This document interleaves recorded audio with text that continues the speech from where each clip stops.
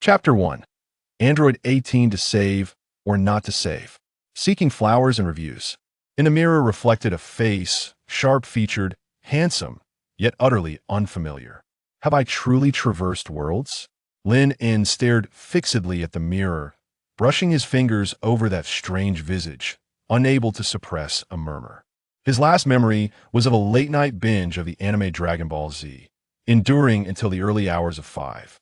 In a haze of fatigue, he succumbed to sleep, and then he awoke. Thus, circumstances had unfolded as such.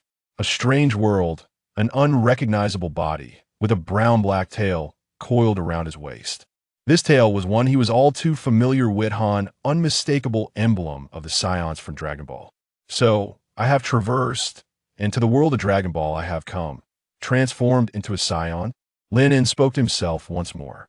At that moment, he was at a loss whether to feel joy or sorrow.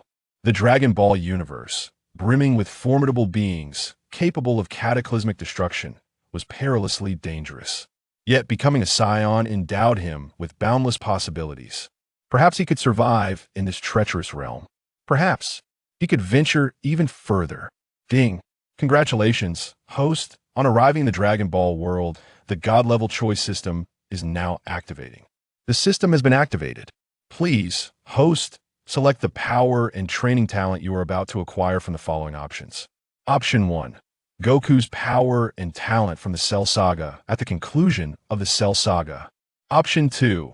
Vegeta's power and talent from the Cell Saga at the conclusion of the Cell Saga. Option 3. Gohan's power and talent from the Cell Saga at the conclusion of the Cell Saga. Just as Lin En was grappling with disbelief, a cold, synthetic voice echoed in his mind. System? Lin En was momentarily taken aback. Then elation surged within him. As a seasoned dweller of various novel websites, he was well acquainted with the tropes of traversing worlds and systems. Thus, when the synthetic voice resonated in his mind, he instinctively grasped its significance. A system, the quintessential accessory of all travelers. A God-level choice system, it sounded impressively formidable. Please make your selection, host. At that juncture, the electronic voice reverberated through his mind once more.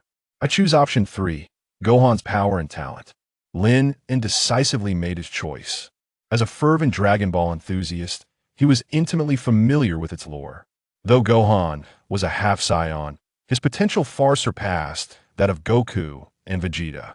The reason he ultimately faded into the background was due to his abandonment of training in pursuit of scholarly endeavors. That was unrelated to his innate talent. His talent remained terrifyingly formidable.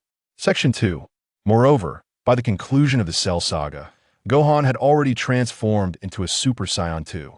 Meanwhile, Goku merely achieved full power as a Super Saiyan, and Vegeta had yet to reach full power. Thus, this was a straightforward choice. Ding! Congratulations, host, you have acquired Gohan's power, Super Saiyan 2, and training talent. As soon as Lin En made his choice, the system's voice resounded once more. In that instant, Lin En felt an overwhelming surge of terrifying power coursing through him.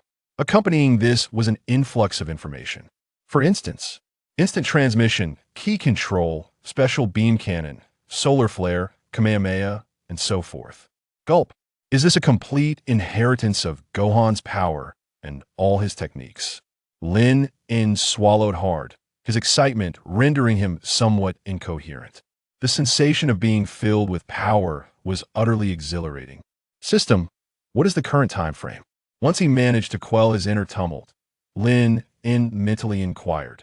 He understood that to communicate with the system, he merely needed to think or focus his mind. Reply to host. The current date is May 16th, year 767 of the age. The system's response was remarkably precise. It even articulated the date with clarity. Year 767 of the age. If memory serves me right, this is the period when the androids made their appearance. Lin En exclaimed in astonishment.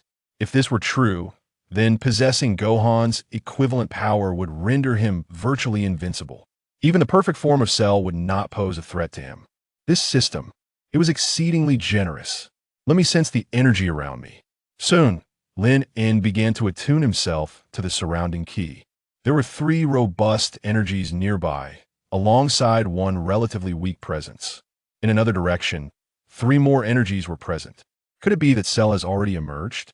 As he detected the energies around him, Lin En narrowed his eyes. The 3 energies closest to him likely included Cell's, given their chaotic nature. After all, Cell was an android created from the cells of numerous beings. Ding! God-level choice system activated. Detecting that the monster cell intends to absorb the beautiful android 18, please make your choice, host. Option 1.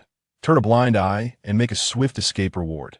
New key blast the title scoundrel who refused to save. Option 2. Appeal to Cell's emotions and reason with him reward. Ultimate flash superverbal skills. Option 3. Just go for it, crush Cell reward. No side effects tenfold Gohan 18's heart. Just as Lin En finished sensing the energies around him, the system's synthetic voice echoed in his mind once again. PS New Book Seeking Collections, Flowers, and Reviews. Thank you to all the esteemed readers. Chapter 2. Just go for it, seeking flowers and reviews. Has a selection task come so quickly? Lin En was somewhat surprised. It appeared his earlier conjecture was correct. Cell had indeed made his presence known. Moreover, Android 18 was in imminent danger of being absorbed by Cell. It must be noted that Android 18 was the goddess of Dragon Ball, embodying both beauty and grace. Undoubtedly, she was the foremost goddess of the 7th universe, although this might be somewhat influenced by the source material. Section 3. Yet, this did not diminish 18's popularity. Lin En also held a deep admiration for her. To win over Android 18 was a dream cherished by nearly every traveler. Just go for it. I choose option 3, crush Cell. Lin En gritted his teeth, resolutely affirming his choice in his heart. Even for the sake of a no side effects tenfold Gohan, he had to obliterate Cell. The extent of the Gohan's absurdity was well known among Dragon Ball aficionados, and a no side effects tenfold Gohan was even more outrageous. Furthermore, it came with the added bonus of winning over 18's heart. In comparison, the new key blasts and ultimate flash paled in significance, lacking allure. Please complete the selection task, crush Cell. Upon task completion, you may claim the corresponding rewards. After making his choice, the system's voice resonated once more. Cell, Android 18. What a thrilling world of Dragon Ball! Lin En have arrived. With a swift push from his feet against the ground, Lin En's body shot forth like a rocket. In an instant, he transformed into a silver streak of light, vanishing from sight. Perhaps it was due to the complete inheritance of Gohan's myriad abilities. Thus, as he executed instant transmission for the first time, Lin En felt not a trace of anxiety, but rather an exhilarating thrill. Meanwhile, on an island north of West City, Dad, you cannot do this. If you allow Cell to achieve his perfect form, the consequences will be dire. This is precisely your weakness, Father. Trunks shouted vehemently at Vegeta. For just moments ago, Vegeta, emerging from the hyperbolic time chamber, had decisively defeated Cell after he absorbed Android 17. Thus, spurred by Cell's provocations, Vegeta agreed not to kill him. He granted Cell time to attain his perfect form before resuming their battle. Silence. Do not speak to me in such a presumptuous tone in my presence. Trunks, you should be more aware than anyone of the sheer terror of the energy that surpasses Super Saiyan. Vegeta, brimming with pride, crossed his arms, dismissing the notion with disdain.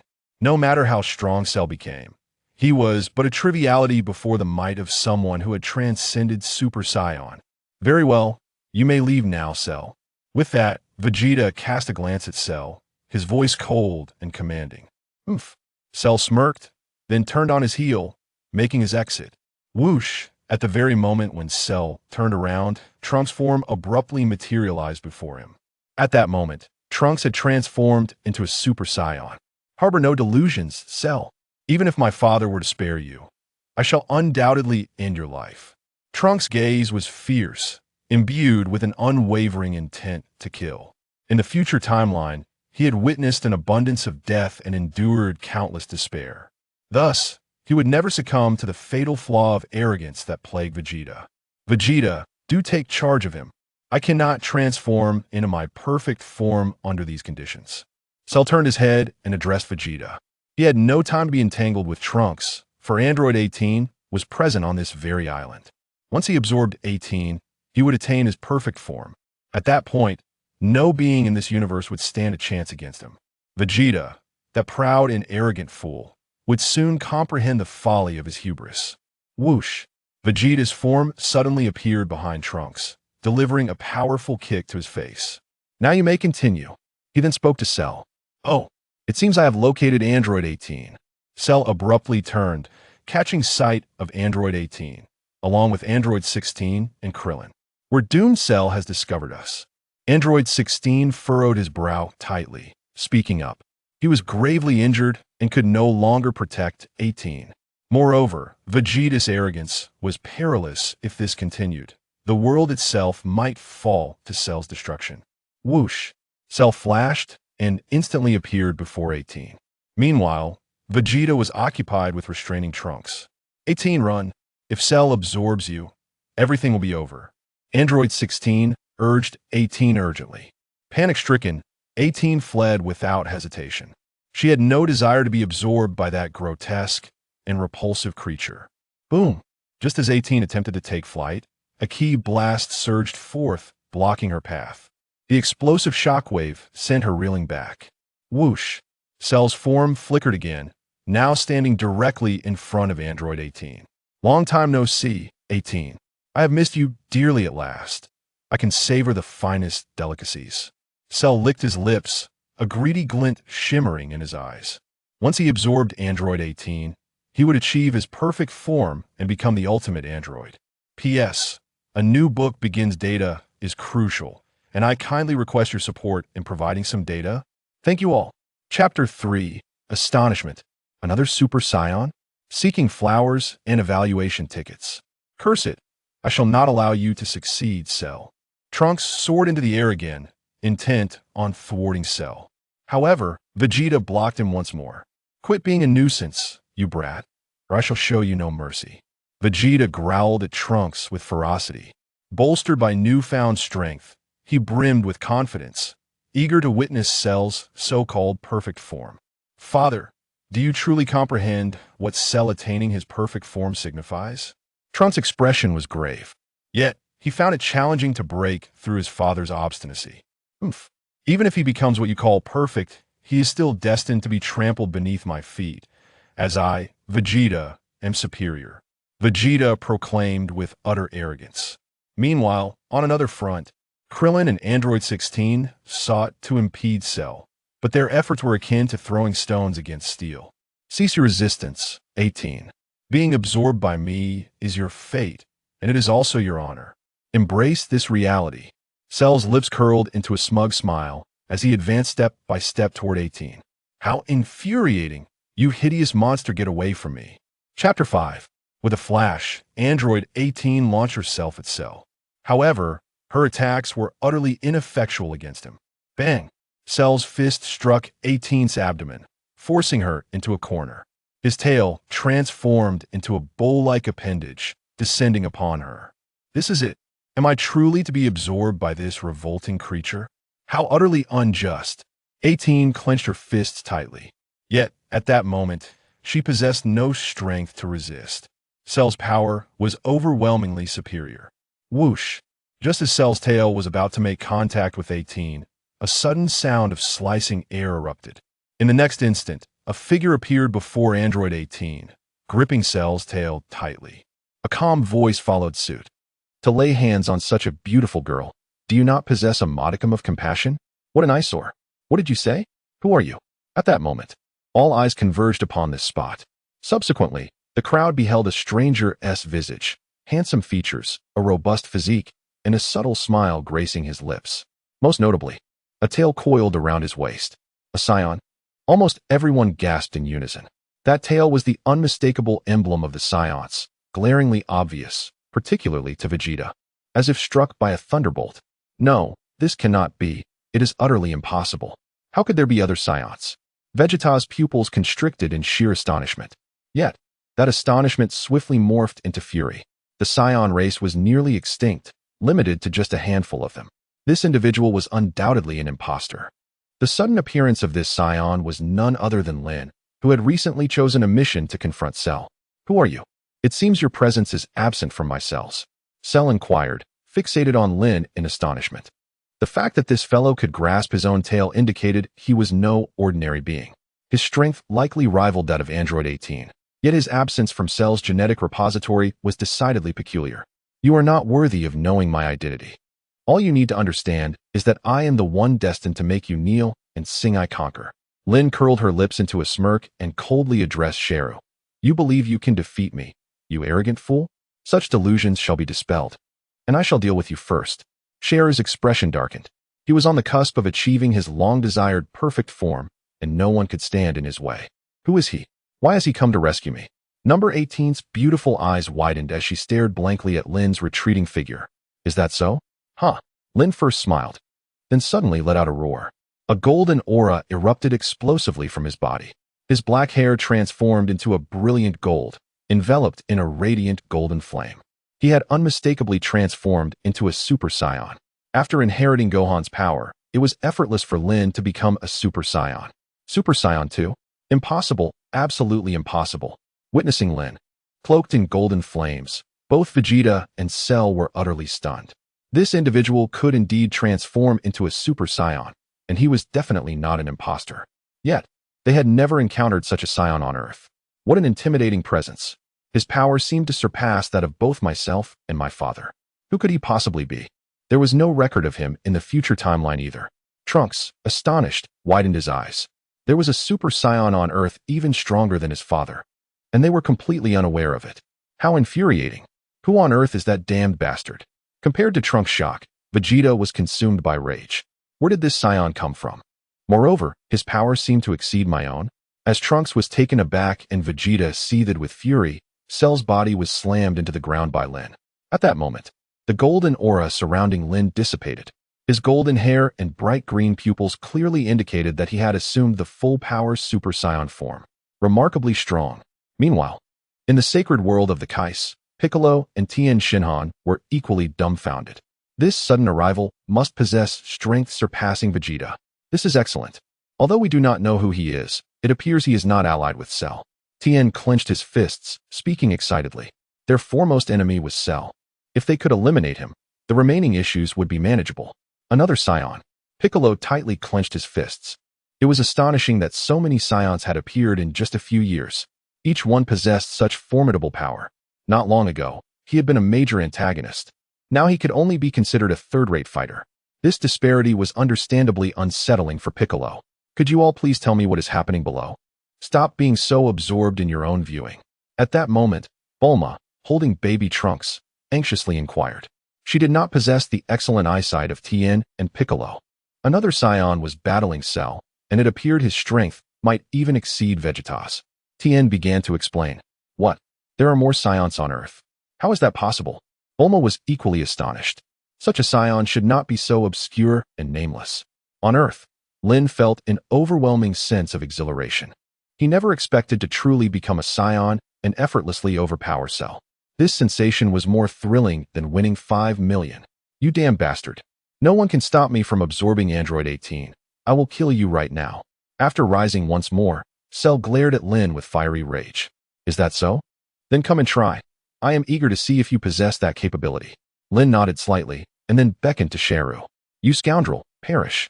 Sheru formed an energy sphere in the palm of his hand and hurled it directly towards Lin. Lin executed a swift backhand, sending the energy sphere soaring away. Thunderous roars erupted as the energy sphere struck the ground, resulting in a violent explosion. An island nearby vanished without a trace. Whoosh. In that very instant when the energy sphere was deflected, Cell propelled himself towards Lin. Although he recognized the formidable strength of his opponent, he was resolute in his objective to absorb Android 18 and attain his perfect form. Once he achieved that state, he knew that none of them would stand a chance against him. Bang! Lin effortlessly caught Cell's fist, perceiving his strength to be remarkably feeble. It was akin to a child from kindergarten striking out, utterly devoid of any threat. Your power is far too weak for me, Cell. Lin shook his head with a smile, yet his grin only served to infuriate Cell further. Without hesitation, Cell unleashed a tempestuous barrage of attacks directed at Rock. To be candid, Cell's speed of assault was astonishingly swift. Even Krillin and Piccolo could scarcely discern his movements. Meanwhile, Lin remained immobile, standing his ground. One of his hands manifested countless afterimages, effortlessly deflecting all of Cell's strikes. No, it cannot be. This scoundrel's power cannot be so vastly superior to mine. Not even Vegeta possesses such strength. As Cell continued his relentless assault, an overwhelming sense of dread began to take root within him. Have I struck enough? If so, it is now my turn. Lin's gaze suddenly turned icy, followed by a lightning-fast punch. Thud! His fist struck Sarah's abdomen without warning. Wow! A mouthful of fresh blood was instantly expelled from Sarah's lips. Whoosh! His body was propelled backward like a cannonball. Boom, boom, boom. The 4 or 5 peaks behind him were shattered into rubble. Section 8. Whoosh! Lin swiftly reappeared directly above Cell and landed a powerful punch to his abdomen. With a gasp, Cell expelled another torrent of purple blood, his body embedding itself into the small island. In an instant, his aura diminished, clearly indicating he had lost all combat capability. Did that scoundrel defeat Cell in just 2 moves? Vegeta's throat constricted in disbelief.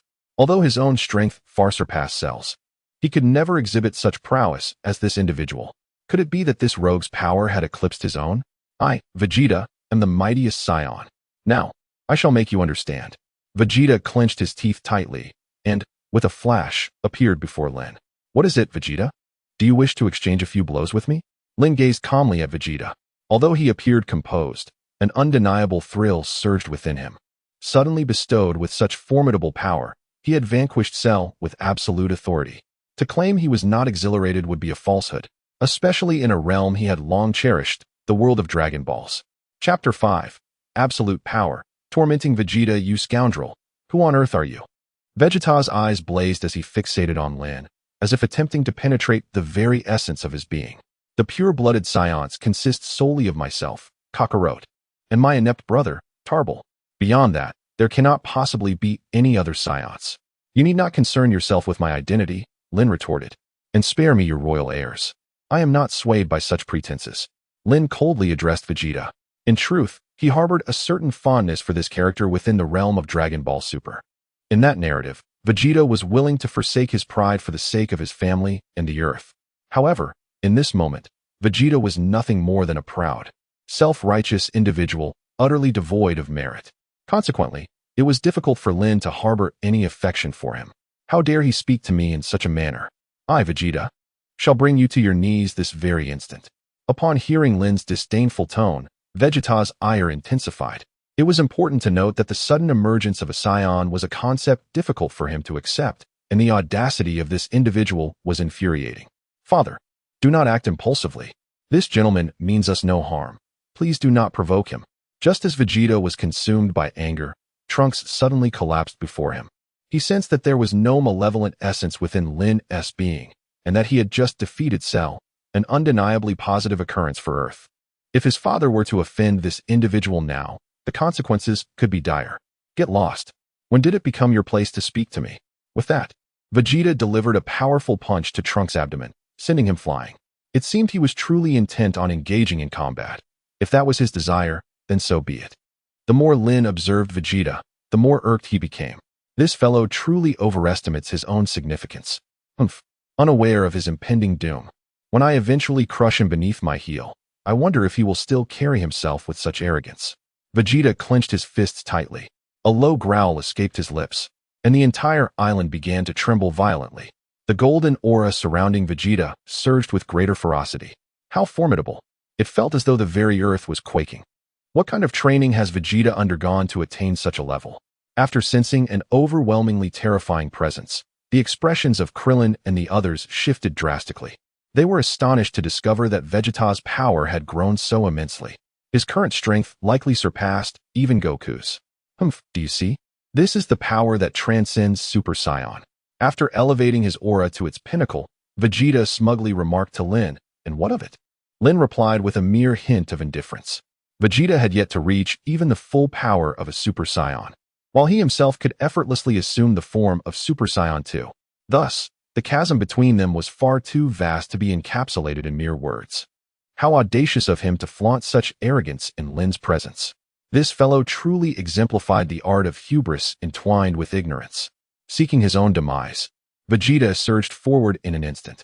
The ground beneath him shattered as he propelled himself towards Lin, and with a swift motion, unleashed a powerful punch. Lin deftly evaded Vegeta's fist with a graceful sidestep. Having effortlessly dodged the initial strike, Vegeta seized the moment to deliver a powerful knee strike. Bang! Lin clasped his hands together, blocking Vegeta's knee. He then interlocked their grips, swinging his fist with great force towards Vegeta's face. Bang! In that instant of impact, Vegeta was sent flying backward.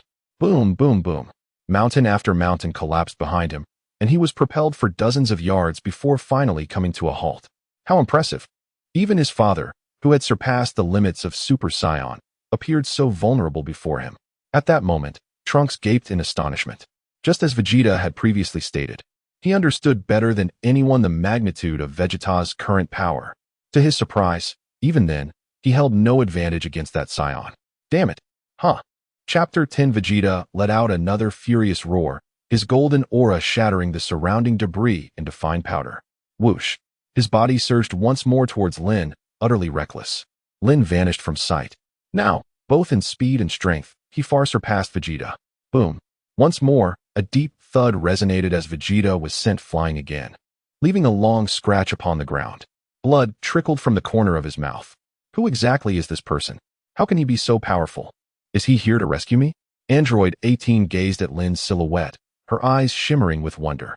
Though she had been transformed into an android, she still possessed human emotions. Thus, witnessing Lin, akin to a god of war, save her stirred profound feelings within the young girl. P.S. A new journey begins, dear readers. Please lend your support with some flowers and evaluation votes. Thank you all. Chapter 6, Cell. May I ask how to sing conquer? Seeking flowers and evaluation votes. There is hope. This earth is not lost. Android 16, with half of his head gone, wore a look of contentment. Although he was unaware of the identity of this suddenly appearing Saiyan, he could sense his formidable strength. Neither Vegeta nor Cell stood a chance against him. Moreover, he could feel that this individual harbored no malevolence. Boom. At that moment, Vegeta surprisingly stood up once more, despite his body being riddled with wounds, blood staining his lips. He still maintained his Super Saiyan form, with fury blazing in his eyes. Damn it! How dare he treat me this way? This is utterly unforgivable. Vegeta let out a furious roar and charged at Lin again. Get lost. Although Vegeta remained in his Super Saiyan form, after enduring 2 heavy blows, his energy had diminished by half. His speed and strength were severely weakened. How could he possibly stand against Lin? Lin delivered a swift kick to Vegeta's face. In that moment, Vegeta's pupils dilated sharply, and his hair transformed to an inky black. He collapsed, his body sliding across the ground for several dozen yards before finally coming to rest. Just as Lin was preparing to approach and assess Vegeta's condition, Trunks suddenly fell before him. Sir, I implore you, do not take his life. Trunks exclaimed, crossing his arms in a plea. Trunks, though he is your father, he certainly did not regard you as his son just now. Furthermore, had I not intervened, this planet could have very well met its demise at his hands. Do you comprehend the gravity of the situation? Such a being remaining on Earth is akin to a ticking time bomb. Lin spoke softly to Trunks. I understand.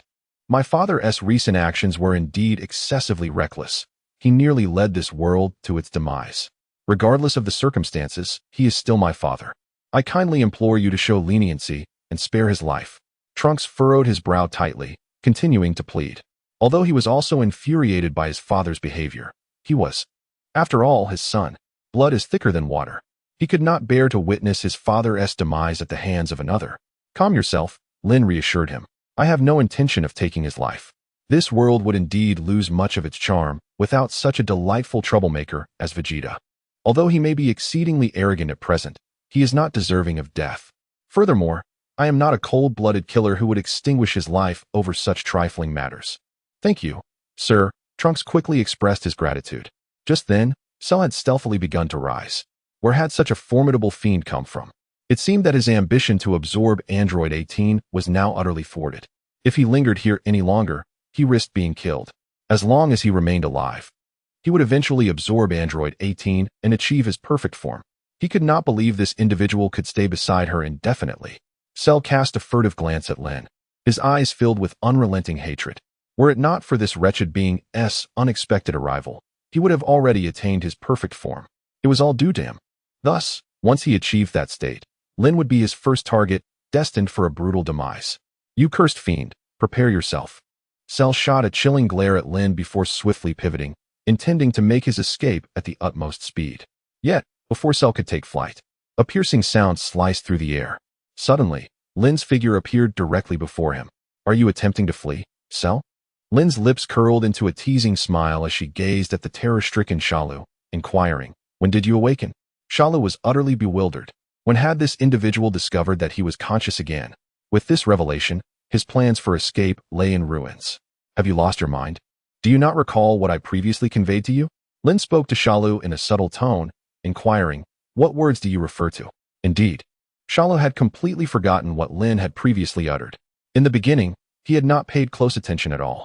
Subsequently, anxiety and fear enveloped his heart, making it difficult for him to focus on any words. Very well, I shall reiterate, Lin continued. I declared that today I would have you kneel before me and sing Conqueror. Do you comprehend now? Lin continued to speak in a calm tone. Sing Conquer? Sharu looked utterly bewildered. What on earth is Conquer? I have never heard of it. How does one even sing it? After I sing, will you let me go? Sharu swallowed hard, trembling as he spoke. Although this humble submission filled him with shame, he was determined that if he could survive this day, he would one day exact 1,000-fold vengeance upon this scoundrel. Chapter 7. I am here to humiliate you. For now, do not speak of conditions, for you lack the standing to do so. Whether I will release you depends on how well you sing and whether I find it enjoyable. Do you understand? Observing Sharu's pitiful and pleading expression, Lin spoke coolly.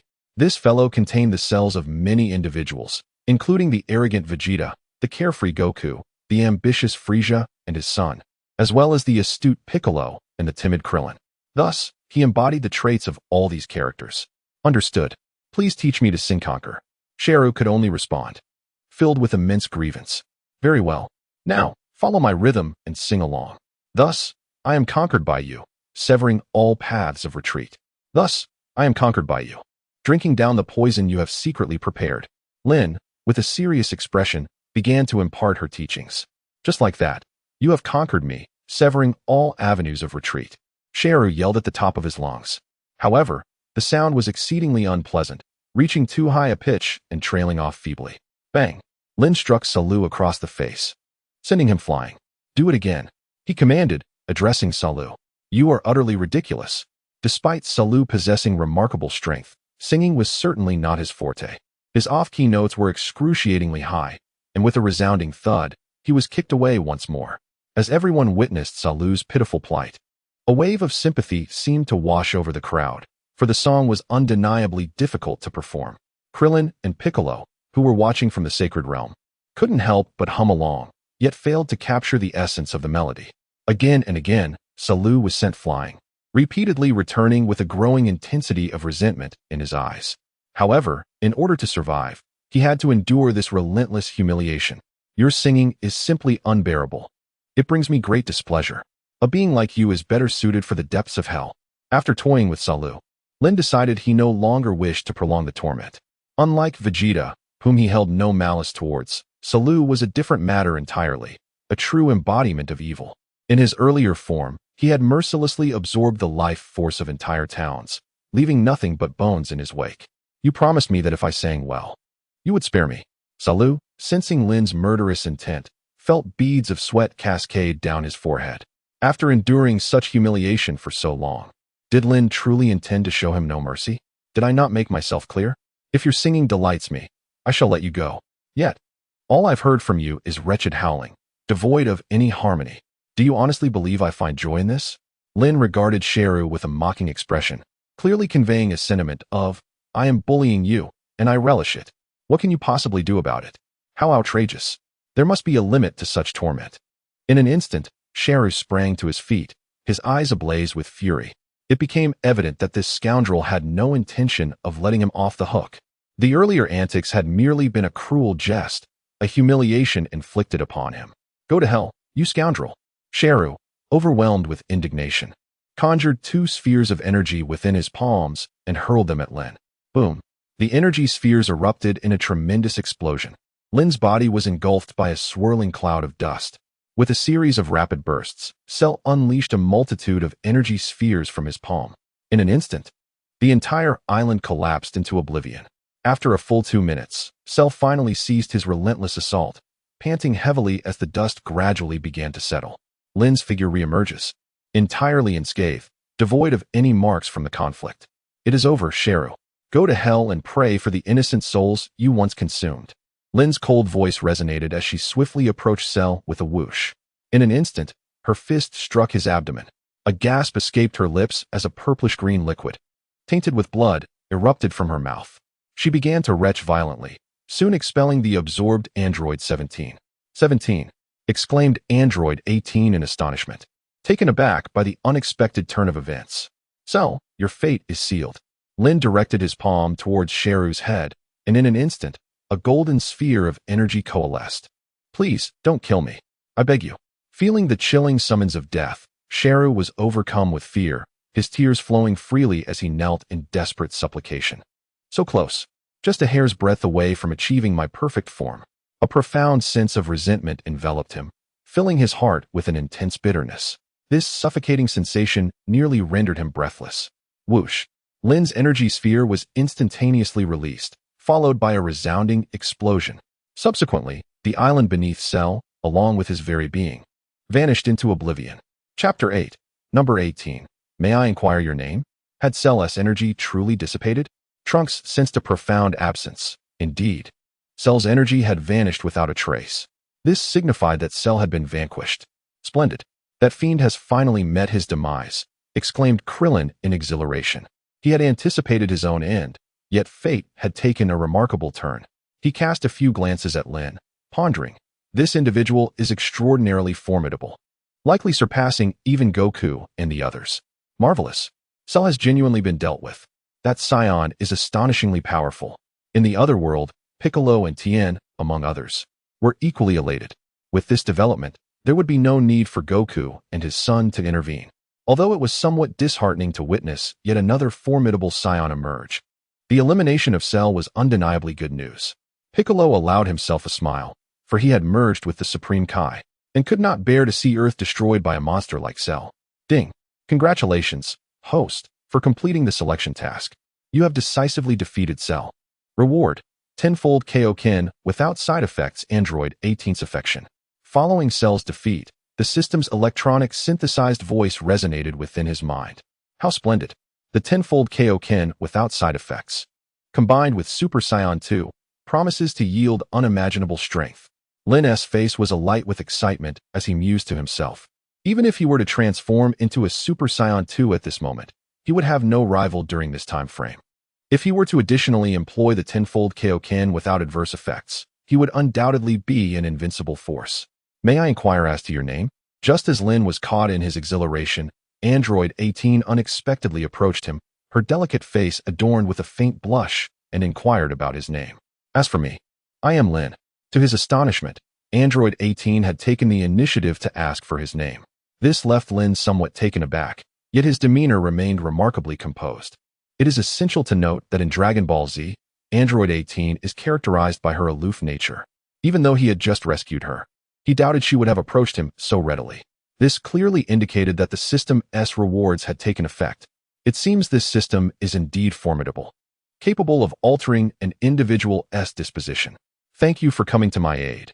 You not only saved me, but also rescued 17, Android 18 said, her cheeks still tinged with red.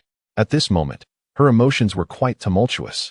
She was acutely aware that this was not her typical demeanor.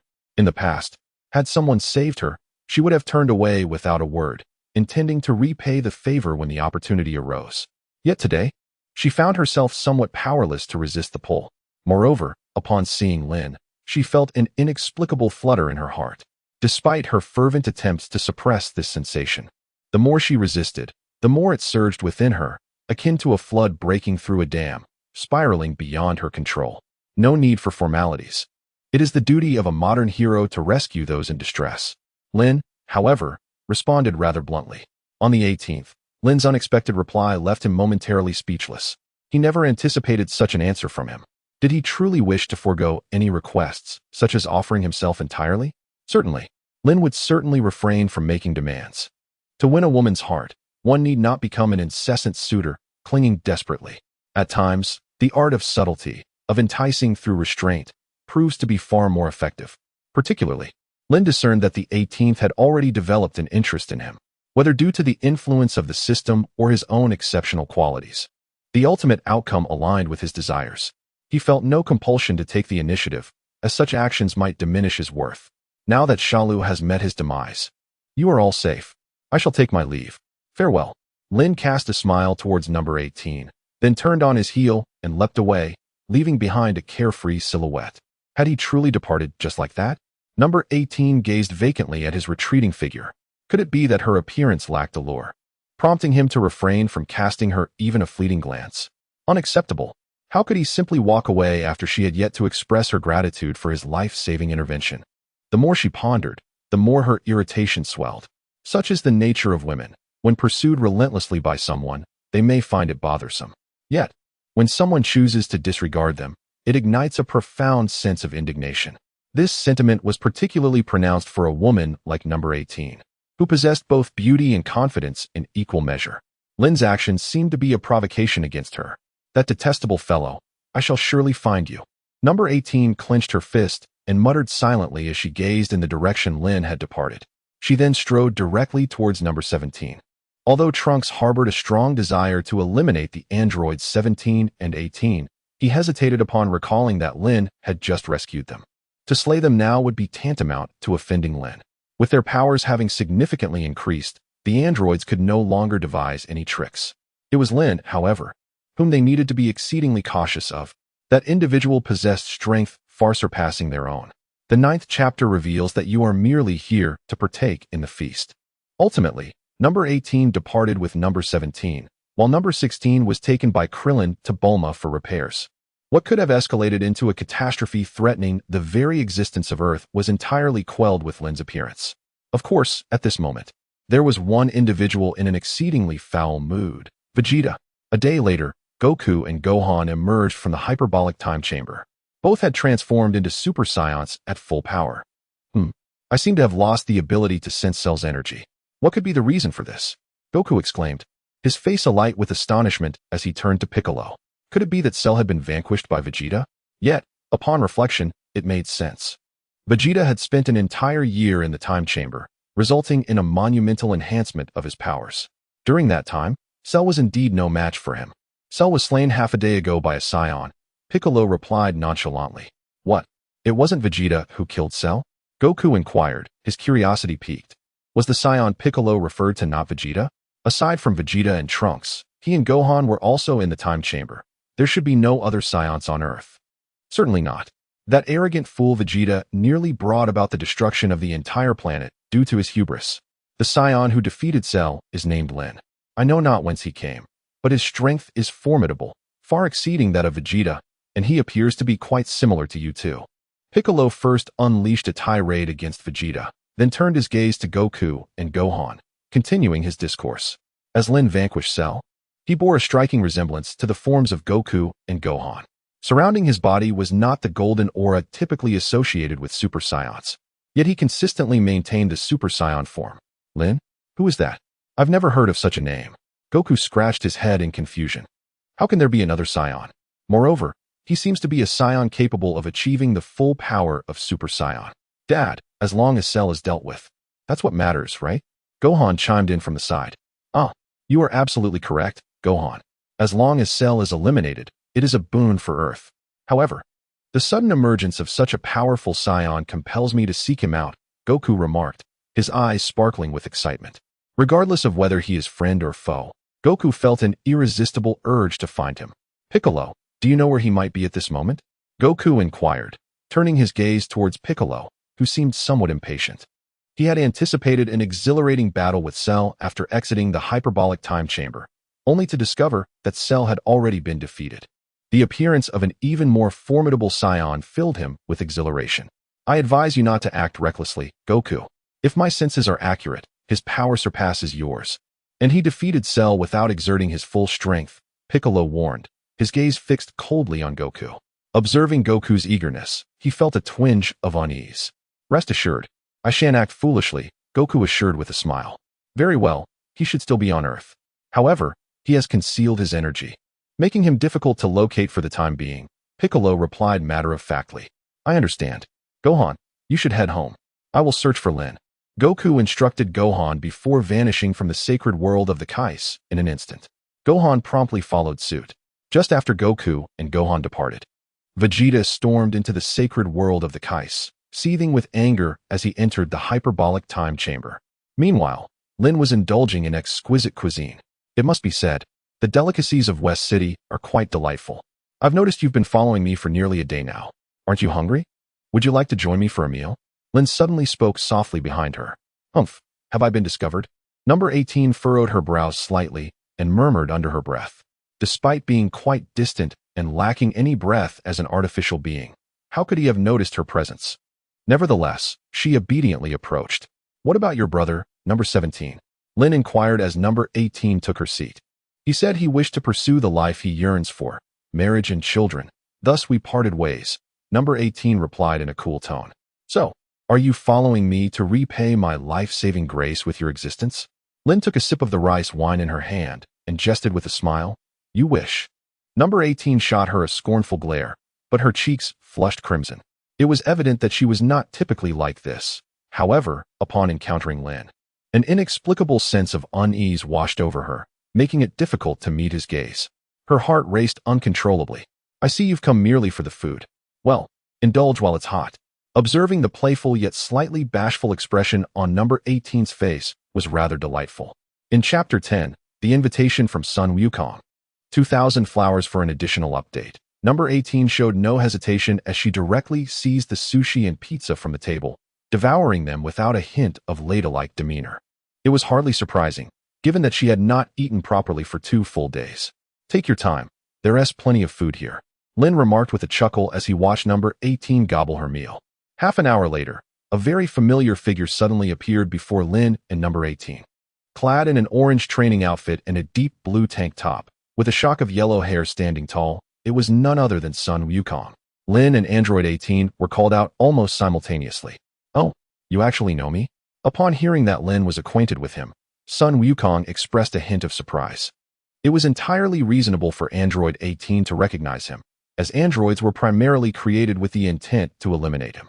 However, as for Lin, they had never met before, which made Sun Wukong find it rather peculiar that she was familiar with him. Of course, you are a significant figure on this planet. How could I not recognize you? Lin offered a faint smile, taking another sip of the rice wine in her hand. You have come to seek me out intentionally, have you not? Or perhaps you wish to engage in a friendly spar. She set down her cup and inquired with a grin. I indeed yearn for a chance to spar with you. He replied earnestly, yet this setting is ill-suited for battle. I sense your formidable strength. It stirs excitement within me. The exhilaration on Sun Wukong's face was unmistakable.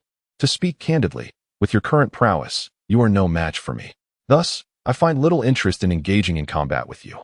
Lin continued in a calm tone. Is that so? If that is the case, you may be underestimating me. In just 10 days, the Earth will host the Grand Martial Arts Tournament, and I sincerely hope you will participate. Without your presence, the event will undoubtedly lack much of its excitement. Sun Wukong extended an invitation to Lin. This news had previously reached him through Krillin. It seemed that a wealthy individual named Qian Duoduo was organizing the event. Initially, he had little interest in participating in such a grand tournament. However, with the sudden emergence of a formidable Lin, he felt compelled to invite him to join. The Grand Martial Arts Tournament? Lin softly repeated the words. Had Cell not been vanquished by her hand, he would likely have convened a Grand Martial Arts Tournament. To her astonishment, despite Cell's demise, the tournament continued unabated. Ding. A system task has been issued. The host must make a choice. Option 1. Agree to participate and secure the title of champion of the Grand Martial Arts Tournament. Reward: 0.1 seconds of flash time. Option 2. Agree to participate. With an arbitrary title, reward: Chi round slash. Decline participation, reward: 5 billion yuan. At that moment, the electronic synthesized voice of the system echoed in her mind. Another choice task had arisen. Lin swiftly glanced at the rewards for the task. Flash step, Chi circle slash, 5 billion yuan. It appeared there was no hesitation required in making a choice. The latter two rewards paled in comparison to the Flash Step. They were simply not on the same level. Flash Step, the ultimate technique of hit, the most formidable assassin from Universe 6 in Dragon Ball Super. This extraordinary skill enables one to leap through time to launch an attack in an instant. It is undeniably an immensely powerful ability. It is worth noting that during the tournament between Universe 6 and Universe 7 in Dragon Ball Super, in Chapter 19, Hit employed the Flash Step to defeat Super Saiyan Blue Vegeta in the blink of an eye. At that moment, Vegeta's strength undoubtedly surpassed that of Hit. It was solely due to the Flash Step that Vegeta was rendered powerless and swiftly vanquished. Even Goku, upon catching a glimpse of the Flash Step, was compelled to unleash the Kaioken X10. This clearly illustrates the might of the Flash Step. The Chi Circle Slash simply cannot compare. As for the 5 billion yuan, it holds no allure for Lin at this point. I choose option 1, to participate in the competition and secure first place. Lin made her decision resolutely in her mind. Very well, I shall participate in this grand martial arts tournament. Lin nodded emphatically. His intention was not to compete with figures like Sun Wukong, but rather, the allure of the flash time technique was undeniably compelling. You agreed? Splendid. In that case, I shall devote myself to rigorous training. Upon hearing Lin's affirmation, Sun Wukong's face lit up with excitement. At last, a proper battle awaited. But do not underestimate me, he added with a grin before departing from the dining hall. The flash time technique, albeit only a mere 0.1 seconds, would undoubtedly serve as my ultimate trump card. Within this fleeting moment, the technique proves to be exceedingly advantageous. Therefore, at the upcoming World Martial Arts Tournament, securing the championship is imperative. Lin pondered quietly to herself. I have had my fill. You may settle the bill. At that moment, number 18 wiped their mouth and, with an air of entitlement, addressed Lin. Settle the bill? Are you joking? Do I appear to be a person of wealth? Lin gazed at number 18, her soul burdened by a trifecta of inquiries. Clad in a single black training outfit devoid of pockets, she pondered the notion of wealth. Do you not carry any money when you dine? No. 18 cast a disdainful glance at Lin and inquired.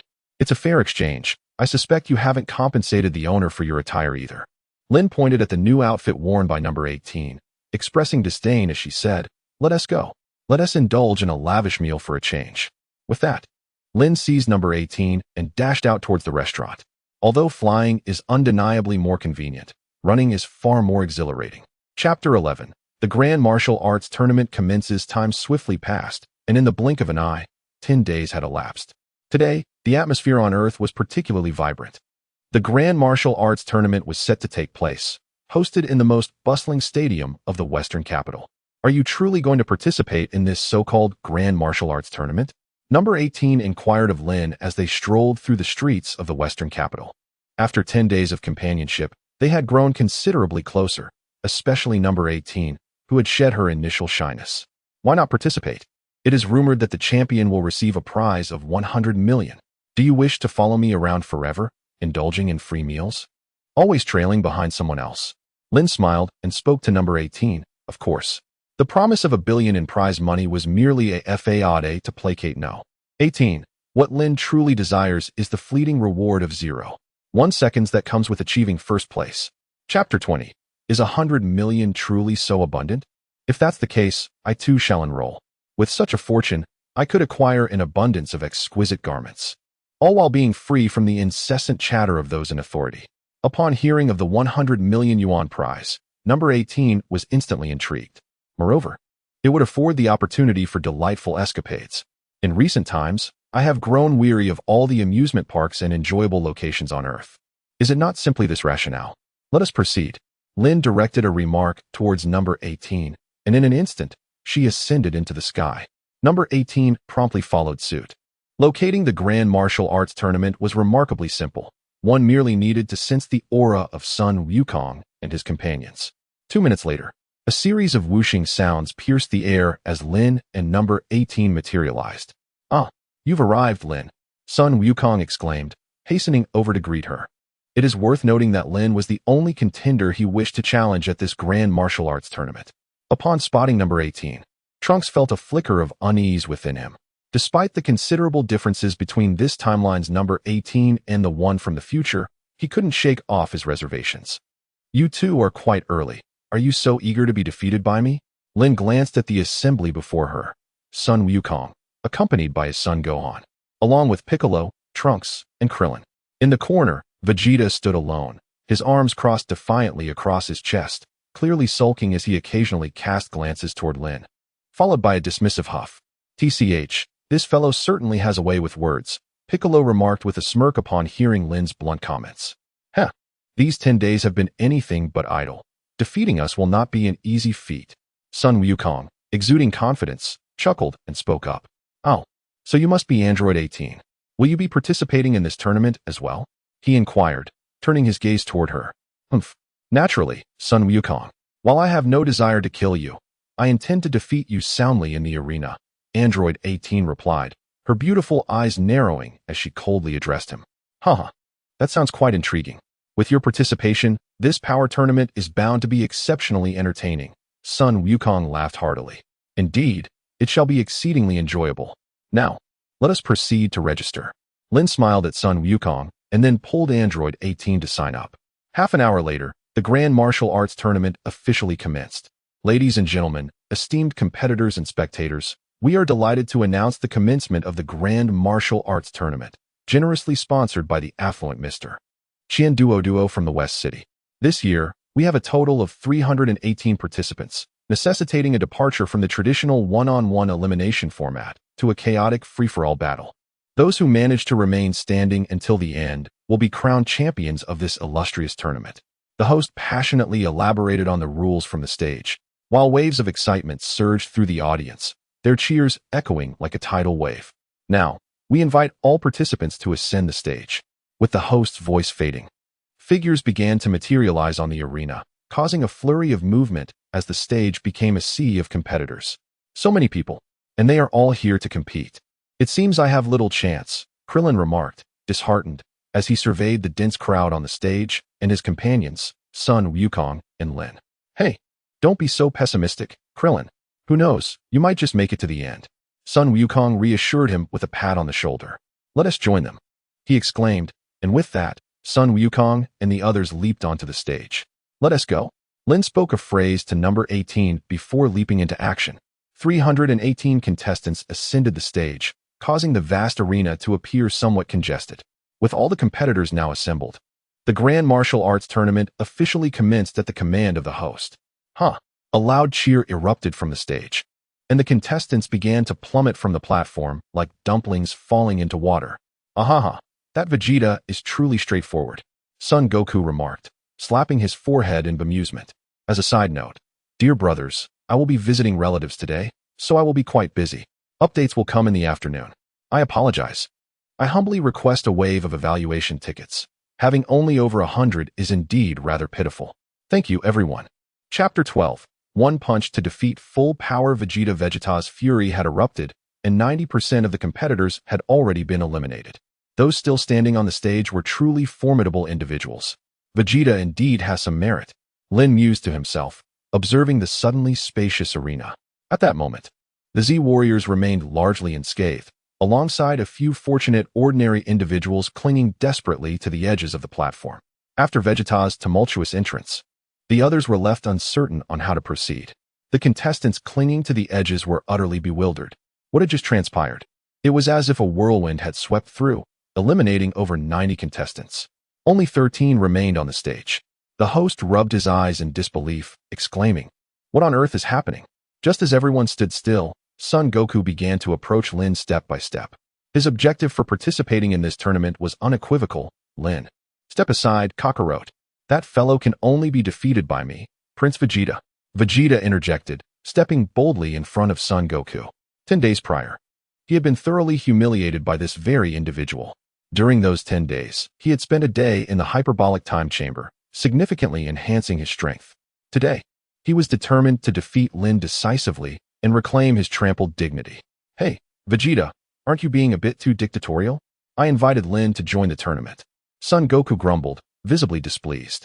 Were it not for the desire to engage Lin in a proper duel, he would have been disinclined to participate in this tournament at all. Humph, who cares about such trivialities? Vegeta shot a glance at Son Goku before turning his attention to Lin. With a thumb pointed at his own nose, he declared, You should come to your senses. I, Vegeta, will soon have you lying prostrate on the ground." His haughty demeanor left Lin feeling somewhat exasperated. Vegeta remained as proud and arrogant as ever, convinced of his superiority, even without transforming into Super Saiyan 2. "I suggest you both spare yourselves the competition and team up. It would simplify matters for me." Lin coolly addressed Sun Wukong and Vegeta, asserting that even in unison, they would never stand a chance against him. His true objective, after all, was not to engage in a contest with them, but rather to seize victory in the prestigious tournament. How infuriating. This arrogant fool dares to underestimate me. Prince Vegeta, witnessing Lin's haughty demeanor, ignited Vegeta's fury. "Kakarot, if you dare to interfere, I shall eliminate you." After issuing a threat to Sun Wukong, Vegeta charged directly at Lin. In a flash, golden energy erupted from his being as he transformed into a Super Saiyan. Prepare to be humbled. Clenching his fists, Vegeta aimed a fiery punch directly at Lin's cheek. Buzz. Lin clenched his fist, instantly transforming into the full-powered Super Saiyan form. With a swift motion, he effortlessly blocked Vegeta's attack. "Your strength is rather insufficient. You two should join forces and come at me together." Lin effortlessly flung Vegeta's body to the edge of the arena, a look of disdain crossing his face as he remarked, "You arrogant fool. There should be a limit to your pride." Vegeta clenched his fists once more, and astonishingly, the golden aura surrounding him vanished. Clearly, at this moment, Vegeta had transformed into a Super Saiyan at full power. Indeed, this was the result of his training after his second entry into the hyperbolic time chamber. He had now attained the ability to reach the same full-power Super Saiyan form as Kakarot and the others. Intriguing, it seems this fellow has truly put in considerable effort. However, I have no desire to engage with you any further. Lin cast a slightly surprised glance at Vegeta.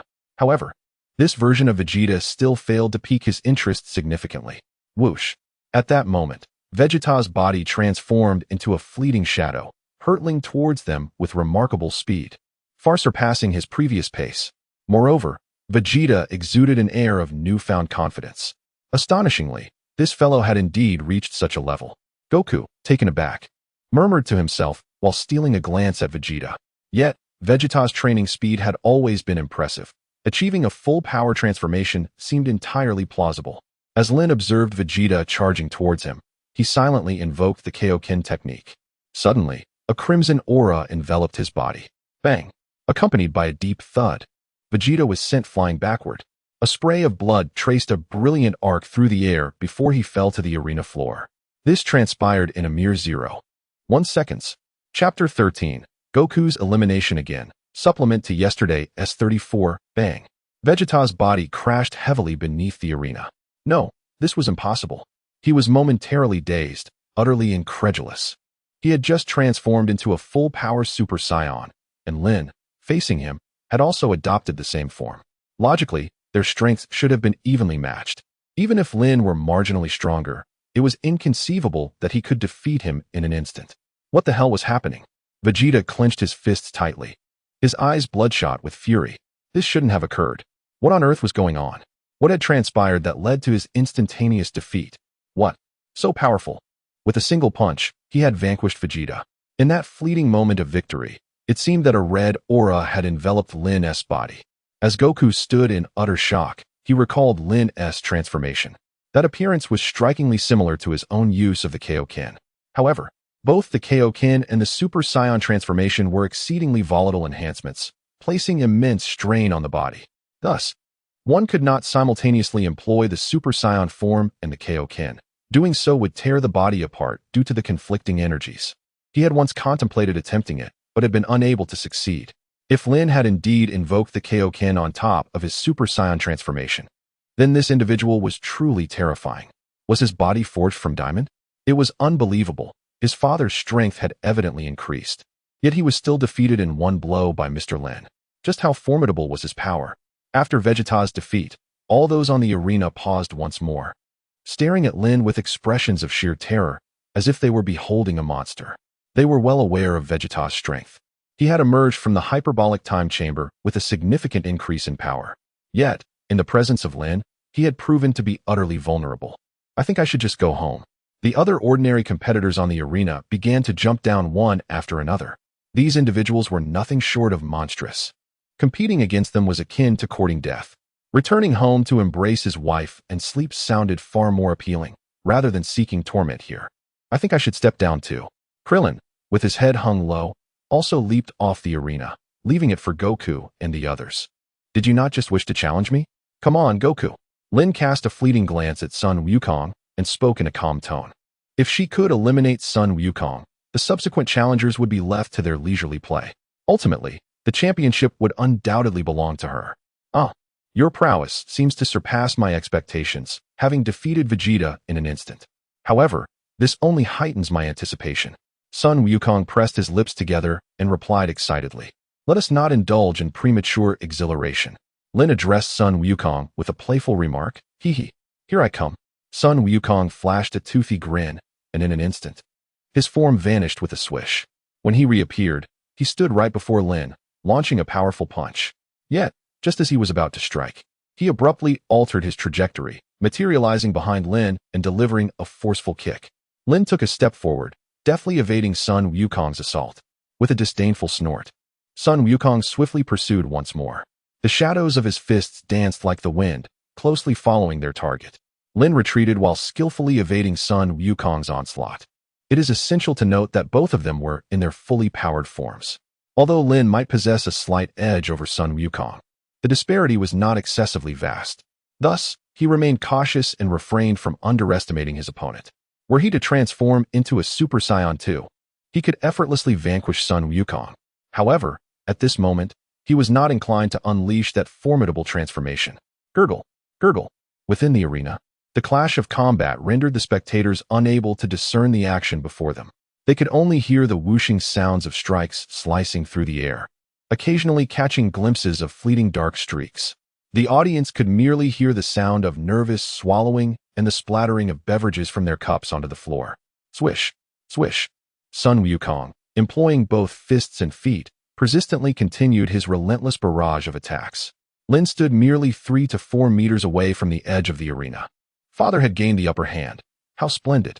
Son Gohan, observing Son Goku cornering Lin with relentless pressure, could not contain his excitement. No, Lin has yet to reveal his true strength, he exclaimed. Goku's prowess is not significantly superior to Vegeta's. That fellow managed to defeat Vegeta in an instant, which surely implies that Goku cannot be his match either, Piccolo interjected, shaking his head in disbelief. Unless Lin chooses to forfeit the match willingly, Goku is undoubtedly not his adversary. The opportunity has arrived. Indeed, just as Piccolo's words hung in the air, Lin suddenly smiled, the corners of her mouth lifting. Chapter 25 of The King of Worlds Fist. Lin employed his old tactics once more, instantly unleashing the King's fist. In that fleeting moment, his power and speed erupted. Boom. No one could discern what Lin had truly accomplished. Accompanied by a deep collision sound, Sun Wukong's jaw was forcefully dislocated by a heavy punch. His body formed a perfect diagonal line, obliterating a corner of the arena before landing beside Vegeta. Chapter 14. Prepare yourself, I shall strike back. I too have been eliminated? Sun Wukong awkwardly scratched the back of his head. In that brief instant, Lin's strength surged, and he had no time to react. Being struck directly by a single blow, the speed was simply too swift, leaving him no opportunity to evade.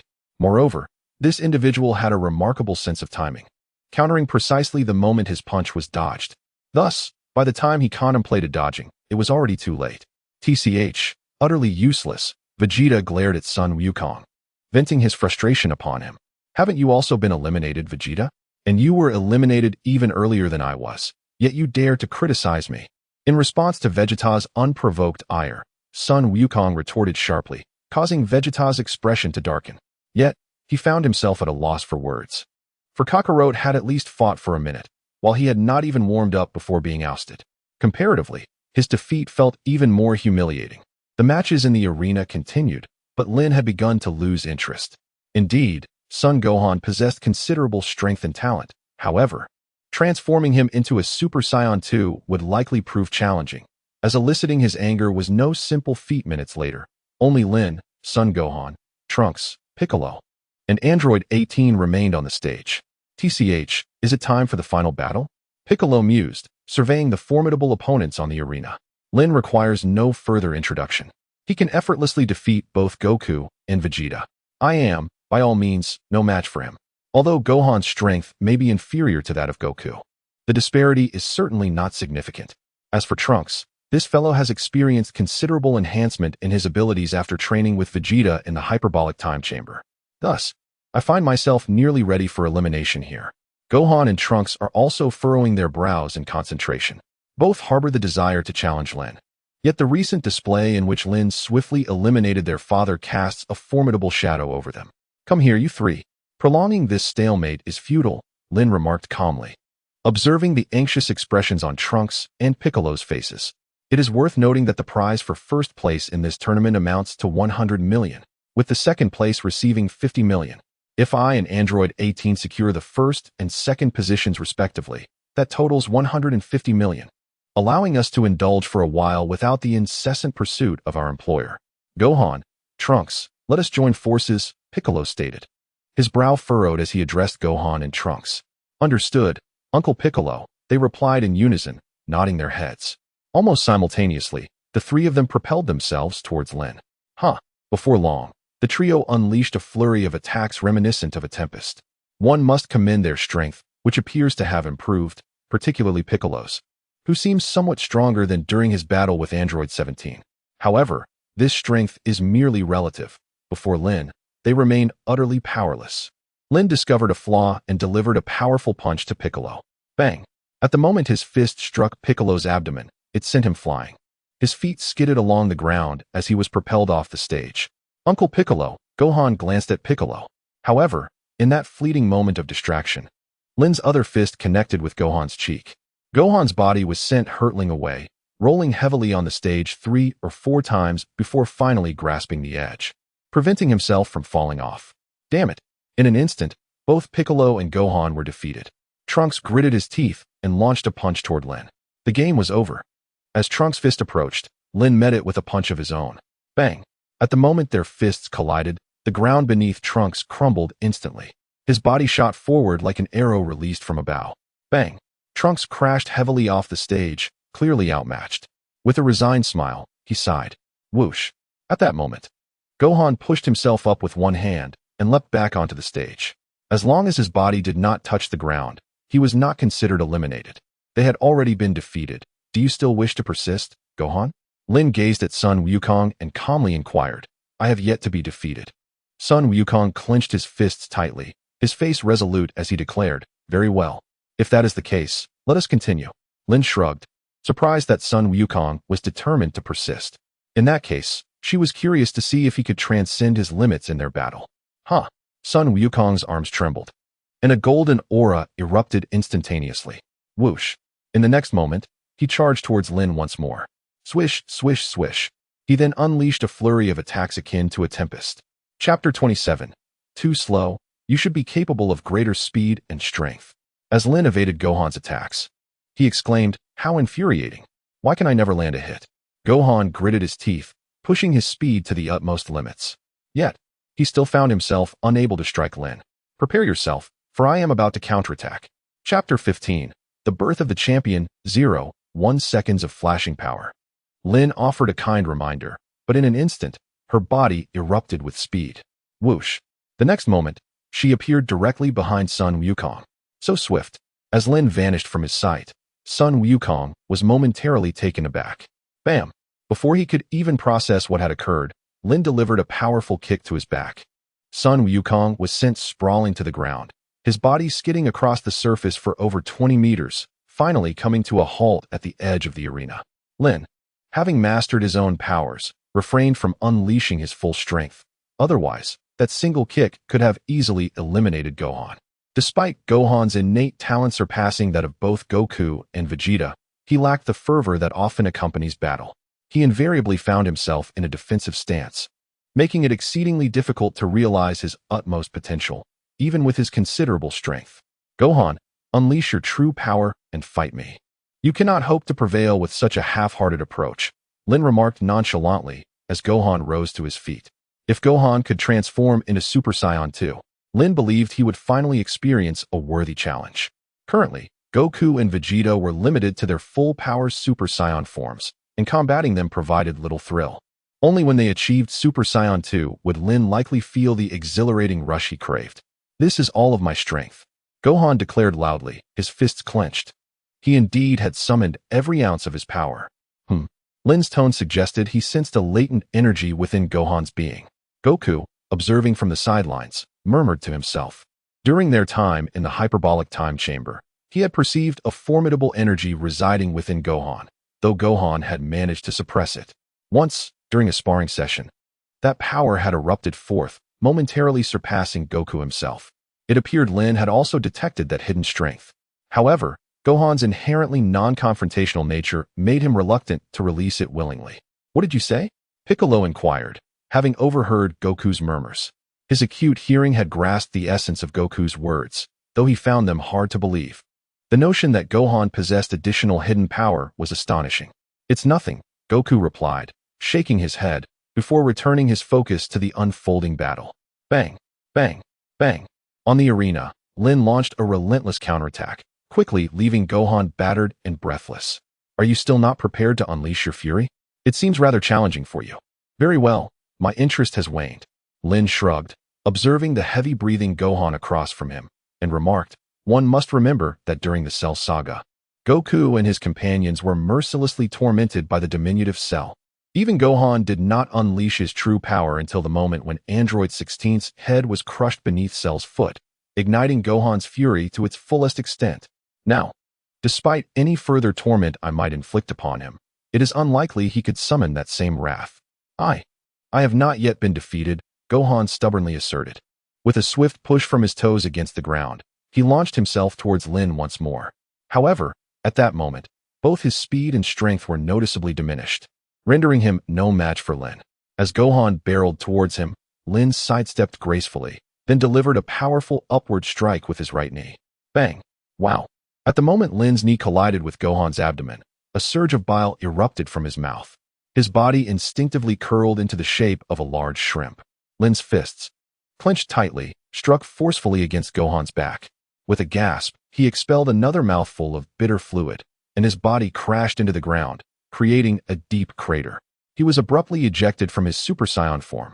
Lin did not hesitate and delivered a swift kick to Gohan's waist, causing his body to slide off the arena. Goku hurriedly caught Gohan before he fell. Are you alright, Gohan? Goku inquired with a smile. I'm sorry, Dad, I lost. Gohan replied, stifling his pain with a pained smile. It's nothing to worry about. Lin's strength is formidable. Neither Vegeta nor I could match him, so it's only natural you lost, Goku reassured him. This is merely a competition. And Gohan truly had no outlet for his frustration. It's inconsequential. They were merely here to spar with Lin. TCH, that rascal Kakarot keeps bringing this up, Vegeta grumbled, casting an irritated glance at Goku. Meanwhile, on the arena, only Lin and Android 18 remained. You should step down, Android 18. Lin turned her head and spoke to number 18. In this grand martial arts tournament, she was determined to emerge as the champion. We have yet to fight, and I refuse to be defeated by you. Although number 18 was well aware of Lin's formidable skills, she seemed unprepared to concede. If that is the case, then let the challenge commence. Lin waved towards number 18.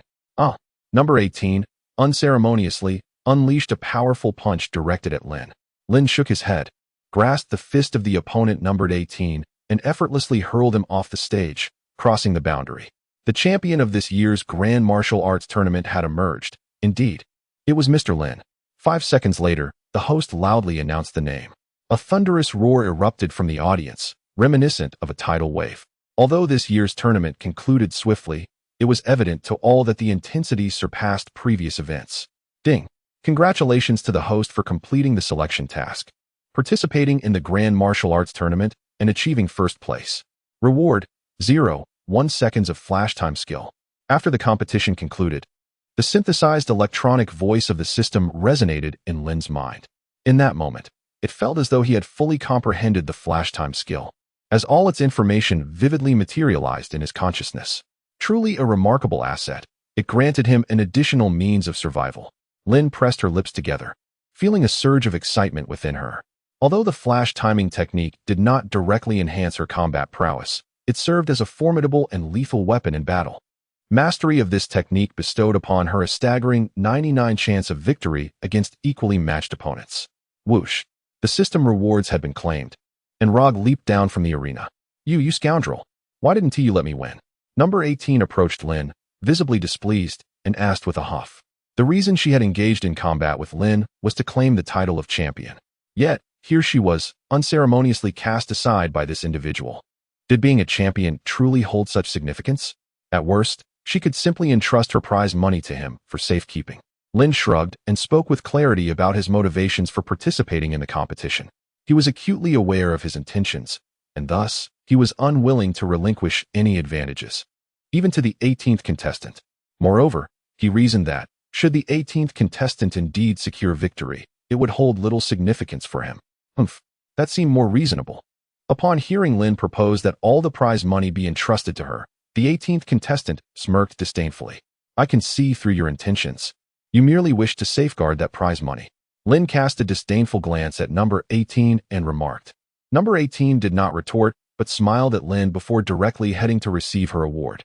Meanwhile, the North Kai conveyed an urgent message to Sun Wukong.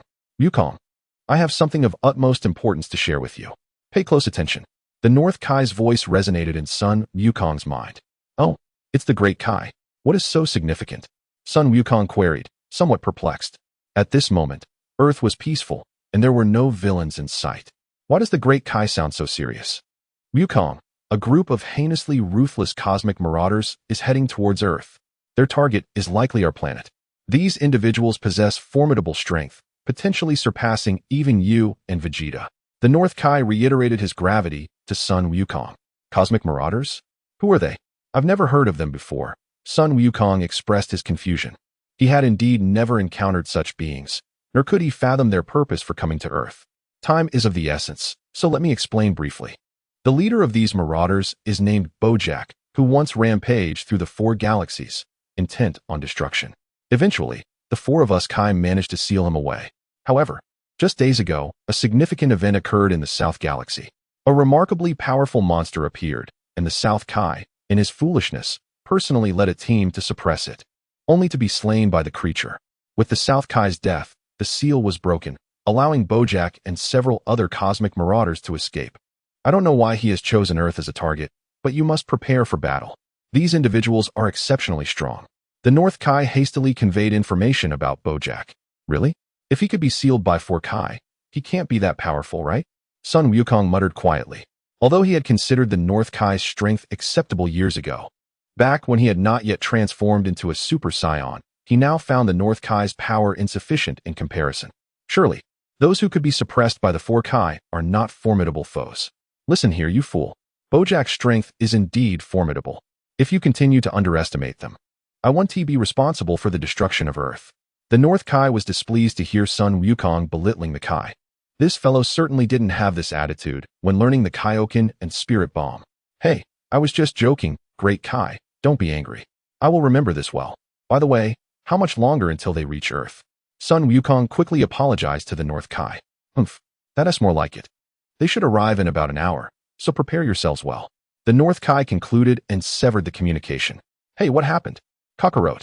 As soon as Sun Wukong finished his conversation with the North Kai, Vegeta impatiently inquired.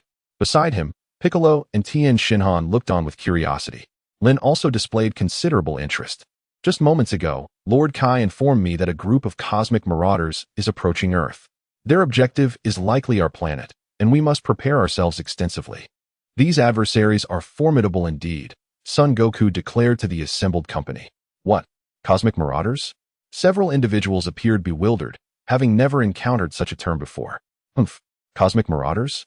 The proud Vegeta was currently in a furious state, not expecting them to deliver themselves right to his doorstep. It was the perfect opportunity for him to unleash his pent-up frustrations. After being humiliated repeatedly by Lin, he found himself brimming with rage with no outlet for it. It seems that there are now several punching bags on their way. Half an hour later, Son Goku, Vegeta, and the others arrived at a small island north of Buu City. They have arrived. Son Goku suddenly squinted, his voice laden with gravity. In that instant, he sensed several potent energies. Each one reached the level of a Super Saiyan, and one in particular was exceedingly fierce. The others, too, felt these auras. their expressions turning grave. These energies far surpassed those of androids 17 and 18, and were even significantly stronger than Cell. Humph, have they finally come? The energy feels substantial. It appears that I, Vegeta, shall have a splendid opportunity to vent my frustrations, Vegeta declared coldly, crossing his arms defiantly over his chest. Lin also arrived, but he stood atop a rock, arms crossed, prepared to observe the unfolding spectacle. He wished to ascertain Bojack's strength and determine whether it warranted his intervention. Bojack, the formidable antagonist featured in the movie, arrived on Earth shortly after the demise of Cell. Gohan, Vegeta, and future Trunks joined forces to resist him, yet they suffered grievously. Had it not been for Goku's sudden teleportation to ambush Bojack and rescue Gohan, who subsequently transformed into Super Saiyan 2, it is likely that all would have perished in the battle. Thus, these adversaries possessed considerable power, at the very least deserving of a spectator's curiosity. Buzz. At that moment, a colossal spaceship suddenly descended from the heavens, landing directly before the gathered crowd. The overwhelming aura confirmed King Kai's earlier assertions. As Goku drew nearer, he sensed the distinct and extraordinary energies emanating from within. Whoosh. Boom. Before anyone could react, Vegeta, standing at the back, unleashed a powerful energy blast, obliterating the spaceship in an instant. Vegeta, what are you doing? Goku inquired, glancing at him. This fellow always seemed to create such commotion. Humph. Naturally. I fear those ruffians might flee after being defeated. Vegeta replied with a smug grin. Given Kakarot's reckless nature, it was indeed plausible he might engage in such folly. Thus, he took the initiative to sever their escape route. Swish. As the spaceship erupted in flames, 5 figures leaped into the air, suspended above the ground. 4 men and 1 woman, all adorned with azure skin and orange hair. 3 of the men were imposing and fierce, while another, clad in a hat, appeared diminutive and frail. The woman, with cascading waves of hair reaching her waist, boasted a striking figure and an alluring presence, undeniably exquisite in both beauty and form. Oh, are they waiting for us? Bojack remarked with a cold smile, glancing at Goku and the others. It seems they anticipated our arrival on this planet, arriving here to greet us in advance. Indeed, it appears to be another message from King Kai. Once we conquer this planet, we shall need to deal with those old-timers, Bujin added with a similar cold smirk. Now, let us dispose of these annoying insects before us. Their combat prowess is commendable. However, it is astonishing that such strong humans exist on this wretched planet, and not just 1 or 2. Bojack surveyed Goku, Vegeta, and the others, noting the power they exuded, which far surpassed that of King Kai. It was indeed remarkable for such a desolate planet to harbor such formidable beings. A bunch of trash. I, Vegeta, shall eliminate you right now, Vegeta proclaimed, unable to contain his eagerness as he transformed into a Super Saiyan. In that instant, he charged toward Bojack and his cohorts. TCH, a fool with no self-awareness, Bujin sneered, disdain evident in his voice. He then directed his palms towards Vegeta. In that moment, Vegeta found himself ensnared by a pale purple energy, as though invisible steel wires bound him. The more he struggled, the tighter the grip became. What? You vile scoundrel! What is this? Release me at once. Vegeta roared in frustration, unable to move. Struggle all you wish. The more you resist, the faster your power will diminish. Bujin taunted with a sinister smirk. Those individuals possess unique abilities. Everyone be cautious, Goku warned, frowning at the sight of Vegeta's sudden confinement. Father, Trunks shouted, drawing his sword, the sword of hope, and lunging at Bujin. Get back. Almost simultaneously, Bojack's ally, the burly Goku, delivered a kick to Trunks' face, sending him flying. Curse it. Let us attack together.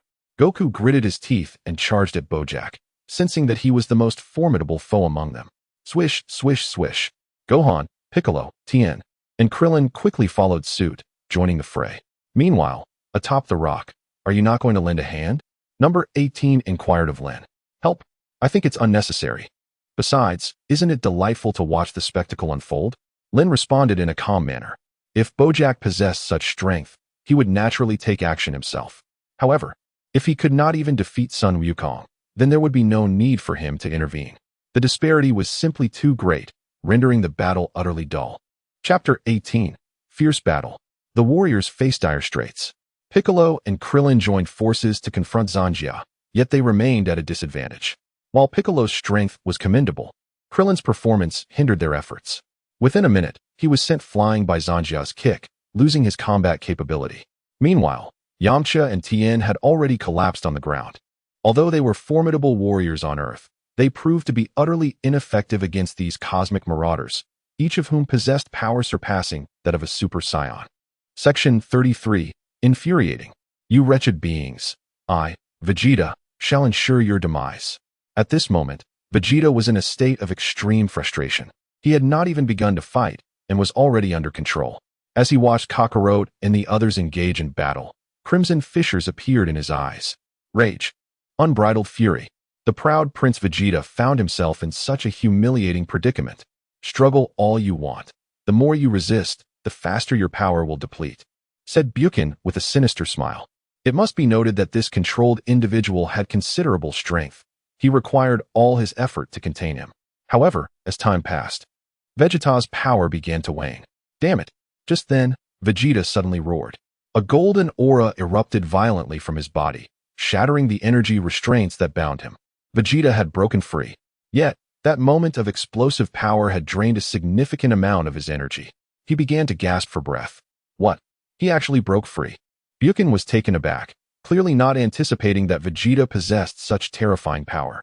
Nevertheless, Buchan quickly utilized his abilities to transform large boulders into sharp projectiles and hurled them at Vegeta. You wretched creature, I will kill you now. Vegeta bellowed as he charged at Buchan, his fists raining down blows. Boom. The stone projectiles were swiftly annihilated. Die, you scoundrel! Vegeta shouted, unleashing his pent-up fury as he aimed a punch at Buchan from 5 meters away. However, before his fist could connect, Bojack's foot came crashing down on Vegeta's face. Vegeta's body was sent hurtling into the rubble. Vegeta! Sun Wukong exclaimed in alarm. He anticipated that Bojack would suddenly turn to confront Vegeta. This left him momentarily stunned. In that instant, as Sun Wukong glanced towards Vegeta, Buchan smirked coldly. With a wave of his hands, he ensnared Sun Wukong in binding energy. This is bad. Sun Wukong's expression shifted dramatically. The moment he was trapped, he felt his strength beginning to fade. Bojack revealed a bloodthirsty grin as he approached Sun Wukong. Whoosh. Bam. A powerful punch landed squarely in Sun Wukong's abdomen. Gah! Sun Wukong coughed up bile, his pupils constricting in pain. Although he possessed the power to subdue Bojack, he was not in a position to fight at the moment. The earlier distraction had allowed Buchan to seize the opportunity. Bang! Bang! Bang! Bojack unleashed a flurry of punches to Sun Wukong's face, causing blood to trickle from the corners of his mouth. Damn it! Sun Wukong clenched his fists tightly. Huh! With a mighty effort, a golden aura erupted forth, breaking free from his restraints. However, this explosion of energy left him significantly drained, his chest heaving heavily. Interesting. You are much stronger than I anticipated, but your current energy is insufficient to contend with us. Bojack sneered at Sun Wukong. He then clenched his fists, causing his clothing to rip apart, revealing a more muscular form, and his orange hair transformed into a dark red hue. He had clearly undergone a transformation. Though the power boost was not as formidable as that of a Super Saiyan, it was nonetheless substantial. You wretched vermin, I shall not spare you. Sun Wukong roared, charging once more at Bojack. The two engaged in a fierce struggle. However, Sun Wukong had expended considerable energy in breaking free, and with Bojack's enhanced strength, he found himself at a disadvantage. Meanwhile, in other battles, Piccolo had been defeated by Zanjia, while Gohan was engaged in a protracted struggle against Beerus. Gohan, however, did not harbor intentions of killing his adversary, resulting in relatively minor damage with each attack. The only one gaining the upper hand was Trunks. After transforming into a Super Saiyan, Trunks quickly dispatched Gokuya, the weakest among Bojack's henchmen. Following Gokuya's defeat, Trunks turned his attention back to Zanjia. The battle raged on. Due to Buchan's presence, Sun Wukong and his allies faced considerable difficulty. In a direct confrontation, they would hold a significant advantage, but with Buchan lurking behind them, occasionally exerting control, they found themselves in a precarious situation. Though they recognized the necessity of eliminating Buchan first, they simply could not spare the effort. Chapter 19, Super Saiyan 2. Time ticked away, and soon, Trunks was overwhelmed. With Zanjia and Buchan's assistance, Gohan was swiftly bested by Beerus. At this point, the only one still holding on was Sun Wukong. Damn it, I can no longer fight. Gohan and Trunks lay on the ground, their bodies unable to muster the strength to rise. Although Sun Wukong was powerful, facing 4 opponents alone was exceedingly strenuous. It appeared they were on the verge of defeat. 18 observed the beleaguered Sun Wukong and remarked coolly, If all goes as expected, Sun Wukong should soon be defeated. Lin nodded in agreement. In fact, at the outset, had Sun Wukong and Vegeta fought with their full might, they might have had a chance to prevail. However, Vegeta fell into a trap from the very beginning, significantly diminishing his power. Sun Wukong also failed to defeat Bojack promptly, resulting in the current predicament. Ding. A system task has been issued. Please make a choice. Option 1. Remain indifferent and continue to observe. Reward. Magic Light Cannon. Option 2. Act decisively and defeat Bojack. Reward. 100-fold Gravity Chamber. Option 3. Uphold justice and eliminate Bojack. Reward. Instant transmission. At that moment, the synthesized electronic voice announcing the task suddenly resonated in his mind. Another task? Lin was somewhat astonished. Just moments ago, he had completed a selection task and was rewarded with the instantaneous movement ability. Now, however, another task had emerged. Yet, this time, the reward did not particularly entice Lin. The Magic Converging Light Cannon was a signature move of Bic. Although its power was commendable, it required an extensive accumulation of energy, making it difficult to wield effectively in battle, especially as one grew stronger, diminishing its utility. As for the 100-fold Gravity Chamber, it held even less allure. Should the need arise, he could easily ask Bulma and her father to create one, perhaps even one with greater gravity. The only reward that piqued his interest slightly was the instantaneous movement. I shall choose the third option, Lin finally decided, opting for instantaneous movement, which still held some utility at this juncture. Meanwhile, under the telekinetic control of Buchan and Bido, Son Goku had already succumbed, reverting to his normal state. Boss, let me take care of them. Bido grinned, casting a glance at Son Goku and his companions before addressing Bojack. Very well, Bojack nodded. Once these bothersome individuals were dealt with, they could proceed to conquer the planet. To his surprise, in such a remote corner of the North Galaxy, there existed a planet of such exquisite beauty, ideally suited for establishing a base and long-term habitation. Whoosh! Just as Bojack and his companions were preparing to eliminate Son Goku and the others, Lin approached the 5 individuals directly. Oh, another one seeking their demise. Bido remarked disdainfully as he cast a glance at Lin. This fellow had remained on the sidelines, seemingly a mere spectator, and it was unexpected that he now approached, seemingly courting disaster. I am not here to meet my end. I have come to escort you on your journey. Lin displayed an innocent smile towards the group and remarked, Are you sending us on our way? Ha! It appears you are utterly dumbfounded by our strength. Otherwise, such foolish words would not have escaped your lips. Baidu let out a hearty laugh, mocking Lin's naivety and arrogance. He, such a dashing young man. It would indeed be a pity if he were to meet his demise. Zanjia chimed in with a giggle. Enough of the trivialities. Let us dispose of this fellow and proceed to seize control of the earth, Bojack stated coolly to the others. He sensed no formidable energy emanating from Lin's being. All right, boss, Baidu and Buchan nodded in agreement. With a bloodthirsty smile curling at the corners of his mouth, Gigi charged directly towards Lin. Seeking death, are we? Huh. Lin suddenly clenched his fists, and a golden aura erupted explosively from his body. With a whoosh, the golden flames surged upward in a jet-like manner, while blue lightning crackled around him. A lock of hair danced in the wind above his brow, and his eyes elongated, glinting more fiercely than when he transformed into a Super Saiyan. Super Saiyan 2. Bang! Bang! After transforming, Lin unleashed a flurry of punches and kicks, sending Bido and Buchan flying apart in an explosive display. What? Impossible. What just happened? The two were instantly defeated, and shock painted the faces of all onlookers, their hearts roiling with tumultuous waves. Whether it was Bojack, Zangia, or even Goku and Vegeta, none could hide their astonishment. This power had once been wielded by Gohan. This was the true strength that transcended Super Saiyan. Goku squinted, whispering softly, that familiar aura, the hair, and those piercing eyes, it's almost identical to the Gohan who erupted in the hyperbolic time chamber. Such terrifying energy. Could this truly be the extent of his power? It was almost beyond belief. Piccolo's face turned pale with fear as he stammered. This is incredible. Chapter 20. Defeating Bojack. Instant transmission. No, it's impossible. As a fellow Saiyan, That scoundrel cannot have surpassed me by such a margin. I am the prince of all Saiyans. The purest and most noble blood of our race flows through my veins. Vegeta, in the midst of his astonishment, felt an overwhelming jealousy. Why were these individuals surpassing him one after another when he was the prodigy of planet Vegeta? He found it utterly unacceptable. Damn it, these scoundrels. Vegeta pounded the ground with his fists, venting his fury. Bido and Bukin had been slain in an instant. What kind of strength does that individual possess? Zhongya, witnessing the swift demise of her two companions, felt terror wash over her, instinctively retreating. Fear, panic. A woman's intuition warned her that if she did not flee quickly, her fate would mirror that of her fallen allies.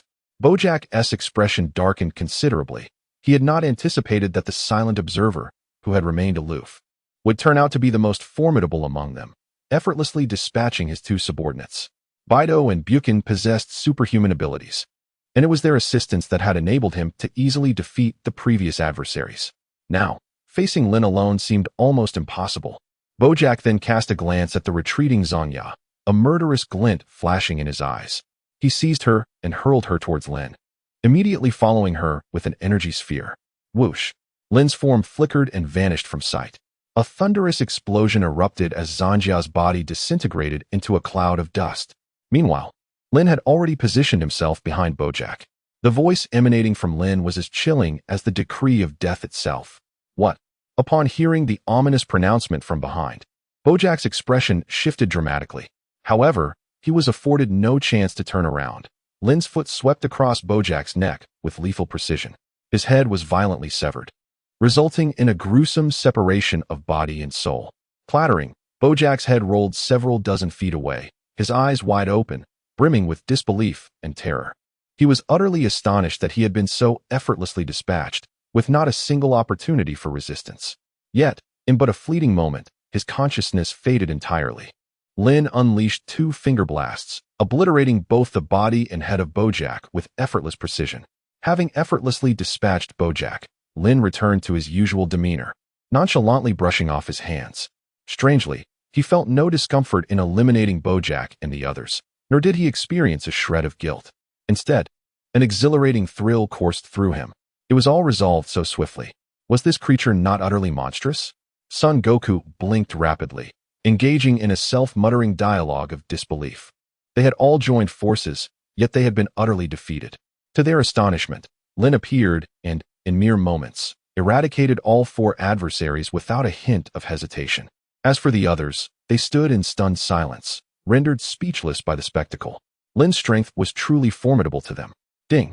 Congratulations to the host for completing the selection task, upholding justice by defeating Bojack. Reward, instant teleportation. Section 38. As Bojack fell, the synthesized electronic voice of the system resonated in his mind. Instant teleportation, a skill of the Yard Rat people. As long as one can sense the energy, spirit, they can instantly transport themselves to that location.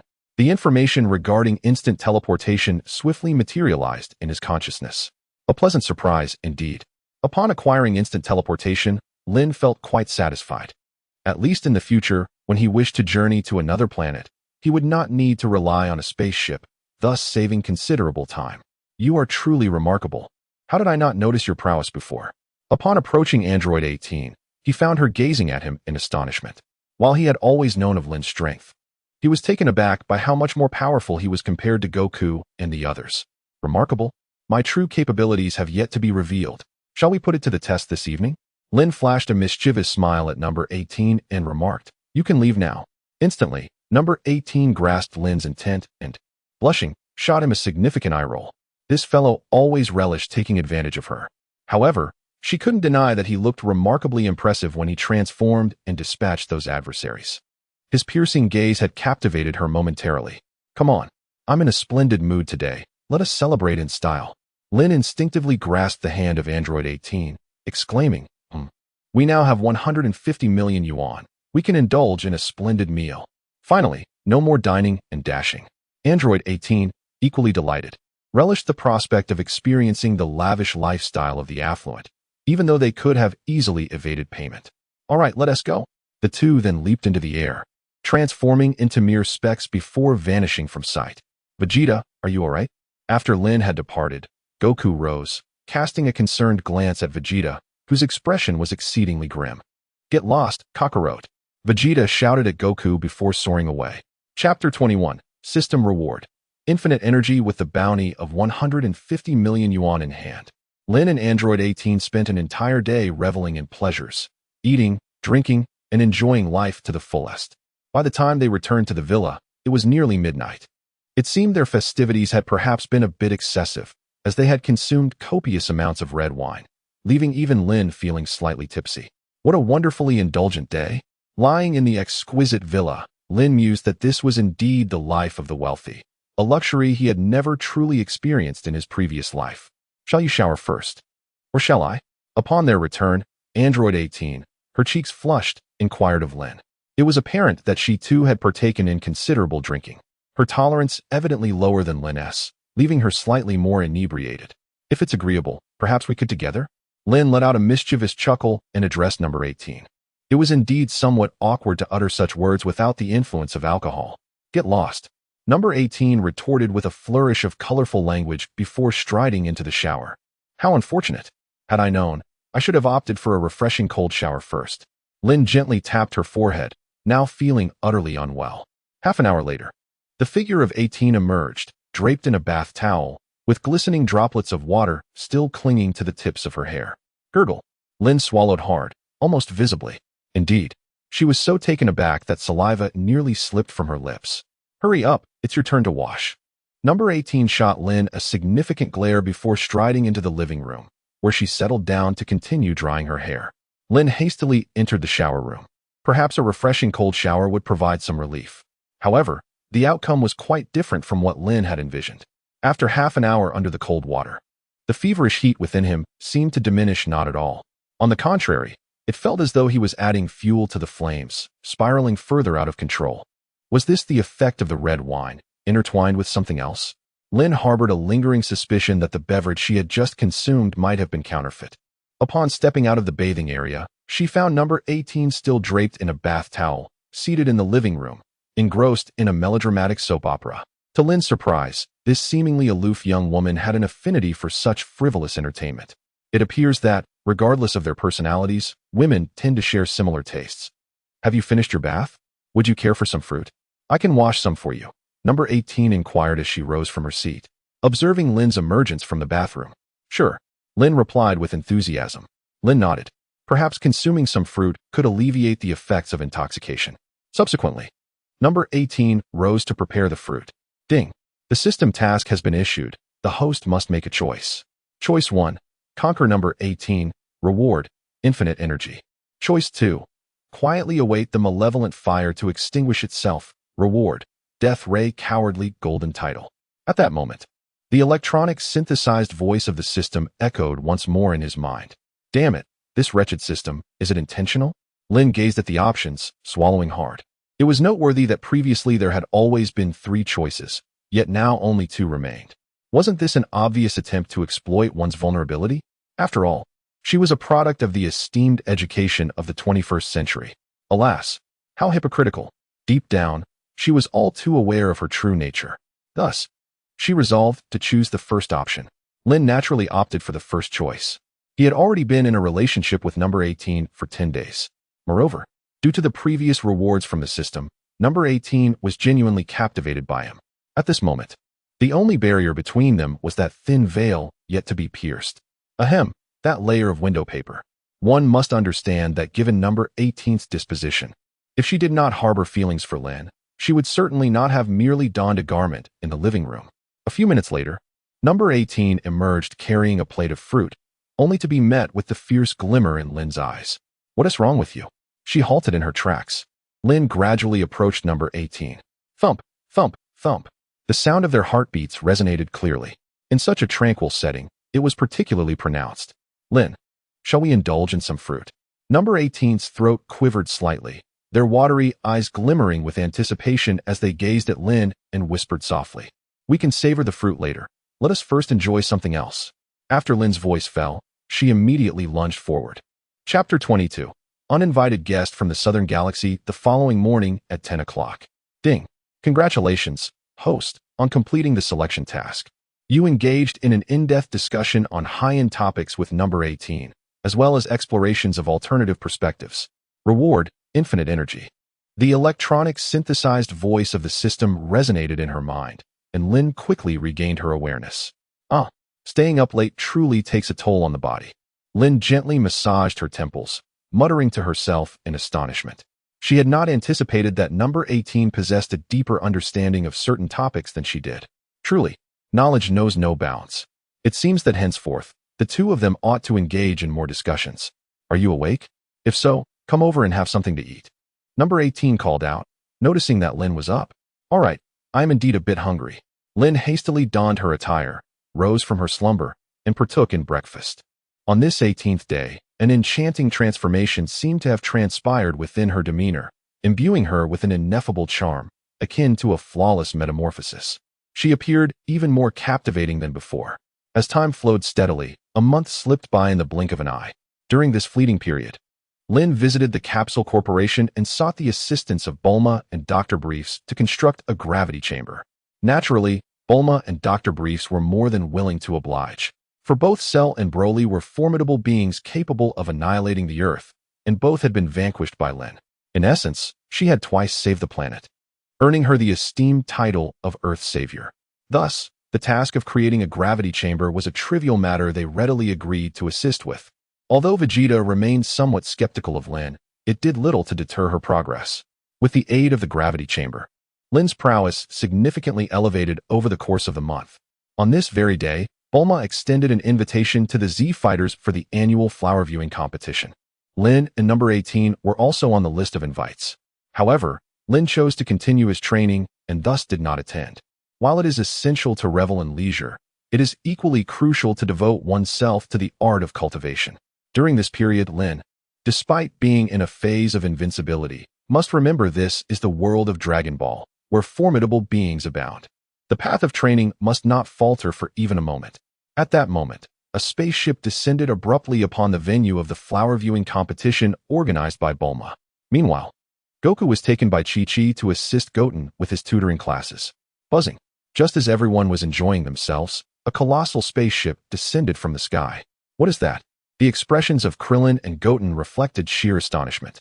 Since the last encounter with Bojack, Earth had enjoyed a month of tranquility.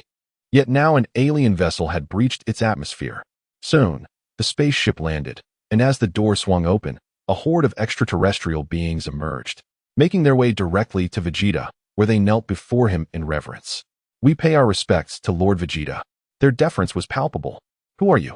Vegeta crossed his arms, his tone frigid as he addressed the aliens before him. At that moment, a figure pushed through the crowd, stepping directly in front of Vegeta. It has been a long time, Prince Vegeta. This individual was rugged, with a towering physique and a prominent scar across his face. Oh, you are also a Saiyan. How infuriating. Just how many Saiyans are left in this world? Vegeta clenched his fists tightly.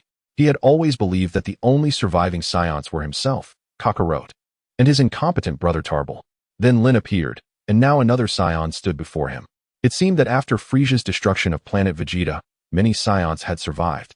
Your Highness, I am Paragus. He introduced himself respectfully, kneeling before Vegeta. What brings you here? Vegeta inquired with a dismissive grunt. Paragus's combat prowess was notably weak, which elicited no animosity from Vegeta. Lin, however, was a different story. His overwhelming strength incited Vegeta's envy. We have come to invite you to new planet Vegeta to reign as its king. Under your leadership, we can showcase the power of the Saiyans to the universe and recreate our glorious legacy, Paragus stated with unwavering respect. What? New planet Vegeta? Vegeta furrowed his brow. In the past, he might have entertained the notion of being king, but that interest had long since waned. Reflecting on his days on planet Vegeta, he realized he had been a frog in a well, boasting about being a warrior race, yet unaware of the multitude of powerful beings in the universe. His current aspiration was to enhance his own strength, to trample both Kakarot and Lin beneath his feet. As for the title of king, he had no interest whatsoever. Indeed, with your leadership, we Saiyans could undoubtedly reclaim our former glory. No, surpass it, Paragus continued, his tone still reverent. Leave. I have no interest in such matters. Furthermore, never set foot on Earth again, or I shall ensure you can never return. Vegeta coldly retorted. At this, Paragas's expression darkened, revealing his discontent. Yet he dared not voice it. Your Highness, only you possess the power to defeat the legendary Super Saiyan. That being wreaks havoc in the South Galaxy. And if you do not intervene, our painstaking efforts to establish new planet Vegeta may be in vain, Paragus insisted, his eyes glinting with scheming intent. What? The legendary Super Saiyan? Upon hearing this, Vegeta turned sharply, intrigued. Yes, the once-in-a-millennium legendary Super Saiyan, Paragus affirmed, a subtle smirk gracing his lips. Vegeta, though he might feign indifference towards the title of king, could not resist the allure of the legendary Super Saiyan. Dad, this guy is suspicious. You shouldn't go with him. Trunks interjected, rushing to Vegeta's side, sensing the underlying treachery in Paragas's demeanor. Humph. Step aside. Take me to your ship, Paragus, Vegeta commanded, pushing Trunks aside and striding toward the alien vessel. As the proud prince of all Saiyans, possessing the most noble bloodline, it irked him that the spotlight often fell on Goku and Lin. This time, he was determined to confront the legendary Super Saiyan and prove that he, Prince Vegeta, was the strongest Saiyan of all. Your royal bloodline carries the noble heritage of King Vegeta, so please accompany us, Prince Trunks, Paragus remarked slyly. Goten, let us go together, Trunks said, glancing at Paragus, sensing the looming threat of betrayal. He believed that with Goten's slightly superior strength, they would be safer together. Okay, Goten nodded, following Vegeta into the spaceship. Meanwhile, Goku and Chi-Chi were still engaged in assisting Goten with his tutoring. Goku, something terrible has happened. The voice of King Kai suddenly echoed in Goku's mind during the interview. King Kai, what has transpired? Son Wukong hastily inquired. The last time the Lord of the North contacted him was due to Bojack and his companions heading to Earth. He wondered what sort of peril awaited this time. Moreover, the urgency in the Lord's tone seemed to surpass that of their previous encounter. You must hurry to my planet. This matter cannot be explained in a brief moment. The North Kai urged with palpable anxiety. That won't do, Lord Kai. I have pressing matters of my own. If I leave now, Chi-Chi will surely withhold my meals. Sun Wukong muttered softly. This is of utmost importance and could affect the fate of Earth and even the entire galaxy. As for your meals, you may dine here. The North Kai insisted. Is it truly that severe? Very well. Upon hearing the North Kai's declaration regarding the safety of Earth and the galaxy, Sun Wukong immediately utilized his instant transmission. What exactly is happening, Lord Kai? If this is not a grave matter, I shall face Chi-Chi's wrath upon my return. He complained. This is indeed critical, and I shall explain it to you now. The North Kai began, but before he could continue, Sun Wukong's stomach protested with a loud growl. Hee. Lord Kai, perhaps you could prepare some food for us to discuss while we eat. Sun Wukong said, somewhat sheepishly. If he wasn't satisfied, he wouldn't be able to concentrate. You rascal. The North Kai could only shake his head in resignation. Speak, Lord Kai. What is the matter? Sun Wukong queried eagerly as he devoured his food. Wukong, do you remember when I last mentioned that Bojack broke free from his seal because the South Kai was murdered? The North Kai asked, not directly addressing the issue. Of course, I remember, Sun Wukong nodded while chewing, recalling how he had scoffed at the South Kai internally. Indeed, the one who killed the South Kai was the legendary Super Saiyan, the North Kai said with extreme seriousness. Upon hearing the term legendary Super Saiyan, Sun Wukong spat out his food, showering the North Kai and Beerus with rice grains. The legendary Super Saiyan? That must be incredibly powerful. Sun Wukong's interest piqued immensely, and he discarded the bone he had been holding. Indeed, it is the legendary Super Saiyan, who has wreaked havoc throughout the South Galaxy. Many planets have been destroyed, and the last time the South Kai attempted to stop him, he was slain. It is highly likely that our North Galaxy is his next target. The North Kai revealed in one breath. Such power. I can feel my blood boiling with excitement. Sun Wukong exclaimed with a grin, beginning to stretch his body. Every time he heard of such formidable opponents, he could hardly contain his exhilaration, as his very cells seemed to yearn for battle. Do not rejoice too soon, Wukong. That individual may very well surpass both you and Vegeta. Even Lin on Earth might not stand a chance against him, the North Kai cautioned, dousing Sun Wukong's enthusiasm with cold reality. The legendary Super Saiyan appears only once every 1,000 years. They are not to be compared with ordinary Saiyans. Although you and Vegeta can transform into Super Saiyans now, it is quite possible that you are still no match for the legendary one. Hee. One must engage in battle to truly understand the opponent's strength. Yet, the mere thought of facing such a powerful adversary sends shivers of excitement through my veins. Sun Wukong seemed undeterred by the North Kai's warnings, continuing to limber up. You fool, the North Kai sighed, observing Sun Wukong's uncontainable excitement. Lord Kai, where is that individual now? Sun Wukong asked impatiently after stretching a bit. I am uncertain of the exact location, but he is somewhere in the South Galaxy. Sends his energy and teleport there to investigate. Also, it seems that Vegeta and your son have already ventured to the South Galaxy, the North Kai explained. A few days ago, he caused widespread destruction again, but it seems he has calmed down these past couple of days. It is unclear why. Is that so? Very well. Sun Wukong nodded seriously, then began to sense the energy around him. 1 minute later, he suddenly opened his eyes. With a swift motion, he vanished from the North Kai's planet. Meanwhile, on Earth, Lin was still diligently training in the gravity chamber. Perhaps I should take a good rest. Balancing hard work with relaxation is essential for effective training.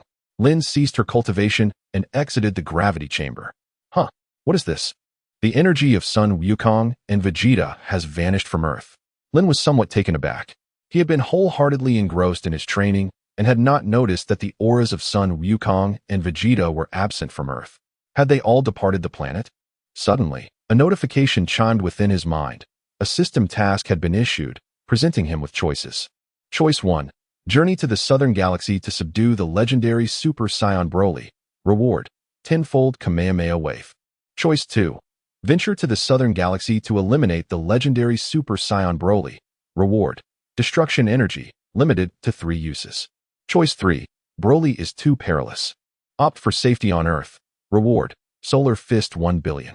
As he exited the gravity chamber, the synthetic voice of the system resonated in his mind.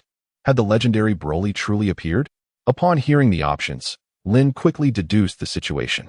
It was no wonder Sun Wukong and Vegeta were not on Earth. They had ventured to the Southern Galaxy in search of the legendary Broly. To his astonishment, Broly had indeed manifested at this moment. However, the decision posed a dilemma for Lin. He immediately dismissed the third option, for the allure of the Solar Fist and 1 billion was not particularly compelling. If one were to solely consider the rewards, the destruction energy seemed the most advantageous. Yet, it was limited to 3 uses. The prospect of the tenfold Kamehameha Wave held little allure for him. Nevertheless, the idea of subduing Broly was undeniably appealing.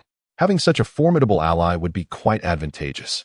Yet, Broly was a legendary Super Saiyan, and once in a berserk state, he would be utterly uncontrollable. Attempting to subdue him would prove to be a daunting challenge, perhaps even more so than eliminating him. System, I shall temporarily withhold my choice. I will decide after encountering Broly. Lin did not make a direct choice this time. To be frank, the allure of the threefold destructive energy was undeniably compelling. However, successfully subduing Broly would also be a remarkable achievement. Thus, he found himself in a state of indecision. Upon encountering Broly, he would assess the situation to determine whether he could tame him and utilize his power. If that were feasible, he would willingly forego the threefold destructive energy. It was likely that permanent destructive energy would appear among the system's options in the future. Yet, if Broly proved to be unmanageable, he would have no choice but to opt for the second alternative. Meanwhile, Vegeta and his companions had arrived in the Southern Galaxy. On a desolate, ravaged planet stood a magnificent palace. Your Majesty, this is the new Vegeta Palace we have constructed for you, Paragus respectfully informed Vegeta. Vegeta, however, was not particularly interested in this new palace. His primary concern lay with the legendary Super Saiyan. Approaching the palace entrance, he noticed a towering figure, over 2 meters tall, with a robust physique, dim eyes, and an impassive expression. Bare-chested, adorned with a golden necklace and wristbands, and wearing a red scarf around his waist. The figure was none other than Broly. Yes, Your Majesty.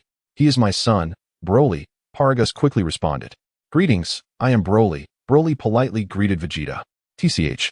It seems Frieza overlooked quite a bit when he annihilated planet Vegeta. Vegeta remarked nonchalantly. Just then, an alien rushed up to Vegeta in a panic, exclaiming, Your Majesty. Lord Paragus, it's terrible. We have detected the activity of the legendary Super Saiyan. What? The legendary Super Saiyan? Take me there at once. Vegeta's expression changed dramatically upon hearing the name. He commanded the alien urgently. Father, this matter is highly suspicious. We should devise a careful plan. You are being reckless. Trunks interjected, stepping in front of Vegeta. He harbored a strong suspicion that Paragus was up to something sinister. Step aside, coward. You need not follow, Vegeta rebuffed him. Broly, come with me. He then boarded a spacecraft, leaving the planet behind. Damn it, father is far too stubborn. No, we must expose Paragus' conspiracy. Trunks clenched his fists, addressing Gohan and Krillin. I too sense that something is amiss with that guy, Gohan concurred, nodding. The group then set out to uncover clues on the planet. Meanwhile, Goku, following the energy signature, arrived in the southern galaxy. However, he was met with a planet that was in ruins. What a devastation. How long has that individual been gone? The residual energy remained so potent, he mused, surveying the desolate surroundings. There were no signs of human life remaining. Evidently, all had been slaughtered. That legendary Saiyan is truly a merciless fiend. I should locate Gohan and the others and ascertain their situation, he decided. Soon, Goku sensed the familiar energy of Gohan and the others, utilizing instant transmission to arrive before them in an instant. Dad, Uncle Goku, Gohan, Trunks, and Krillin exclaimed in surprise. So you all came as well. Have you found any traces of the legendary Super Saiyan? Goku inquired. Paragus claimed he has, but I suspect he is hiding something significant. Trunks replied, his brow furrowed. Paragus, let us go check it out. I sense Vegeta has returned to this planet, Goku stated, leading the way toward Vegeta's energy signature. After a fruitless search, Vegeta was growing increasingly frustrated. Damn it, we haven't found that guy. Hours wasted without a trace of the Super Saiyan. Hey Vegeta, did you find the legendary Super Saiyan? Goku approached, asking. Kakarot, what are you doing here? Do you wish for me to end your life? Vegeta scoffed derisively at Goku's presence. You still try to put on a brave face. Goku chuckled, unfazed by Vegeta's words. I advise you to mind your own business, Kakarot. The legendary Super Saiyan will undoubtedly fall to me, Vegeta, he declared confidently, clenching his fist. Goku remained silent, his gaze shifting to Broly behind Vegeta. At that moment, Broly's previously dull eyes ignited with fierce fury upon seeing Goku, and a golden aura enveloped him, his energy surging dramatically. This energy, so familiar. Goku furrowed his brow, recognizing that the energy emanating from Broly was identical to that which he had sensed on the devastated planet. Broly, Paragus exclaimed, hastily attempting to regain control over him. Calm down, Broly. Paragus hastily intensified his control. It was not yet the time to reveal Broly's true strength. Broly, however, appeared unrestrained, baring his teeth in a menacing expression, as if Son Goku were the murderer of his father, desiring nothing less than to devour Goku whole. What is happening, Paragus? Quickly take me to the legendary Super Saiyan, Vegeta coldly commanded, his patience worn thin with the ongoing exchange between Goku and himself. Yes, at once, King Vegeta. Paragus nodded urgently. Hurry back, Broly. He bellowed to Broly, who remained fierce, fists clenched tightly. I think we need not search any longer, Vegeta, Goku stated calmly. What do you mean, Kakarot? Vegeta retorted. The legendary Super Saiyan can only be defeated by me. Stay out of this. In the past, Goku and Lin had always been the protagonists. This time, however, he was determined to confront the legendary Super Saiyan himself. I mean, the legendary Super Saiyan stands before us. There is no need to seek further, Goku asserted earnestly. Previously uncertain, he now recognized that Broly was indeed the legendary Super Saiyan, his energy unmistakably identical to that left in the wake of the planet's destruction. What? Vegeta gasped. Kakarot, what are you saying? Hey, you should tell everyone that Broly is indeed the legendary Super Saiyan, Goku remarked coldly, fixing his gaze on Paragus. What nonsense are you spouting? Broly's power does not surpass mine. How could he possibly be the legendary Super Saiyan? Paragus nervously denied. The comet had yet to arrive, and his plans were still unfolding. So Broly's true identity must not be revealed prematurely. Your denial matters not. Show us your true power, Broly, Goku urged, once again turning his attention to Broly. Though he was perplexed by Broly's sudden rage upon seeing him, he had no desire to delve into such matters now. Kakarot, Broly suddenly roared, a surge of azure flames erupting beneath him as his hair transformed into a dark purple hue. The transformation into a pseudo-Super Saiyan caused Broly's energy to swell dramatically. Paragus, you dared to deceive me, Vegeta realized, his understanding dawning. Paragus' son, Broly, was indeed the legendary Super Saiyan who had wreaked havoc across the southern galaxy. Have you finally grasped the truth, foolish Vegeta? It amuses me to recall your desperate yearning to become King Vegeta. I had intended to spare you for another day, but now that you have uncovered Broly's identity, I must send you both to your demise. Paragus sneered, discarding his facade entirely. Decades prior, King Vegeta, envious of Broly's prodigious talent, had felt threatened by him and ruthlessly injured both father and son, discarding them like refuse. Yet fate had intervened, allowing them to survive due to Broly's immense power. How dare you deceive me? Vegeta seethed with rage upon witnessing Paragus's arrogance. A mere weakling, with a power level of only a few thousand, dared to mock him. Vegeta clenched his fists, transforming into a Super Saiyan. In a swift motion, he drove his fist through Paragus's chest. You, Vegeta. Paragus's eyes widened in terror, unable to fathom the ferocity with which Vegeta struck. This is not how the story should unfold. Humph. Did you think I was oblivious to your schemes? No matter what plots you may have, they shall not come to fruition. This is the fate of those who deceive me, Vegeta declared coldly, clenching his fist as Paragus's body exploded. Vegeta? Goku glanced at Vegeta, astonished by his sudden decisiveness in ending Paragus's life. Kakarot. Broly, unfazed by Paragus's demise, emitted a deep growl, his energy surging infinitely. In an instant, his hair turned golden, his aura intensifying. Let the legendary Super Saiyan come. I shall vanquish you, Vegeta exclaimed, appearing behind Broly and delivering a powerful kick to his neck. Yet, to everyone's astonishment, Vegeta's attack had no effect on Broly, who remained motionless, his energy continuing to escalate. What? How powerful? He withstood Vegeta's blow without flinching. Goku exclaimed, astonished. What kind of monster is this? Vegeta's expression shifted dramatically. Although Saiyans traditionally lacked familial bonds, having just murdered Paragus before Broly, the latter's indifference infuriated him further. Damn it! Perish! Vegeta cupped his hands, unleashing a ki blast that struck Broly's back with a resounding explosion, creating a deep crater in the earth. Yet Broly remained unscathed, as if Vegeta's attack was but a mere tickle, perhaps entirely unnoticed. Is this a joke? That guy doesn't even regard my father's attacks. Trunks and Gohan stared in disbelief, drenched in sweat. This is unreal. He is far too powerful. Vegeta currently embodies the form of a Super Saiyan at full power. Broly, with a menacing stride, advanced towards Goku, each step causing the ground to tremble beneath him, his aura growing increasingly tumultuous. Hey, I suggest you calm down. We don't seem to have any deep-seated grievances, do we? Goku remarked, furrowing his brow at Broly's snarling visage. Though he had felt exhilarated before, an unsettling tension now enveloped him. While he believed himself to be somewhat stronger than Vegeta, the difference was hardly substantial. This formidable opponent could effortlessly disregard Vegeta's assaults, making victory seem an arduous task. Gohan, let us attack together, Trunks urged, clenching his fists tightly. In an instant, he transformed into a Super Saiyan. Gohan nodded in agreement, adopting the same form as well. Special Beam Cannon. The two unleashed their energy waves simultaneously towards Broly.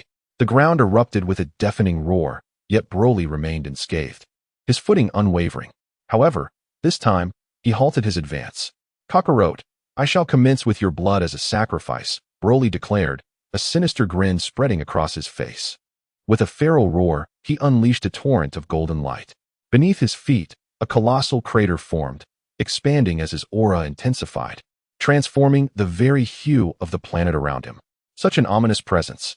Is this creature truly a Saiyan? Goku's expression darkened, sensing an overwhelming pressure. At that moment, Broly had fully transformed into the legendary Super Saiyan, his hair taking on a grass-green hue, radiating a cerulean aura. His pupils vanished, replaced by a chilling, bloodthirsty smirk. Standing over 2 meters tall, he seemed to tower even higher, resembling a massive boulder. Die, he uttered, releasing a monumental energy sphere directly towards Goku. With a swift motion, Goku evaded the attack, narrowly escaping as the palace behind him crumbled into dust. In an instant, Broly propelled himself forward, vanishing from sight, only to reappear behind Goku, coalescing a grass-green light in his chest. The energy sphere detonated, sending Goku hurtling away. What is happening? Why is my body trembling uncontrollably? Am I afraid? No, that is impossible. I am the proud prince of Saiyans, with the noblest blood coursing through my veins. Vegeta found himself suspended mid-air, trembling slightly, his hands shaking involuntarily. A source of profound humiliation. "Curse you!" Vegeta bellowed, charging towards Broly. He had to conquer this fear to seize any opportunity for growth. If he could not overcome such trepidation today, it would etch itself into his soul, stalling his progress indefinitely. With a flash, Vegeta appeared before Broly, delivering a powerful punch to his face. Yet, Broly remained unfazed, a predatory grin stretching across his face. "Trash is just trash," he sneered, seizing Vegeta's face and sending him crashing to the ground like a meteor. The impact created a massive crater, and a green energy sphere erupted from Broly's palm. The cavern expanded rapidly, leaving Vegeta charred and reverting him to his normal state. With another sinister smile, Broly struck Vegeta in the abdomen, eliciting a pained scream and blood from his mouth, causing Vegeta's vision to darken as he succumbed to unconsciousness. Chapter 28. I choose to eliminate Broly. Daddy, Uncle Vegeta, Trunks and Gohan charged at Broly simultaneously. Ha! Broly's chilling laughter echoed. He conjured energy spheres in each hand and hurled them at Gohan and Trunks. The explosions sent their bodies flying.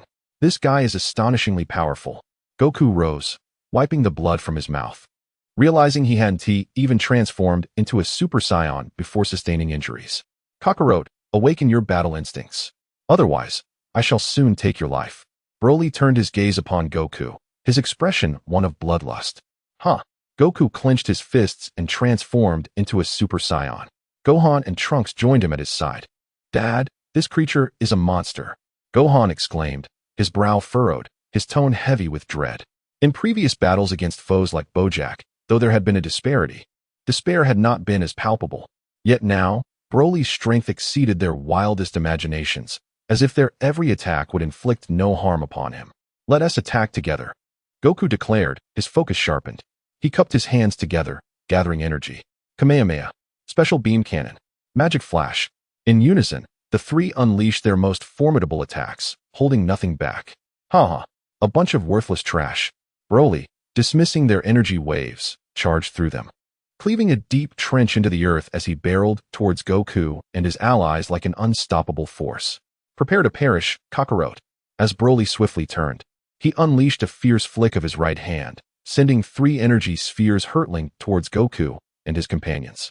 The spheres erupted in a series of explosive blasts, sending the trio careening through the air.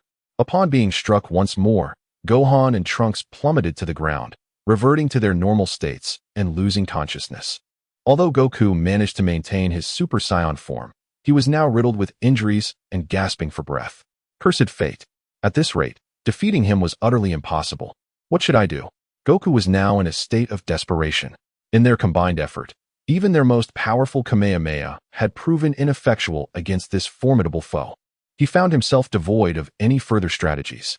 Suddenly, a piercing sound shattered the air. In that instant, a familiar figure materialized within Goku's line of sight. Lin. Goku exclaimed with excitement upon recognizing the silhouette. How could this individual appear so unexpectedly? Lin undoubtedly sensed the presence of Sun Wukong and Broly, and then instantaneously transported herself here. You all truly find yourselves in quite a predicament. Lin cast a glance at Vegeta, lying on the ground, as well as the severely injured Gohan and Trunks. With a faint tone, she remarked, this individual possesses an overwhelming strength. Even united, we are no match for him. Perhaps his power surpasses yours. Goku, with a bitter smile, conceded, though I am reluctant to admit it, this is the stark reality. Broly's might is far more terrifying than we had anticipated. Indeed, he is formidable. Perhaps I truly am not his equal. Lin cast a glance at Broly and continued speaking. From Broly's imposing physique, he sensed an immense power that far surpassed his own Super Saiyan 2 form. Initially, he believed that Broly's strength was at most that of a Super Saiyan 2. After all, in the movie, Goku had defeated Broly after absorbing the energies of Vegeta, Gohan, Trunks, and Piccolo. It now appeared that this was merely a limitation of the movie's timeline and the protagonist's aura. Otherwise, it would have been impossible for Goku to triumph over Broly simply by absorbing the energies of a few individuals. Oh, is another worthless fool here to meet their demise? Broly remarked, a more ferocious bloodlust gleaming in his eyes as he regarded Lin. To him, it mattered not how many came. The outcome would invariably remain the same. They would all meet their end at his hands. Humph. Do not mistake me for them, or you shall find yourself at a disadvantage, Broly. Lin offered a faint smile as he addressed Broly. Although this individual exuded an immense aura, he was confident that he would not necessarily be defeated by him. Observing Broly's demeanor, Lin realized that subduing him would be quite a formidable task. Thus, he resolved, "System, I choose the second option, to eliminate the legendary Super Saiyan Broly." Upon encountering Broly, Lin swiftly made his decision, concluding that keeping such a being nearby could prove detrimental. In comparison to Broly from Dragon Ball Super, the controllability was exceedingly poor. Chapter 29, Let the Battle Commence. Super Saiyan 10,000 flowers for an additional update. Ding. The system's synthesized voice resonated in his mind. Host has chosen to eliminate the legendary Broly. Completing this task will reward you with destructive energy, 3 opportunities. Lin, let's go, exclaimed Son Goku, casting a glance at Lin.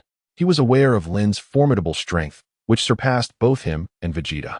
However, the Broly before them was beyond mere strength. He was a veritable monster. Thus, Goku felt that Lin alone was simply no match for Broly. Lin merely nodded lightly. In the presence of Broly, the addition of another Goku was of little consequence. Even if refuse were piled together, it would still remain refuse. Broly, with a fierce expression, disdainfully remarked, "Huh?"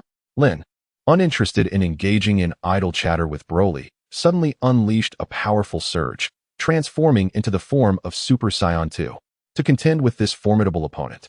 The mere Super Saiyan form would be utterly inadequate, incapable of inflicting any harm upon Broly. A single lock of hair danced gracefully before his brow, his entire being enveloped in crackling blue lightning. The golden aura surged forth like a spectacular eruption. How astonishing! What kind of rigorous training has Lin undergone over the past month? His energy has grown exponentially stronger. Goku gazed at Lin with wide-eyed astonishment, incredulity etched across his face. Oh, it seems distinctly different from the previous weaklings. With that realization, Broly prepared to unleash his treasured, powerful attack.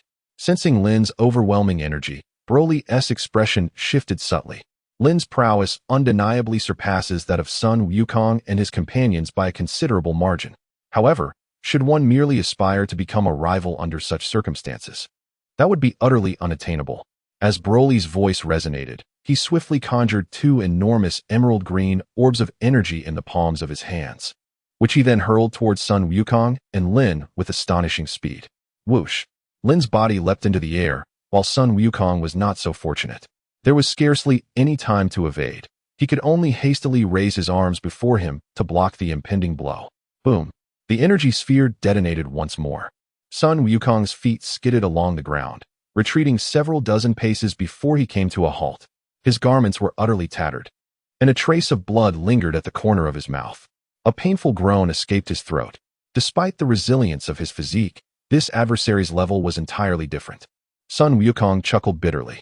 Suddenly, Broly's form flickered once again, instantaneously appearing before Sun Wukong, delivering a powerful punch aimed directly at his face. Sun Wukong swiftly attempted to block the attack. There was no alternative. Broly's speed was simply too formidable. He had no time to counterattack. Bang! Chapter 55. Sun Wukong was once again struck and sent flying, his body tumbling several times in haste.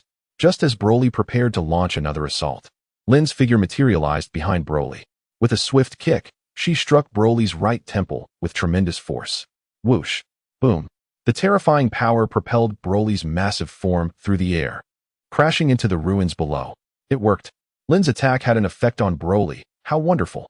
Witnessing Broly's colossal body being kicked away by Lin, Sun Wukong's face lit up with an excited smile. It appeared that this foe was not entirely invulnerable.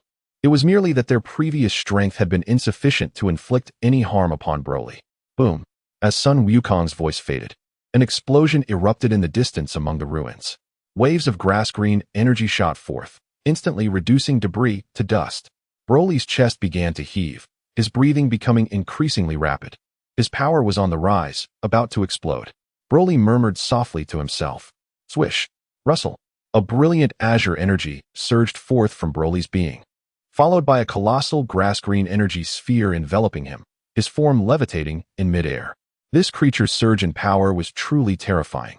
Lin furrowed his brow, sensing the escalating energy emanating from Broly, and murmured to himself. The Broly before him had scarcely trained. either being controlled by Paragus or succumbing to a state of uncontrolled rage.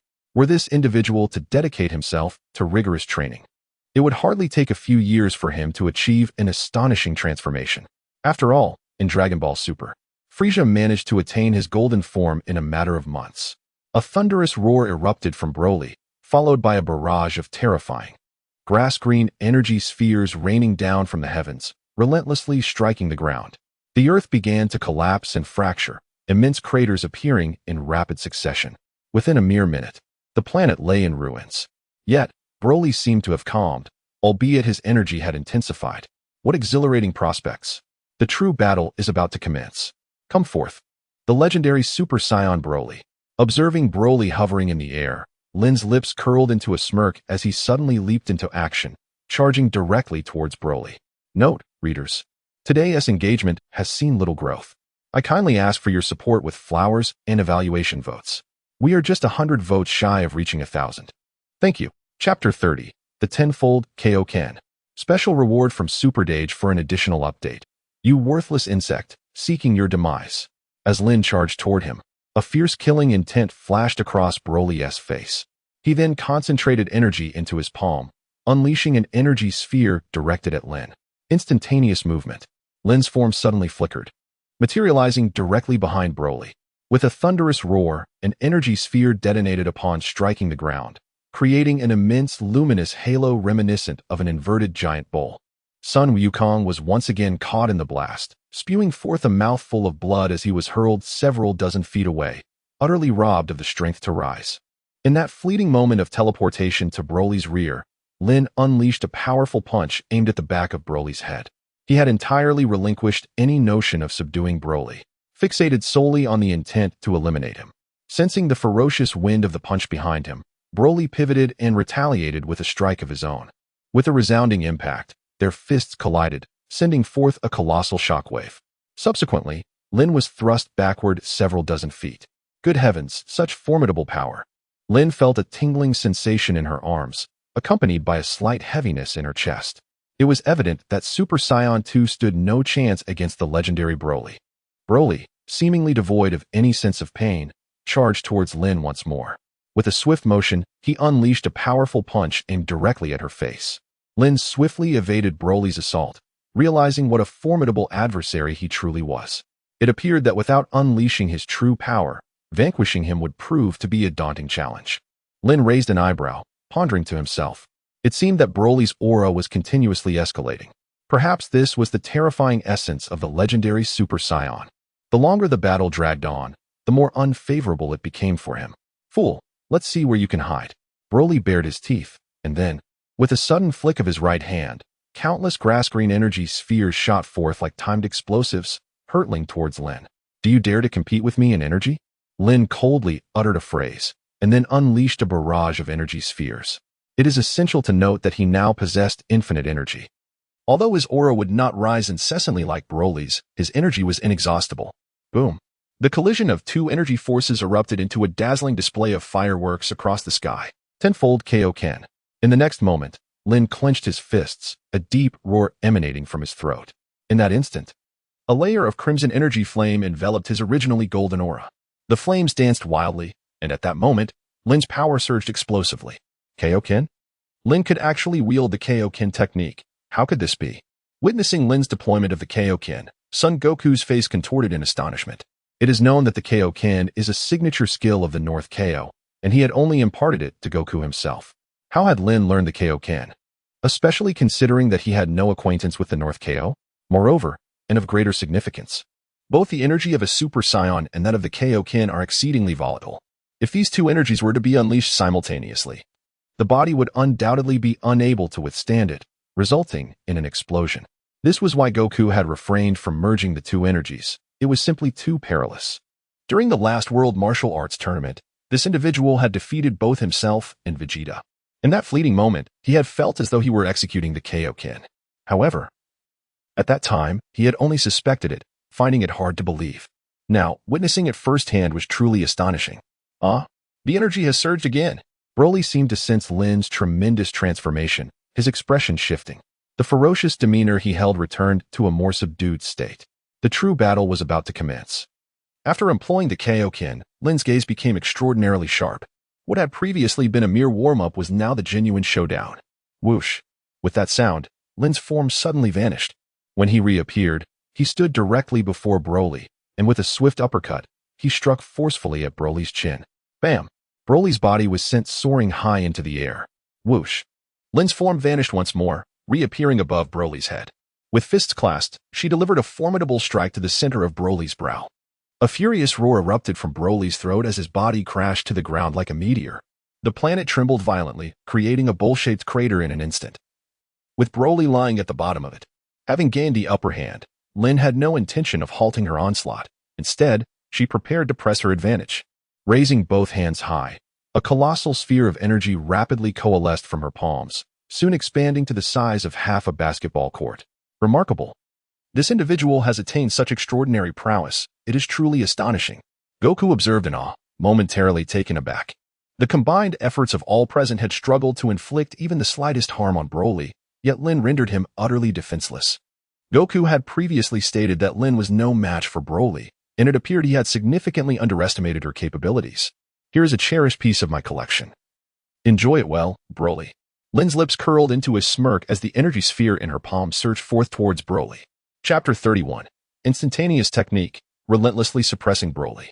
To her dismay, it seemed that Broly sensed the terrifying energy contained within the sphere, causing his expression to shift dramatically as he let out a thunderous roar. With a swift motion, he attempted to evade the energy sphere. However, escaping was far from simple. Instantaneous movement. Lin's form instantaneously shifted, materializing behind Broly. In a swift motion, she delivered a powerful kick to his face, propelling him toward the energy sphere. The impact was thunderous as Broly's body collided heavily with the enormous energy orb, resulting in a cataclysmic explosion. With a resounding roar, the immense shockwave reverberated across the planet, causing it to tremble violently, teetering on the brink of destruction. This relentless clash between the two was threatening to obliterate the entire world, sealing their fates an inevitable demise. Goku's countenance darkened as he sensed the planet's turmoil. Gohan, Trunks, and Vegeta had succumbed to unconsciousness, leaving only him aware and, to a slight extent, revitalized. In that moment, Broly unleashed another primal roar, his body marred by the aftermath of the explosion. It was evident that his fury had reached a boiling point. The transformation into a Super Saiyan in a state of rage rendered him indistinguishable from a frenzied beast. Damn trash, I will personally snap your neck, Broly bellowed. Charging fiercely towards Lin, his speed had intensified, and his strength surged as his fury unlocked the latent power within him. With a flurry of strikes, Broly launched a tempest of attacks at Lin. Each blow seemed capable of distorting the very fabric of space, resonating with a chilling sound. Lin had no choice but to hastily evade. Broly's strength was undeniably formidable. If that punch landed, the consequences would be exceedingly dire. Die! Broly suddenly roared, swinging his arm in a wide arc, delivering a powerful blow toward Lin. Observing the terrifying momentum, Lin swiftly raised his arms to shield himself. Bang! In the next moment, Broly's fist struck Lin's arms with tremendous force. Whoosh! His body was propelled backward like a cannonball, crashing into the ground with a resounding boom, shattering it into fragments and embedding him into a mountain peak 100 feet away. This brute's power was truly beyond the ordinary. Feeling the soreness in his arms, Lin furrowed his brow. Broly resembled a frenzied beast, with each attack seemingly growing in strength and speed. As time progressed, the advantage of his tenfold Kaioken began to wane. If this battle continued, it would not be long before this brute could overpower him. Winning against him then would undoubtedly prove to be a formidable challenge. In light of this, it seemed prudent to inflict some damage upon him first. Lin narrowed her eyes slightly and murmured to herself, "Ha." At that moment, Broly swiftly conjured a dozen energy spheres and hurled them directly at Lin. Lin swiftly evaded, as the towering mountain behind him was instantly reduced to rubble amidst a cacophony of explosions. Enormous mushroom clouds ascended into the sky. Suddenly, Broly's form surged forward. Come forth. In that moment, Lin unleashed his time flash technique. To swiftly vanquish Broly, he knew he had to employ this ability. Bang! Broly seemed utterly bewildered. Unable to comprehend the unfolding events, a sharp pain struck his temples, and his consciousness felt as if it had been shattered in an instant. His body was hurled sideways. What just happened? Did Lin attack? Goku was momentarily stunned as well, for he had not witnessed Lin make a move in the briefest moment. It appeared as though Lin's energy had vanished completely, as if he had become invisible within this realm of time and space. Concurrently, Broly was propelled away. as if struck by an unseen force. Having achieved a decisive blow, Lin was determined not to grant Broly a moment's respite. He activated his time flash once more, relentlessly assaulting Broly. Thud, thud, thud. Each strike targeted Broly's vital points, his temples, nape, chest, and neck. Agonized cries erupted from Broly's throat. It is crucial to note that even a single strike to such critical areas could prove fatal for many. Yet, in mere moments, Broly had endured dozens of attacks, only experiencing a slight decline in his energy and sustaining minor injuries. Remarkably, he remained unscathed at his core. This brute's physique is astonishingly resilient. Lin was somewhat taken aback. His previous assault could be described, without exaggeration, as lethal even to a mid-stage Super Saiyan. Yet, Broly appeared unscathed. How infuriating it was to feel pain. I shall end your life. Broly's eyes, aflame with fury, manifested crimson fissures. With a deafening roar, he charged directly at Lin. Boom. However, in the next instant, his body was sent hurtling backward once more, a trace of blood appearing at the corner of his mouth. It was evident that Broly had sustained injuries. Roar. Rage. An endless torrent of anger twisted Broly's features into a grotesque visage. Never before had he endured such humiliation since his birth. Thus, he was now utterly consumed by madness. Suddenly, a grass-green energy sphere coalesced at his chest, swelling to the size of a millstone with each passing breath. Imbued with the power to annihilate worlds. Chapter 32. The planet begins to collapse. What a formidable entity. If that is the case, then I shall test my mettle as well. Observing the colossal grass-green energy sphere emanating from Broly's chest, Lin gritted his teeth. Although evasion was entirely within his capability, to continually dodge would grant Broly the opportunity to recover, transforming the battle into a protracted stalemate. Given that this adversary's strength was on the rise, having managed to inflict even a modicum of damage on him earlier, it was imperative to capitalize on this advantage. Section 60. Goku, if you can still move, hasten and lead them away. This planet cannot endure for much longer. Lin began to gather energy with both hands, then turned to the prostrate Sun Wukong and spoke. If this planet were to explode, both Sun Wukong and Vegeta would undoubtedly perish. Although he did not consider himself a noble figure, he could not bear to witness their demise. More importantly, the absence of Sun Wukong and Vegeta would render the world rather dull. I understand. Sun Wukong nodded eagerly. He then summoned all his strength to lift Trunks and Gohan, and casually took Krillin along. With his physical abilities at their limit, he could only teleport with the three of them. At that moment, the energy sphere in Lin's hand had rapidly expanded. Zing! Blue lightning flickered around the energy sphere. Whoosh! Almost simultaneously, the energy spheres in both their hands collided with tremendous force. Buzz! At the instant of collision, the entire world seemed to fall into silence. However, a massive shockwave erupted almost immediately, radiating outward in all directions. Boom! The planet began to disintegrate, its surface crumbling like tofu, instantly reduced to dust.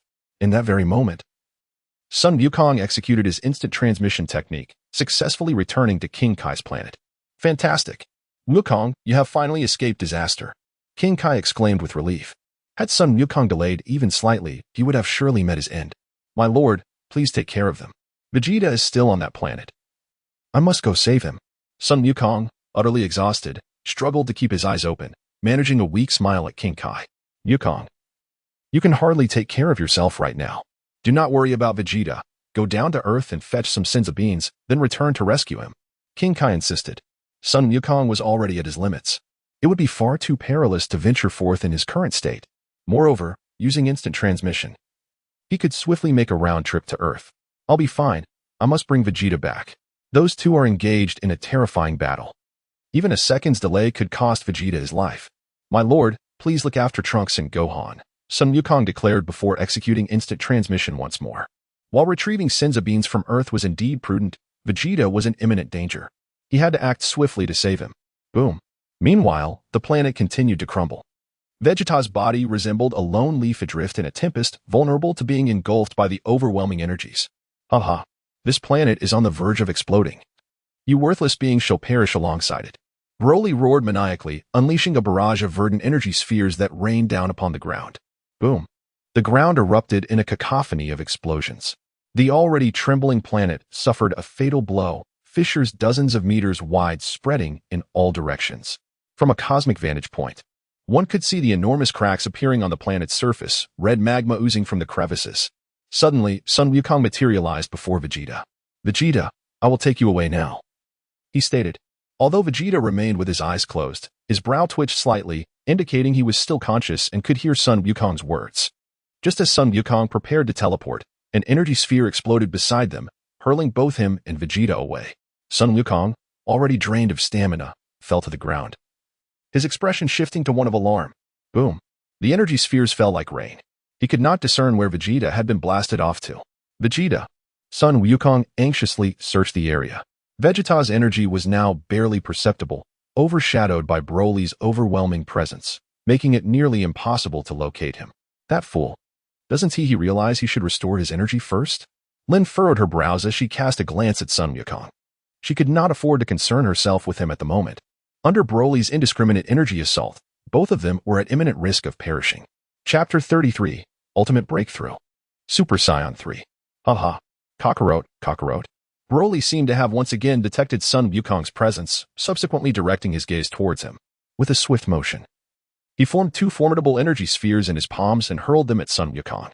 Simultaneously, he charged towards him, clearly intent on annihilating him. TCH. What a pair of burdens. Lin furrowed her brow and subsequently unleashed two shockwaves from her hands, successfully deflecting Broly's energy sphere. In that very instant, however, Broly's body lunged towards Lin at an unexpected angle. In the blink of an eye, he was before her, delivering a powerful punch to her abdomen.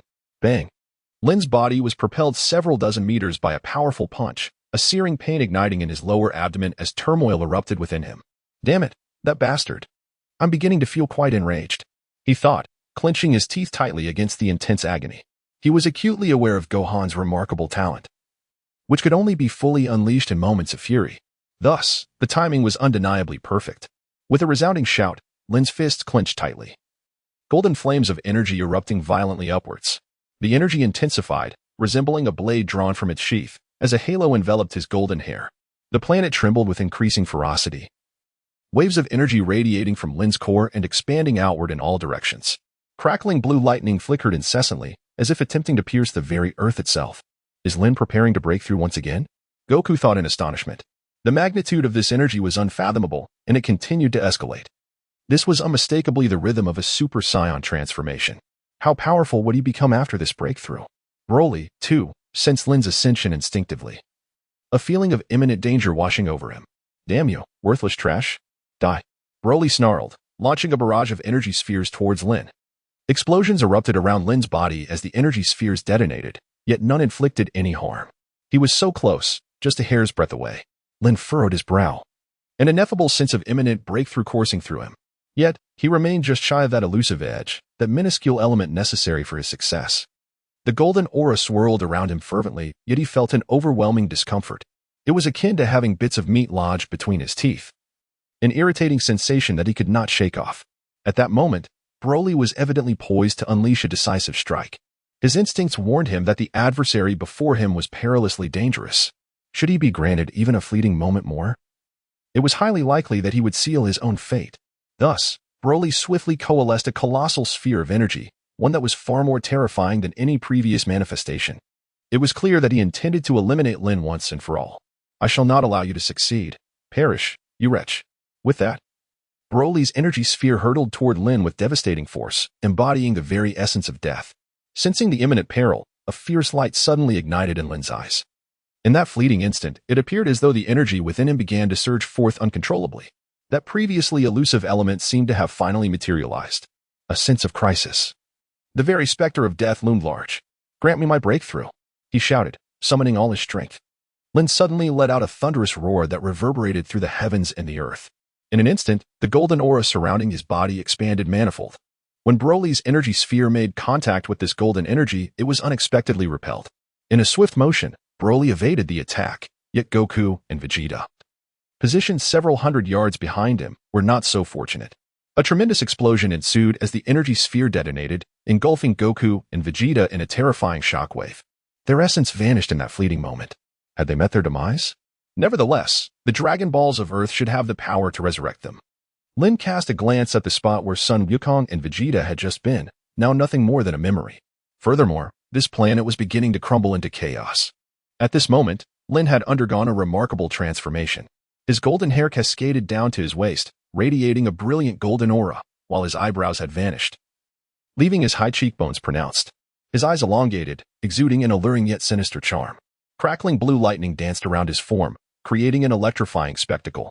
Indeed, Lin had successfully transforming into a Super Saiyan 3. What? Broly stared at Lin in stunned disbelief. From Lin's presence, he sensed an overwhelming aura of danger. It was evident that this planet was on the verge of exploding, although he had successfully transformed into Super Saiyan 3. He was uncertain whether he could survive in the cosmos. Thus, it was imperative to conclude this battle swiftly.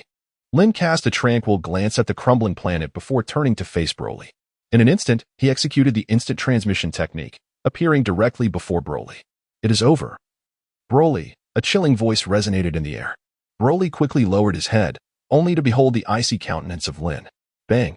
Without affording Broly a moment to react, Lin's fist plunged into Broly's abdomen. Rog's fist had penetrated Broly's stomach, crimson blood cascading down his arm. No, this is impossible. No way. Broly's face was a mask of disbelief. How could he, of all beings, be slain? How could he possibly be defeated by such filth? This was inconceivable. A faint sound escaped Lin's lips. A cascade of golden light pierced through Broly's body, culminating in a tremendous explosion. Aya! Boom! The ground shook violently.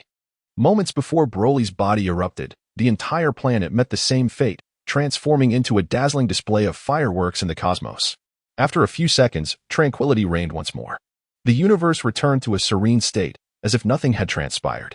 Meanwhile, Lin's form had already arrived at the North Kai's planet. Ding! Congratulations, host, for completing the designated task, eliminating the legendary Super Saiyan Broly. Reward: destruction energy limited to 3 uses. The system's voice echoed in his mind the moment he materialized on the North Kai's planet. Phew! Had he finally accomplished it? Lin exhaled deeply, a sense of exhilaration washing over him. Although the allure of destructive energy was undeniable, the breakthrough to Super Saiyan 3 during his confrontation with Broly filled him with even greater excitement. To think that merely a month after arriving in the Dragon Ball universe, he had successfully transformed into a Super Saiyan 3 and mastered destructive energy, though he possessed only 3 opportunities to utilize it at this juncture. Lin had already attained a state of invincibility. Mr. Lin, I am truly grateful for your vanquishing of the legendary Super Saiyan and for saving billions of lives across the universe, the North Kai said, trembling as he expressed his heartfelt thanks to Lin. Lin is quite distinct from Sun Wukong, thus he endeavors to speak as courteously as possible. Although he holds the title of King of the Northern Realm, in Lin's eyes, he resembles nothing more than a mere insect. If he so desires, they could effortlessly extinguish his existence in an instant. No need for gratitude. I too harbor my own intentions. Lin spoke softly, reflecting that if it were not for the imperative of the system's task, nor the desire to engage in a formidable battle with Broly, she would not resort to such acts driven by affection. Alas, if only Goku had heeded my counsel and allowed his injuries to mend before engaging, he would not have met his demise. The North Kai interjected once more, remarking on Goku's stubbornness. What difference does it make, really? Just because he has a few extra rings upon his head? In a couple of days, he will likely return to train here, perhaps finding some semblance of peace. Lin spoke softly, remarking that the demise of Sun Wukong and his companions bore little distinction from their existence. It was merely a matter of a halo adorning their heads. After all, with their formidable backing, they were spared the torments of the underworld. Furthermore, on Earth, Kiki's stringent oversight meant that Sun Wukong would likely prefer to remain in the Northern Kai's realm for his cultivation. Indeed, the Northern Kai nodded in agreement. The sentiment rang true. However, it seemed that his own days ahead would not be particularly bright. Subsequently, Lin returned to Earth with the unconscious Gohan and Trunks. Upon awakening, Gohan and the others contemplated resurrecting Sun Wukong and Vegeta, yet they were met with refusal from the two. They believed that their training on the Northern Kai's planet would yield swifter advancements. Lin seized the opportunity to have Shenron dismantle the bomb concealed within Android 18's body.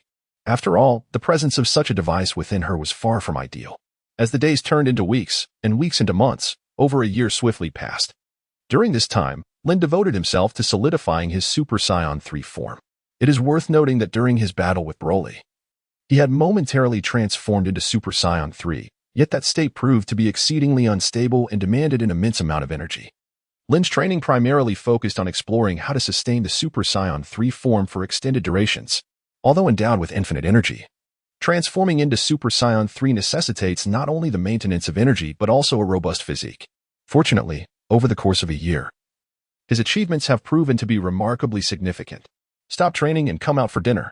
The voice of Android 18 echoed, prompting Lin to exit the gravity chamber. Despite the passage of a year, 18's appearance had remained unchanged, yet her aura had undergone a profound transformation. The previous coolness was now imbued with a mature elegance, representing a flawless metamorphosis from girlhood to womanhood. As for the reasons behind this transformation, it is likely that only Lin and 18 themselves were privy to the truth. All right. I'm coming. Lin replied with a sound of acknowledgement and subsequently exited the gravity chamber. It's been a year, and you spend every day in that gravity chamber. Is it truly enjoyable? Number 18 complained. This fellow seems to regard his training as more significant than his own existence. Indeed, it is rather dull. Thus, I was contemplating taking you on a journey to other planets. What do you think? Lin chuckled softly as he savored his meal. Indeed, his journey was not without purpose. He remained uncertain whether this temporal continuum belonged to the realm of Dragon Ball Super, Dragon Ball GT, or perhaps an entirely different universe altogether. Given Broly's emergence, it was highly probable that he was situated within the GT timeline, as the Broly from Super did not align with such characteristics. Yet, this was merely Lin's conjecture, prompting him to seek further verification. Chapter 35, The Creation of the Super Dragon Ball Radar. Traveling to other planets? Is that truly so? You have the leisure to take me on such an adventure? Number 18 inquired, her expression one of incredulity as she fixed her gaze upon Lin.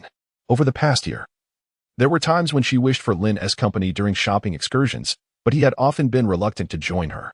The notion that he now desired to accompany her on interstellar travels left her somewhat taken aback. Indeed, it is true. Throughout this past year, I have been so engrossed in my training that I neglected you. I shall make amends during the time to come. Lin gently pinched the cheek of number 18 and spoke. Observing her excited demeanor, he suddenly realized that he had indeed been rather aloof over the past year. How sentimental, he thought. With a blush, number 18 promptly turned away.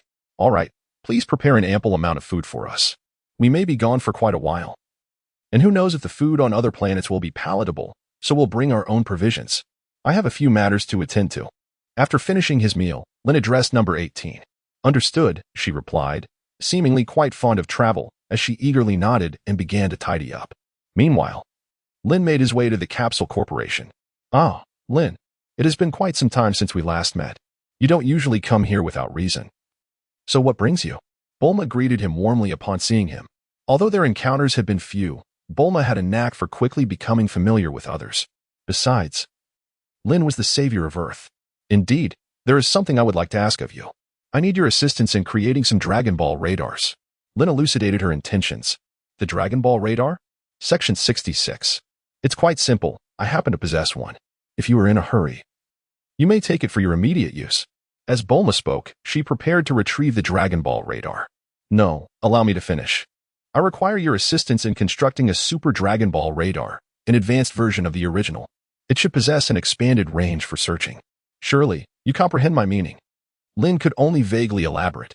Indeed, he requires a Super Dragon Ball radar, for he seeks to ascertain whether this dimension is that of Super or GT.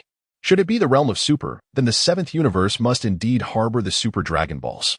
If he could locate one or two, they would undoubtedly prove invaluable in the future. It is beginning to crystallize. Essentially, it is an upgraded version of the Dragon Ball radar, capable of scanning a broader range. Bulma snapped her fingers, signifying her comprehension of Lin's words. Yes, that seems about right. How long might it take, approximately? Lin nodded and continued to inquire. It is well known that in Dragon Ball Super, Bulma successfully created the Super Dragon Ball radar. Therefore, at this moment, she ought to be able to fabricate it as well. Bulma pondered, stroking her chin, and remarked, it will likely take around 3 days. If you require it urgently, I can enlist my father's assistance, which would expedite the process. 3 days, is it? Well, that is not particularly pressing. Just let me know when it's ready. Lin nodded and remarked that. In any case, she was not lacking in ability. Well, once it's ready, I shall ensure it is delivered to you, she promised. That would be much appreciated. Very well. I shall take my leave now. With that, Lin departed from the Capsule Corporation. 2 days later, Bulma had arranged for the Super Dragon Ball radar to be sent over. Its size comparable to that of a football. The process was remarkably swift. Lin directly placed the Super Dragon Ball radar into the system's backpack. Subsequently, he embarked on an impromptu journey with Android 18. Time swiftly flew by, and in the blink of an eye, 6 months had elapsed. During this period, Lin and Android 18 traveled across numerous planets, exploring a variety of worlds. However, to Lin's disappointment, among these celestial bodies, there was no sign of the Super Dragon Balls. The radar yielded no results whatsoever. At this moment, they found themselves on the planet Cubiswo in the Eastern Galaxy. This planet was sparsely populated with humans, yet boasted a remarkably pleasant environment, characterized by verdant mountains, crystal-clear waters, and picturesque landscapes. After searching countless planets, the absence of any trace of the Super Dragon Ball suggested that this was not a realm of Dragon Ball Super. Lin murmured to herself, pondering the situation. Within the realms of Dragon Ball Super, the Super Dragon Balls were scattered across the 6th and 7th universes. Having searched for so long, and equipped with the Super Dragon Ball radar, she should, in theory, have been able to uncover at least a trace of their whereabouts. Yet, the reality seemed starkly different. What could be amiss? Haven't you found what you were seeking? Inquired number 18, observing Lin's evident disappointment. In truth, she had long been aware that Lin was in pursuit of the Dragon Balls. No, it appears that the situation is somewhat divergent from my expectations. I fear I may not be able to locate them after all. Lin smiled gently and said, "It's all right. Don't be so despondent. This universe is vast, and we have only traversed a handful of planets. Let us continue our journey to other worlds. Perhaps fortune will smile upon us." 18 quickly chimed in to offer her comfort. "Indeed, you are right. However, we need not seek fervently. We can explore as we travel." Hearing 18's considerate words, Lin smiled once more. In truth, the existence of the Super Dragon Balls seemed to lose its significance at this moment. As time passed, Lin and 18 had searched countless planets across the cosmos, yet they still had not uncovered any clues regarding the Super Dragon Balls. This led him to reluctantly concede defeat. Unbeknownst to them, 5 years had slipped away in the blink of an eye. Nevertheless, throughout their travels, Lin had not neglected his training. In the Western Galaxy, on the planet Pasher, he pondered aloud, "Have we truly been away for over 5 years? Lin glanced at number 18 and inquired with a smile, "Well, it's been 5 years and 4 months. Number 18 nodded in agreement and remarked, "I never anticipated that time would pass so swiftly, in the blink of an eye. 5 years have elapsed. With the additional year I spent cultivating on Earth, it has nearly been 7 years since Cell was vanquished." Lin pondered for a moment and spoke to himself. He was acutely aware that 7 years after the conclusion of the Cell Saga, the malevolent mage in view would emerge. It seemed that he must make a journey back to Earth. However, before he returned, he needed to elevate his strength. Over the course of these 5 years, apart from his travels, he had been relentlessly honing his power. Now, he had stabilized his prowess at the full capacity of Super Saiyan 3. Furthermore, he felt a surge of energy within him. Thus, today, he sought to challenge the transformation into Super Saiyan 4. Transforming into Super Saiyan 4 was relatively straightforward. Given that he was already at the full power of Super Saiyan 3, it was only natural that he could ascend to Super Saiyan 4. All that was required was to transform into the Great Ape form, maintain control over his consciousness, and then evolve into the Golden Great Ape. By doing so, he would successfully attain the Super Saiyan 4 transformation. Since his tail remained intact, there was no need for excessive exposure to Blood's waves. It appeared that I am on the brink of a significant endeavor. I shall embark on the challenge of this new form. And it would be wise for you to keep your distance, as there may be some inherent dangers. Lin spoke earnestly to number 18. At this moment, he was still uncertain whether he could regain control of his sanity after transforming into a giant ape. Number 18, without further inquiry, simply nodded in acknowledgement. Lin seldom inquires about the reasons behind her words. Very well, should I find myself in a state of losing control, I shall promptly halt this endeavor of breakthrough. Lin said solemnly, should she lose control, she might obliterate this planet. Therefore, if she ever sensed a lapse in her composure, she would immediately cease her actions. I am confident that you can do it. Number 18 responded with a sweet smile, affirming, "Yes, I certainly can." Lin smiled and continued, "Allow me to take you to another location." After saying this, Lin led number 18 directly to the city center.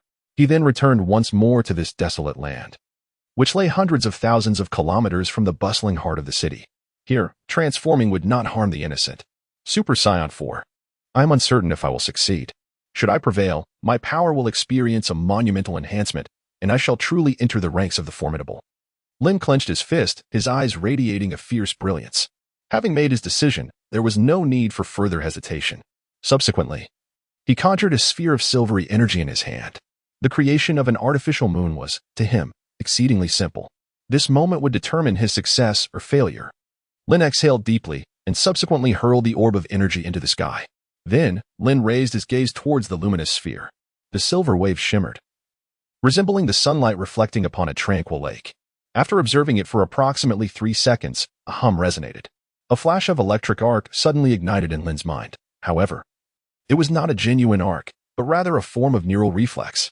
Boom. Lin distinctly felt her chest heaving violently, the sound of her heartbeat resonating clearly within her ears.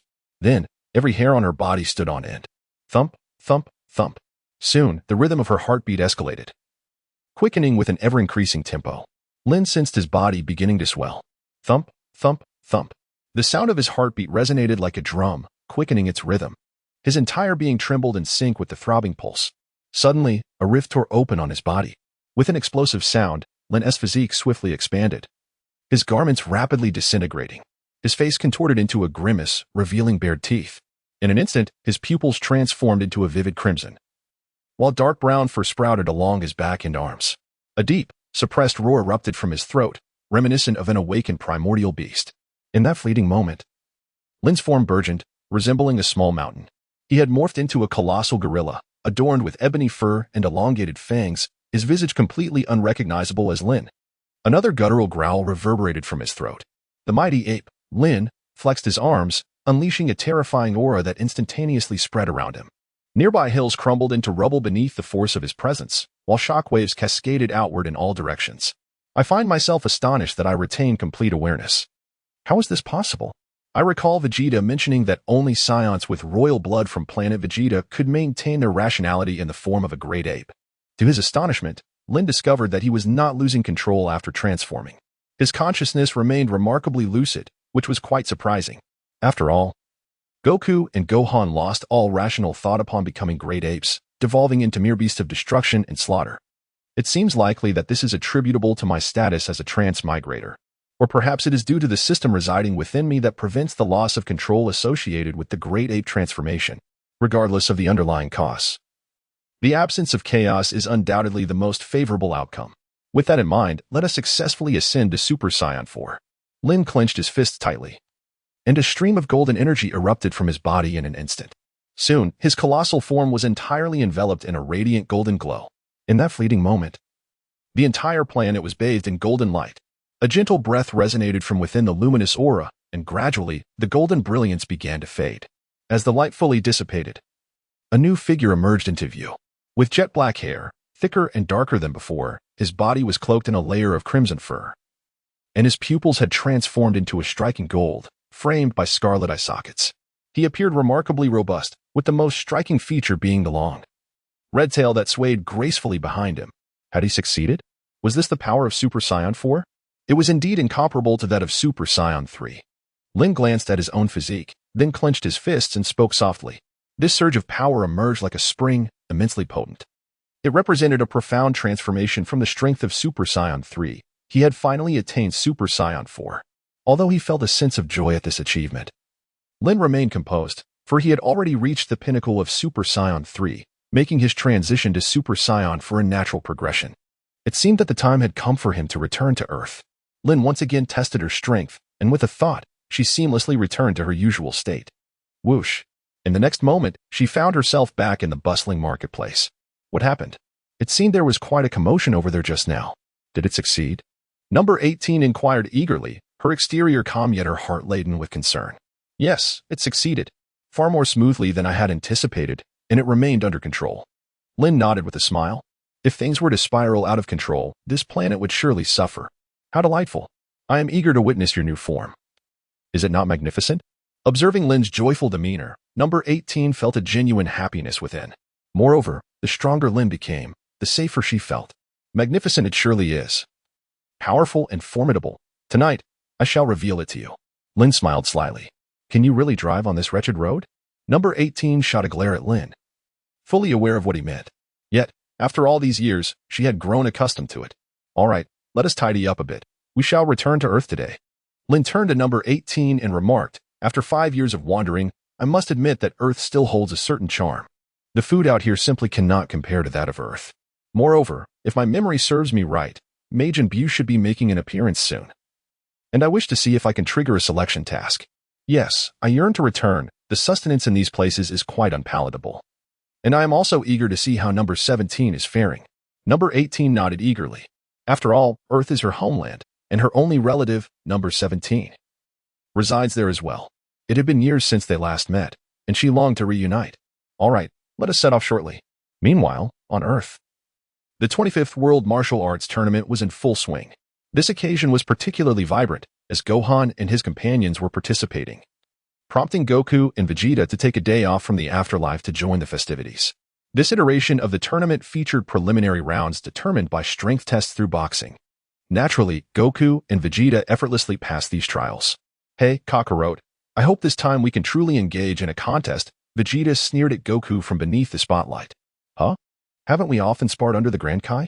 Goku replied, clearly reluctant to compete with Vegeta, given their deep familiarity with one another. The prospect of battle seemed less thrilling, particularly since Vegeta's strength was slightly inferior to his own, diminishing the excitement. Goku had entered the tournament primarily to challenge Lin once more, confident that his training under the Grand Kai had significantly enhanced his power. Thus, he was curious to see how much Lin had improved. By the way, Gohan, where is Lin? Was he invited to this tournament? Goku scanned the surroundings, failing to sense Lin's energy. Are you referring to Mr. Lin, father? He vanished 5 years ago. Gohan quickly replied. 5 years ago, Lin left Earth with number 18, and we have not seen him since. What? Lin has left Earth? Goku exclaimed, his disappointment palpable. If that's the case, this tournament has lost much of its appeal. I specifically took leave to face Lin, only to discover he has departed. Ha! You scoundrel. I knew you were only here to find Lin, Vegeta scoffed at Goku. And you were any different, Vegeta? Were you merely intending to spar with me on Earth? Goku retorted with a smile, fully aware that Vegeta was even more eager to confront Lin. Both of their powers had grown significantly in the afterlife, intensifying their desire to see how Lin had fared during his time away. Damn it, that rascal Lin has escaped. I still have not had the chance to settle the score with him. Vegeta clenched his fists, expressing his frustration. This outcome is rather disheartening. Meanwhile, at the outer arena of the World Martial Arts Tournament, Lin and Android 18 suddenly arrived, seemingly just in time for the World Martial Arts Tournament. I sensed the presence of Sun Wukong and Vegeta. Have these two formidable warriors also come to partake in this grand event? Upon their arrival, Lin immediately detected the energies of Sun Wukong and Vegeta. I wonder what the prize money is this time. I would like to participate as well. Android 18 remarked with a smile. Although she held little interest in fighting, the prospect of the prize money certainly piqued her curiosity. Surely, it must be in the tens of millions. Lin replied lightly, are both of you also participating in the Grand Martial Arts Tournament? If so, come over quickly to measure your strength. As she spoke, the staff called out for Lin and number 18. Measuring strength? Very well. Lin glanced at the punching power test machine before casually striding over to it. With a gentle flick of her finger, she tapped the device. Beep, beep, beep. The machine immediately erupted into a flurry of sounds. In no time, it displayed a value of 582. Ah. It seems I may have miscalculated my strength a tad. Lin glanced at the numbers and sighed, expressing his frustration. Controlling his strength to around 200 was indeed a rather daunting task. Suddenly, the staff member's eyes widened in disbelief. This power testing machine was brand new, undoubtedly functioning perfectly. Yet, the reading from that earlier individual was an astonishing 582. A veritable monster. Today, it seemed, was populated entirely by extraordinary beings. When the 18th contestant registered a strength of 555, the staff was left utterly speechless. One by one, the other competitors could only flee in embarrassment. What was the point of participating in this farce? Were they merely presenting themselves for humiliation? Lin has arrived. I can feel his presence. Suddenly, an expression of exhilaration crossed Sun Wukong's face. In that very moment, he turned to see Lin and the 18th contestant approaching them. Ha! That guy has finally shown up. This time, I, Vegeta, shall surely defeat you. Vegeta was equally animated. Had Lin chosen not to participate, their journey would have been in vain. Hey, Lin. Long time no see. Sun Wukong exclaimed excitedly as he rushed towards him. You all came from the depths of hell to participate. So it would be rather unreasonable for me not to show up. Besides, I imagine both of you are eager to challenge me once more. Lin cast a glance at Sun Wukong and Vegeta, a faint smile gracing her lips. Their subtle scheming was clearly etched upon their faces, evident to her discerning eyes. Indeed, the absence of your participation in the World Martial Arts Tournament would render it considerably less entertaining. Sun Wukong chuckled softly, readily acknowledging the truth of her words. Humph. This time, I shall undoubtedly defeat you, Lin, Vegeta declared, stepping forward with a confident smirk playing at the corners of his mouth. After 7 years of rigorous training in the depths of hell, both he and Kakarot had experienced a transformative enhancement in their powers. Lin could never have imagined just how formidable they had become. You always say that. Did it succeed that time? Lin cast a significant eye roll at Vegeta, then glanced at the circle atop his head, remarking, that ring does suit you rather well. After speaking, she made her way towards the other competitors. Look, it's Lin. Someone exclaimed. Who is Lin? Another questioned. No way. The champion of the last World Martial Arts Tournament. Lin? You can't be serious. Oh, I remember now. He defeated those cosmic marauders and saved Earth, didn't he? Indeed. I recall vividly. There are still newspapers documenting it. By the way, I heard that 7 years ago, the monster Cell was also vanquished by Lin. Is that true? It must be true. I've seen footage of Lin in battle. It's astounding. His movements are simply imperceptible to the naked eye. Soon, whispers began circulating among some competitors and spectators, all discussing Lin. Chapter 39, Pretending in front of me will not end well. This World Martial Arts Tournament included a junior division, thus postponing the adult competition for a while. During this interlude, Lin and Goku headed straight to the cafeteria. To be frank, the food over the past 5 years has been rather bland. And Lin found himself yearning for the flavors of Earth. Half an hour later, having satisfied their hunger, the group prepared to return to the arena when 2 uninvited guests appeared before them. Lin recognized them well, the East Supreme Kai, Ashen, and his attendant, Jebet. Who are they? Goku murmured, eyeing the Supreme Kai and Jebet blocking their path. Who knows? But they seem to possess some degree of power. Vegeta replied coldly. Piccolo, however, wore a face of terror. Having merged with Kami, he instinctively felt the immense dimensional gap between himself and the Supreme Kai. This disparity instilled within him a profound sense of pressure. Uncle Piccolo, what's wrong? Gohan asked, noticing Piccolo's distressed expression. I don't know. But I sense an overwhelming pressure from those guys, Piccolo replied, shaking his head, clenching his fists only to release them again. May I inquire if you are Mr. Goku? Ashen floated gracefully, gazing at Goku with a smile. Yes, that is correct. What is it you wish to discuss? Goku responded earnestly.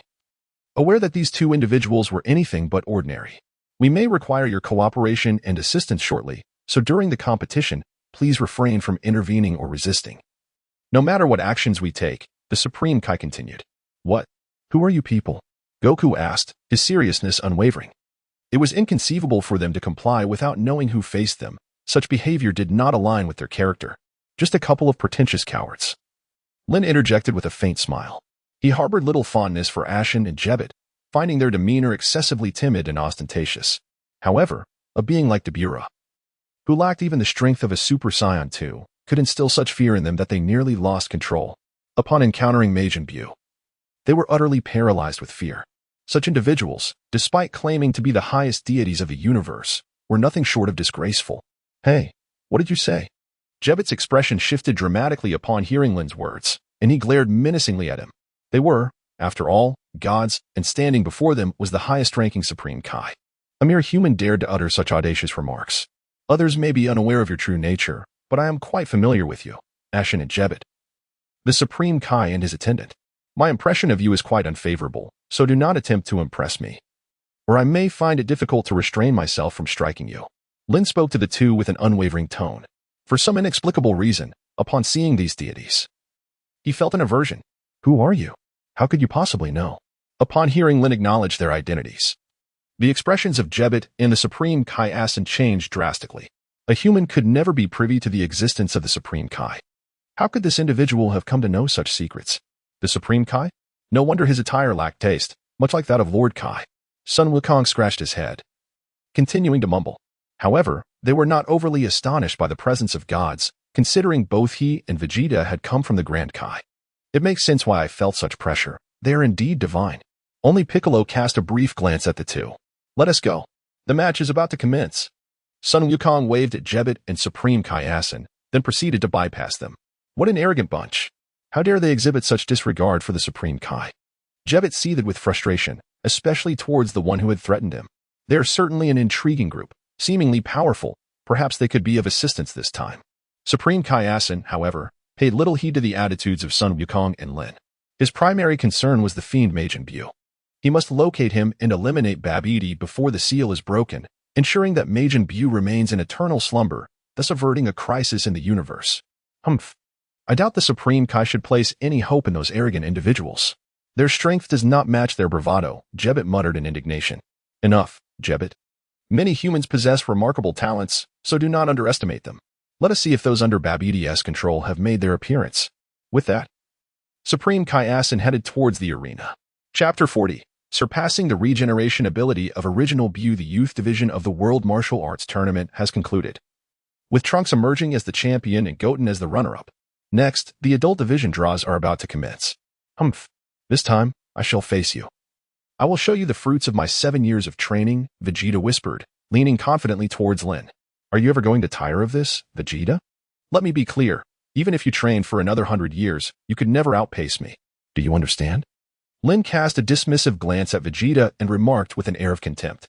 Undeniably, Vegeta possessed formidable training talent. However, I have an advantage, a distinct edge. Constantly comparing oneself to me seems rather futile, does it not? Humph. Bask in your fleeting pride while you can. Soon, in the arena, you shall witness the true extent of my strength. Vegeta appeared unfazed by Lin's words, instead continuing to revel in his own confidence. Very well. I eagerly await your performance. Lin could only nod faintly as the drawing commenced. It is worth noting the irony in the situation. Both Lin and Vegeta drew the number 10. Oh. You two have drawn together, exclaimed Goku, who felt a twinge of discomfort at that moment. It is essential to acknowledge that his purpose for coming to Earth was to engage in a contest with Lin. Now, he found it regrettable that their encounter would occur between Vegeta and Lin in the very first round. What a pity, Kakarot. You shall not have the opportunity to compete with Lin, for I shall defeat him in the first bout, Vegeta proclaimed, clenching his fist with a sense of self-satisfaction. Alas, this is a case of delusions at their peak. It requires remedy. Lin cast a sympathetic glance at Vegeta. What could account for his unwavering confidence? 7 years prior, there had been a considerable gap between them. Why did he now harbor such naive beliefs that only his own strength had increased? Had Lin truly remained stagnant during those 7 years? Distinguished contestants and esteemed audience, the 25th World Martial Arts Tournament for Adults is officially underway. Now, let us welcome our first competitors, Krillin and Yak. The resounding voice of the golden-haired host echoed throughout the arena, igniting a thunderous applause from the audience. Many had eagerly awaited this tournament for an extended period. Fortunately, Krillin thought to himself, he hadn't encountered Goku and his companions. As long as he avoided facing Goku, Lin, and Piccolo, he would not face immediate elimination. At the very least, he would not suffer too much humiliation. Yak was merely an ordinary earthling, with a punching machine score of only a little over 70. The first match concluded swiftly, with Krillin emerging victorious as anticipated. Although he could not be compared to Goku or Vegeta, he still proved formidable against an average earthling. The second match featured Gohan battling Jebbit. Mr. Goku. We may need to enlist Mr. Gohan's assistance shortly. We harbor no ill intentions, so please refrain from intervening. Before the match commenced, East Kaioshin Asin approached Goku and his companions, speaking earnestly. Goku raised an eyebrow, uncertain of the man's intentions, yet sensed no malice from them. Reluctantly, he nodded in agreement, knowing that he would act if the situation warranted it. Ding. A system task has been issued. Please make the following choices. Option 1. Prevent Majin Buu from breaking his seal. Reward, Kaioshin status. Option 2. Indirectly assist Majin Buu in breaking his seal and defeat him. Reward, Kaioshin Sword X1. Option 3. Aid in breaking Majin Buu's seal and eliminate him. Reward, an ability to regenerate infinitely, surpassing even the original Buu. At that moment, the system's voice reverberated once more within Lin's mind. It appeared that a task had indeed been assigned. Lin glanced at the system's tasks and rewards. The first option presented itself as the identity of the Kaioshin, a role in which he held no interest whatsoever. Even if it were offered directly to him, he would refuse without a second thought. Thus, he dismissed it outright. As for the second choice, the Kaioshin sword, it seemed to possess no extraordinary qualities apart from housing an ancient artifact. Moreover, in the world of Dragon Ball, weapons appeared to hold little significance. Consequently, Lin remained uninterested. Against stronger adversaries, the Kaioshin sword would prove utterly ineffective. Even if one were to stand idle and allow it to strike, it would likely fail to inflict any harm. Upon reflection, the allure of the third option stood out more prominently, the regeneration ability surpassing that of the original Majin Buu. It is noteworthy that the original Buu's regenerative power is exceedingly formidable. As long as a single cell remains intact, he can completely restore himself without expending any energy. If the regeneration ability offered here exceeds that of the original Buu, it certainly possesses a compelling allure. In essence, as long as he does not encounter energies that severely counteract regeneration, he would nearly be invulnerable to death. Chapter 41. Preventing Kaishin Ashen. I choose option 3, to eliminate the original Buu. Lin decisively opted for the third choice, as the position of the Kaishin and the Kaishin sword held no allure for him. In contrast, he found the regenerative abilities of the original Buu far more compelling. At that moment, Gohan and Jebbet stood atop the stage. "Gohan, unleash your true power. Let me witness it," Jebbet declared. Although his primary intent was not simply to gauge Gohan's strength, curiosity gnawed at him. How formidable could these beings from the lower realms truly be? Is that so? Very well. I shall reveal the might that surpasses that of a Super Saiyan. With Jebbet's earnest gaze fixed upon him, Gohan decided it was time to cease his concealment. After all, many were already aware of his identity. The title of Saiyan hero would be made public. Gohan then clenched his fist tightly, causing the entire arena to tremble. Crackling. A series of lightning bolts flickered across the ground, slithering like serpents. Over the past 7 years, he had not only immersed himself in scholarly pursuits, but had also diligently continued his training. He was acutely aware that both his father and Uncle Vegeta had sacrificed themselves. Should Earth face another crisis, it would be up to him to resolve it. Thus, he had not neglected his cultivation. Through these 7 years, his strength had transcended the limits of a Super Saiyan, evolving into a Super Saiyan 2. With one final roar, Gohan's body became enveloped in a golden aura, radiating outward like a jet stream. Crackling. Simultaneously, blue lightning danced around him. His golden hair was styled high, with a lock of bangs swaying before his brow. He had undeniably transformed into a Super Saiyan 2. It was astonishing. A being from the lower realms possessed such terrifying power. This strength had even surpassed that of the esteemed Kaishin. Jebbet, standing opposite Gohan, was utterly astounded. To be candid, he had never regarded those from the lower realms with much respect. However, he now realized his grave misjudgment. These individuals wielded an alarming level of strength. Wow, I never imagined Gohan's power would ascend to such heights, Goku exclaimed, equally shocked. He understood Gohan's character well. He had never been particularly dedicated to training. Often, he had trained passively, with little time devoted to active practice. To think that in just 7 years, he had achieved Super Saiyan 2 through sheer diligence. With that kid's talent, he should have been able to grow even stronger, Vegeta scoffed, though internally he too was quite taken aback, refusing to express it verbally. Just as Gohan unveiled his astonishing power, Babiti's minions, Yam and Spabovich, suddenly lunged toward him. "Please, everyone, cooperate with me," Kaishin Asin addressed Goku and the others, preparing to utilize his extraordinary abilities to restrain Gohan. Lin's figure flickered and materialized directly before the Supreme Kai of Time, Asin. He grasped Asin's arm with a firm grip. "What is it that you intend to do?" Asin inquired, his expression one of surprise as he regarded Lin. Had they not just reached an agreement moments ago?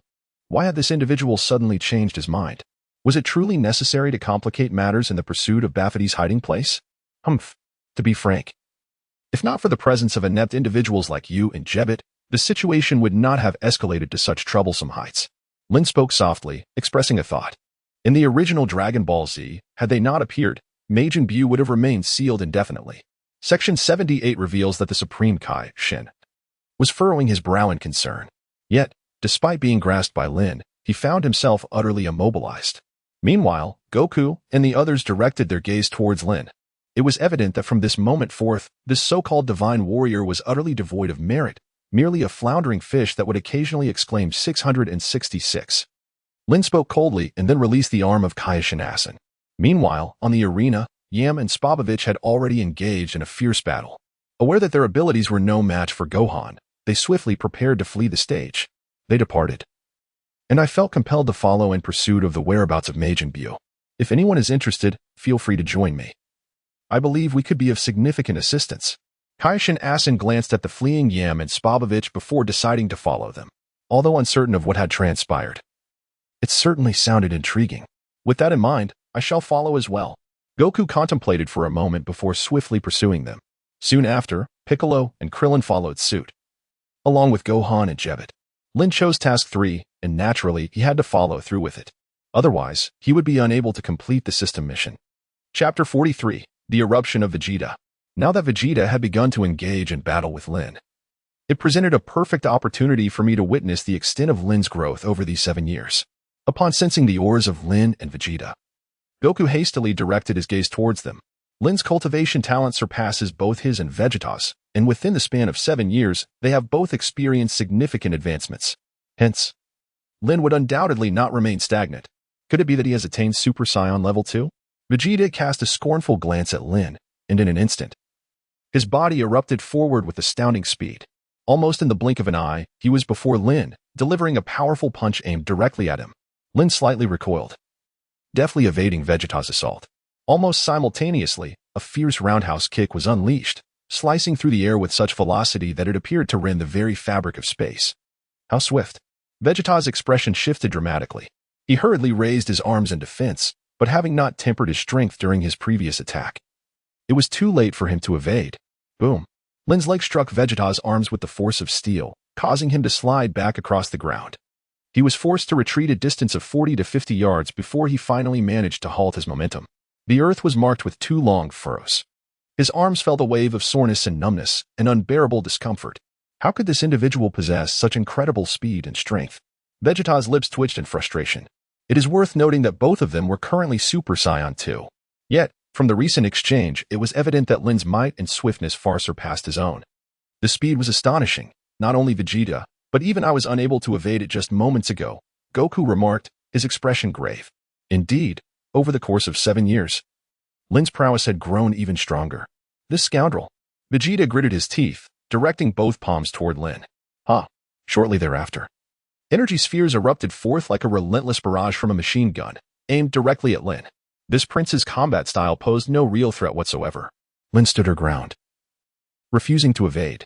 A deafening roar erupted as the earth exploded beneath her. Billowing clouds of dust and enormous mushroom-shaped plumes soared into the sky. Vegeta was well aware that her assault was utterly ineffective. He executed this maneuver solely as a diversionary tactic. Whoosh!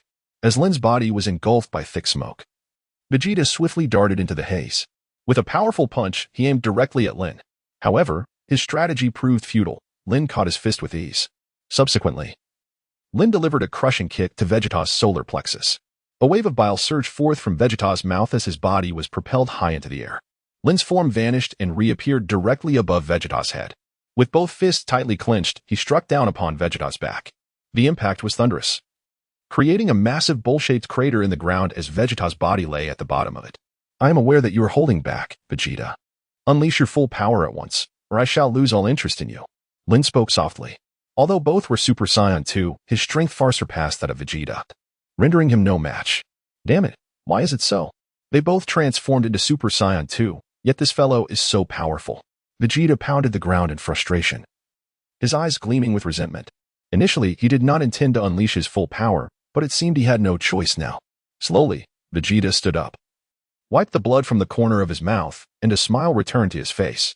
I must admit, you are quite infuriating. Being a Super Saiyan 2, and yet you are so much stronger than I? However, no matter what happens next, you shall not prevail. My power has long transcended Super Saiyan 2. So brace yourself. The strongest Saiyan will always be me, Vegeta. Clenching his fist, he pointed his thumb at himself, exuding an air of supreme arrogance. That expression was more formidable than that of the king of the universe. Was Vegeta preparing to transform into Super Saiyan 3? Observing Vegeta's demeanor, Goku realized that Vegeta was intent on becoming Super Saiyan 3. Given Lin's overwhelming strength, Super Saiyan 2 was no match for him. Yet, he harbored a foreboding feeling that even if Vegeta transformed into Super Saiyan 3, he might still not be Lin's equal. Fool, the more inflated your ego becomes now, the more you shall question your existence shortly. Lin cast a sidelong glance at the self-assured Vegeta and remarked coolly, observing Vegeta's demeanor. It was evident that he had mastered the form of Super Saiyan 3. In the original Dragon Ball Z, it was Son Goku who transformed into Super Saiyan 3 while in the underworld. Furthermore, since both Vegeta and Son Goku had perished 7 years ago, if Son Goku could attain the Super Saiyan 3 transformation, it was reasonable to assume that Vegeta was nearly there as well.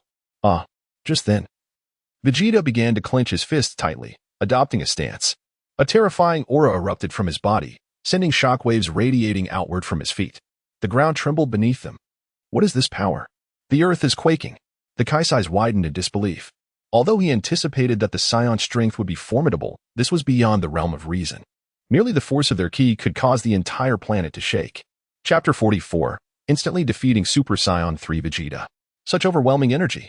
What kind of training did Uncle Vegeta undergo in the afterlife to become so powerful? At that moment, Gohan, who was engaged in battle with the Beerus, also sensed Vegeta's ki and was taken aback. No, it can't be. These beings are merely humans. How could they possess such incredible strength? As the Demon King, Beerus found himself questioning his own existence. The Gohan before him was already a challenge, and now there was an even stronger presence. When did such powerful humans emerge on Earth? It is truly astonishing that Vegeta possesses such immense energy. Hehehe. This is precisely what I desire. With such vast energy, my Majin Buu will relish the absorption. Hurry and elevate your powers, for the sooner you do, the quicker my Majin Buu will awaken. Though Babidi was also astonished by Vegeta's energy, his excitement outweighed his surprise. The stronger these beings became, the more energy Majin Buu could absorb, allowing him to break free from his seal sooner. Then, the entire universe would be his. The earth continued to tremble. Vegeta's hair began to lengthen, the golden strands cascading down to his waist. His eyebrows vanished, and his brow became pronounced. Crackling blue lightning danced around Vegeta's form, more fervent than during his Super Saiyan 2 transformation. The atmosphere vibrated like a blade being unsheathed, causing the air to resonate. Was this a transformation that surpassed Super Saiyan 2? Gohan quickly glanced at Vegeta, disbelief etched on his face. Meanwhile, Krillin and Piccolo were utterly astonished, struggling to fathom the nature of Vegeta's training in the afterlife that allowed him to become so powerful in just 7 years. Gradually, tranquility returned to the earth. Yet massive fissures formed beneath Vegeta's feet. Humph. What do you think, Lin? Are you beginning to feel fear from my transformation? The power of Super Saiyan 3 is beyond your imagination. Now transformed, Vegeta cast a smug glance at Lin. Previously, when Lin battled Broly, Vegeta had quickly succumbed to unconsciousness. Moreover, at the moment Lin ascended to Super Saiyan 3, both he and Son Goku were engulfed by an energy sphere, preventing them from witnessing Lin's transformation. Perhaps Son Goku retained some memory of it, as he had not lost consciousness and since Lin's breakthrough. However, Vegeta had seen nothing and was now brimming with arrogance. I truly wish to say, your proud expression resembles that of a fool. What does it matter if you have become Super Saiyan 3? Do you truly believe that this qualifies you to be my rival? Lin cast a disdainful glance at Vegeta and remarked, even in the form of Super Saiyan 3. You were nothing before me. Oh, still boasting without shame? It seems you have no comprehension of the true might of Super Saiyan 3. If that is the case, allow me to demonstrate. Vegeta smirked coldly, a hint of arrogance gracing his lips. In an instant, with a swift motion, his body vanished. When he reappeared, it was already behind Lin, a triumphant smile adorning his face. Without hesitation, he launched a powerful kick aimed directly at Lin's face. In that fleeting moment, Lin executed the instant transmission technique. Whoosh! Vegeta's foot pierced through Lin's neck, yet he felt no resistance whatsoever. A mere afterimage? How could this be? The smile on Vegeta's face instantly froze, transforming into sheer astonishment. He was acutely aware that after attaining Super Saiyan 3, his speed had undergone a qualitative enhancement. There was no way Lin, possessing the strength of only a Super Saiyan 2, could evade him. It was even impossible to discern his own movements. How did he manage to evade? Bewildered, he thought. Bang! Just as Vegeta stood in utter shock, a sudden sharp pain surged through his chest. His body was instantly propelled backward. Boom! Vegeta's form crashed through 3 towering mountains. Meanwhile, Lin reappeared at his original position. Over the span of 7 years, Lin had not merely transformed into a Super Saiyan 4. His fundamental combat prowess had escalated to terrifying heights. Furthermore, his comprehension of the instant transmission technique had deepened significantly. Thus, under the augmentation of instant transmission, how could the Super Saiyan 3 Vegeta possibly stand as his adversary? What transpired in that brief moment? I couldn't even catch a glimpse of Lin's movements. No, it was as if his body had suddenly vanished in an instant. Goku's mouth fell agape in astonishment, utterly incredulous. Vegeta had already ascended to Super Saiyan 3, yet was still struck and sent flying in a heartbeat. He was well aware of the immense power Super Saiyan 3 Vegeta possessed. Could it be that Lin executed instant transmission in an instant, dodging Vegeta's attack? Impossible. Even with instant transmission, one would not vanish along with their energy in that fleeting moment. Meanwhile, Krillin and Piccolo stood with their jaws dropped in sheer astonishment. No. This is absolutely impossible. How could this be? I have clearly transformed into Super Saiyan 3. Why could I not catch a glimpse of his movements? Vegeta lay on the ground, dazed, clearly unable to comprehend the situation at hand. Lin remained in the form of Super Saiyan 2. While I had already ascended to Super Saiyan 3, this outcome should not have occurred. Chapter 42, A Lesson to Remember. Vegeta, filled with rage, thought, "That scoundrel Lin must be afraid of being defeated by me. However, I have come to Earth today, and I will not let the opportunity to vanquish you slip away." Vegeta glared at Lin, clenching his fists tightly. With a flash of his body, he pursued him. Meanwhile, Android 18 stood still. Having been informed by Lin that the martial arts tournament might witness some unforeseen events. Nevertheless, she could continue competing here. After flying for about 10 minutes, everyone followed Yamcha and Spobbich to a desolate valley. Swish, swish, swish. Jebbit and King Kai Asin hurriedly concealed themselves. Spobbich and Yamcha arrived before a small structure resembling an upgraded snail shell. "Lord Babidi, I am truly sorry. We have failed. Those fellows are too powerful," Spobbich said, fear evident on his face. Babidi, a creature resembling a cross between a pangolin and a caterpillar, retorted coldly, "You two are utterly worthless. Not only did you fail to gather any energy, but you also attracted such a crowd. My subordinates are not in need of such incompetence, so you two shall vanish." With that, Yamcha and Spobbich exploded before him, revealing a cruel smile. "Lord Babidi, those individuals are hiding behind that mountain. It seems they possess considerable energy. Leave it to me." Dobra grinned at Babidi. "Very well. I shall rely on you. But remember, do not kill them immediately. My Majin Buu's revival requires their energy." Babidi replied nonchalantly. "Yes, Lord Babidi," Dobra nodded. In the next instant, his body vanished. "Oh no, we have been discovered," King Kai Asin exclaimed in shock. The red-faced giant Jebbit was equally stunned. Just as they were processing this, Dobra appeared before Jebbit, wearing a devilish grin. With a swift strike, he unleashed a powerful blow towards Jebbit. Poor Jebbit had no time to react as the shockwave engulfed him. What? Goku and Gohan were equally caught off guard.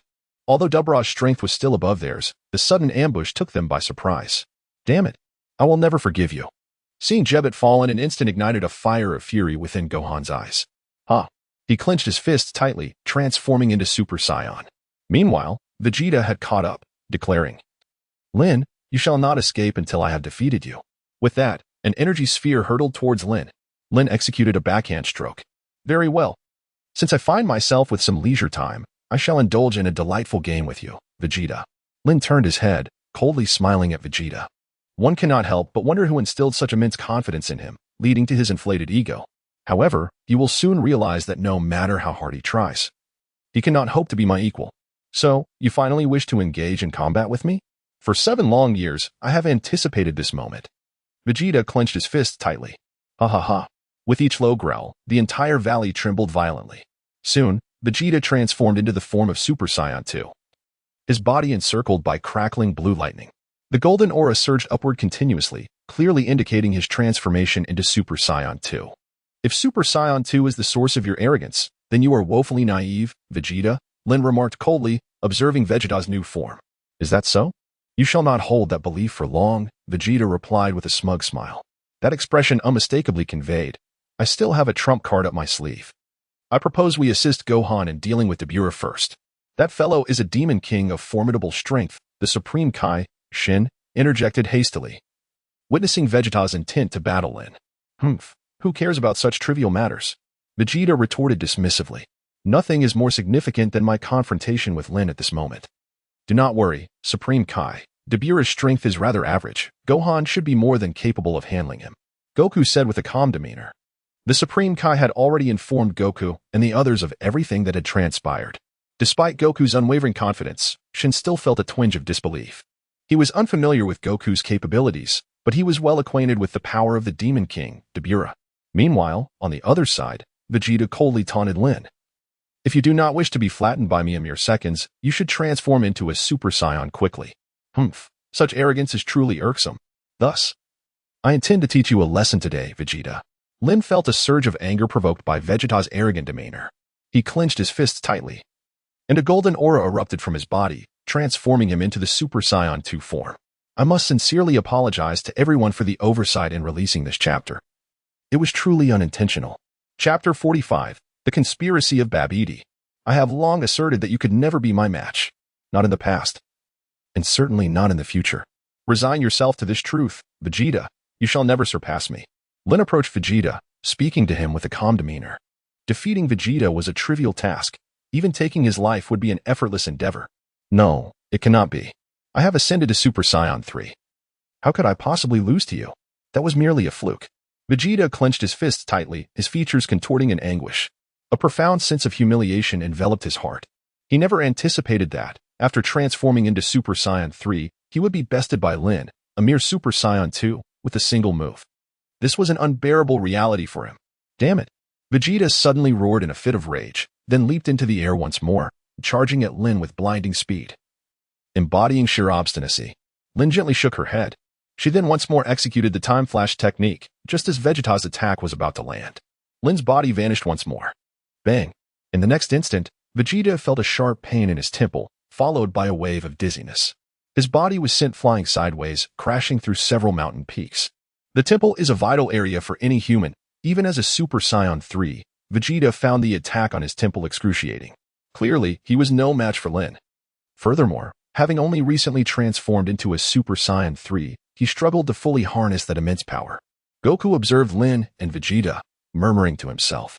Although the Super Saiyan 3 form bestows tremendous strength and a significant boost in speed, it bears a considerable drawback.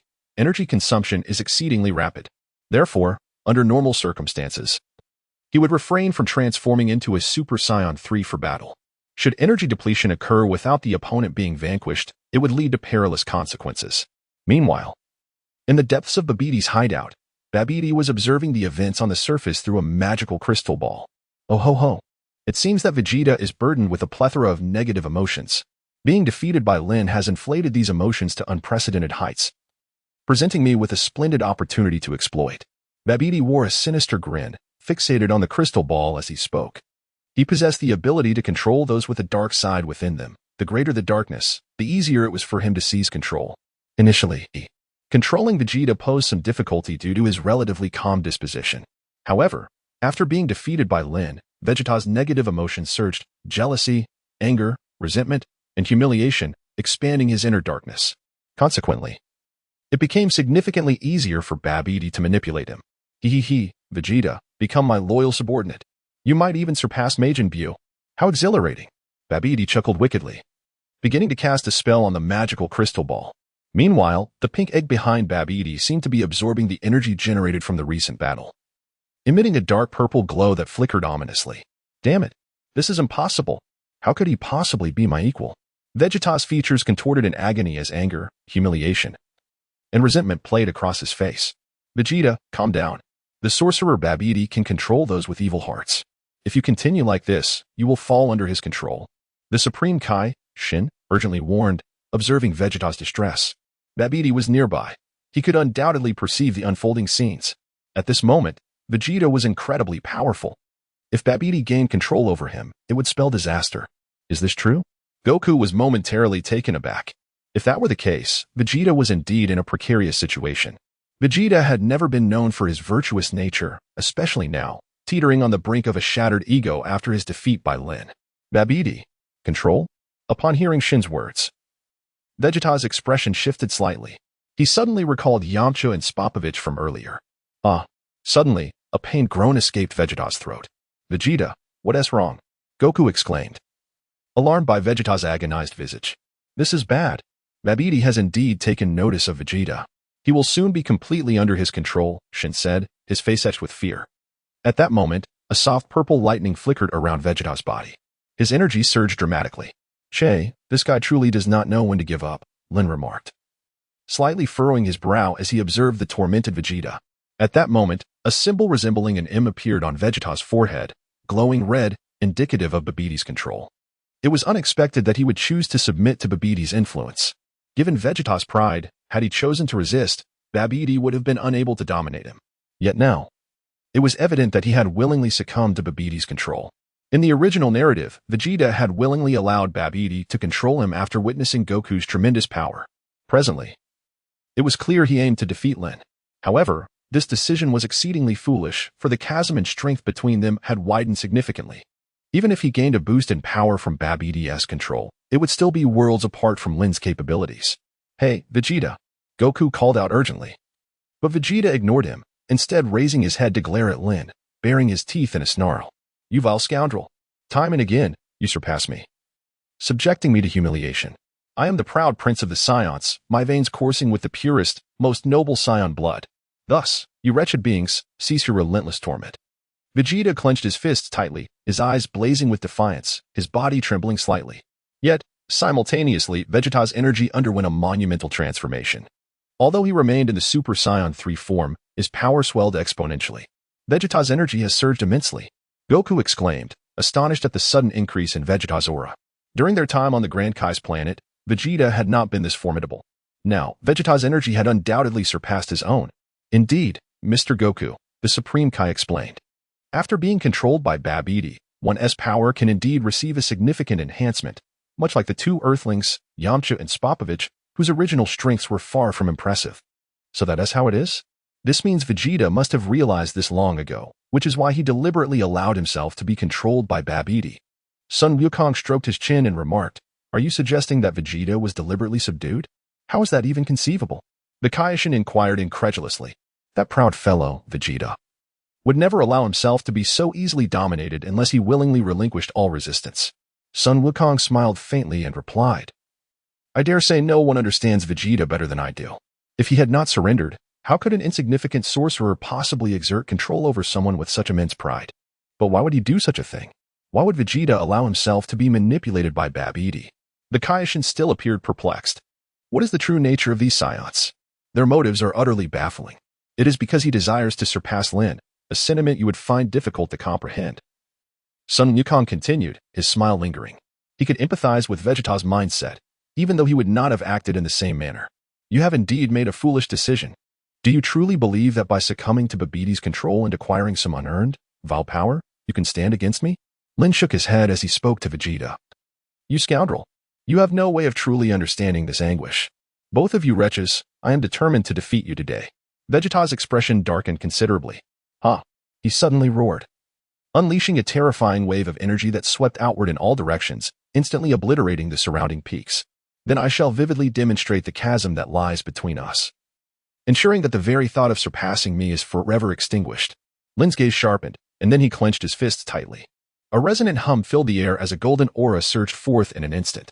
Lin seamlessly transformed into the Super Saiyan 3 form.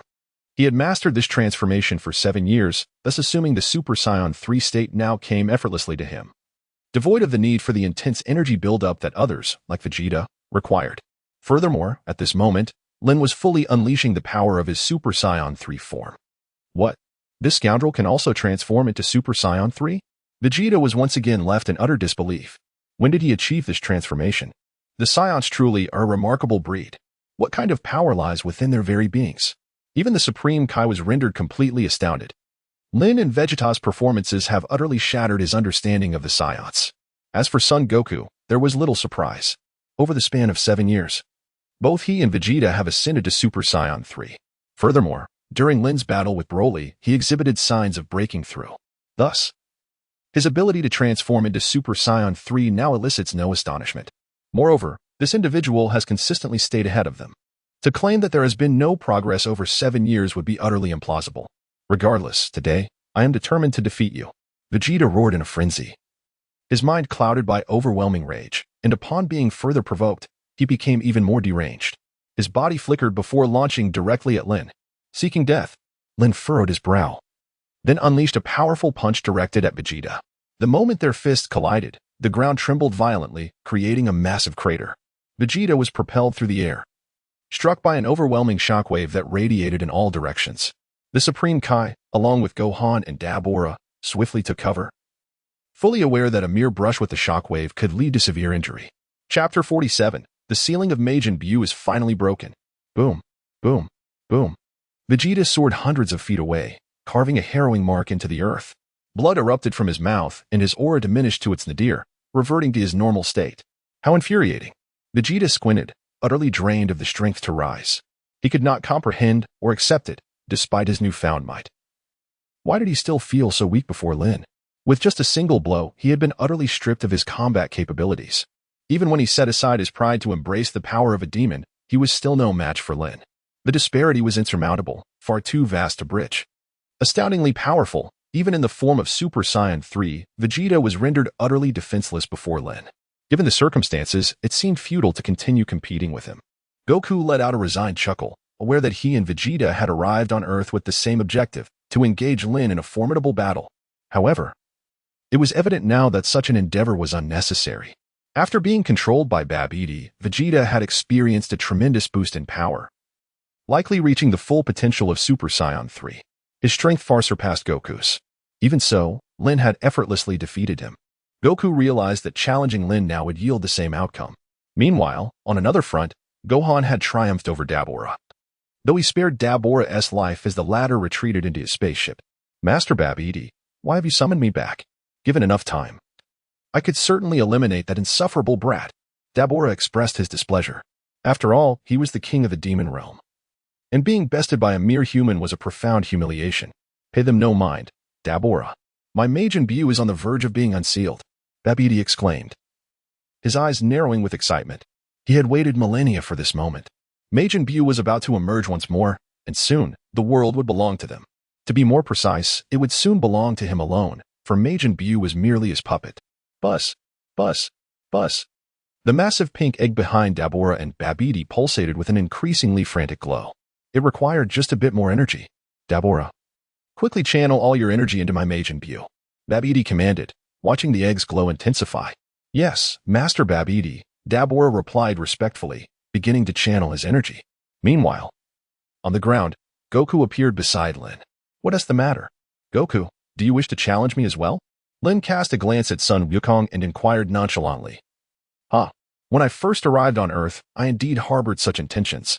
However, witnessing how effortlessly you defeated Vegeta just now, it is clear that no matter how hard I strive, I would not stand a chance against you. Thus, I shall refrain from pursuing that notion. Sun Wukong chuckled awkwardly. Speaking candidly, although he relished the thrill of challenging formidable opponents, Lin's prowess surpassed theirs by an insurmountable margin. Even if the two of them were to engage in earnest combat, he held no hope of victory. When the disparity is so vast, further conflict seems futile. Mr. Lin. Mr. Wukong, I believe we should hasten to locate Babidi. The immense energy generated during your recent battle may have very well released Majin Buu from his seal. The Supreme Kai urged, rushing towards Lin and Sun Wukong. Is Majin Buu truly that formidable? Sun Wukong queried, a hint of skepticism in his voice. Given that they had managed to astonish the Supreme Kai simply by transforming into Super Saiyans, he found it difficult to regard his words as a reliable measure of strength. Indeed, he is extraordinarily powerful. At one time, there were 5 Supreme Kais, each capable of vanquishing Frieza with a mere finger. Yet 4 of them fell to the might of Majin Buu. The Supreme Kai hastily elaborated. We must not delay any further. It is already too late. That fiend Majin Buu has emerged. Lin spoke softly, for in the preceding moment, he sensed a malevolent aura. This presence was formidable, rivaling that of the previous Vegeta. It could undoubtedly be none other than Majin Buu. Indeed, I too have perceived a powerful and sinister energy. However, if this is merely the extent of its strength, there is no cause for concern, Goku remarked nonchalantly. This aura is indeed significantly stronger than Dabura's. Yet it does not possess the overwhelming might described by King Kaiyasen. Perhaps I could very well deal with him myself. You lot simply cannot fathom the terror that Majin Buu embodies. Section 90. The Kaioshin was already trembling in fear. TCH, look at you quaking in your boots. If you are so frightened, you might as well leave. Remaining here only makes you a mere bystander. Lin cast a fleeting glance at the Supreme Kai, Asen, and coldly uttered a remark. Just then, Babidi emerged from his spaceship, accompanied by a plump, cherubic little boy. Chapter 48. Son Goku vs. Majin Buu. Upon seeing the adorable little creature behind the sorcerer Babidi, the Supreme Kai's eyes widened in shock. Instantly, beads of sweat formed on his brow, and his body instinctively began to retreat, as if he had encountered a ghost. Is such exaggeration truly necessary, Supreme Kai? If that is indeed Majin Buu, his power seems rather mediocre. Son Gohan remarked as he gazed at Majin Buu. That fellow's aura is undeniably malevolent, but perhaps I can defeat him with my current strength. Indeed, Supreme Kai, he doesn't appear to be particularly formidable. Son Goku chimed in, echoing Gohan's sentiments. You all remain blissfully unaware of the true terror that is Majin Buu. With his resurrection, we are certain to face annihilation. The Supreme Kai still wore an expression of sheer dread, a fear that had been sown thousands of years prior. Thus, upon seeing that familiar visage, he found himself unable to escape the shackles of his anxiety. You three seem rather impressive. Babidi spoke with a sinister tone directed at the trio. He then turned his gaze toward the Supreme Kai. You killed my father, and today, my Majin Buu shall devour you. Suddenly, Majin Buu squinted his eyes and flashed an innocent smile at the Supreme Kai, sending a jolt of terror coursing through him. Lin cast a fleeting glance at Babidi, and without uttering a word, a beam of golden light shot forth from her fingertips. Babidi was utterly unprepared. The radiant beam pierced through his forehead before he could even muster a scream. His body was propelled away, lifeless. You are remarkably decisive, Sun Wukong remarked. Taken aback by Lin's swift action in vanquishing the sorcerer Babidi without hesitation. Was there any need for mercy towards such an individual? Lin cast a fleeting glance at Sun Wukong and inquired, individuals like Babidi should not even exist in this world. Moreover, he is exceedingly feeble. A diminutive figure like me holds no interest in him whatsoever. Very well. If that is the case, might I first have an encounter with the demon Majin Buu? Sun Wukong replied, stretching his limbs. Initially, his purpose for coming to Earth was to engage in a contest. However, having witnessed the battle between Lin and Vegeta, it became evident that Lin En's strength far surpassed his own. He felt utterly insignificant in comparison. Thus, even if a confrontation were to occur, it would lack any substantial thrill. This Majin Buu appears to possess considerable power as well. Do as you wish. However, do not underestimate Majin Buu with your current abilities. It will not be an easy task to defeat him. Lin shrugged indifferently and remarked, the power of Super Saiyan 3 might surpass that of Majin Buu before us. But the latter's astonishing regenerative abilities make it exceedingly difficult to eliminate him completely. Only Goku's Spirit Bomb could achieve that. Oh, if even you acknowledge this. It seems this foe is indeed quite formidable. However, such a challenge only piques my interest further. Goku chuckled, then shook his arms, unleashing a terrifying golden aura that erupted from his body. He transformed directly into Super Saiyan 2, a lock of hair dancing before his brow, blue lightning swirling around him. Majin Buu glanced at Goku, his expression suddenly shifting, his eyes narrowing into crescent moons, revealing his malevolent nature. In an instant, Goku vanished and reappeared right before Majin Buu, delivering a powerful punch to his abdomen. A clear imprint of his fist emerged, and Majin Buu was sent flying. Whoosh! Goku's form disappeared once more. Bang! Bang! Bang! Within the span of a single second, Goku unleashed a flurry of over 10 punches, each leaving a distinct mark on Majin Buu's body. Incredible! I never anticipated Goku could become this powerful. It seems the Kaishin's warnings about Majin Buu were exaggerated. He is certainly no match for Goku, Krillin remarked, observing the unfolding scene. Indeed, as long as Goku is present, there will be no unforeseen events. However, it is still premature to celebrate. Have you not noticed that Majin Buu has sustained no injuries? Goku's attacks are indeed fierce, appearing to leave Buu defenseless. Yet he shows no signs of retaliation.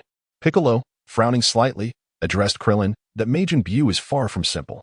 Uncle Piccolo is correct. Dad's attacks are ineffective, Gohan added, furrowing his brow. The fact that he can completely disregard the assaults of Super Saiyan 2 indicates that Majin Buu is indeed extraordinarily powerful. Boom. Goku struck Majin Buu once more, sending him flying. At this point, Majin Buu's body resembled the surface of the moon, riddled with numerous craters from Goku's punches. With a flex of his body, Majin Buu restored himself, his form becoming smooth and unblemished once again. Hee, are you done? If so, it's my turn. Majin Buu grinned wickedly at Goku, his eyes narrowing again into crescents. He then leapt forward with astonishing speed, leaving behind a violet-pink streak. So fast. Goku's expression shifted as he quickly raised his arms to defend himself. Bang. In the next moment, Goku was sent hurtling away by a powerful punch from Majin Buu. Boom. Goku's body was embedded into a rocky wall hundreds of feet away. Cackling, Majin Buu thrust both fists into the ground. What is he doing? Gohan and Krillin exchanged bewildered glances at Majin Buu's actions, while Piccolo quickly comprehended the situation, understanding that his arms and limbs could stretch. He realized that Majin Buu could attack from a distance, just as he could. Bang. At that moment, Majin Buu's arms appeared behind Goku, delivering 2 heavy punches to his back. This guy possesses extraordinary strength. Just 3 punches, and I'm already feeling the effects. Goku wiped the blood from the corner of his mouth, astonished yet exhilarated. To be wounded by merely 3 strikes indicates that Majin Buu is far stronger than I had anticipated. If I continue fighting as Super Saiyan 2, I would be utterly outmatched. Moreover, I can only remain on Earth for a day. In that case, let us engage in a proper battle. Goku's gaze sharpened. accompanied by a deep roar as the earth trembled violently once more. Waves of golden energy radiated outward like a hurricane, causing Gohan and Piccolo to stumble back uncontrollably. Indeed, this guy can transform into Super Saiyan 3 as well, Piccolo remarked, squinting slightly. Naturally, if even Vegeta can attain Super Saiyan 3, there is no reason Goku cannot. Krillin replied with a hint of pride, as though it were his own achievement. This tremor lasted 5 or 6 seconds before the earth settled into silence once more, revealing Goku in his Super Saiyan 3 form. Majin Buu's expression shifted to one of surprise. You seem to have grown stronger. He pointed at Goku. This is the form of Super Saiyan 3, and in this state, I should be more than capable of handling you, Goku declared confidently, a smile gracing his lips. Super Saiyan 3 vastly surpasses Super Saiyan 2 in both speed and strength. While Majin Buu is indeed powerful, he can never hope to match Super Saiyan 3. Cackling wickedly, Majin Buu's smile was rather unsettling. Goku remarked coolly, let's see about that. Whoosh. In an instant, he vanished, leaving behind traces of blue lightning. Boom.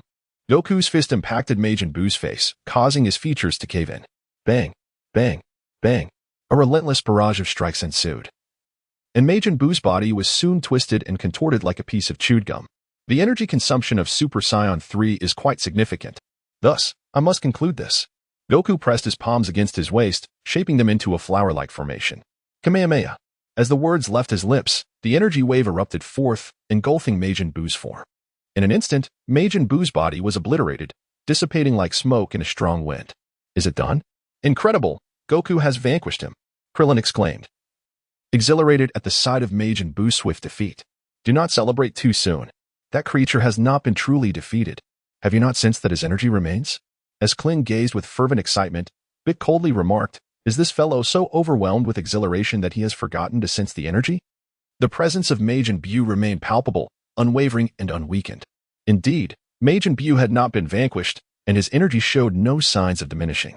This indicated that my father's Kamehameha had been entirely ineffective against him.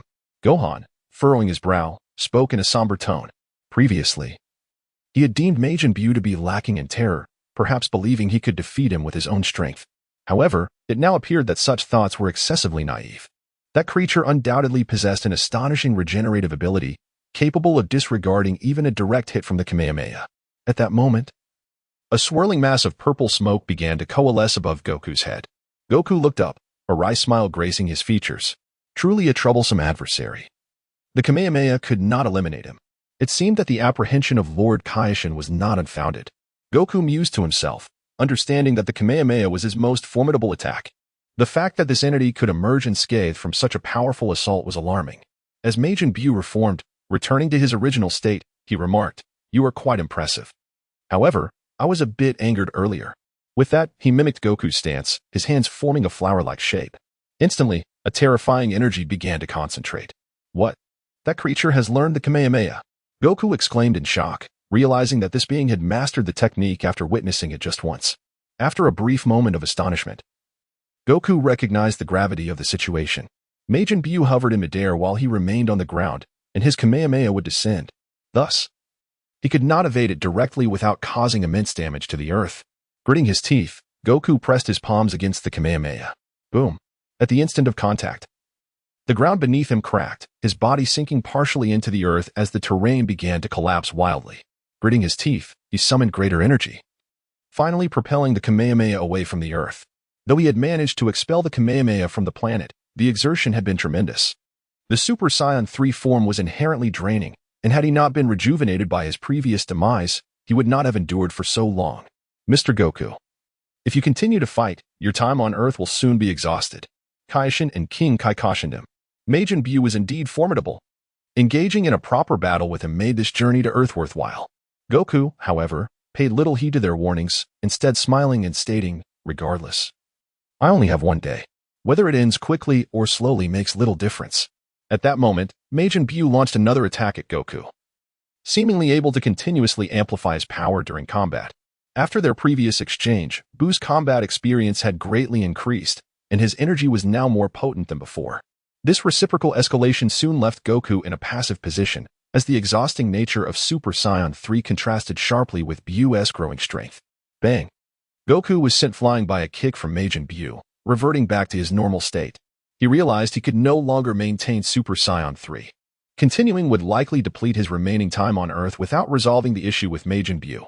This is no fun. I want to turn you into candy and eat you.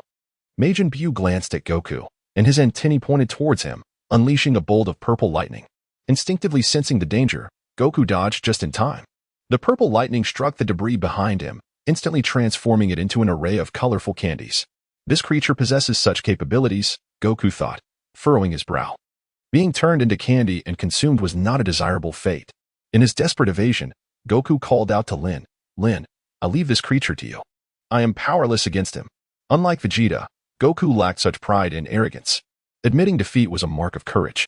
"Very well," Lin nodded. After all, it had been quite a commotion for a while now. Thus, it was time to put an end to the menace known as Majin Buu. Whoosh! Lin's body suddenly flickered, appearing directly before Majin Buu. With a powerful punch, he struck Majin Buu. Boom! The moment Lin's fist made contact, Buu's head exploded, scattering pink remnants across the ground, which squirmed like grotesque little insects. How formidable! The expressions of Gohan, Piccolo, and the others became profoundly intricate. With just a single blow, had Lin managed to obliterate Buu's head? Although Mr. Lin's strength was indeed formidable, such an assault might still prove insufficient to vanquish Majin Buu, who possessed an incredibly abnormal regenerative ability. As long as he retained a single cell, he could resurrect himself. While the Kaioshin was astonished by Lin's power, he realized that sheer strength alone might not suffice to completely annihilate Majin Buu. Indeed, that creature had withstood my Kamehameha wave unscathed. Ordinary attacks would not suffice to eliminate him. Goku nodded in agreement. At that moment, Majin Buu's head began to regenerate. Only 2 small clumps of pink flesh remained, which did not retract but crawled like tiny worms towards Goku and Vegeta. Whoosh! In that instant, Lin surged toward Majin Buu once more. Bang! Bang! Bang! He unleashed a flurry of relentless attacks upon Buu. Despite Buu's formidable regeneration, the current fat Buu had absorbed the powers of 2 Kaioshins, resulting in a significant difference in his recovery capabilities compared to the original Buu. Under the tempestuous onslaught from Lin, Buu's stamina began to wane. The attacks were proving effective. Buu's energy was diminishing. Goku watched Buu with excitement and exclaimed, "Dad, watch out behind you." Suddenly, Gohan shouted as a large pink net appeared behind Goku, swiftly closing in on him. Swish! Without turning his head, Goku instantly teleported to Gohan's side. He narrowly evaded Majin Buu's ambush. But the severely injured Vegeta was not as fortunate. He was instantly ensnared by the pink net and consumed within it. Chapter 51, Destruction. Killing Majin Buu and Vegeta. Vegeta. Uncle Vegeta. As they witnessed Vegeta ensnared by the mass of pink, Goku and Gohan's faces turned grave. Giggle. Majin Buu wore a sinister smile. The mass enveloping Vegeta flew toward Majin Buu and adhered to him. An unsettling feeling washed over them, as if something dreadful were about to transpire. Goku furrowed his brow and murmured, "This is bad. Majin Buu can devour others and absorb their powers." The Kaioshin quickly interjected, "Why didn't you mention this sooner?" Goku shot a reproachful glance at Kaioshin Asin. It always seemed that this guy had a knack for offering advice only after the fact. If he had warned everyone beforehand, they could have been better prepared. I was too anxious and forgot." The Kaioshin's expression wilted. Ever since encountering Majin Buu, he had been engulfed in fear, rendering him unable to provide timely warnings. Just then, Majin Buu let out a sharp cry. A purple aura erupted from his body, and in that instant, Buu's energy surged exponentially. A terrifying wave of energy rippled outward in concentric circles. How powerful! This creature's energy far surpassed that of Super Saiyan 3 Vegeta. I wonder if Lin can handle this? Sensing Buu's escalating power, Goku glanced at Lin and whispered. At this moment, Majin Buu's aura had become truly terrifying. Even if he transformed into Super Saiyan 3 again, he would undoubtedly be no match for him. And Lin, though immensely strong, was merely a Super Saiyan 3. Had he truly been consumed? If that is the case, then do not blame me, Vegeta. Lin cast a fleeting glance at the increasingly powerful Majin Buu and remarked in a calm tone. Frankly speaking, Vegeta's repeated challenges had begun to irritate him. Previously, he had been under the control of Babidi, and now, to make matters worse, he had been absorbed by Majin Buu. The prospect of rescuing him was exceedingly troublesome, and he found himself lacking the patience for such an endeavor. It is worth noting that during their last encounter in the South Galaxy, he had made an effort to save him, yet this individual seemed utterly devoid of gratitude. How surprising it was that after absorbing Vegeta's power, he had gained such formidable strength. Your recent attack inflicted pain upon me, and now I shall return the favor tenfold. Following Vegeta's absorption, Majin Buu's intellect appeared to have significantly increased. With a sinister grin, he bared his teeth at Lin and said, "Is that so? Absorbing Vegeta has indeed augmented your strength. However, if you believe this makes you my equal, you are sorely mistaken. My power transcends your imagination." Lin gazed intently at the sinister figure of Majin Buu and declared, "It is essential to recognize that I can now transform into Super Saiyan 4. Even the Super Saiyan 3, Vegeta, absorbed by Majin Buu, pales in comparison to my prowess. Thus, from the very outset, this battle is devoid of suspense. You, in your overconfident arrogance, will soon comprehend the folly of your words." Suddenly, Majin Buu broke into a wide grin, his eyes narrowing into crescent shapes. In a flash, he lunged towards Lin. Undeniably, Majin Buu's speed had significantly increased, rendering even Goku unable to accurately discern his movements. However, that was merely the case for Goku. "Return whence you came." Lin let out a thunderous roar, and then, with unwavering determination, launched a powerful punch forward. Boom! The sound reverberated as their fists collided instantaneously. In that fleeting moment, it resembled a nuclear explosion, causing the ground to cave in dramatically. A colossal mushroom cloud ascended into the sky. Whoosh! With the force of their clash, Majin Buu was sent hurtling backward, leaving a long trail of dust in his wake. Bang! Bang! Bang! After rolling several times on the ground, Majin Buu finally came to a halt, looking quite disheveled, steam billowing from the pores atop his head. However, before Majin Buu could regain his footing, Lin was already before him, his right hand aimed squarely at Buu's head. A violet energy orb coalesced instantly in the palm of his hand. In that moment, Majin Buu felt an unprecedented sense of impending doom. A chilling aura of death enveloped him, and beads of sweat formed on his forehead. What is that energy orb? It emanates a palpable sense of mortality. Son Goku's pupils constricted sharply as he fixed his gaze on the violet orb in Lin's palm. This sensation was foreign to him. Danger. A perilous, deathly danger. At that moment, King Kaioshin Asin unexpectedly knelt down, his body succumbing to an uncontrollable force.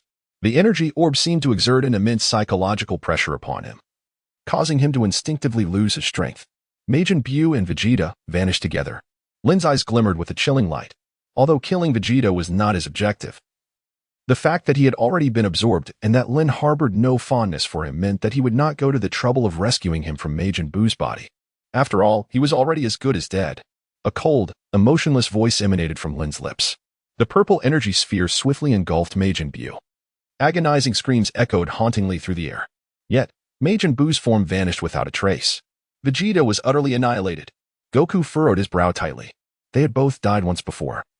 And now with Vegeta's demise, he could not be resurrected even with the Dragon Balls. Chapter 52. Reward, Regenerative Ability. Although Vegeta's death was a profound regret for them, the circumstances had left them with no alternative. Majin Buu had absorbed Vegeta, and to eliminate him entirely meant that Vegeta would perish as well. Excellent. Majin Buu has been completely eradicated. I can no longer sense his presence. The Supreme Kai, Shin, became exhilarated at this moment, his face alight with excitement. The fate of Vegeta held little significance for him. The annihilation of Majin Buu was what truly mattered. With this, the great crisis threatening the universe had been averted.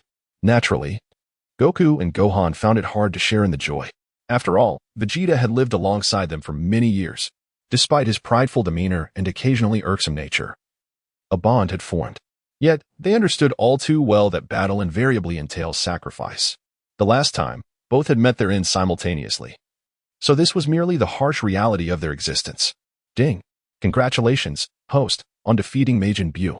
Reward, regenerative ability surpassing that of the original Buu. Following the defeat of Majin Buu, the synthesized electronic voice of the system resonated in Lin's mind. In truth, the reward of regenerative ability held little allure for him. This power was beneficial against opponents of comparable strength or slightly superior. However, against foes significantly stronger, its effectiveness diminished considerably. Against formidable beings like the gods of destruction or angels, regenerative ability was of no consequence.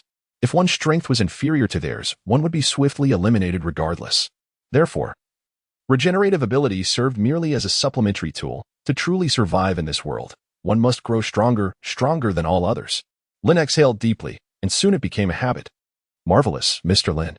I am truly grateful to you for vanquishing Majin Buu and saving this universe, exclaimed King Kaioshin, scampering towards Lin with an expression full of excitement and gratitude. Without your assistance, it would have been exceedingly difficult to defeat Majin Buu, especially after he absorbed the formidable power of Vegeta. It made the situation even more challenging. If you wish to express your gratitude, 3 days from now on Earth, take me to the King Kai's realm for training.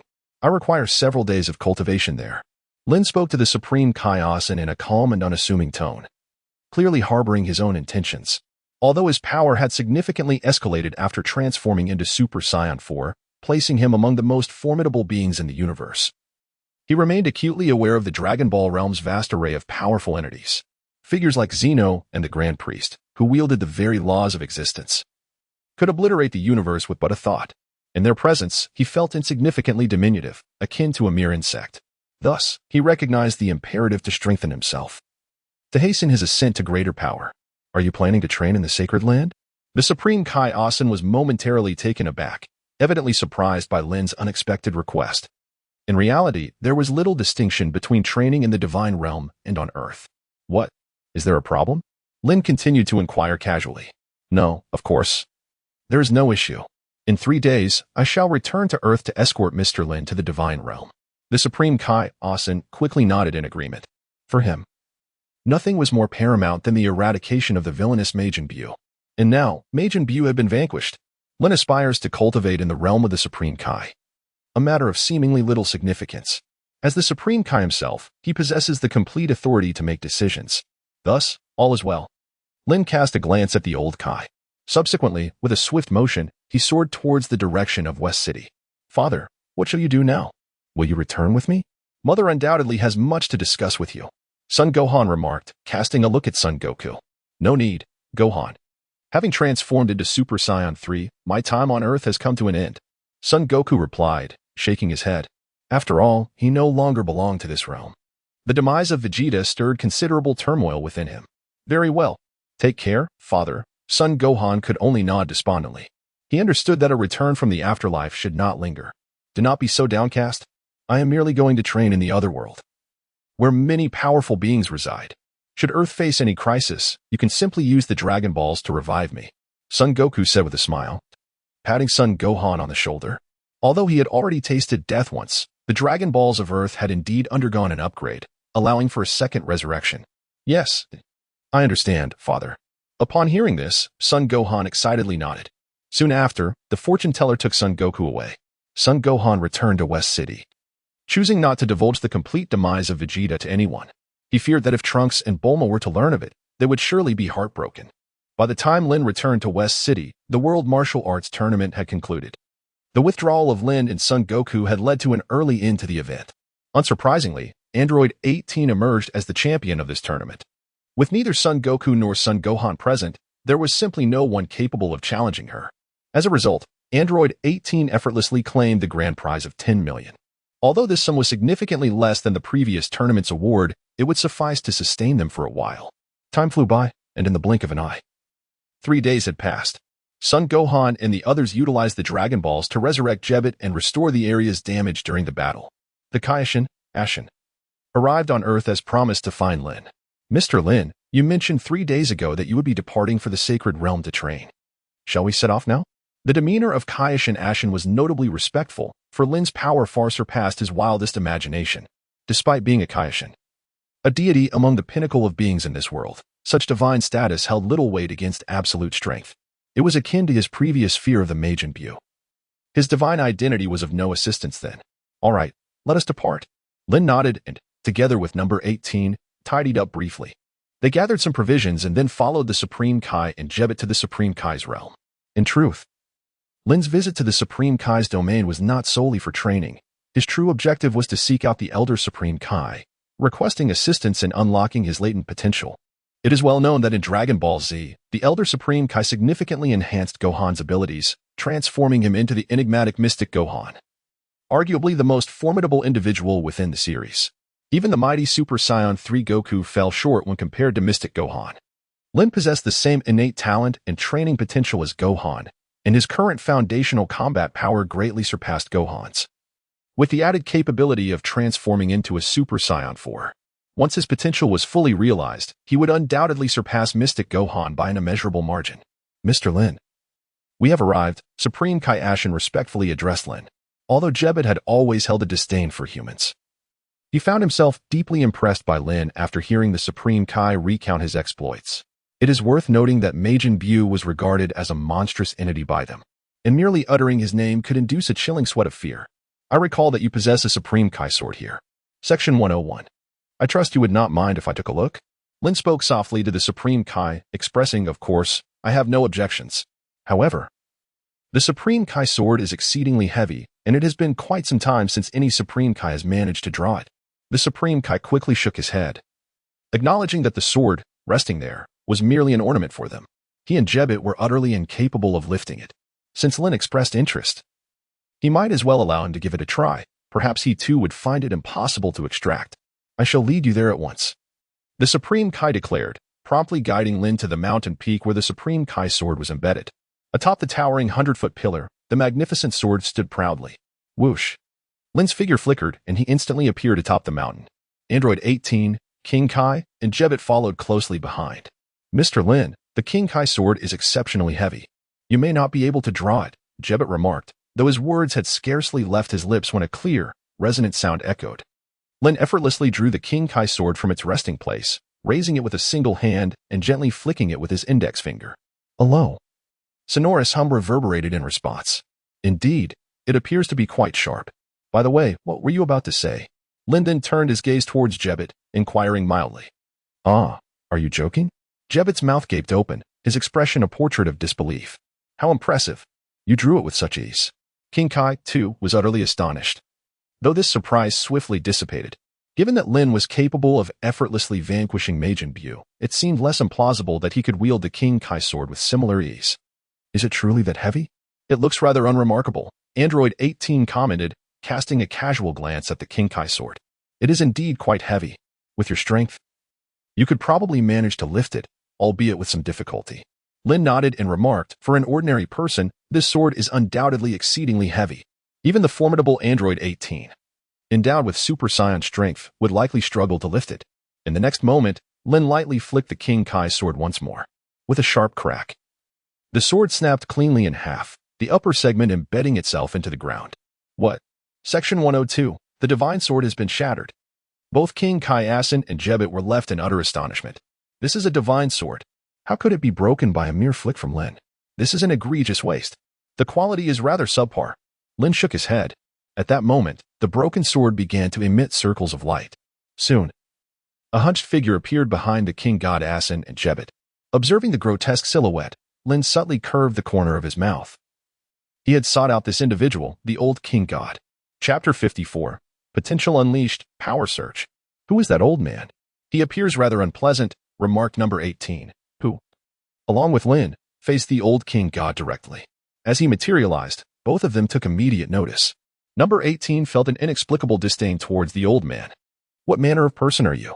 Upon hearing her words, King God Asin and Jebbet quickly turned around, only to be met with a face riddled with wrinkles and an air of lewdness.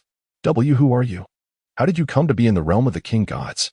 Asin inquired hastily, glancing at the old man's attire, which unmistakably belonged to a King God. Let me think. I should be the King God from 15 generations ago, the old King God said nonchalantly while picking his nose. 15th generation King God? Ancestor. King God Asin and Jebbet promptly offered their respectful greetings. Hey, are you two the ones who released me? The old King God scrutinized Asin and Jebbet, questioning them. No. It was Mr. Lin here who broke the divine sword, Asin replied quickly. The sudden appearance of the ancestor was clearly linked to the broken sword. How embarrassing. The one who freed me is not a King God, but a mere human. The old King God shot a disappointed glance at Asin and Jebbet, lamenting. These King Gods seem to become less competent with each generation. Furthermore, how did you bring humans to the realm of the gods? The old King God questioned, eyeing Lin and number 18. King God Asin hesitated, unsure of how to respond. Just then, Lin spoke with a calm smile. If they hadn't brought me here, how could they have released you? Indeed, the old King God nodded. Given their strength, they certainly wouldn't have been able to free me. Of course, I am not one to perform good deeds without reason.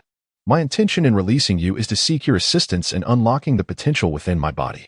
Lin, unwilling to engage in futile pleasantries with the old Supreme Kai, candidly stated his purpose. He had come with the singular aim of acquiring strength. What? You seek my assistance in unlocking your potential? What benefit shall I receive? The old Supreme Kai squinted, scrutinizing Lin as he posed the question. He could sense the formidable energy lying dormant within this individual, coupled with an innate talent of remarkable caliber. It was a double-edged sword, should this individual harbor malevolent intentions. Aiding him in unleashing his potential could pose a significant threat to the entire universe. Have I not already released you? This demonstrates my sincerity. Of course, you may refuse. However, should you choose to do so, I shall find a way to seal you away once more, and in the process, wreak havoc upon this divine realm. Lin displayed a faint smile upon his face. Suddenly, a surge of purple energy manifested in his palm. As the old Kaioshin beheld the violet energy in Lin's hand, an odd gleam ignited in his eyes. The Kaioshin's body trembled slightly. What is the origin of this energy? Divine energy? How could a mere human wield such power? The old Kaioshin's pupils constricted sharply, compelling him to cast a lingering gaze upon Lin. Great ancestor, he pleaded, Mr. Lin assisted us in vanquishing the evil mage in Bu 3 days ago. He has saved the entire universe. I implore you to lend him your support. Beside them, the Kaioshin Asen hastily interjected, his heart racing with anxiety. He understood Lin's strength better than anyone else, having just declared his intent to obliterate the entire realm of gods. Asen was acutely aware that Lin possessed that capability. Should the great ancestor provoke his ire, he might very well follow through on his threat. Great Kaioshin, this is no trifling matter. Jebbet, too, sensed the peril emanating from the energy sphere in Lin's grasp and echoed the sentiment. Very well. It seems I have no choice in the matter, the old Kaioshin remarked, casting another glance at the destructive energy in Lin's hand before nodding in acquiescence. A wise decision. Indeed. However, I hope the old Kaioshin harbors no ulterior motives, for that would be detrimental to us all. Lin spoke softly, reassuringly, do not worry. The old Supreme Kai could only nod in response. Lin's prowess appears to render them devoid of any capacity for resistance. Given this circumstance, my time is constrained. Therefore, let us commence. Lin spoke softly and then settled into a meditative posture. The old Kaioshin also took a seat across from Lin. Time flowed by second. Soon, 2 days had swiftly elapsed. It is sufficient. Your potential is remarkably profound. With my divine power, I can only assist you in tapping into a fraction of it. I am unable to fully unlock it, the old Kaioshin remarked, opening his eyes with a hint of weariness. This individual's potential resembled an endless abyss. He genuinely lacked the ability to fully unleash it. Nevertheless, during these 2 days, Lin's strength must have experienced a significant enhancement. Has it been completed? If so, allow me to experience the power that comes from unlocking potential. Lin rose to his feet, subsequently clenching his fists. It appeared that the ominous presence behind him was not as terrifying as anticipated. Suddenly, with a fierce roar, an immense and terrifying aura erupted from Lin's body. A plume of white energy surged forth, swirling around him. Chapter 55, Lin's Intentions, the mysterious form becomes the norm. A resonating hum filled the air as the dreadful aura burst forth from Lin. The shockwave expanded instantaneously in all directions, sending powerful gusts of wind that swept away massive boulders. The entire realm of the King of Worlds trembled violently. In that fleeting moment, number 18, the old Kai, and the King of Worlds were propelled backward, soaring hundreds of feet before they could regain their balance. What an astonishing power! Both King of Worlds Xing and Jebbet stared in disbelief, clearly struggling to comprehend the situation. It was important to note that Lin had not undergone any transformations. His mere base form exuded an aura far surpassing theirs. In fact, it even eclipsed that of Majin Buu after absorbing Vegeta. Remarkably strong, exceedingly potent. Even number 18's eyes widened in astonishment, her face reflecting utter disbelief. The waves of energy continued to ripple outward in concentric circles. Lin's ebony hair danced in the wind, standing tall, with only a single strand of bang swaying gracefully before her brow.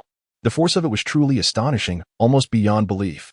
Lin clenched his fist, a hint of astonishment in his voice. The enhancement of his strength appeared to surpass his expectations. It is no exaggeration to state that his current power has far exceeded that of his Super Saiyan 3 form. It seems that the old Kai truly possesses remarkable capabilities. Lin smiled contentedly. With this newfound ability, he would no longer need to engage in battle while transformed into a Super Saiyan 3.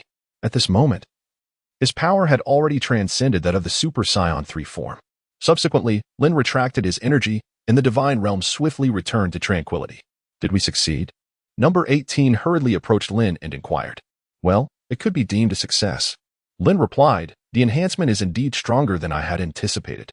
Lin nodded and remarked, if that is the case, this seemingly lecherous old man possesses some abilities after all. Number 18 cast a sidelong glance at the old Kai and spoke. Previously, I could only perceive him as a mere old pervert, devoid of any real strength.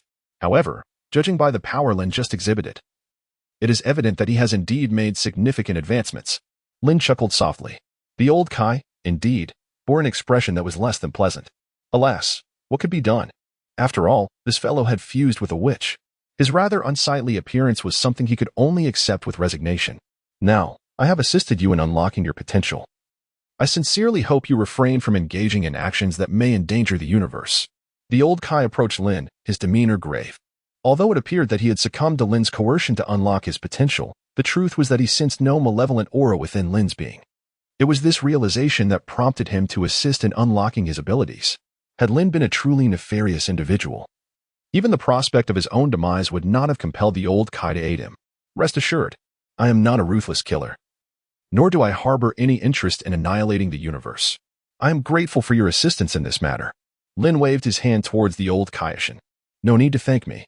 After all, you were the one who vanquished the mage in Bu and subsequently freed me. The old Kaioshin pouted with a hint of pride. Well then, I have accomplished my purpose for being here. I shall no longer intrude upon the three of you. Lin waved goodbye to the old Kai and Kaioshin Ashin, then instantaneously transported himself and Android 18 back to Earth. Upon returning to the villa, Lin resolved to dedicate himself to further cultivation. After unlocking his potential, this current form could be regarded as a mysterious state, which cannot truly be considered his normal state. Consequently, the enhancement he experienced was not particularly pronounced. It merely added another transformation to his repertoire.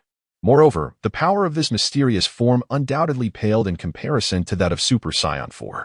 Therefore, what he needed to accomplish was to transform this mysterious state into his default form. By achieving this, his inherent strength would witness a significant augmentation, making the transition into Super Saiyan or Super Saiyan 4 forms immensely more potent. However, this was no trivial endeavor and certainly could not be accomplished in a short span of time. Thus, Lin prepared to visit the hyperbolic time chamber. Lin has been immersed in this endeavor for over half a year. Transforming the enigmatic form into a norm is no simple task. Astonishingly, despite the passage of such an extensive period, success remains elusive. At this moment, Lin found himself somewhat perturbed. However, he was also acutely aware that the path of cultivation is not a venture to be accomplished in a single day. Moreover, the endeavor to amalgamate the mysterious form into a permanent state proved to be even more challenging. Even with the innate talent for cultivation akin to that of Sun Wukong's son, Gohan, it was undoubtedly not a simple task.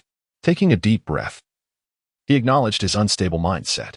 A restful slumber would be beneficial, followed by a recalibration of his mental state before embarking on the journey once again. Lin let out a long sigh of relief. Today's training had come to an end. At times, balancing rigorous practice with relaxation yields more pronounced results. Especially within the confines of the hyperbolic time chamber, the intensity of training can easily lead to mental collapse. It is during such moments that one must recalibrate their mindset. Should one's attitude falter, the enhancement of strength becomes an impossibility. On Earth, 3 days had quietly slipped by. Meanwhile, within the hyperbolic time chamber, Lin had spent a full 3 years. Through this extensive period of training, he had finally succeeded in integrating the mysterious form into his normal state. This meant that Lin's current form had surpassed the previous Super Saiyan 3. At last, he was ready to step outside. Lin murmured to herself with a sense of relief. These 3 years spent alone in the hyperbolic time chamber had indeed been a torment. However, she was grateful to have finally accomplished the goals she had set. Now, having transformed into a Super Saiyan, she possessed an even greater power. Upon emerging from the chamber, Lin returned directly to her villa. I'm back. How was your training? The gentle android 18 inquired. Yet, Lin had undergone some changes. Her black hair stood upright, save for a fringe that fell just above her brows. Her eyes appeared sharper and more elongated, reminiscent of her Super Saiyan 2 form, though her hair remained black. Yes, the training went quite well. I have successfully integrated the mysterious form into my regular state. Lin nodded and said with a smile. Aside from the identities of the system and the traveler, there were no other secrets regarding number 18. It was evident that he appeared even more handsome than before. Number 18 chuckled and replied. Having been together for 7 or 8 years, they often engaged in playful banter. What? Wasn't I handsome before? Lin continued to jest with a smile, tch, so narcissistic. Number 18 cast a glance at Lin before proceeding to prepare lunch. After finishing the meal, Lin found himself enveloped in boredom. It was only a few days since the defeat of Majin Buu. During this brief period, it seemed unlikely for any formidable adversaries to emerge. Both Goku and Vegeta had already met their demise. Thus, he felt an overwhelming sense of ennui on Earth. Even in the realm of Dragon Ball GT, the emergence of Boss Baby would require many years. Moreover, at that time, Baby's power would scarcely reach that of Super Saiyan 4. No, wait. In this timeline, Vegeta had completely vanished. Thus, his strength would likely fall short of even Super Saiyan 4. Even if he were to possess the power of Super Saiyan 4, he would be utterly helpless in the face of Lin. Therefore, it was evident that this timeline had indeed become exceedingly dull. It appeared that the only recourse for the next several years would be to engage in diligent training. Lin murmured to himself, reflecting on the fact that solitary cultivation can be an exceedingly tedious and monotonous endeavor. Suddenly, a notification echoed in his mind. Ding. System task has been issued. Please make a choice. Just as Lin was engulfed in boredom, the electronic synthesized voice of the system resonated within his consciousness. A task? What might it entail? Upon hearing of the task, Lin's interest was piqued. Moments ago, he had found the situation quite dull. The system's tasks typically held some degree of intrigue, did they not? The system then informed him, monitoring indicates that the host is currently in an invincible state. Therefore, please select the next time space you wish to enter. Choice 1. Enter the Dragon Ball GT timespace. Reward, power equivalent to Super Saiyan 4 Gogeta. Choice 2. Enter the Dragon Ball Super timespace. Reward, perfect Ultra Instinct. The system's voice rang out once more. What? Such choices existed? Staring at the two sudden options, Lin was astounded. He never anticipated being able to directly select between two distinct timespaces, and both rewards were remarkably enticing. The power of Super Saiyan 4 Gogeta is undeniably formidable. It is well known that in Dragon Ball GT, Super Saiyan 4 can effortlessly toy with a Super 1-star dragon, establishing its supremacy within that universe. As for entering the Dragon Ball Super timespace, the reward of perfect Ultra Instinct was something Lin was quite familiar with. In the Tournament of Power, Goku was able to contend equally with Jiren only after comprehending Ultra Instinct. To be precise, had it not been for the immense physical toll, he would have dominated Jiren entirely. It is worth noting that previously, even the 20-fold Kaioken Blue transformation was incapable of shaking Jiren's foundation. Yet, with the emergence of Ultra Instinct, one could achieve, or even surpass, Jiren's might in an instant. Without the enhancement of power, such a feat would be utterly impossible.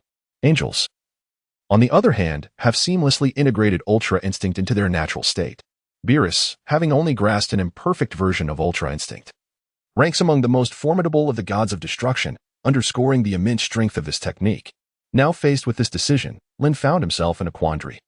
How should he choose between the might of Super Saiyan 4 Gogeta and the allure of perfect Ultra Instinct?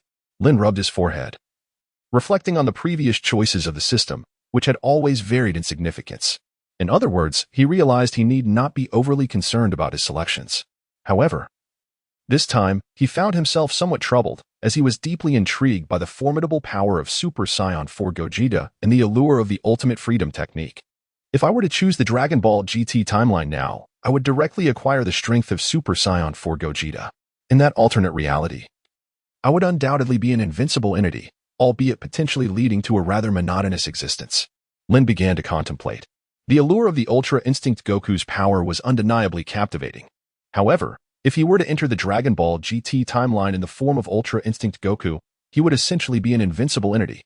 Even the formidable Super Shenron would appear as a mere mouse before him, completely devoid of any combat excitement. Thus, he opted for option 2, to traverse into the Dragon Ball Super timeline. After careful consideration, Lin made his choice. In the realm of Dragon Ball Super, there exist even more formidable beings such as the gods of destruction, angels, the Grand Minister, and the Omni King. The strength of these entities is extraordinarily potent. Even with the mastery of perfect Ultra Instinct, he might not stand a chance against them. This decision, while not without its risks, promised a more exhilarating experience. At the very least, he would have the opportunity to savor the thrill of battle. Moreover, his familiarity with the plot of Dragon Ball Super served as his greatest advantage, ensuring that he would likely encounter minimal danger. Congratulations, host, on selecting option 2. Upon entering the Dragon Ball Super timeline, you will acquire perfect Ultra Instinct. The electronic synthesized voice of the system resonated in his mind once more. By the way, can I bring Android 18 along with me? Lin spoke again, expressing that conversing with a solitary individual from the past could be rather tedious. Additionally, he was reluctant to leave the 18th alone in this timeline. No problem, came the resonant voice of the system. All right, I shall make the necessary preparations. We shall embark in one day. Over the course of that day, Lin and the 18th made some simple arrangements. Subsequently, with the system's time-traveling capabilities, they arrived directly in the realm of Dragon Ball Super. Amidst the boundless, shadowy expanse of the universe, a chime sounded. Congratulations, host, for arriving in the Dragon Ball Super timeline. Reward: Perfect Ultra Instinct.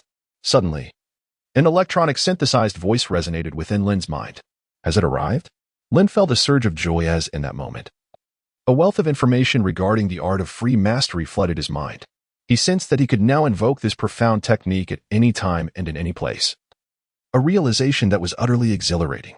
Where exactly are we now? Inquired number 18, gazing around at the dim surroundings and fixing her gaze upon Lin. We have traversed through time and space to another realm. As for the specifics of our location, I must admit, I am not entirely certain at this moment. Lin shook her head. It is certain that they have undoubtedly traversed through time and space, arriving in the realm of Dragon Ball Super. However, it remains unclear which universe or planet they have specifically landed upon. System, can you inform us of our current location? Lin began to silently inquire within his mind. Section 109. Since he had arrived in the Dragon Ball Super multiverse, it was only natural for him to ascertain his current location. Returning to the host. You have now arrived in the Dragon Ball Super multiverse, and your precise position is above the planet Sadala in the 6th universe. The system promptly responded. What? I've reached the 6th universe, rather than directly arriving in the 7th universe? Lin slightly raised an eyebrow, murmuring to himself. In truth, he held little interest in the 6th universe. It is worth noting that the most formidable human there is the assassin hit. His strength primarily stems from his remarkable technique. The time skip. Since Lin has also mastered the time skip, it does not pose a significant challenge to him. In the realm of Dragon Ball Super, its overall power is inferior to that of Super Saiyan Blue Goku and Vegeta. His victories in the competitions between the two universes are largely attributed to the capabilities of the time skip, having now merged the mysterious form into a permanent state. Lin is also able to transform into Super Saiyan 4. His power undoubtedly surpasses that of Super Saiyan Blue Goku and Vegeta, rendering it no match for him. In contrast, Lin is far more eager to engage in a contest with Goku and Vegeta, while also yearning to experience the might of the strongest destroyer, Beerus. Alas, having arrived in the Dragon Ball Super timeline, he is certain that he will eventually venture to the 7th universe. He hopes that by that time, Goku and his companions will have grown stronger. Otherwise, this timeline may prove somewhat tedious. Although his plans for the 6th universe have deviated slightly, the impact is minimal. Once he arrives in the Dragon Ball Super timeline, he will be able to witness the power of the gods of destruction and angels. Let us proceed. There lies a planet below. We shall first assess the situation. Lin grasped the hand of number 18, and upon sensing the aura of the planet, instantly teleported to its surface. The planet Samos, situated in the distant reaches of the 6th universe, is inhabited by beings whose combat prowess is generally modest. The strongest among them boasts a power level of merely 10 million. Such strength is remarkably feeble in Lin's estimation.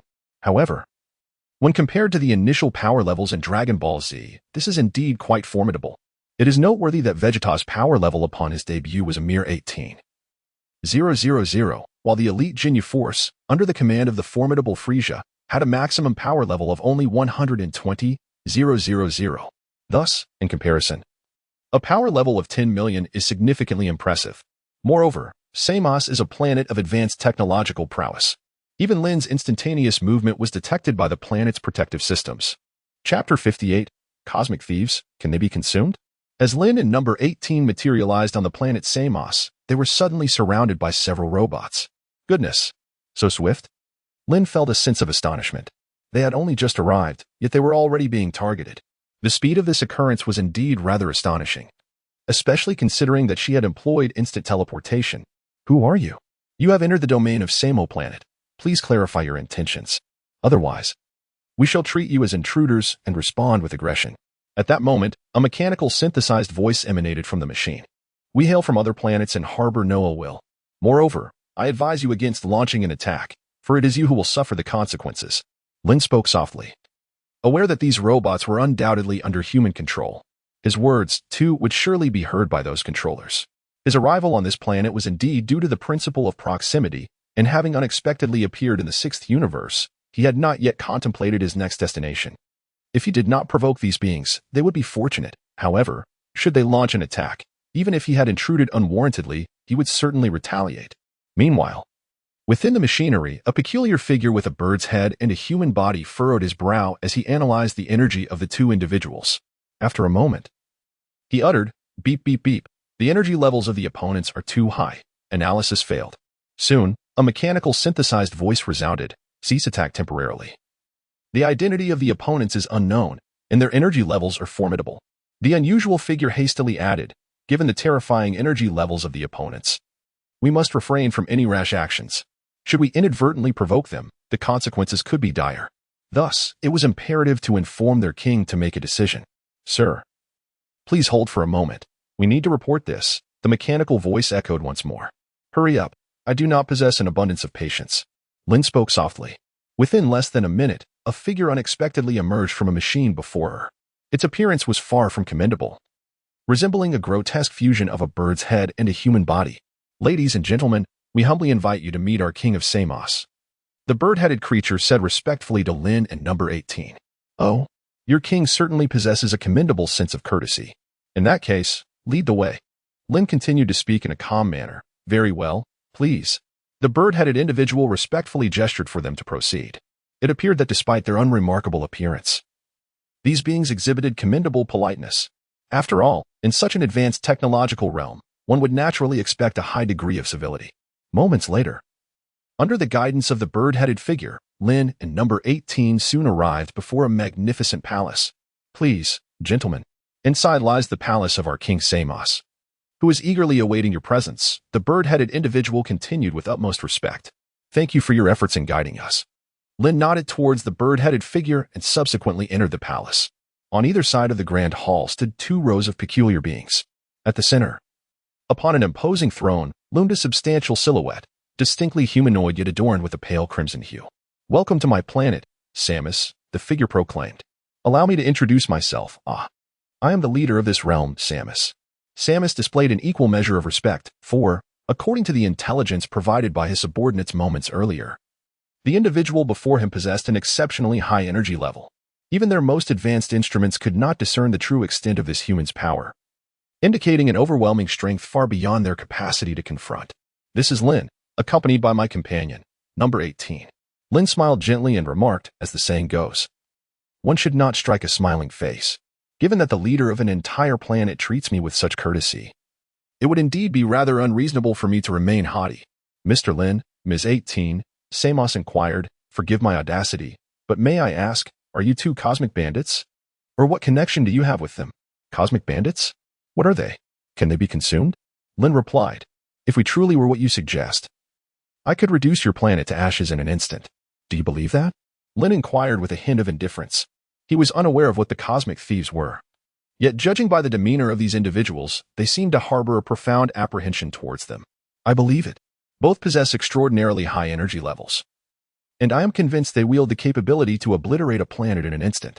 I humbly ask for your forgiveness for my previous indiscretion. It is merely that I recently received news that our planet, Samos, is to be the next target of the cosmic thieves, hence my heightened anxiety." Samos promptly nodded and offered an apology, merely seeking to ascertain the truth. One must understand that with his own prowess, he could easily annihilate a planet. The energy levels of the 2 before him undoubtedly surpassed his own. Should they desire to destroy a planet, it would indeed be a remarkably simple task. Such formidable beings must never be offended. "So, that is the case? No wonder the defenses of your planet are so stringent." Lin nodded in agreement. "However, this individual possesses considerable strength, arguably ranking among the elite in the 6th universe.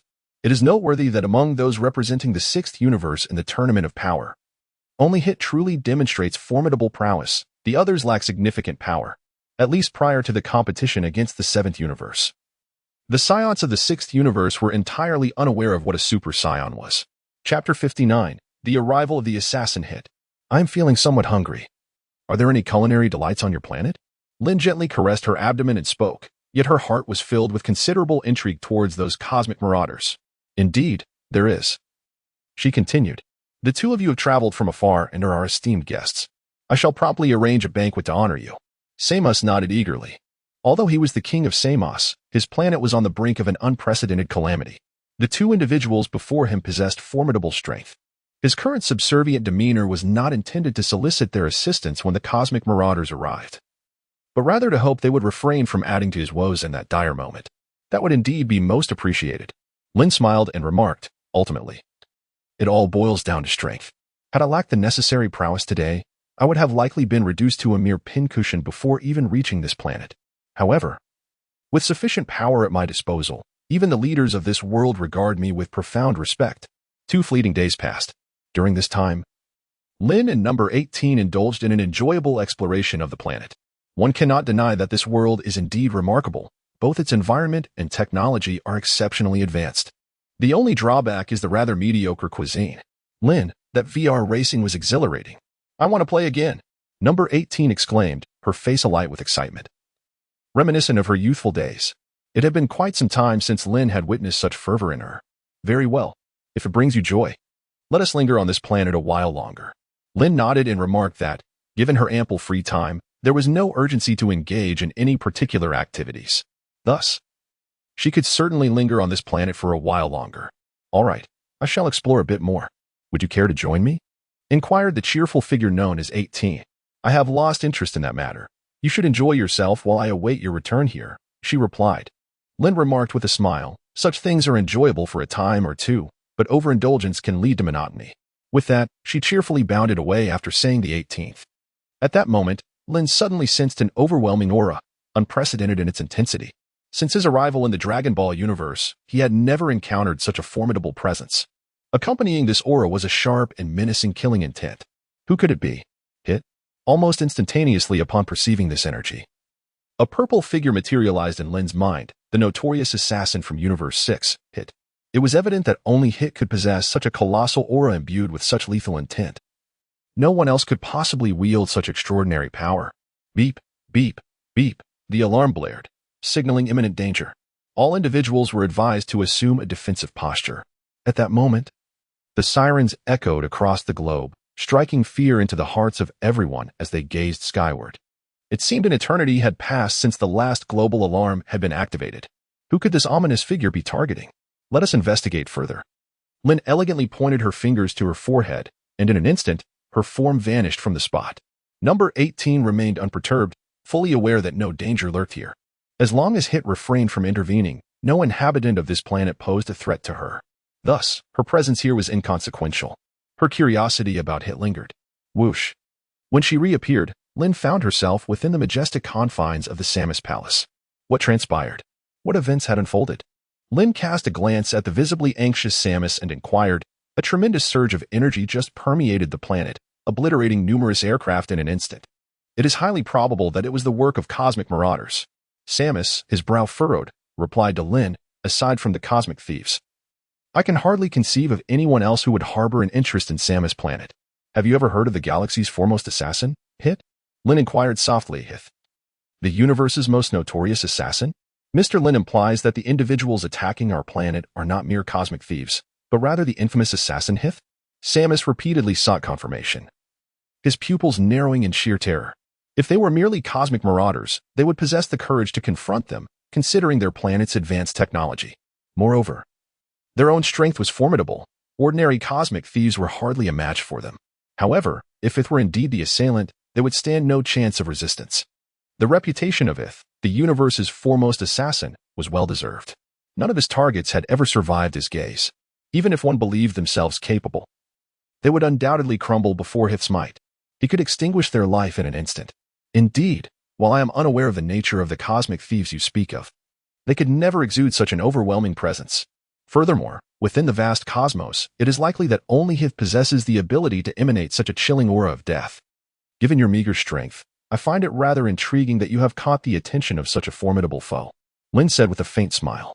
However, upon reflection, it made sense. As long as that fellow Hit has the necessary leverage, he will undertake assassination missions, seemingly regardless of whether his target is strong or weak. Hit. It is indeed Hit? This is disastrous. Our planet Samuth is doomed. At the mere mention of the name Hit, fear enveloped everyone. It appears that the name Hit has become synonymous with death. Mr. Lin, I sincerely apologize. The planet Samoth is on the brink of a catastrophic disaster. I believe we cannot allow you to remain on this planet any longer, as it may put you in grave danger. Therefore, I implore you to leave this planet at once, Samoth earnestly stated to Lin. If the threat were cosmic marauders, there might still be hope for victory. However, if it is the one approaching, then they stand no chance whatsoever. It has survived for a millennium. His reputation as the universe's premier assassin is known far and wide. Moreover, he has never failed. Anyone marked by him seldom escapes death. Lin was somewhat taken aback by Samoth's words. He had not anticipated that this individual would sincerely advise him to leave at this moment, which could be seen as a gesture of goodwill. However, he was unaware of Lin's true capabilities. Were he fully aware of Lin's strength, he might not have made such a suggestion. Is Hit truly as formidable as you claim? I find myself quite intrigued by him. Lin softly spoke. This statement holds true. If there is any adversary in the sixth universe that piques my interest, it would likely be Hit and the god of destruction, Cabba. I never anticipated encountering Hit so soon, especially with him approaching me directly. It would be rather unreasonable not to exchange a few blows with him, wouldn't it? Mr. Lin, I presume you are familiar with Hit's reputation. His might is well known, and I need not elaborate further.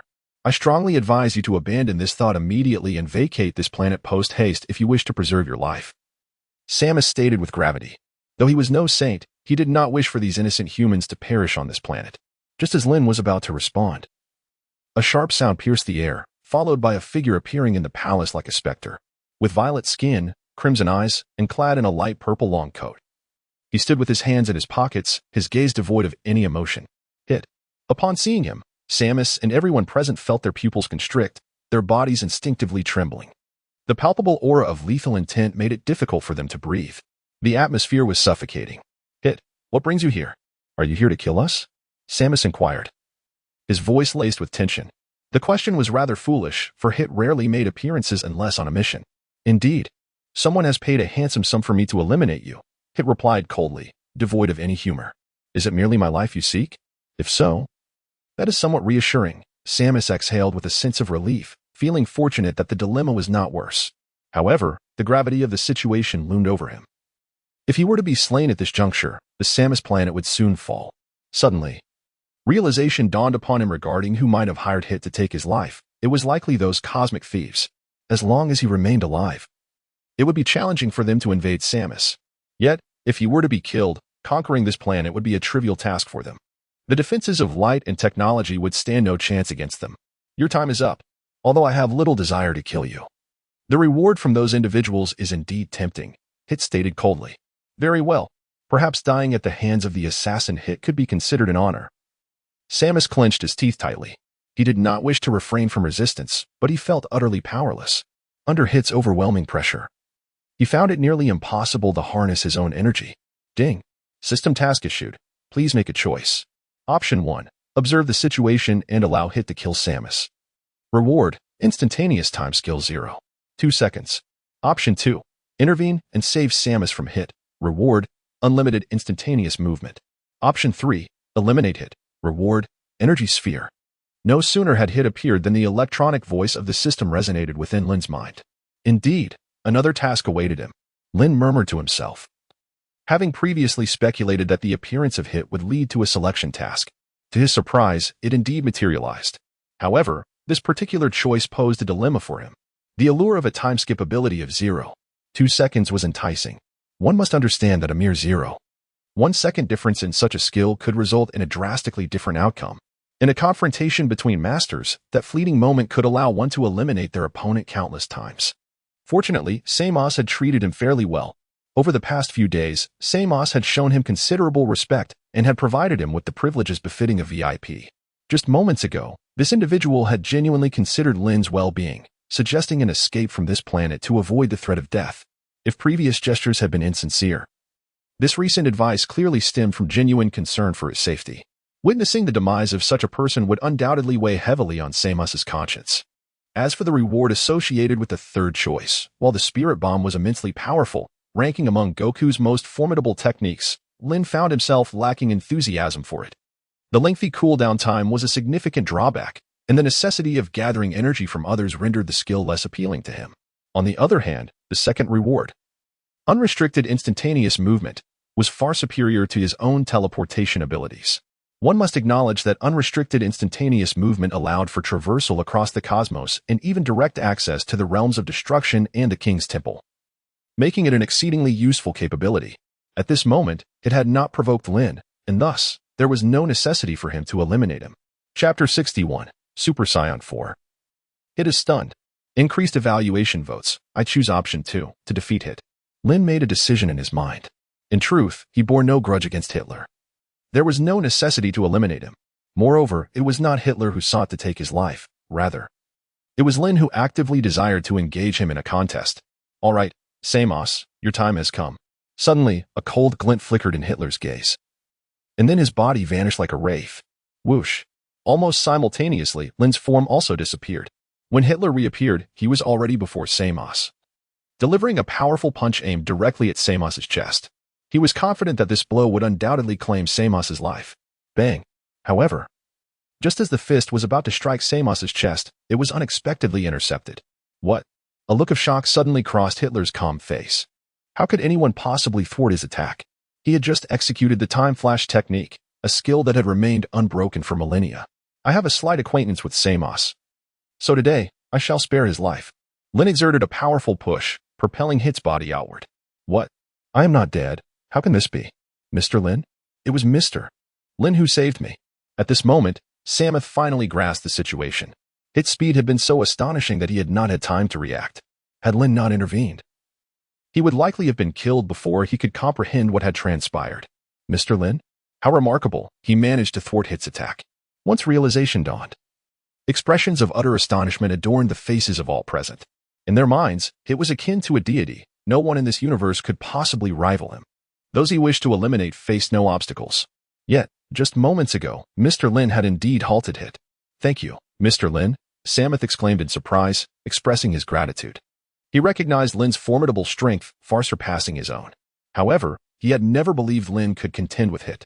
Until now, when Lin had shielded him from Hit's impending strike. No need to thank me. Your recent conduct has been commendable. Moreover, you acted with my best interests in mind just now. Had it not been for your prior performance, I would not have intervened.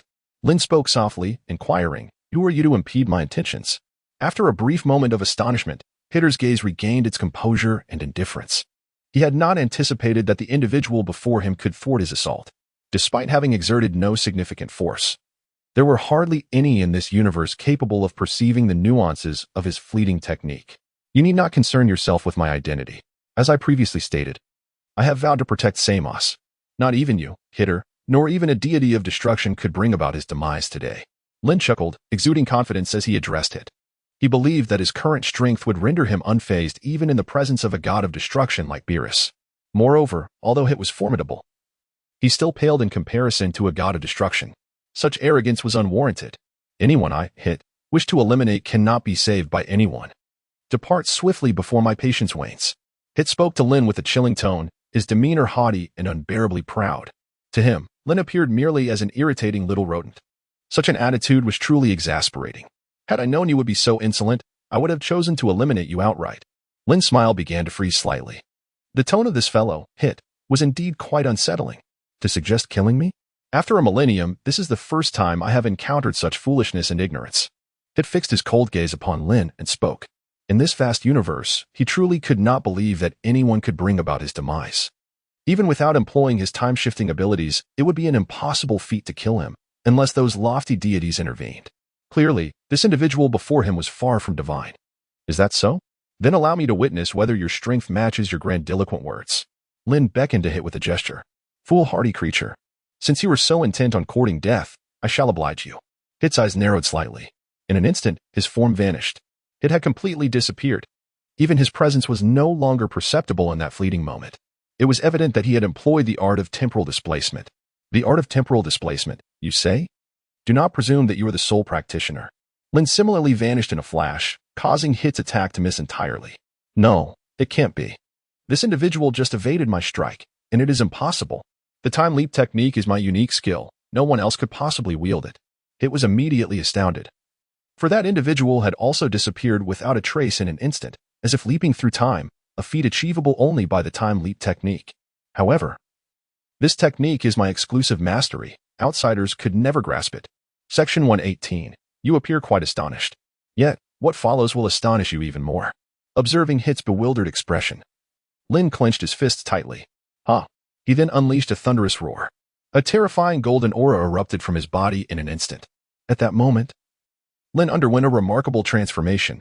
His black hair grew longer and thicker, his body became covered in red fur, and his pupils turned a striking golden hue. A red tail swayed gracefully behind him. It was evident. Lin directly transformed into the form of Super Saiyan 4. What? Mr. Lin can actually undergo a transformation? It appeared as though his energy levels surged exponentially in an instant. Such overwhelming power and unimaginable force. Samus and the others stood in astonished silence, their mouths agape. Meanwhile, the initially surprised Hit wore a grave expression as a sense of impending danger spread through his heart. This feeling of peril was unlike anything he had ever experienced before. Who is this bastard, and why does he possess such formidable strength? Having resided in this universe for over a millennium, he was completely unaware of such a formidable individual. Hit's countenance darkened significantly. Given his identity and age, he considered himself quite knowledgeable about this universe, yet he had never realized that someone so powerful existed. This power evidently surpassed his own by a considerable margin. Moreover, if this individual could also wield time-skip techniques, he might find himself in grave danger today. Chapter 62. One punch defeats the assassin Hit. What is the matter, Hit? Your astonished expression suggests that my strength has intimidated you. You are, after all, the most formidable assassin of the 6th universe. If you are frightened by me, it leaves me somewhat disappointed. After transforming into Super Saiyan 4, Lin spoke to Hit with an air of nonchalance. He could feel an endless reservoir of power surging within him. It was undoubtedly no match for him. Do not become too complacent, bastard. Your strength is indeed remarkable, surpassing that of any adversary I have faced before. However, it is impossible for you to defeat me. Hit replied solemnly to Lin. For a millennium, he had never been bested by anyone. It had not happened in the past. And it was even less likely to occur in the future. Is that so? I admire your confidence. However, confidence does not equate to strength. Come at me. Lin beckoned to Hit once more, signaling him to commence his assault. TCH, that arrogant fool. Hit narrowed his eyes, and in an instant, his body launched forward like an arrow loosed from a bow, closing the distance to Lin in a mere 5 meters. Suddenly, he vanished from sight. Whoosh. Is this instantaneous movement? Chapter 119. Humph. Lin's lips curled into a slight smile. Had she been unaware of the instantaneous technique, she might have faced some disadvantages. However, now that she comprehended its intricacies, Hitler held no advantage before her. Her current speed soared far beyond his reach. To be more precise, she had attained a level of swiftness that he could never hope to achieve. Whoosh. In an instant, Lin's form vanished. Indeed, this individual possesses the ability to blink. Hit's attack once again missed its mark, his brow furrowing tightly as a grave expression settled upon his face. Suddenly, a searing pain erupted across his visage. And before he could react, his body was propelled sideways like a cannonball. Thunderous sounds echoed as he crashed through the palace wall, creating a human-shaped breach. Remarkable, Mr. Lin wields such formidable power, it is truly inconceivable. Even Hit is no match for him. How astonishing. It is no wonder our detectors could not measure Mr. Lin's energy. In that fleeting moment, Hit was sent flying. Samus and the other members of his clan wore expressions of disbelief. It is worth noting that Hit was regarded as a god of death in their minds, an adversary thought to be insurmountable. Yet now, they had witnessed Hit being struck and hurled away with a single blow. To be precise, they only beheld Hit's flight. They had not discerned how Lin had executed the attack. Lin's figure flickered, and she materialized directly before Hit. At that moment, it had already risen. His face marred by bruises, one side of his visage was grotesquely swollen, and traces of blood lingered at the corners of his mouth. His expression was one of profound seriousness. It was inconceivable. There could not possibly exist such a formidable being in this universe. In that fleeting instant, he had been utterly unable to discern Hit's movements. Anxiety gripped Hit's heart. The earlier skirmish had clearly demonstrated that this adversary's strength far surpassed his own. Even if the battle were to persist, he had no hope of victory. Yet, he resolved to continue. Lin spoke to Hit in a calm tone, which naturally provoked him. After all, he was the most formidable assassin in the universe. It had been a long time since anyone had dared to act so audaciously in his presence. No one had the audacity to challenge him like this. Damn it, Hit gritted his teeth tightly, and in the next moment, his body vanished once more. He reappeared behind Lin, and in an instant, as he threw a punch, he disappeared again, delivering a blow from the front. However, Despite the cunning nature of Hit's attack and his simultaneous execution of 2 instances of flash technique, Lin effortlessly intercepted the punch. Such flamboyant tactics held no weight in the face of absolute power. You should consider yourself fortunate, Hit, for I have no desire to end your life today. After Lin's calm voice fell, she forcefully pulled. Hit's body was drawn to Lin's side. Then, Lin's right knee forcefully struck Hit's abdomen. Bang! Wow! Accompanied by a deep thud. A torrent of purple blood erupted from Hit's mouth. His pupils dilated sharply, overwhelmed by indescribable agony. Following this assault, Hit's breath noticeably began to falter. No, it cannot be. How can someone this powerful exist? Hit struggled to lift his head, gazing at Lin's impassive face, still in disbelief. This individual's strength far exceeded his expectations.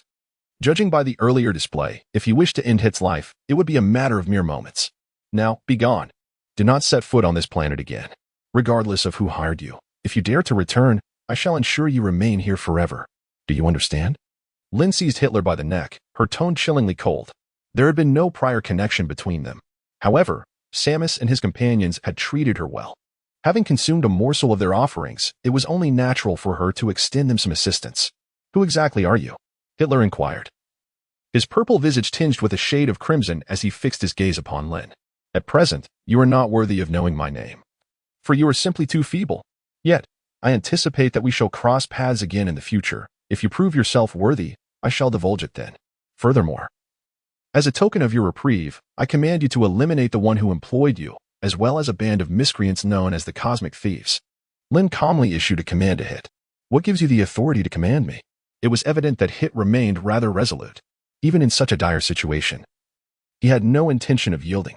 Because, bang, Lin's fist struck Hitler's abdomen with tremendous force. A gasp escaped Hitler's lips as blood erupted from his mouth once more. His pupils constricted again, the agony he felt now far more intense, contorting his features almost grotesquely. If you choose to defy me, I can make you vanish in an instant. You, a sage who has lived for a millennium, surely comprehend that I possess such power. Lin's eyes narrowed, revealing a piercing intent to kill. If this fellow, Hit, continued to ramble on, he might as well forego the reward and eliminate him instead. I promise you. It seemed that Hit, the most formidable assassin, sensed the murderous aura emanating from Lin, causing his body to tremble slightly. He then nodded heavily, fully aware that if he persisted in his defiance, Lin would indeed take his life. Having lived for a millennium, he was more reluctant to embrace death than anyone else. Very well, it appears you are not entirely foolish. Now, be gone. You would do well to fulfill the tasks I just assigned to you. Otherwise, no matter where you attempt to flee, I shall find you and end your life. Lin delivered a powerful kick to Hit's abdomen, sending his body hurtling away. Out of the Samoth race's planetary confines. Chapter 63, Salad Star, a proposition for you. Thank you, Lord Lin. I am eternally grateful for your life-saving intervention. After being sent flying by Lin's kick, Hit vanished, only to reappear before Lin, dropping to his knees in profound gratitude, tears of joy streaming down his face. Indeed, he was overwhelmed with emotion, filled with the elation of having survived a near-fatal encounter. Had it not been for Lin's timely presence, he would likely have met his demise. The prospect of cosmic bandits attacking the Samoth planet, should he have been killed, was a terrifying thought, one that no one else could have withstood. Now, not only had Lin vanquished Hit and secured his own safety, but he had also commanded Hit to eliminate the cosmic Marauders. This was an immeasurable act of kindness towards them. Thus, he felt entirely justified in bowing before Lin in reverence. Thank you, Lord Lin, for your life-saving grace. Other Samothians soon followed suit, kneeling before Lin, their faces reflecting an indescribable excitement. They understood all too well the dire fate that awaited their planet should their leader fall.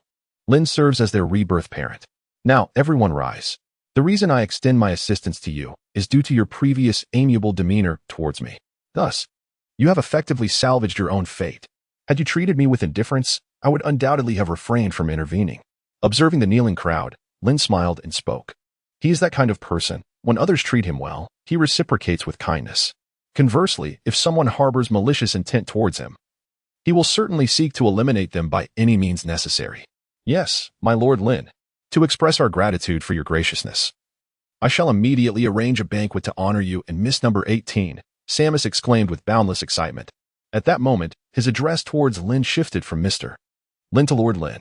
The elation of surviving a calamity is a sentiment that only those who have experienced it can truly comprehend. Very well. Lin nodded, offering no refusal.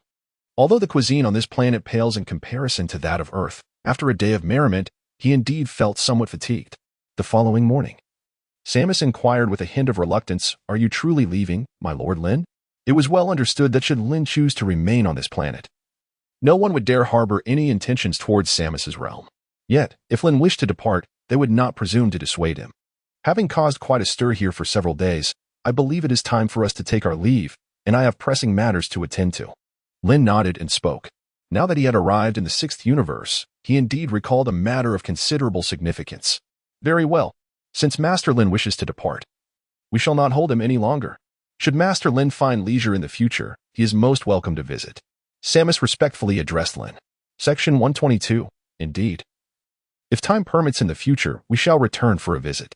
Lin nodded and remarked, the environment of this planet is indeed remarkably beautiful, making it quite suitable for prolonged habitation. Moreover, the technological advancements here are impressive, and it seems that number 18 also finds this place rather appealing. If only the local cuisine could be enhanced, it would undoubtedly serve as an excellent location for long-term settlement. I express my profound gratitude on behalf of all the Samoans for your life-saving grace, Lord Lin. With that, the Samoan respectfully knelt down. A debt of gratitude for saving a life cannot be repaid. Furthermore, Lin has not merely preserved an individual's existence, but has altered the very fate of our entire planet. Enough of this sentimental discourse. Height will eliminate those cosmic marauders, so your planet shall remain unharmed. Now, let us proceed. Lin grasped the hand of number 18 and waved farewell to Samus and the others, his form vanishing in an instant. At that moment, he had mastered the art of unrestricted teleportation, rendering the need to rely on energy to traverse to another planet entirely unnecessary. As long as he existed within this universe, he could reach any destination. Upon reappearing, Lin found himself on another planet. This celestial body bore a stark contrast to the lush beauty of Samus, while Samus was a vibrant emerald sphere. This new world was draped in a desolate ochre hue, exuding an air of barrenness. What is this place? He pondered, observing the stark desolation that could hardly be compared to Samus. Number 18 surveyed the surroundings, her expression revealing her distaste. Indeed, in comparison, this planet appeared exceedingly desolate. This was the planet Saladera, another world inhabited by the scions of this universe. Lin spoke up, expressing that since they had arrived in the 6th universe, it was only fitting to explore this planet. He had other intentions as well, namely to harness the power of the scions on this planet to transform himself into a Super Saiyan God. It is noteworthy that the scions of the 6th universe differ significantly from their counterparts in the 7th universe. They are predominantly peace-loving. Many scions are employed to protect other planets, resulting in a considerable number of them possessing hearts that are both tranquil and pure. In stark contrast, the scions of the 7th universe are inherently savage, with their primary occupation being the invasion of other worlds. The Scion planet? Number 18 murmured, revealing her lack of interest in the subject. Let us proceed. I sense several powerful auras nearby. Upon finishing her words, Lin's form flickered and transformed into a streak of light, swiftly appearing at the Salada Palace. There, she encountered a rather familiar figure, the Scion, Gabe, from the 6th universe. Hey, who are you two? The sudden appearance of Lin and the 18th drew all eyes towards them. Allow me to introduce myself. My name is Lin. Section 123. Lin spoke softly. Lin, I have never heard of you. What brings you to my planet, Salada? The king of Salada regarded Lin with a cold gaze, inquiring further.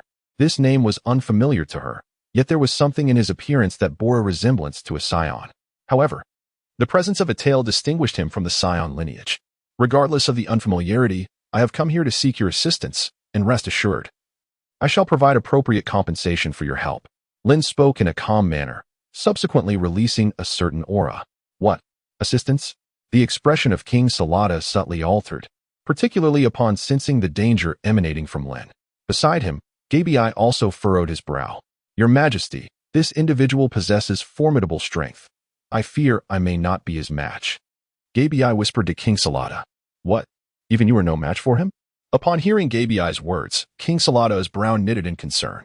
Gabii was renowned as a valiant warrior of their Scion race and the vice-captain of the Rasa defense team, undeniably among the elite.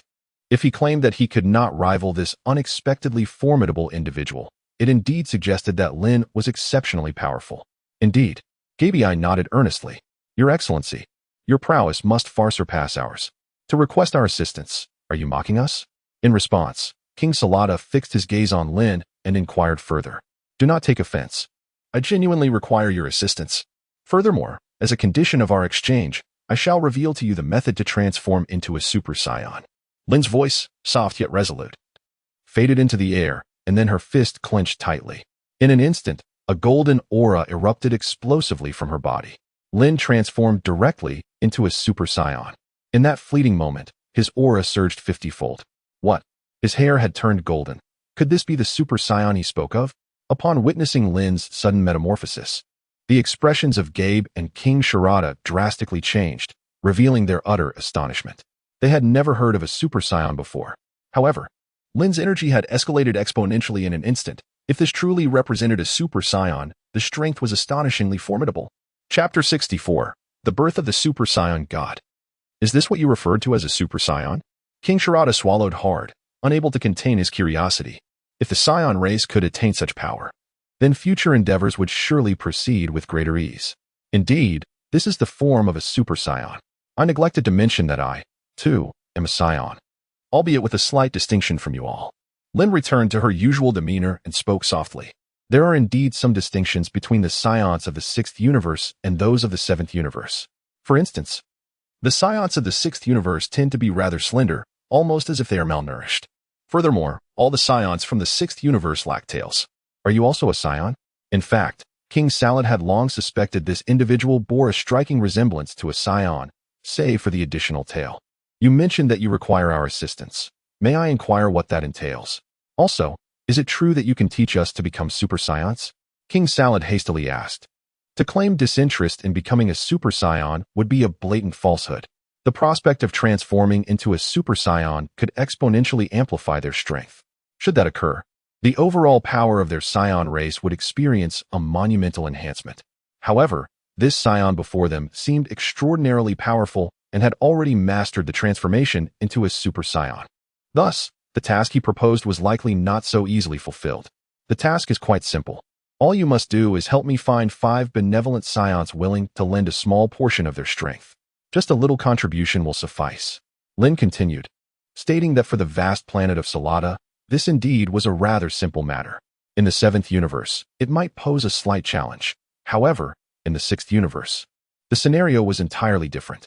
There were numerous kind-hearted Saiyans. Was it truly that straightforward? The king of Salada harbored doubts about having misheard. Such a simple task hardly constituted assistance, yet the conditions for exchange were exceedingly enticing. Indeed, it was as simple as that. Of course, the stronger one's abilities, the better. Upon achieving success, I shall certainly divulge the method to attain Super Saiyan status to you all. Lin nodded and spoke. Although Dragon Ball Super does not explicitly state that the stronger one becomes as a Super Saiyan God the better, it seems unlikely to be incorrect. All right, it's settled. King Saladra agreed without a moment's hesitation, for this deal was undeniably advantageous. They merely needed to identify 5 benevolent Saiyans, an endeavor that posed no challenge for them. The method to transform into a Super Saiyan was akin to a treasure for them. You have half an hour to find 5 kind-hearted and powerful Saiyans. At that time, I shall reveal the secret to transforming into a Super Saiyan. Lin was not inclined to wait too long. Gabe, I entrust this task to you. King Saladra instructed promptly. Yes, I will attend to it immediately, Gabe replied with a nod before departing the palace. Approximately 20 minutes later, Gabe returned, accompanied by 4 Saiyans, 2 of whom Lin recognized, Caulifla and Caulifla, competitors from the 6th universe in the Tournament of Power. Caulifla possessed remarkable talent, capable of transforming into a Super Saiyan 2 in a remarkably short span of time. Caulifla, however, was even more formidable. Her body harbored the bloodline of a Super Saiyan, the evil Saiyan, allowing her to transform and experience an explosive surge in power. Hey, Gabe, is that the Saiyan you mentioned who can become a Super Saiyan? Caulifla, crossing her arms defiantly, glared at Lin. Indeed, Caulifla, Mr. Lin's power is extraordinarily formidable. Therefore, it would be prudent to speak with a modicum of respect, Gabe cautioned in a hushed tone. Who cares about that? Caulifla retorted, striding directly toward Lin. With a provocative tone, she declared, Hey, I heard you're quite strong. If you want my assistance, you must first defeat me. Otherwise, you are unworthy of my help. After saying this, she smirked. Defeat you? To be frank, you are far too weak to pique my interest. However, if you seek punishment, I would not mind administering a lesson, Lin replied coolly, observing Caulifla's arrogant demeanor. Though not malevolent, her brashness was somewhat off-putting. Lin had never been particularly fond of Caulifla while watching Dragon Ball Super. Her excessive pride and self-importance rendered her even less likable than Vegeta. Humph. You think it will be that easy to defeat me? Caulifla sneered, and without further ado, launched herself at Lin. Bang. The moment Caulifla moved, everyone present was unable to discern what transpired. They witnessed her body flying backward, crashing through the palace gates, and soaring outside. Sister, Caulifla hurriedly chased after her. That fool Caulifla. I warned her repeatedly before she left, yet she heeded none of it, Gabe muttered, furrowing his brow in concern. Impressive. To defeat Caulifla in an instant. And with such swiftness that it was nearly imperceptible, King Saladra remarked, bewildered. It was well known that Caulifla was indeed powerful, a standout among the scions of Saladra. To think she could be bested so effortlessly. Just then, Caulifla limped back in, clutching her stomach, her expression not one of anger but rather sheer exhilaration. Wow, you are incredible. I couldn't even comprehend what transpired just now. When Gabe first told me, I was somewhat skeptical, but now I am fully convinced. I am willing to assist you. Caulifla smiled weakly, acknowledging her defeat. Do you have a penchant for masochism? Lin gazed at the battered yet exuberantly cheerful Caulifla and remarked. I never anticipated that after receiving a punch, this individual would become so compliant. Furthermore, she gazes at me with such admiration. It appears that Caulifla is not as insufferable as she is depicted in the animated series. Mr. Lin, I have successfully located 5 benevolent scions. What shall we do next? Gabe promptly inquired, anxious that the foolish Caulifla might utter something equally foolish again. It's quite simple. All you 5 need to do is channel your energy into me. Lin gazed at the 5 individuals and spoke, in Dragon Ball Super. The method to transform into a Super Saiyan is as follows. 5 pure-hearted scions can transfer their energy to another pure-hearted scion. Turning to Caulifla and Kale, she inquired, do you understand? The other 2 were exceptionally obedient, but Caulifla and Kale seemed to have their own complexities. Ah, I understand. Caulifla waved her hand and replied, very well. If that is the case, let us begin. Lin addressed the 5 individuals before him, who promptly joined hands, with Gabe and Caulifla pressing their palms against Lin's back. In that fleeting moment, a radiant golden energy wave enveloped the bodies of the 5. This wave continuously flowed into Lin, and soon, the 6 of them were encased in a resplendent golden halo. How dazzling! What could transpire next? King Sharada and the others hastily shielded their eyes with their arms. As the brilliance was overwhelmingly intense, time passed, each second stretching into what felt like an eternity, akin to the changing of the seasons. After a full 5 minutes, the golden aura surrounding them began to gradually dissipate. With a sigh, the 5 appeared to be drained of strength, beads of sweat adorning their brows. At this moment, Lin, his back turned to the onlookers, had undergone a transformation. Most notably, his hair had turned a vibrant shade of crimson, and his physique seemed somewhat leaner. Crimson hair? What had transpired? The aura of Mr. Lin was no longer perceptible. What could this mean? Everyone gazed in astonishment at the scene unfolding before them. Even number 18, who had never witnessed Lin in such a state, was left utterly astonished. Is this the manifestation of a Super Saiyan God? Lin glanced at her own physique and realized that she had indeed become remarkably lean. Yet, the strength she possessed was nothing short of formidable, rivaling that of a Super Saiyan 4. However, this power within her was exceptionally gentle, lacking the ferocity that accompanied the transformation into Super Saiyan 4. The divine power. She never anticipated that she would ascend to the status of a Super Saiyan God with such ease. Lin was undeniably exhilarated. From this moment forth, he had truly transformed into a Super Saiyan God. Subsequently, Lin turned around, his pupils now a vivid crimson, and he appeared even more youthful than before. Number 18, astonished, inquired, Lin, what on earth is happening? To which Lin replied nonchalantly, it is merely a transformation into a Super Saiyan God. Lin chuckled softly and spoke, God? Not only number 18, but even Gabe and Carly were utterly astonished upon hearing this. Section 127. Could scions truly ascend to the status of deities? This was entirely beyond their comprehension. Please wait a moment. Lin gently patted the shoulder of number 18. In an instant, his form flickered and vanished before the eyes of the crowd. Although he had promised to teach them the ways of transforming into Super Saions, the method of attaining the divine Super Saiyan form was one he could never divulge. Thus, he resolved to journey to the Namek planet in the 6th universe, where he would employ the power of the eternal dragon, Porunga, to erase their memories of the divine Super Saiyan transformation. This was not an act of stinginess. Rather, the Saiyans of the 6th universe were inherently kind-hearted. Should they discover the path to becoming divine Super Saiyans, they would likely generate an abundance of such beings, which could lead to chaos. Chapter 65. The God of Destruction, Cabba, approaches. Moments later, Lin successfully harnessed the power of the dragon Porunga from Universe 6 to obliterate the memory of Super Saiyan God from the Saiyans of that universe. It was essential for them to forget this knowledge, as their current strength made it detrimental. Should they prematurely transform into Super Saiyan gods, they would undoubtedly attract unwanted attention. It is noteworthy that in Universe 7, Beerus nearly annihilated Earth merely due to a dream of the Super Saiyan God. Conversely, the God of Destruction from Universe 6, Cabba, appears to possess a far narrower perspective than Beerus. Should he become aware of the emergence of a Super Saiyan God in Universe 6, the consequences could be unpredictable. Swiftly, Lin returned to the Palace of Salad. At this moment, he had reverted to his normal state. "Where have you been?" inquired Android 18. "I sought the dragon to erase the events that just transpired," he replied. Lin chuckled and said, "Mr. Lin, let us begin." Gabe gazed at Lin with a serious expression. "Indeed. Let us commence swiftly. I am utterly eager to learn the method of transforming into a Super Saiyan," exclaimed Caulifla, her face brimming with excitement. "Ah, have you truly forgotten everything?" Lin remarked with a smile upon hearing their voices. "All right, there's no need for assistance any longer. I shall now unveil the secret to becoming a Super Saiyan." The dragon had erased their recent memories, causing them to forget that Lin had already transformed into a Super Saiyan God moments earlier. Such a delightful turn of events. No need for help? Gabe and the others were astonished. Now, to transform into a Super Saiyan 26.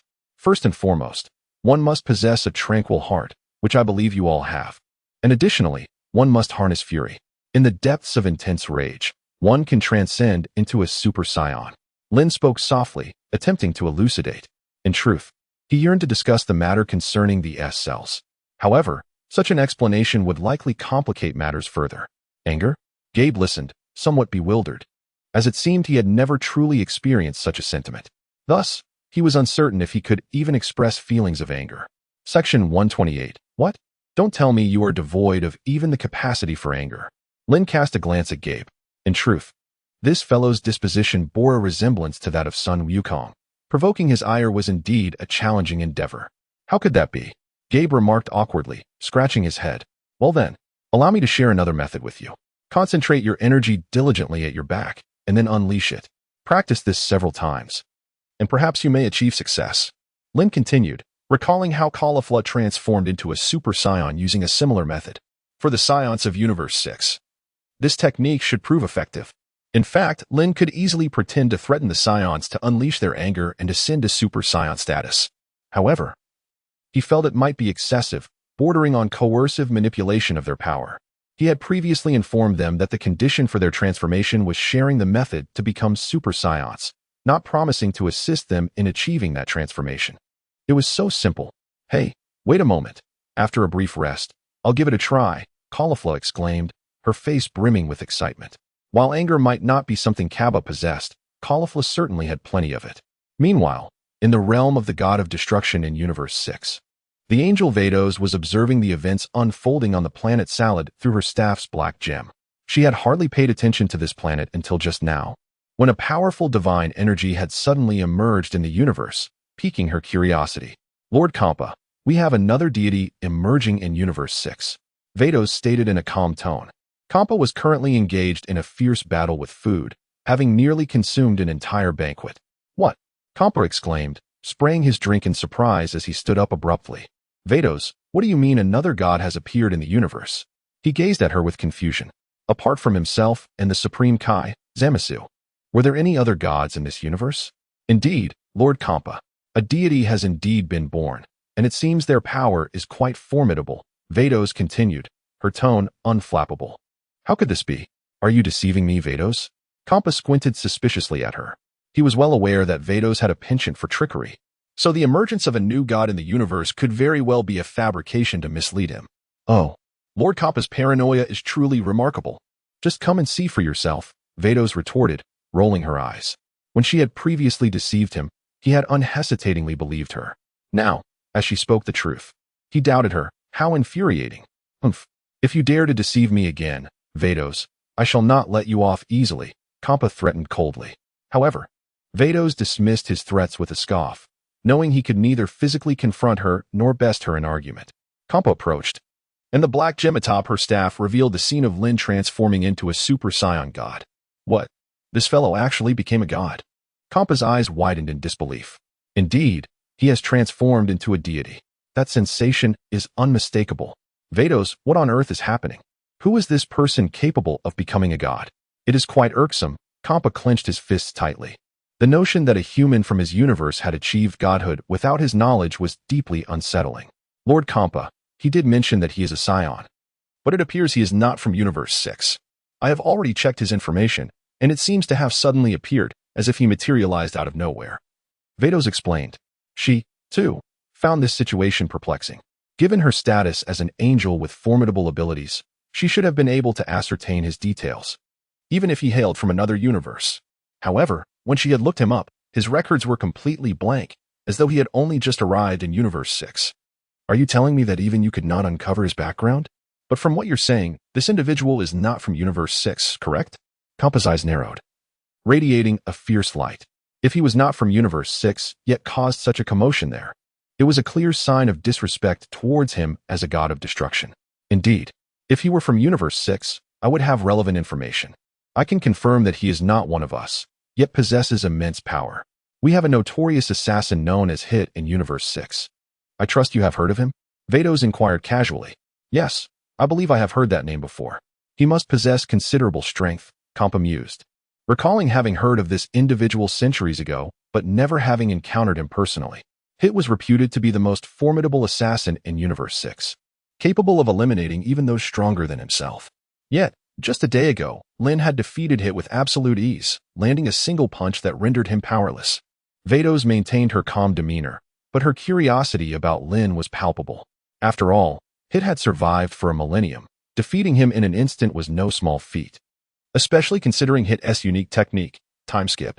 Even Cabba, without utilizing his destructive energy, would likely struggle to defeat Hit in one blow. Defeated with a single punch? Why didn't you inform me of such a development sooner, Vados? Cabba glared at her, his tone icy. This individual, clearly not from Universe 6, dared to act so brazenly there, injuring its inhabitants and publicly transforming into a god. He felt a surge of provocation. I only just discovered this myself, Vados retorted, rolling her eyes once more. Had it not been for the sudden surge of divine energy, she would have remained oblivious to the situation. Enough of your excuses. By the way, Vados, where is this individual now? Is he still within Universe 6? Cabba inquired suddenly. The fact that he had entered Universe 6 and behaved so outrageously, not only injuring its people but also daring to manifest as a god, was a challenge he could not ignore. Yes, Lord Cabba. He remains on the planet Salad in Universe 6. Marauders nodded and inquired, how long will it take us to get there? Xiangpa squinted and asked. Given that Showdown is a planet at the edge of the 6th universe, it will take approximately half an hour at my speed, Bardos replied after a moment's consideration. Her velocity is already among the swiftest in the cosmos, barring those with instantaneous teleportation abilities. Half an hour, you say? Although it seems rather lengthy, I cannot shake the feeling of a thorn in my throat without teaching that fellow a proper lesson. Let us proceed to Showdown, Xiangpa declared resolutely. Besides the quest for the Super Dragon Balls, this endeavor was undoubtedly among his most pressing desires. Are you truly intent on going, Lord Xiangpa? That Lin seems to have committed no grievous wrong. The individuals he aided on the planet Samoas are all peaceful folk, Bardos continued.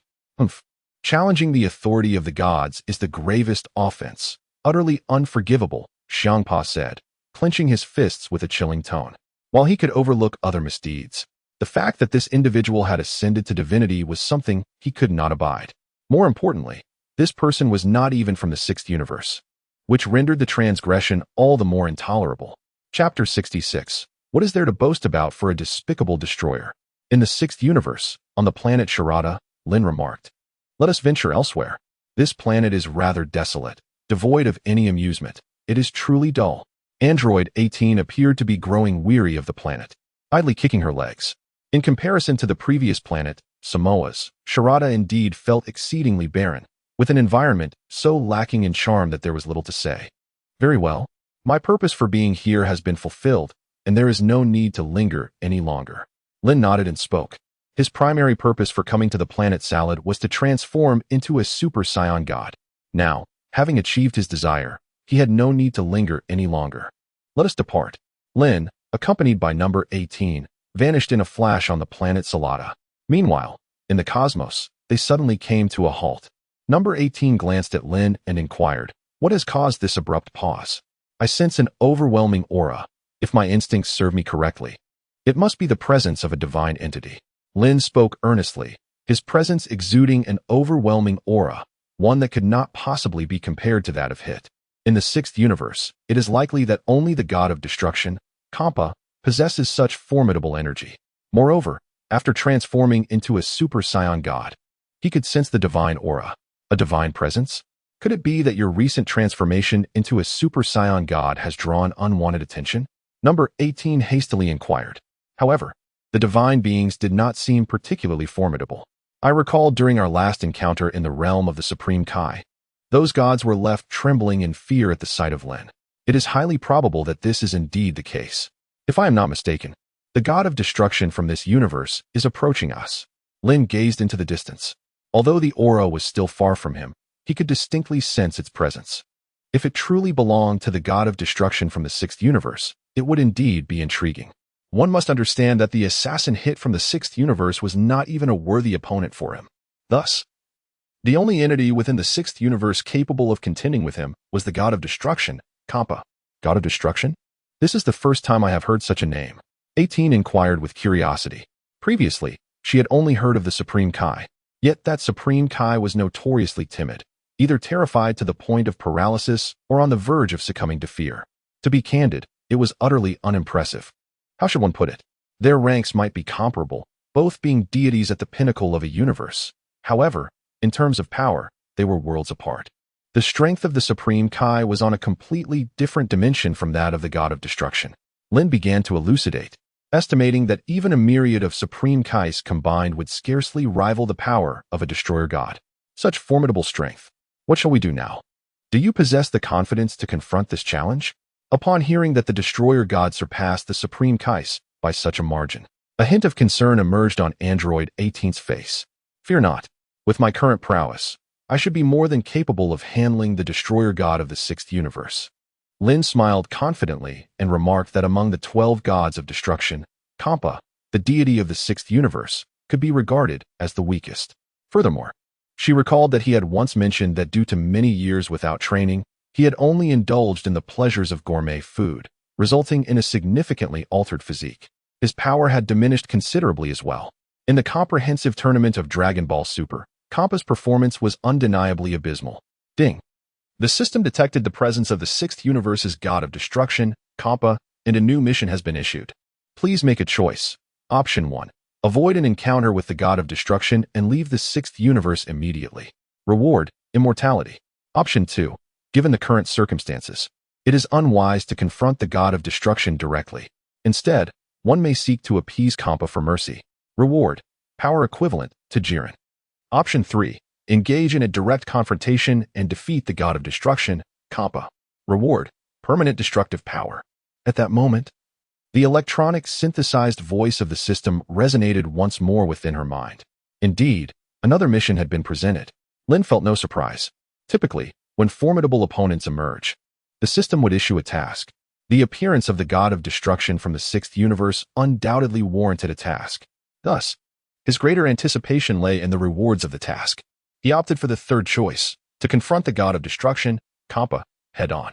Without much hesitation, Lin decisively selected this option. The allure of immortality held little temptation for him at present. It is crucial to remember that the destructive power of a god of destruction can obliterate even immortality. Furthermore, the adversaries he would face in the future would render immortality largely ineffective.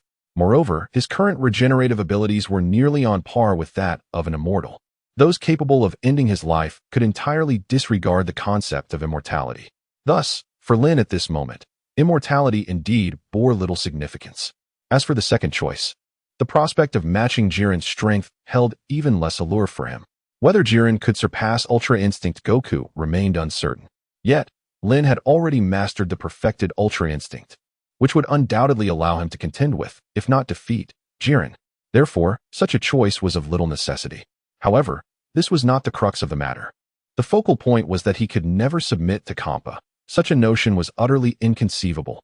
A mere Cabba lacked the qualifications to compel him to plead for mercy. Nevertheless, destructive energy remained quite significant for Lin at present. It was essential to recognize that the only beings of comparable strength to him were the gods of destruction. The most formidable aspect of these entities was, after all, the destructive energy infused with rules. Thus, once Lin mastered this destructive energy, he would have no reason to fear the gods of destruction. Let us proceed. There lies a desolate planet. We shall await the arrival of the gods of destruction. After selecting the system task, Lin instantaneously transported himself and Android 18 to the barren planet below. Knowing that the ensuing battle with Cabba would be exceedingly intense, he deliberately chose a planet devoid of human inhabitants. Though he was not a paragon of virtue, he had no desire for innocents to perish due to his conflict. Half an hour later, a sudden whoosh pierced the air. Subsequently, two familiar figures materialized within Lin's line of sight: the god of destruction, Cabba, and the angel, Vados. I have awaited your arrival for quite some time. I must say, your speed is rather lacking. Lin slowly rose to his feet, wearing a tranquil smile as he addressed Xiangpa and Bardos. Oh, so he had already discovered our presence. I wondered how he had chosen such a desolate planet. Bardos remarked with a hint of surprise. It was known that this planet harbored no signs of life. Initially, she had been curious about their purpose for visiting a place devoid of anything. It turned out that this little fellow had long been aware of their presence, deliberately waiting for them here. It seemed he bore no intention of harming innocent humans, a testament to his benevolence. Since this rascal has ascended to divinity, it is only natural that he can perceive my aura. Xiangpa pondered, recognizing that a deity could sense another deity's energy. Yet, I must commend your audacity. Despite being aware of my presence, you still dared to linger here. Xiangpa observed Lin, his tone chillingly cold. Judging by the look in this individual's eyes, he likely recognized both himself and Bardos. Furthermore, he must have surmised their identities long before, which is why he awaited them here. A mere human, aware of the existence of the god of destruction, this individual certainly seemed extraordinary. What is there to fear? It is merely the god of destruction, after all. Lin shrugged nonchalantly as he addressed Xiangpa.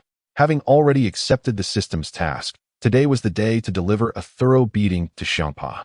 Therefore, there was no need for pleasantries.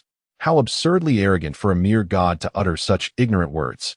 It was evident that he had no comprehension of the true terror of a destroyer. Xiangpa narrowed his eyes, a murderous intent flickering within.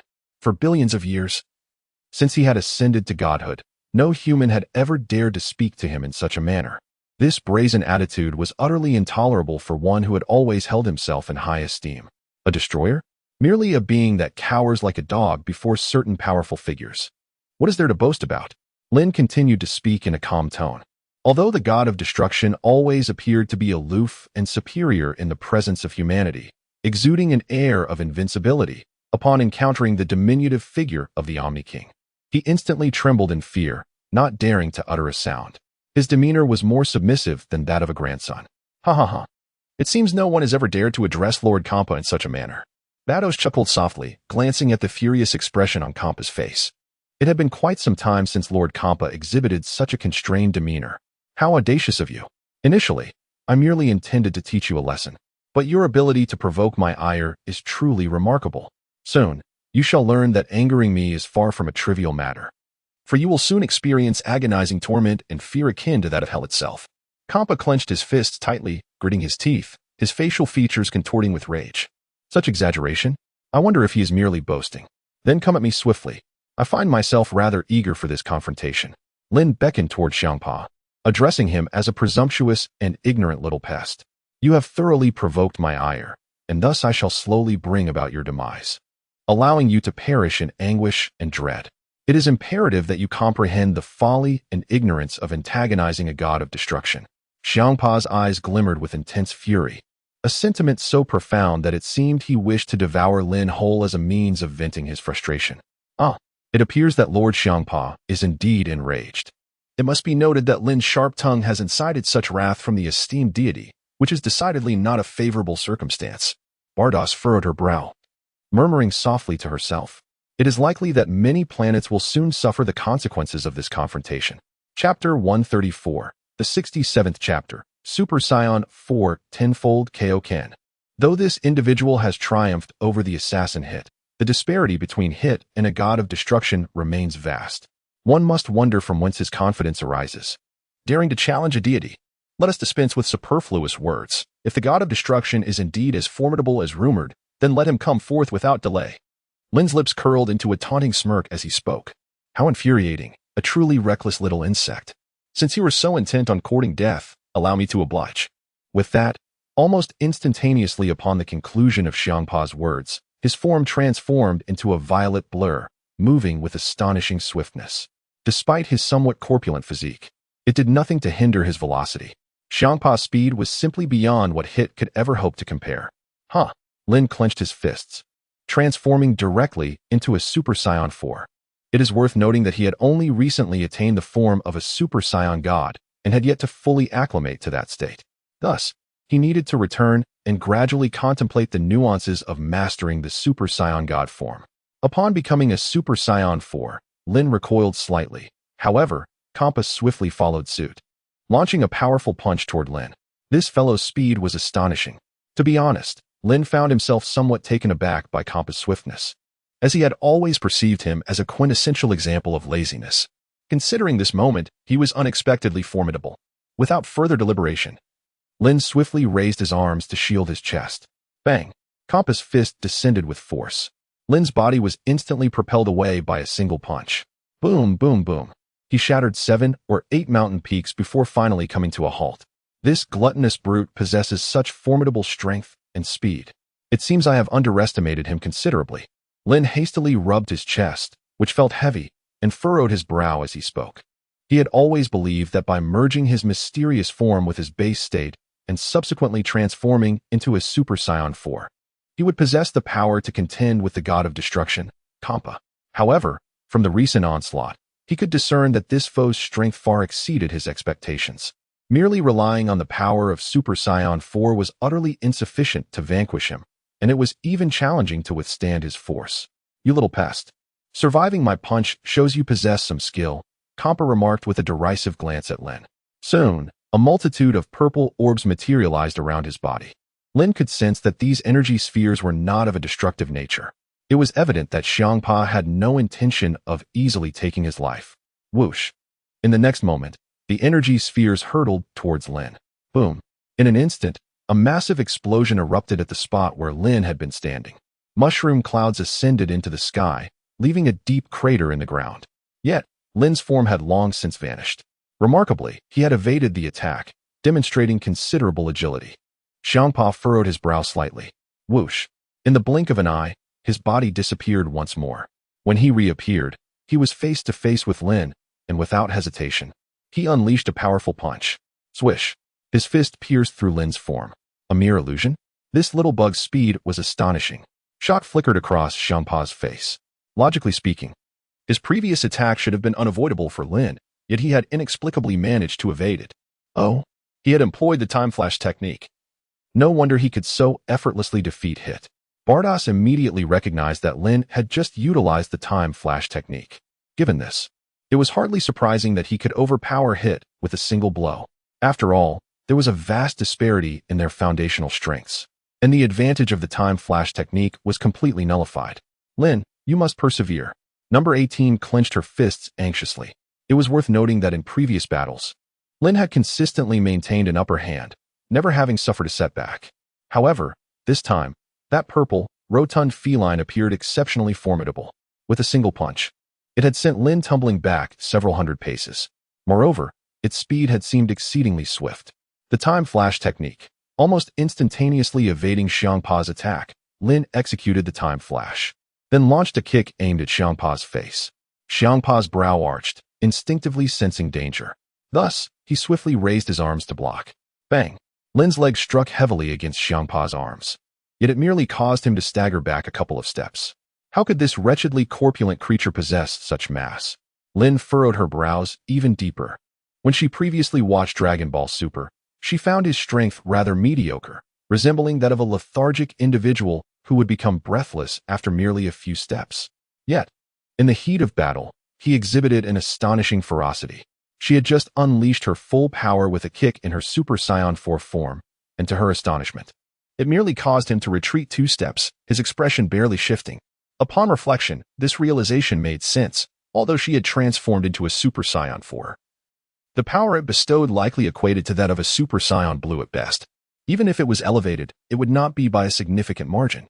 It is crucial to remember that Goku and Vegeta in their Super Saiyan Blue forms had proven utterly powerless before the God of Destruction, Beerus, who had effortlessly incapacitated Vegeta in that form during a moment of anger.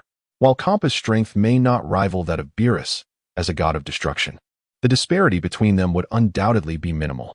Thus, it seemed improbable that she could triumph over Cabba with her current Super Saiyan 4 power. Arrogant little insect. Was that truly your full strength just now? It felt as though you were merely tickling me, he taunted with a cold tone. Do not become overly complacent, Cabba. At present, I am merely warming up. Lin chuckled coldly, acknowledging that he had yet to unleash his full potential. Is that so? One should no longer indulge in self-deception. The strength of a mere human reaching such heights indeed warrants pride. However, after the upcoming confrontation with Huiyao, you shall learn the consequences of provoking a deity of destruction. As Xiangpa's frigid voice resonated, a swirling aura of purple flames enveloped him. Clearly, Xiangpa was now prepared to reveal his true power. In that fleeting moment, the divine energy emanating from him surged exponentially. How formidable this corpulent being is! How can he possess such strength? Upon sensing the overwhelming divine presence, Lin furrowed his brow once more. In that case, let us employ the tenfold King's fist. Lin's gaze sharpened, and a serious expression graced his face. Subsequently, a deep roar emanated from his throat. Almost at the very moment his fist clenched, a crimson aura surged around him, enveloping his form entirely. Simultaneously, Lin's energy skyrocketed tenfold in an instant. What is happening? That fellow's power has also surged. Even Xiangpa was taken aback, evidently surprised that Lin could elevate his energy so rapidly. Moreover, it had increased tenfold in a heartbeat. Oh, it appears to be some ability that allows for instantaneous augmentation of strength. However, such abilities are often accompanied by significant tolls and other repercussions. Bardos, observing from the side, murmured her thoughts.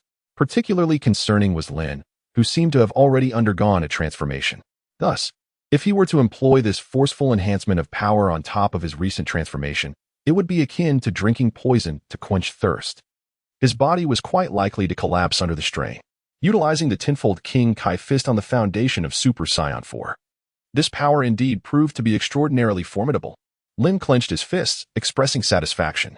If his ordinary King Kai fist were to be unleashed in the form of a Super Saiyan 4 with a tenfold increase, his body would undoubtedly be unable to withstand such power. The energy of a Super Saiyan 4 is already exceedingly ferocious. Coupled with the King Kai fist, his body would simply collapse under the strain. However, the system rewards him with a tenfold King Kai fist devoid of any side effects. Thus, it imposes no burden on his body whatsoever. Foolish insect, even if you augment your strength, you will never be a match for a god of destruction. Cabba scoffed disdainfully at Vados. Until the final moment, do not make any rash conclusions. In my eyes, a god of destruction is hardly formidable.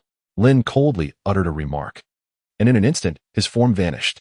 This time, Lin's speed had evidently surged to remarkable heights, transforming into a crimson streak that swiftly reached the front of Cabba. Without hesitation, he unleashed a powerful punch. Just an insect. Cabba, the god of destruction, expressed his disdain. To him, no matter how formidable humanity became, they remained merely human, insignificant as insects before a deity. Regardless of Lin's strength, Cabba possessed the power to erase him from existence within this universe. Following this, Cabba retaliated with a punch aimed at Lin. Boom. At the moment their fists collided, a tremendous shockwave radiated outward in all directions. Lin swiftly gestured, and an energy barrier materialized around number 18. In an instant, the entire planet erupted under the immense shockwave, exploding in a dazzling display of cosmic fireworks. Simultaneously, Vados gently tapped her staff, encasing herself and number 18 within a protective energy shield. following the collision of their fists. Both Xiangpa and Lin were thrust backward several thousand zhong, revealing that neither had gained the upper hand. They stood equally matched. How infuriating! How has this wretched being's power suddenly surged to such heights? Xiangpa's brow furrowed slightly, although he had sensed a significant enhancement in the human's strength moments prior. It was astonishing to find himself forced back so far after their clash. This was difficult for him to fathom. In his mind, he had always believed that humans could never rival the might of a god of destruction. Lin shook his arms, and then propelled his body once more towards Cabba. Whoosh! Boom, boom, boom. The two engaged in fierce combat again. Each clash of fists generated a tremendous sonic boom, followed by waves of energy rippling outward in all directions. The surrounding planets began to tremble violently. Oh no! If this continues, it would be untenable. Should they collide any further, numerous planets would likely suffer dire consequences. Vados observed the increasingly unstable celestial bodies around her, her delicate brows knitting together slightly. With a gentle wave of her staff, a colossal energy barrier enveloped Lin and Cabba in an instant. She had to intervene, otherwise, the entire universe would face annihilation. Although Lord Cabba was the god of destruction, the total destruction of the cosmos would inevitably draw the ire of the Grand Zeno. In that case, she, as an angel, would find herself in considerable trouble. Boom, boom, boom. The two continued their fierce exchanges. To be frank, since arriving in this world, aside from his battle with Broly, Lin had never experienced such exhilarating combat. It is well known that the god of destruction Cabba's power far surpasses that of Broly, making this encounter even more perilous. Bang! Another punch was thrown, sending both combatants staggering backward. Cabba's expression darkened considerably as he realized that Lin's strength seemed to be perpetually escalating during the fight. With every collision, this individual's power appeared to grow, which was becoming quite a headache for him. If this persisted, it was entirely possible that he could be defeated by this human. Such an outcome was absolutely unacceptable. Chapter 68. The Art of Ultimate Freedom. It is rather remarkable. This human's power continuously increases during battle. Could it be related to his Saiyan heritage? Yet, judging by his appearance, he does not seem to belong to the ancient Saiyan lineage. Vados observed Lin with curiosity, muttering softly to herself.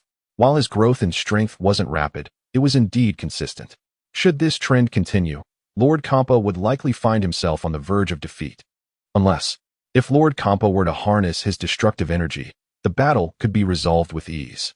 Hey, you just mentioned ancient Saiyans. What are they? Number 18 inquired, having overheard Vados. She was familiar with Saiyans, but had never heard of ancient ones. Did you hear that? Such matters I shall not divulge to you. Vados chuckled softly, covering her mouth as she glanced at number 18.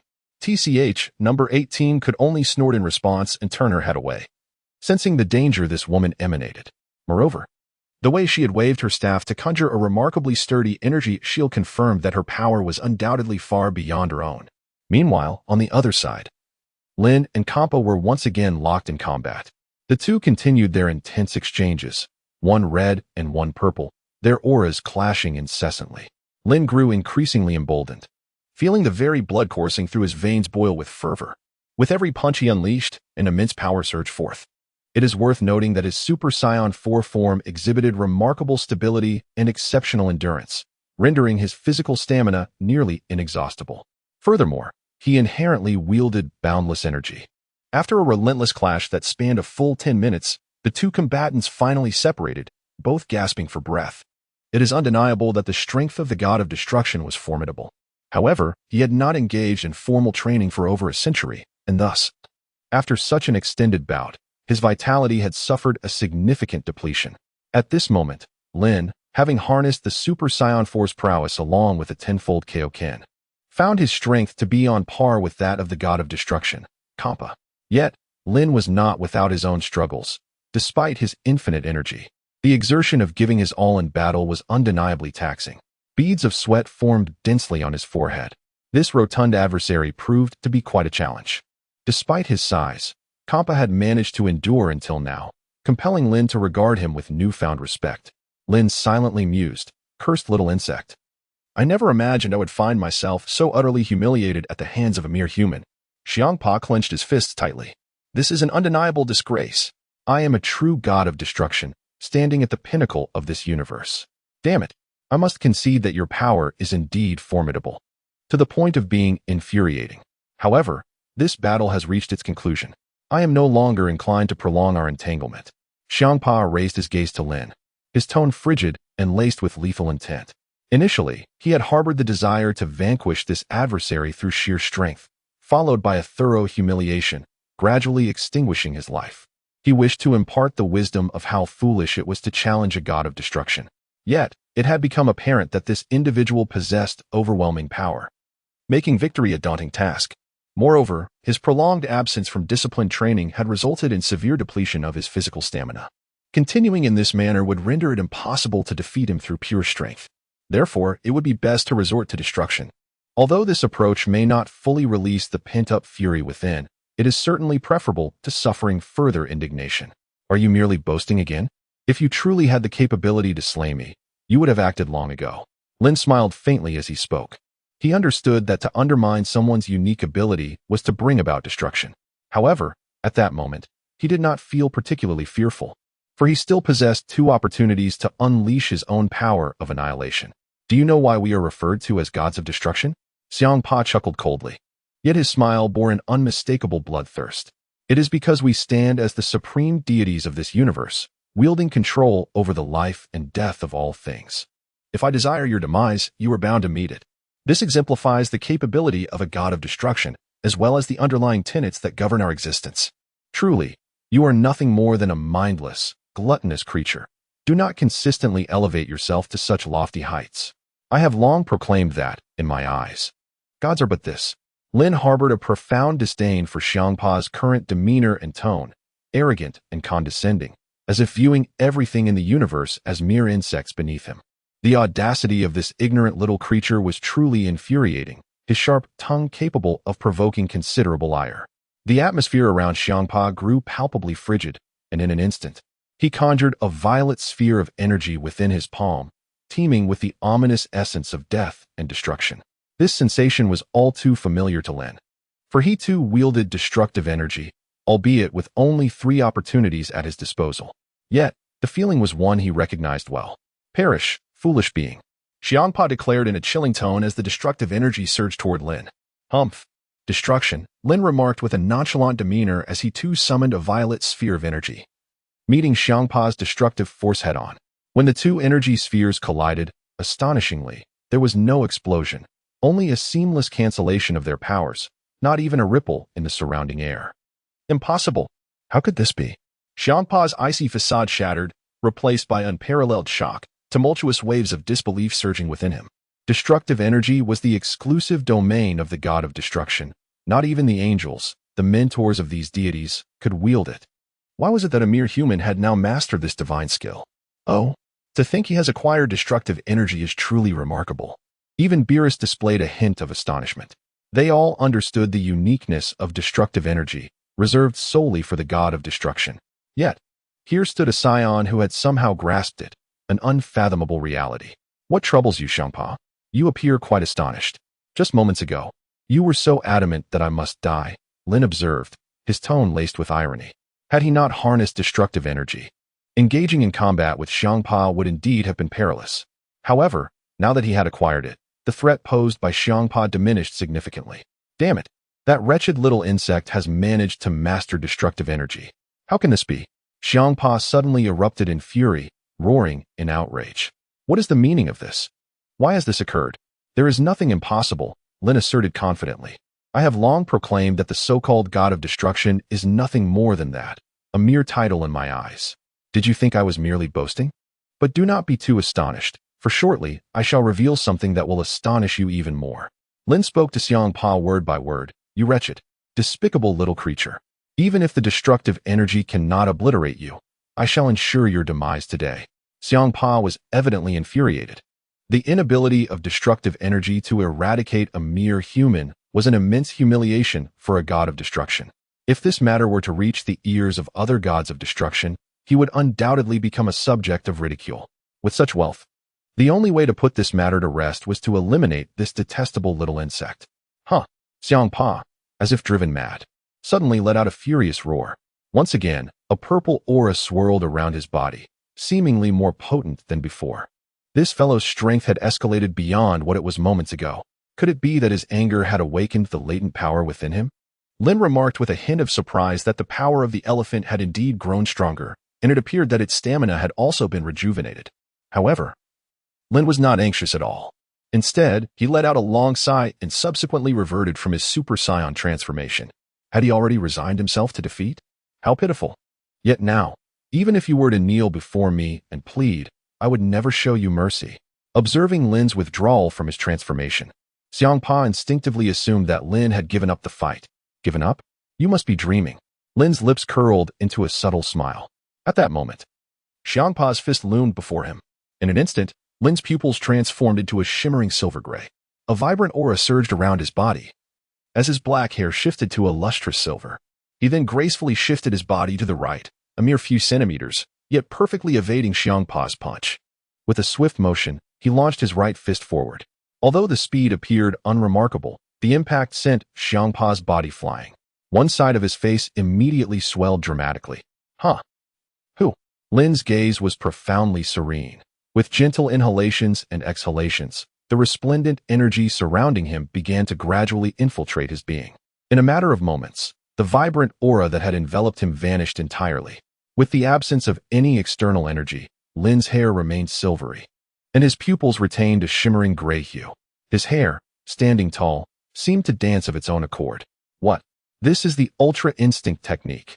In that instant, both Cabba and Beerus gasped in astonishment, nearly simultaneously. Impossible. This is utterly inconceivable. Cabba was left speechless once more.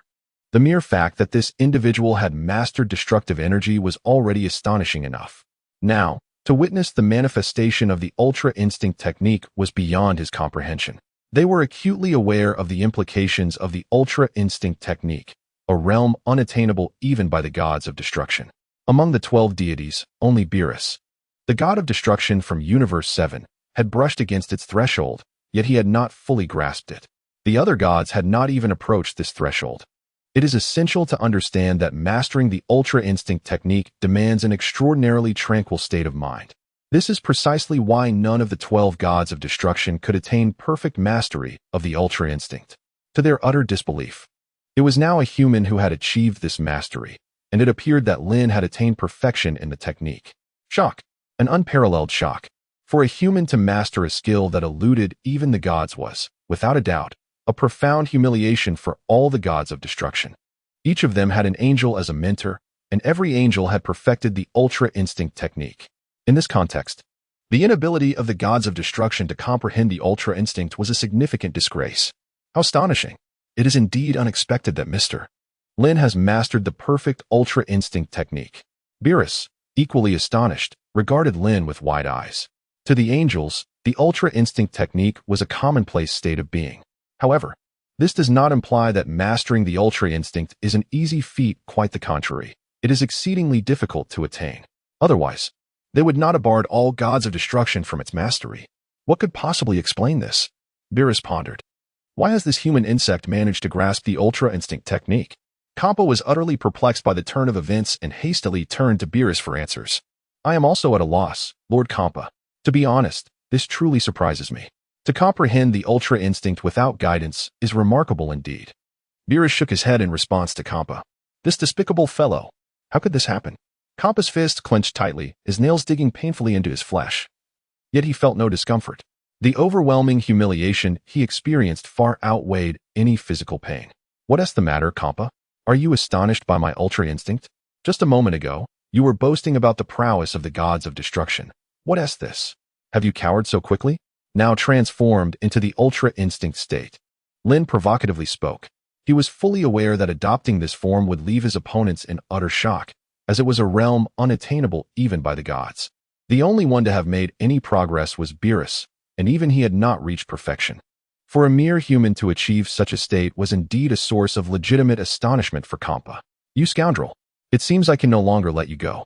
Cabba's fists tightened, his eyes ignited with a fierce intent and rage. No matter what, he could not allow this individual to escape the sixth universe today. Die! Cabba's body flickered once more, charging directly at Lin.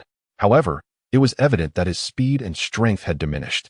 To Lin, who had entered the Ultra Instinct state, Cabba's movements appeared feeble. Now, I have ascended to heights you cannot fathom. Thus, Your speed is far too slow, Cabba. Lin spoke softly, and in the next instant, her body flickered, effortlessly evading Xiangpa's assault. With a graceful leap, she drove her knee forcefully into Xiangpa's chin. Crack! A sharp sound of bone fracturing echoed, and Xiangpa's body soared into the air, his jaw grotesquely deformed. It was evident that Lin's strike had shattered his mandible. In a swift motion, Lin darted above Xiangpa's head, intertwining her hands before delivering a thunderous blow to the crown of his skull. Thud! Xiangpa's head visibly caved in, and a stream of violet blood erupted from his mouth, his pupils marred by crimson fissures. His body plummeted like a meteor. As his form collided with the energy barrier, a piercing hum resonated through the air. The terrifying impact caused Xiangpa to cough up another mouthful of blood, his vitality instantly waning. It was crucial to note that Lin had held nothing back in her previous assault. Let him savor this, the god of destruction. Lin raised both hands high, and a silvery orb of energy swiftly coalesced in his palms. In no time, it grew to the size of a grinding stone. With a whoosh, without a moment's hesitation, the energy sphere hurtled toward Xiangpa. Boom! At the instant of the explosion, the entire energy barrier trembled violently. As the billowing smoke dissipated, Xiangpa's form emerged within Lin's sight. In that moment, Xiangpa appeared utterly disheveled. His body was marred by countless wounds, and purple blood ceaselessly oozed from the lacerations. Xiangpa's breath had become feeble, clearly indicating that he had lost his formidable capabilities. Alas, the pitiable Lord Xiangpa, Bados, with a face full of sorrow, feigned rubbing his eyes at the sight of Xiangpa. Whoosh! Lin's figure flickered once more, materializing directly before Xiangpa. With a swift motion, he seized Xiangpa by the ear. At that moment, Xiangpa was panting heavily, his body drenched in violet blood, his eyes half closed in distress. What has befallen the destroyer? Just moments ago, you were perched high above, looking down on all. Did you not regard humanity as mere insects beneath you? Now, having been bested by one such insect, do you not feel a deep sense of discomfort? Is your pride not suffering a profound humiliation? Lin, holding Xiangpa, spoke with a faint smile. You scoundrel. I shall never, ever let you off the hook. Xiangpa clenched his teeth tightly, consumed by an overwhelming fury. An unrelenting wrath was gnawing at him. Since ascending to the status of a destroyer, he had never encountered such humiliation nor experienced such intense anger. Yet, at this moment, he felt utterly powerless, devoid of any strength to resist. This sensation of helplessness only fueled his rage further. Oh, you can still utter words? It seems I was rather lenient just now. Observing the furious Xiangpa, who looked as if he might devour him whole, Lin delivered a powerful punch to Xiangpa's abdomen. Bang! Wow! Blood spewed forth once more. This time, Xiangpa was truly bereft of the strength to utter a single word. He retained a flicker of consciousness, yet could no longer articulate anything. Bartis squinted slightly, fixing his gaze on Lin. Look at your pitiful state, and you call yourself a destroyer. TSK, how embarrassing. I believe it would be better for you to meet your end. Perhaps then you would find some solace. Lin cast a furtive glance at Vados. In an instant, he hurled the body of Cabba into the air, following it up with a direct energy sphere attack. Whoosh! Almost simultaneously, Vados caught Cabba effortlessly. With a gentle wave of her staff, Lin's assault vanished into thin air. Mr. Lin, it would be wise to refrain from further aggression. Lord Cabba is the god of destruction of the sixth universe. It would be rather inappropriate to resort to lethal force, Vados remarked calmly. Clearly, she was taken aback by Lin's audacity to threaten a god of destruction. Refrain, you say? How amusing. If I were the one defeated today, do you truly believe this glutton would show any restraint?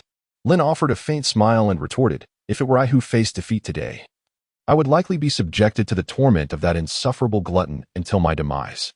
You are absolutely correct, she continued.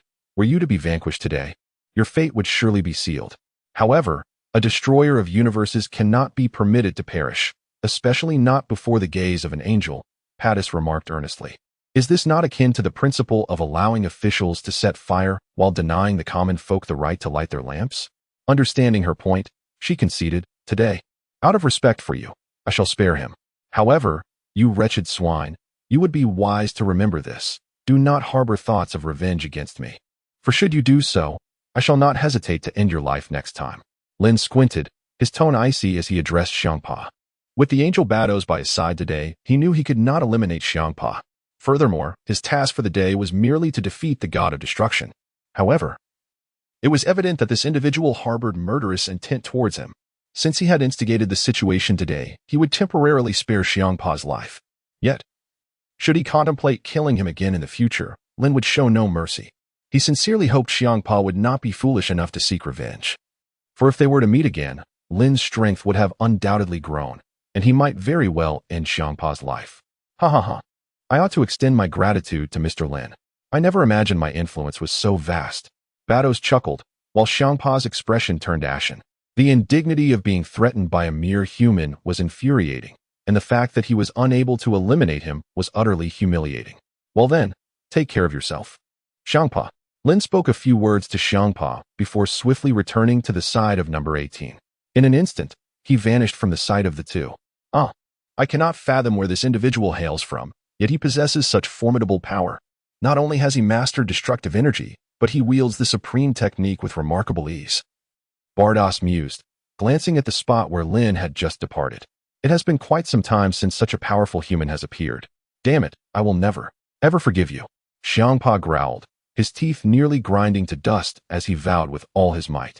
Meanwhile, in the cosmos, Lin and number 18 floated in midair. Suddenly, an electronic voice resonated in Lin's mind. Ding. Congratulations, host, for completing the system task of defeating the god of destruction, Xiangpa. Reward, destructive energy. Permanent. With the newly acquired energy surging within him, Lin felt a faint smile grace his lips. To be honest, he had previously harbored some trepidation regarding the god of destruction, especially since he had only been able to use his destructive energy twice. Had Xiangpa relentlessly attacked with destructive energy earlier, overcoming him would have indeed posed a significant challenge, leaving him in a rather precarious situation. However, once that fellow realized Lin could also wield destructive energy, he opted to abandon such tactics, thereby alleviating Lin's concerns and allowing him to defeat Xiangpa with ease. But now, the circumstances had changed. Having attained genuine, permanent destructive energy, he felt no fear in the face of any god of destruction that might come his way. Where are we headed now? Number 18 inquired. Let us proceed to Earth in the 7th universe. If the system's timing is accurate, we should be entering the period when Dragon Ball Super begins. Lin spoke softly, indicating that the time period when Dragon Ball Super commenced was approaching, which meant that Beerus, the god of destruction of the 7th universe, was about to awaken. As the mightiest of the gods of destruction, Lin felt a strong inclination to test his strength. Returning to Earth? That sounds delightful. It has been quite a while since I last savored the exquisite cuisine of Earth. I must admit, I have been rather nostalgic about it, remarked Android 18 playfully. Has it truly been that long? Didn't we only arrive in this timeline a mere few days ago? Lin chuckled and inquired. A few days had indeed felt quite lengthy. The cuisine in these areas was rather unpalatable for the elderly, and their clothing styles were exceedingly antiquated. Number 18 pouted. All right, let us proceed. Having mastered the art of unrestricted, instantaneous teleportation, Lin could effortlessly traverse from one universe to another.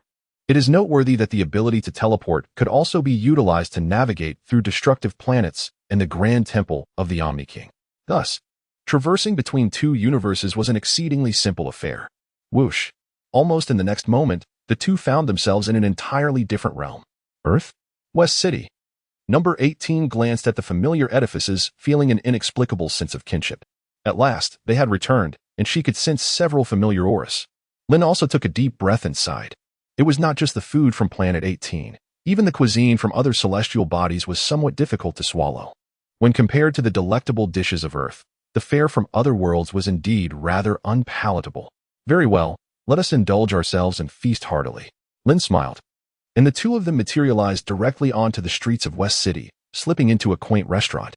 Meanwhile, within the gravity chamber of the Capsule Corporation, a powerful aura suddenly surged, startling Vegeta. What was that extraordinary energy? It was immensely potent, unlike Kakarot's. Who could it possibly be? Abruptly halting his rigorous training, Vegeta's eyes widened in astonishment as he sensed an overwhelmingly strong presence, accompanied by an oppressive force that was undeniably not Kakarot's.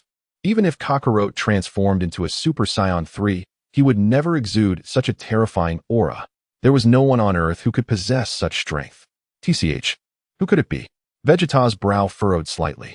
If it were some nefarious individual, that would spell trouble. This energy was far more formidable than he had anticipated. It seemed he had no choice but to venture out and investigate. At that moment, it It was not only Vegeta who felt this immense power.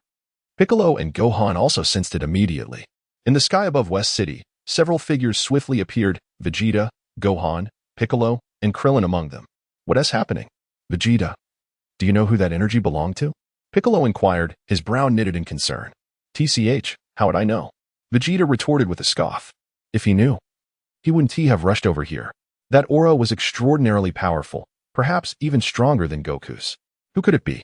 Gohan echoed the sentiment, furrowing his brow. Each time such a formidable energy manifested, Earth faced catastrophic consequences. What? How can anyone be stronger than Goku? Krillin exclaimed incredulously. In his perspective, after defeating Majin Buu, Goku was undoubtedly the strongest in the universe. The universe is vast. Who knows how many beings stronger than Goku exist? Piccolo interjected. Is it really that powerful? Krillin asked, a hint of fear creeping into his voice. That individual is just below us. Cowards need not accompany me. Vegeta coldly remarked before leaping directly onto the streets of West City. TCH, who are you calling a coward? Piccolo frowned, following suit. Gohan and Krillin trailed behind. Though Krillin felt trepidation, he always followed after a moment of fear. After all, his power was considerably weaker, especially compared to Vegeta, Piccolo, and Gohan. What a nuisance. Even dining is not peaceful. These guys treat us like we're some kind of thugs. Lin, who was dining at the time, remarked nonchalantly. He had already sensed Vegeta and Piccolo nearby, clearly approaching for him. How bothersome. I had planned to go shopping for clothes later. 18, with her brow slightly furrowed, chimed in. Shopping? I'll step out for a moment. You can go buy clothes by yourself. Upon hearing the word shopping, a vein throbbed on Lin's forehead. Over the years, he had come to truly understand 18's shopping prowess. She could spend an entire day indulging in retail therapy. Even with infinite energy, one could not withstand such an exhausting endeavor. Women are indeed naturally inclined to shop, showing no signs of fatigue even after a whole day. However, Lin, despite his formidable strength, found mere shopping to be exhausting and utterly tedious. With that, he vanished from 18's presence in a flash. TCH, that insufferable man. He clearly just wants to avoid shopping with me. 18 thought, fully aware of Lin's intentions. He was simply an inadequate partner. After Lin exited the restaurant, she beheld Vegeta and Gohan standing there. Are you waiting for me? She inquired. Lin smiled faintly and inquired, what? You are a Saiyan? The moment he laid eyes on Lin, an expression of utter astonishment washed over Vegeta's face. That look was positively more captivating than encountering a ghost. A Saiyan? How could that be possible? Aren't there only a few of you left? What is going on? Piccolo was equally taken aback. Since Vegeta was the prince of the Saiyans, he was undoubtedly well acquainted with his kind. He had always asserted that the only true Saiyans remaining were himself, Kakarot, and his worthless comrade, Oolong. A Saiyan. Krillin stumbled back 2 steps in fear. The shadow of the Saiyans had never truly dissipated for him, even though Vegeta had seemingly turned over a new leaf. There was no need for such astonishment. The world is indeed vast. I am a Saiyan. Is that truly so outrageous? Observing the astonished expressions of those around him, he spoke with a calm demeanor. Where exactly do you hail from? What is your purpose for coming to Earth? Vegeta appeared to have reconciled himself to this reality. He then regarded Lin with a wary gaze, sensing an immense power emanating from him, one that was certainly beyond his own capabilities. That is something you need not concern yourself with. Lin spoke in a calm tone, expressing her disinterest in having to explain her origins and intentions wherever she went. It was rather exhausting. At that moment, Android 18 had finished her meal and emerged. Was that truly Android 18? How could this be? Hadn't she been killed a decade ago? The instant they laid eyes on her, Vegeta and the others displayed expressions of sheer astonishment, akin to witnessing a ghost. In their timeline, 18 had been absorbed by Cell and ultimately slain by Gohan, with Cell having merely regurgitated 17. However, in this reality, 18 had been directly killed. And now she stood before them, alive and well, leaving them utterly astounded. Ugh, what are those looks for? 18 remarked lightly, brushing her golden locks with a flick of her wrist. Hey, I'm off to do some shopping, she added to Lin before strolling away. Fully aware that Lin had no desire to accompany her. I understand now, they must not be from this timeline. The 18 of this reality was long since killed. Yet here she stands before us, indicating that they hail from another timeline, Vegeta quickly deduced. After all, Trunks from the future had visited this timeline before. Thus, traversing timelines was not an insurmountable feat. Chapter 71. Super Saiyan 3 Goku, you are too weak other timelines? This possibility indeed held considerable weight. For this reality had never encountered such formidable energy before. Piccolo nodded in agreement with Vegeta's assessment. Meanwhile, on King Kai's planet, Goku sensed an exceptionally powerful Saiyan had emerged on Earth. Vegeta was currently locked in a standoff with him. King Kai suddenly addressed Goku. What? A Saiyan? Didn't Vegeta mention that only a few of us remained? Do you know who it is, Lord Kai? Goku inquired with great curiosity, surprised that there were still other Saiyans in existence. I don't know. He seems to have appeared out of nowhere in the universe. I've never sensed his energy before. King Kai replied, shaking his head. Moreover, his power is extraordinarily immense. I can assure you that he is far stronger than both you and Vegeta. It would be wise not to provoke him. King Kai continued to caution, sensing an overwhelming danger emanating from this energy, an unparalleled sense of oppression. Is he really that strong? Goku chuckled, feeling a surge of excitement. Since you say so, I find myself quite intrigued. Ever since the defeat of Majin Buu, he had scarcely encountered a worthy opponent, an intolerable situation for someone who thrived on battle. I'll locate Vegeta's energy, Goku declared, pressing his index and middle fingers to his forehead to hone in on Vegeta's presence. What are you doing, Goku? King Kai asked, his intuition stirring unease as he observed Goku's eager demeanor. Hey, didn't you say he is stronger than both me and Vegeta? Naturally.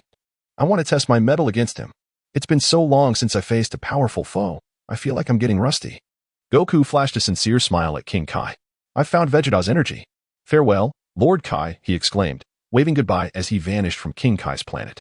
How could I be so foolish? King Kai smacked his forehead. He had long understood Goku's nature once he revealed this information. Goku would inevitably seek out that Saiyan to challenge him. It was too late for regrets now, as Goku had already reached Earth. Whoosh. Kakarot. Dad. Goku. Vegeta. Gohan. And Piccolo exclaimed in astonishment. They were taken aback that Goku had sensed Lin En's presence as well. Ah, you must be the Saiyan Lord Kai mentioned, Goku said, nodding at Vegeta and the others before striding directly towards Lin, grinning widely as he queried, I assume you're here to challenge me to a duel, right?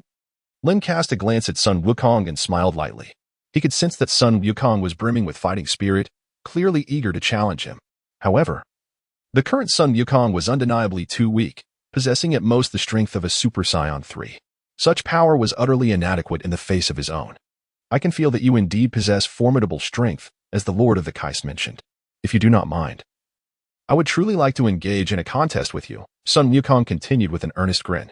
It had been years since he had encountered such a formidable opponent. How could he possibly let this opportunity for sparring slip away? Hey, Kakarot, this fellow's energy is immense. Even if he were to transform into a Super Saiyan 3, you might not stand a chance against him. It would be wise not to provoke trouble on Earth. Vegeta coldly warned Sun Wukong. In his earlier days, Vegeta relished the thrill of battle and, like Sun Wukong, enjoyed challenging the strong. Yet now, he sensed that the Saiyan before him was beyond his capacity to contend with. Should he provoke this being, it could spell disaster for Earth, and he had no desire to witness Bulma and Trunks in peril. It's all right, Vegeta. There's no need to worry so much. We are merely going to have a friendly spar, Sun Wukong replied nonchalantly. Indeed, Vegeta is correct. Do not stir up unnecessary trouble. Piccolo and Gohan echoed in agreement. You need not be so concerned. I merely wish to engage in a simple contest. Sun Wukong reassured Vegeta and Piccolo before turning his gaze back to Lin. You are not my equal, Sun Wukong. Your strength is far too insufficient. I have little interest in you. Lin shook his head, resolutely declining Sun Wukong's request. Were he capable of transforming into a Super Saiyan Blue or mastering the Ultra Instinct technique, he would certainly engage in a spar with him. However, in his current state as a Super Saiyan 3, the disparity was simply too vast. The prospect of combat held no allure. Hey, I'm not as weak as you might think, Sun Wukong remarked lightly, a faint smile gracing his lips. With clenched fists, he transformed into the form of Super Saiyan 2. Golden flames erupting around him, while azure lightning danced in his vicinity. This was the metamorphosis into Super Saiyan 2. Ha! Sun Wukong exclaimed before unleashing another roar. The golden flames surged even more ferociously, and his golden hair cascaded down to his waist, signifying his transformation into Super Saiyan 3. Now, are you prepared to challenge me? Upon achieving this form, Sun Wukong addressed Lin, his demeanor radiating confidence. Very well. Since you are so eager for a contest, I shall indulge you, Lin conceded. Nodding in response to the fervent martial spirit emanating from Sun Wukong. This fellow truly wouldn't turn back until he faced a wall. In that moment, Lin contemplated allowing him to witness just how feeble he truly was. TCH, that rascal cockroach had better not stir up any trouble. Otherwise, I shall not let him off easily, Vegeta stated coldly. Yet, despite their reluctance to involve Sun Wukong in such matters, they harbored a profound curiosity, eager to discern the extent of this Saiyan's power. Since you are also a Saiyan, surely you can transform into a Super Saiyan as well? Show me your transformation. Sun Wukong inquired with palpable curiosity. It appeared they belonged to the same lineage of Saiyans, the only distinction being that this particular Saiyan's tail had not been removed. No need. I do not require a transformation to engage in battle with you. Lin shook his head and remarked. You must understand that my potential has already been unlocked by the old Kai, and my mysterious form far surpasses that of Super Saiyan 3. Therefore, engaging in combat with you, Son Goku, does not necessitate any transformation. Are you not a tad too arrogant? Goku retorted with a smile. If you choose not to transform, you shall find yourself no match for me. Then let us see how that unfolds. Lin remained calm. In light of this, I launched my attack. Sun Wukong assumed a combat stance. Whoosh. In the next moment, his body surged towards Lin.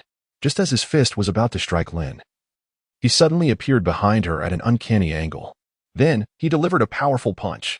Lin casually tilted her head, effortlessly evading Sun Wukong's punch. To everyone's astonishment, she had actually dodged it. Sun Wukong's face instantly registered surprise. It was not just him. Gohan and Vegeta, who stood behind, were equally taken aback. After all, having transformed into a Super Saiyan 3, Sun Wukong's strength was formidable, and his speed was so rapid that it was nearly indistinguishable. Yet, Lin had evaded his attacks with such ease. It was as if she possessed eyes in the back of her head. Subsequently, Sun Wukong unleashed a flurry of punches. But each was deftly avoided by Lin. How intriguing. This individual was not merely boasting. Despite having pushed his speed to its limits, he still could not land a hit. Remarkably, she hadn't even undergone any transformation into a Super Saiyan, yet her speed and reflexes were astonishingly swift. After dozens of attempts, Sun Wukong was left in utter disbelief. However, in that fleeting moment of distraction, Lin's body suddenly twisted backward, executing a sweeping kick with remarkable swiftness. What? So fast? Observing the leg approaching like a steel beam, Sun Wukong's pupils constricted. At this moment, evasion was no longer an option. Lin's speed was simply too formidable. Sun Wukong had no choice but to raise his arms with utmost urgency to shield his head. Section 152. Bang. Lin's leg swept heavily across Sun Wukong's arms, unleashing a terrifying force akin to a torrential downpour.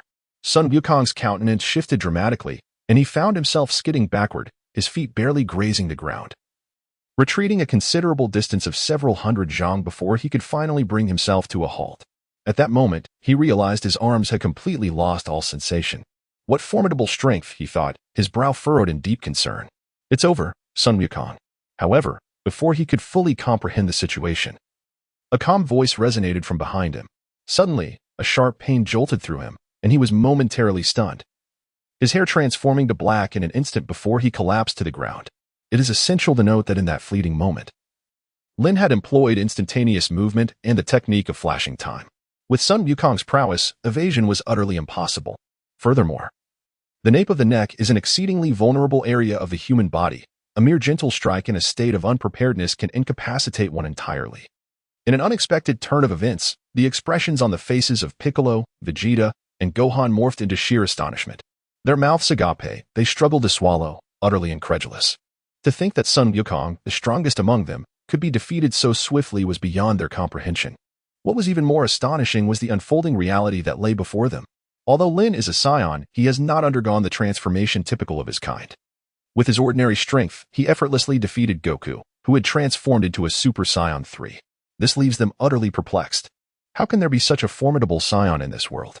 Vegeta clenched his fists tightly, a look of resentment etched on his face. Although he no longer holds his identity as the Prince of Saiyans in high regard, the sudden emergence of a Saiyan whose power vastly surpasses both his own and Kakarot's is undeniably disconcerting. Perhaps, like me, he has unlocked his potential, enabling him to defeat Father with such ease. Gohan pondered this and spoke to the two, sensing a resemblance between himself and Lin, particularly with regard to his mysterious form. The tuft of hair he sports is strikingly similar to that which he possesses when transformed into his own mysterious state. Now that you mention it, there is indeed a resemblance. He quickly nodded in agreement. It is notably similar. especially in hairstyle and gaze. During battle, his expression is as fierce as Gohan's when he confronted Majin Buu. Regardless, this individual possesses immense power, even if you had transformed into your mysterious state back then.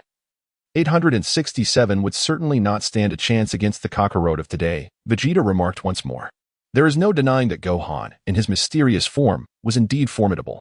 However, for years have elapsed since then, and Kakarot's combat abilities have significantly escalated. Thus, even Gohan in his mysterious form would likely struggle against the current Kakarot. Uncle Vegeta is correct. He is undeniably powerful. Gohan does not contest this point, for the strength of the Saiyan before them is evident, witnessed firsthand. If he were capable of transforming into a Super Saiyan, the situation would likely become even more dire.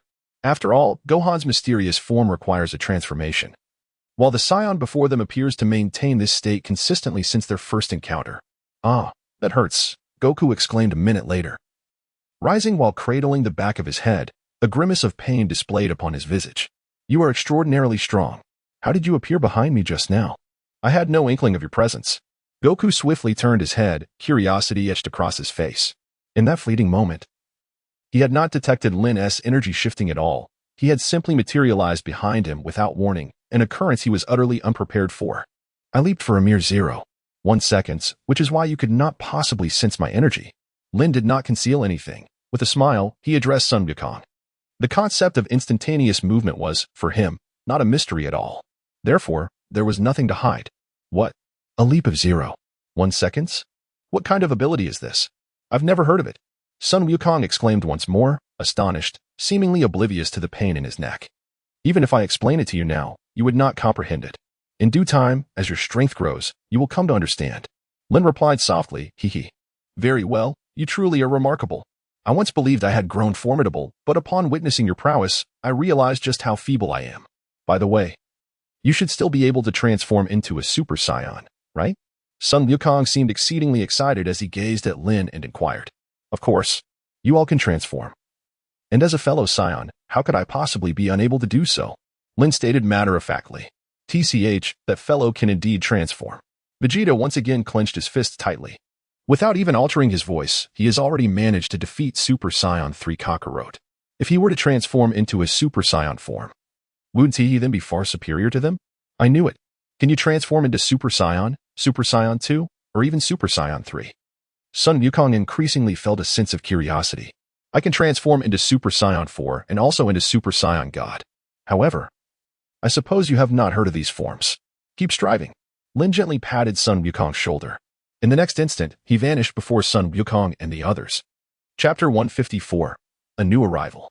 As a newcomer, I found myself lacking in funds, having just arrived in the realm of Dragon Ball Super. Naturally, one must devise a means to acquire some money. At this juncture, the most opportune target for extortion would be Mr. Satan. Hey, Kakarot. That fellow just claimed he could transform into Super Saiyan 4 and Super Saiyan God. Do you comprehend what that signifies? Vegeta hurried over, equally intrigued. Lin listened intently to the words spoken earlier. The existence of Super Saiyan 4 and Super Saiyan God was a revelation to him. Until now, only Kakarot had transformed into Super Saiyan 3. As for Super Saiyan 4 and Super Saiyan God, he had never heard of them. I have no idea either. This is my first time hearing about Super Saiyan 4 and Super Saiyan God, he admitted. By the way, Vegeta, as the Prince of the Saiyans, you should be quite familiar with these concepts, shouldn't you? Goku inquired, shaking his head in disbelief and then gazing at Vegeta with keen interest. After all, Vegeta was the Prince of the Saiyans, and it was he who initially mentioned the Super Saiyan transformation. Thus, it was conceivable that Vegeta might possess more knowledge about Super Saiyan 4 and Super Saiyan God than he did. Are you joking? How would I know such things? Vegeta retorted, crossing his arms and curling his lip in disdain. Yet, internally, he felt an overwhelming discomfort. If that guy truly achieved the so-called Super Saiyan 4 and Super Saiyan God transformations, it would be an even greater blow to him. Being the Prince of the Saiyans and unaware of what Super Saiyan 4 and Super Saiyan God were, while others had already reached such heights, was an immense humiliation for him. Ah, so even you are in the dark. Goku scratched his head and mumbled. TCH, if I knew, I wouldn't be asking you. Vegeta replied with a scoff. Nevertheless, they had finally encountered someone stronger than themselves. And it was exhilarating to know that there were even more formidable transformations beyond Super Saiyan 3, namely Super Saiyan 4 and Super Saiyan God. Vegeta, isn't that thrilling? Goku exclaimed with enthusiasm. I'm not nearly as thrilled as you are. Vegeta shot Goku a glare before swiftly darting towards Capsule Corporation. Son, what are your plans next? Piccolo asked, glancing at Goku. Given his understanding of Goku, he knew that with a stronger opponent now in play, Goku would undoubtedly intensify his training. Moreover, now that he was aware of the existence of Super Saiyan 4 and Super Saiyan God, he would likely find ways to attain such levels. I shall visit King Kai's planet once more. Perhaps Lord King Kai might have some insights, Goku declared with determination. He now possessed fresh aspirations and a goal to strive for. Indeed, you all have surpassed me by such a margin. I must train diligently, or I will be left far behind, Piccolo remarked with a smile. He recalled the first time he heard the name Saiyan, when he had been more powerful than Goku. Little did he expect that over a decade later, such a vast chasm would exist between them.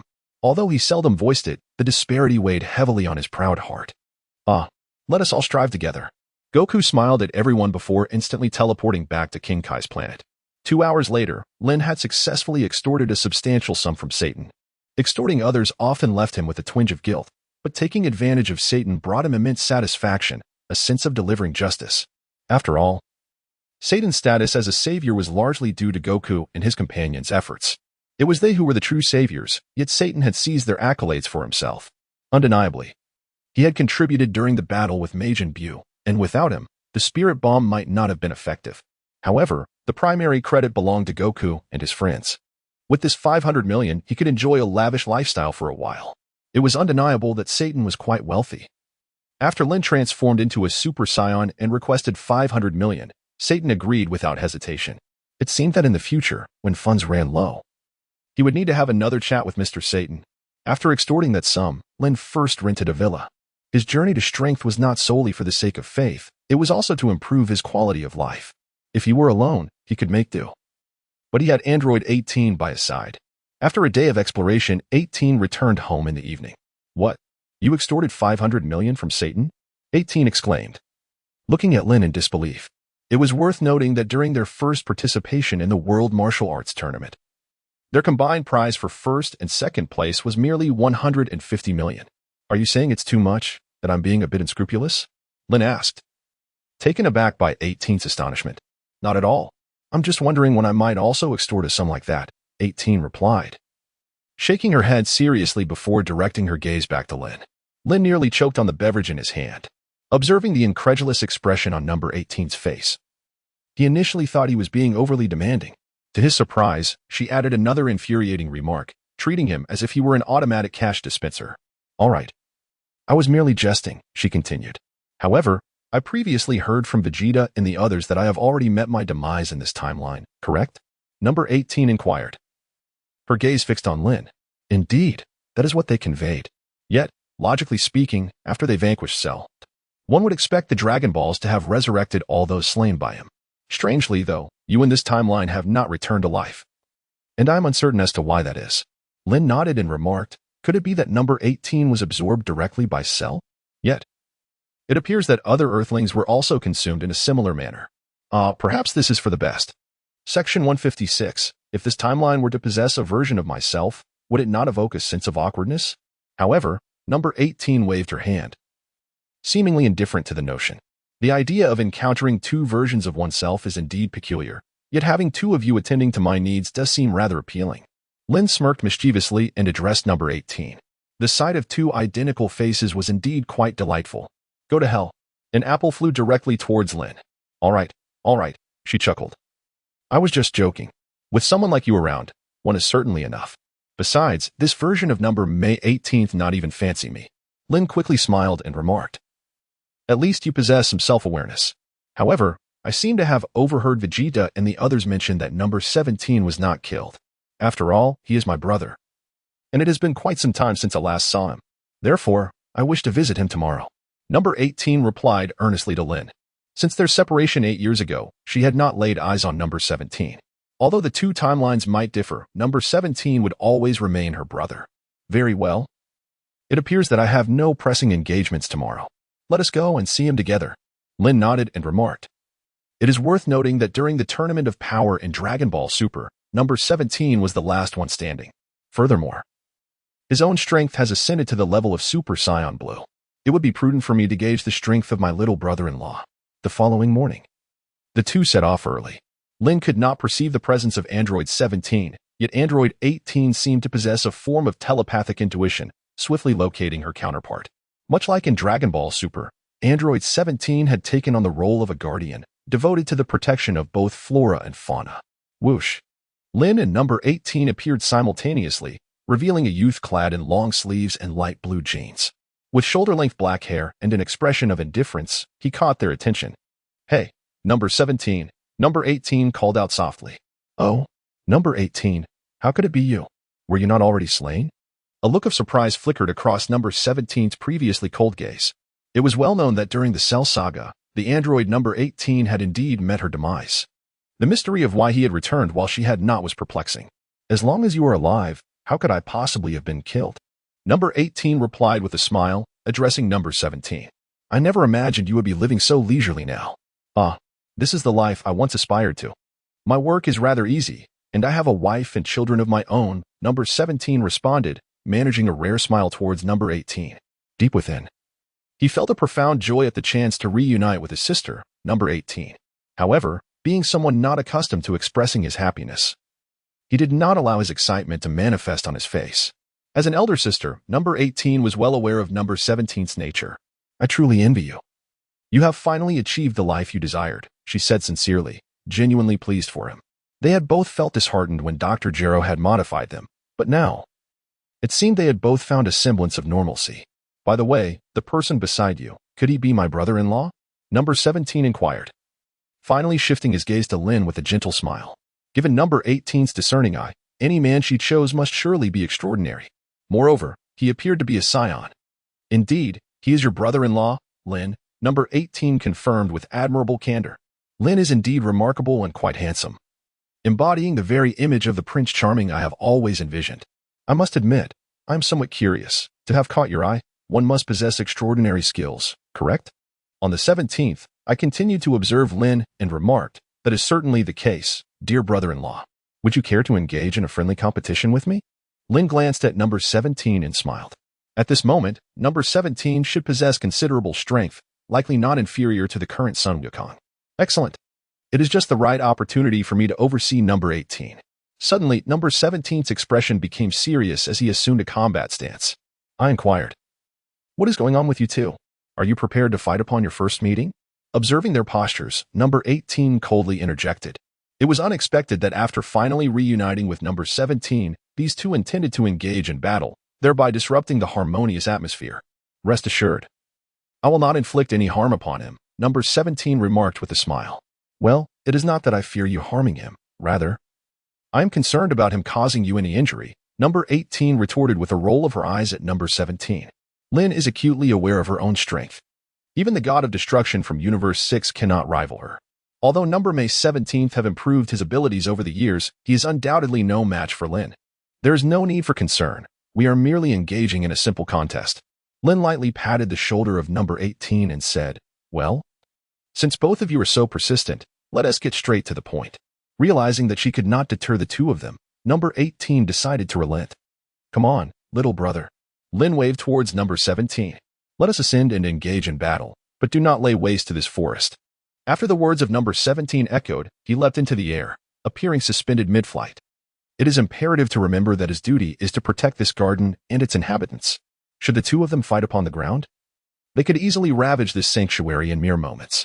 At that point, he would be remiss in his responsibilities. Whoosh! Lin also flickered and appeared directly opposite number 17. "What? Don't you need to transform?" Number 17 inquired curiously, noticing that Lin had not even considered the possibility of transformation. He had a slight understanding of the Saiyans. Individuals like Vegeta and Goku could indeed become Super Saiyans, greatly enhancing their combat prowess. Not at all. Transforming would strip away the joy of battle. Lin shook his head and remarked, "Even if I were to transform into a Super Saiyan, the 17th would still be no match for me. Therefore, transforming would render this battle rather mundane. You certainly possess a great deal of confidence. In that case, I shall not hold back," the 17th replied, and in an instant, his body surged towards Lin. His speed was astonishing, rivaling that of the current Super Saiyan 3 Goku. Within the blink of an eye, He appeared before Lin and unleashed a powerful punch. Lin did not flinch or evade. Instead, he launched a powerful punch in response. The moment their fists collided, both of their bodies recoiled several paces, creating a terrifying shockwave. Fortunately, their strength was finally controlled, resulting only in a gust of wind sweeping across the ground without any destruction. Interesting. I did not expect your strength to be so formidable.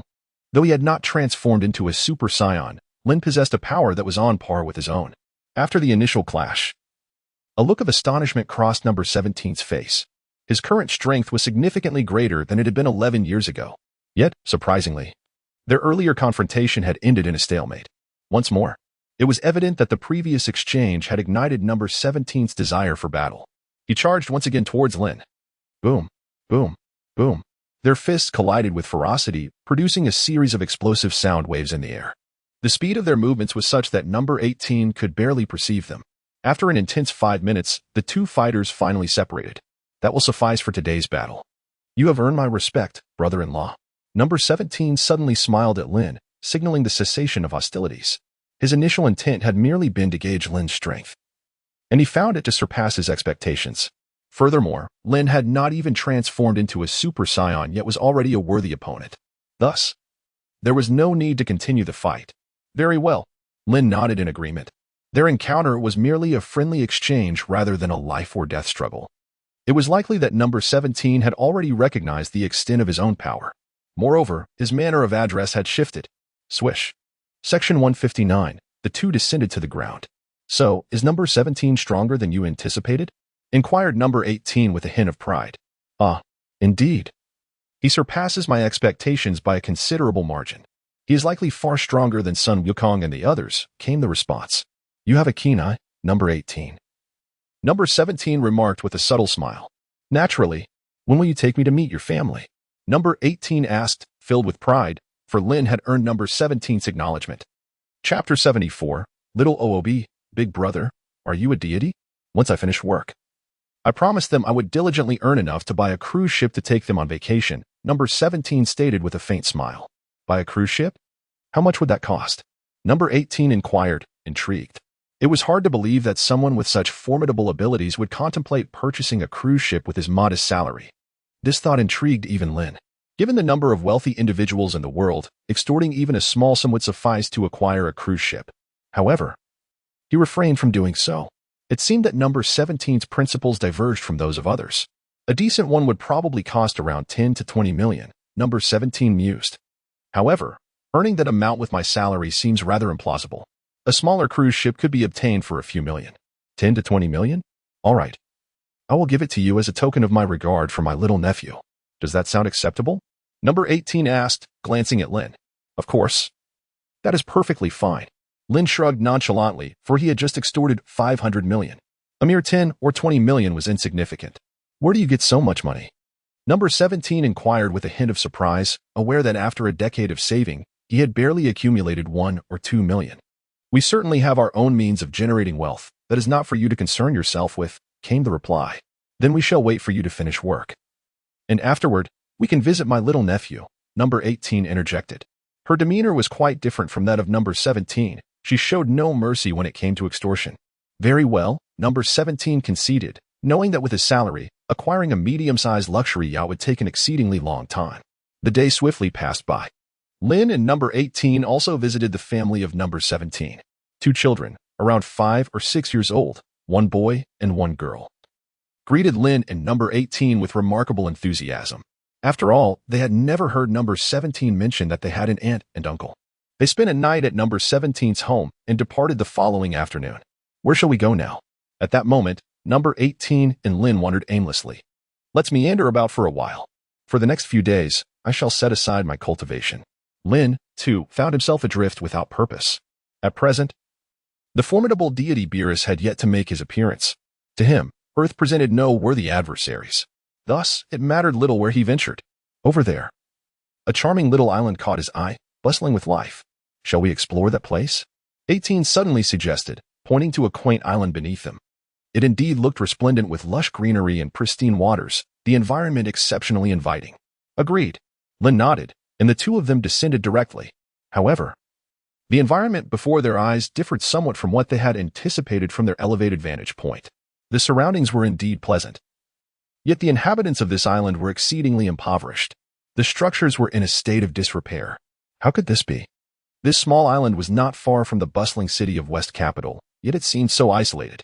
Number 18 furrowed his brow slightly and remarked, "Wait a moment. I believe I sense a trace of divine energy." Lin's face suddenly displayed an expression of astonishment. Indeed, this aura is undoubtedly divine. Although exceedingly faint, it undeniably exists. On this small island, there is a divine presence? Surely, you must be mistaken. How could that be possible? Number 18 appeared to be somewhat incredulous. In such a remote locale, it is likely inhabited by mere country folk. How could there be a divine aura? There can be no error. There is, without a doubt, an exceedingly subtle divine energy. Who could it possibly belong to? Lin squinted, seemingly engaged in a soliloquy. On this earth, it appeared that he alone possessed the divine energy. The Supreme Kai and his companions were certainly not present on the planet. Moreover, even if they were, their divine essence would likely surpass his own.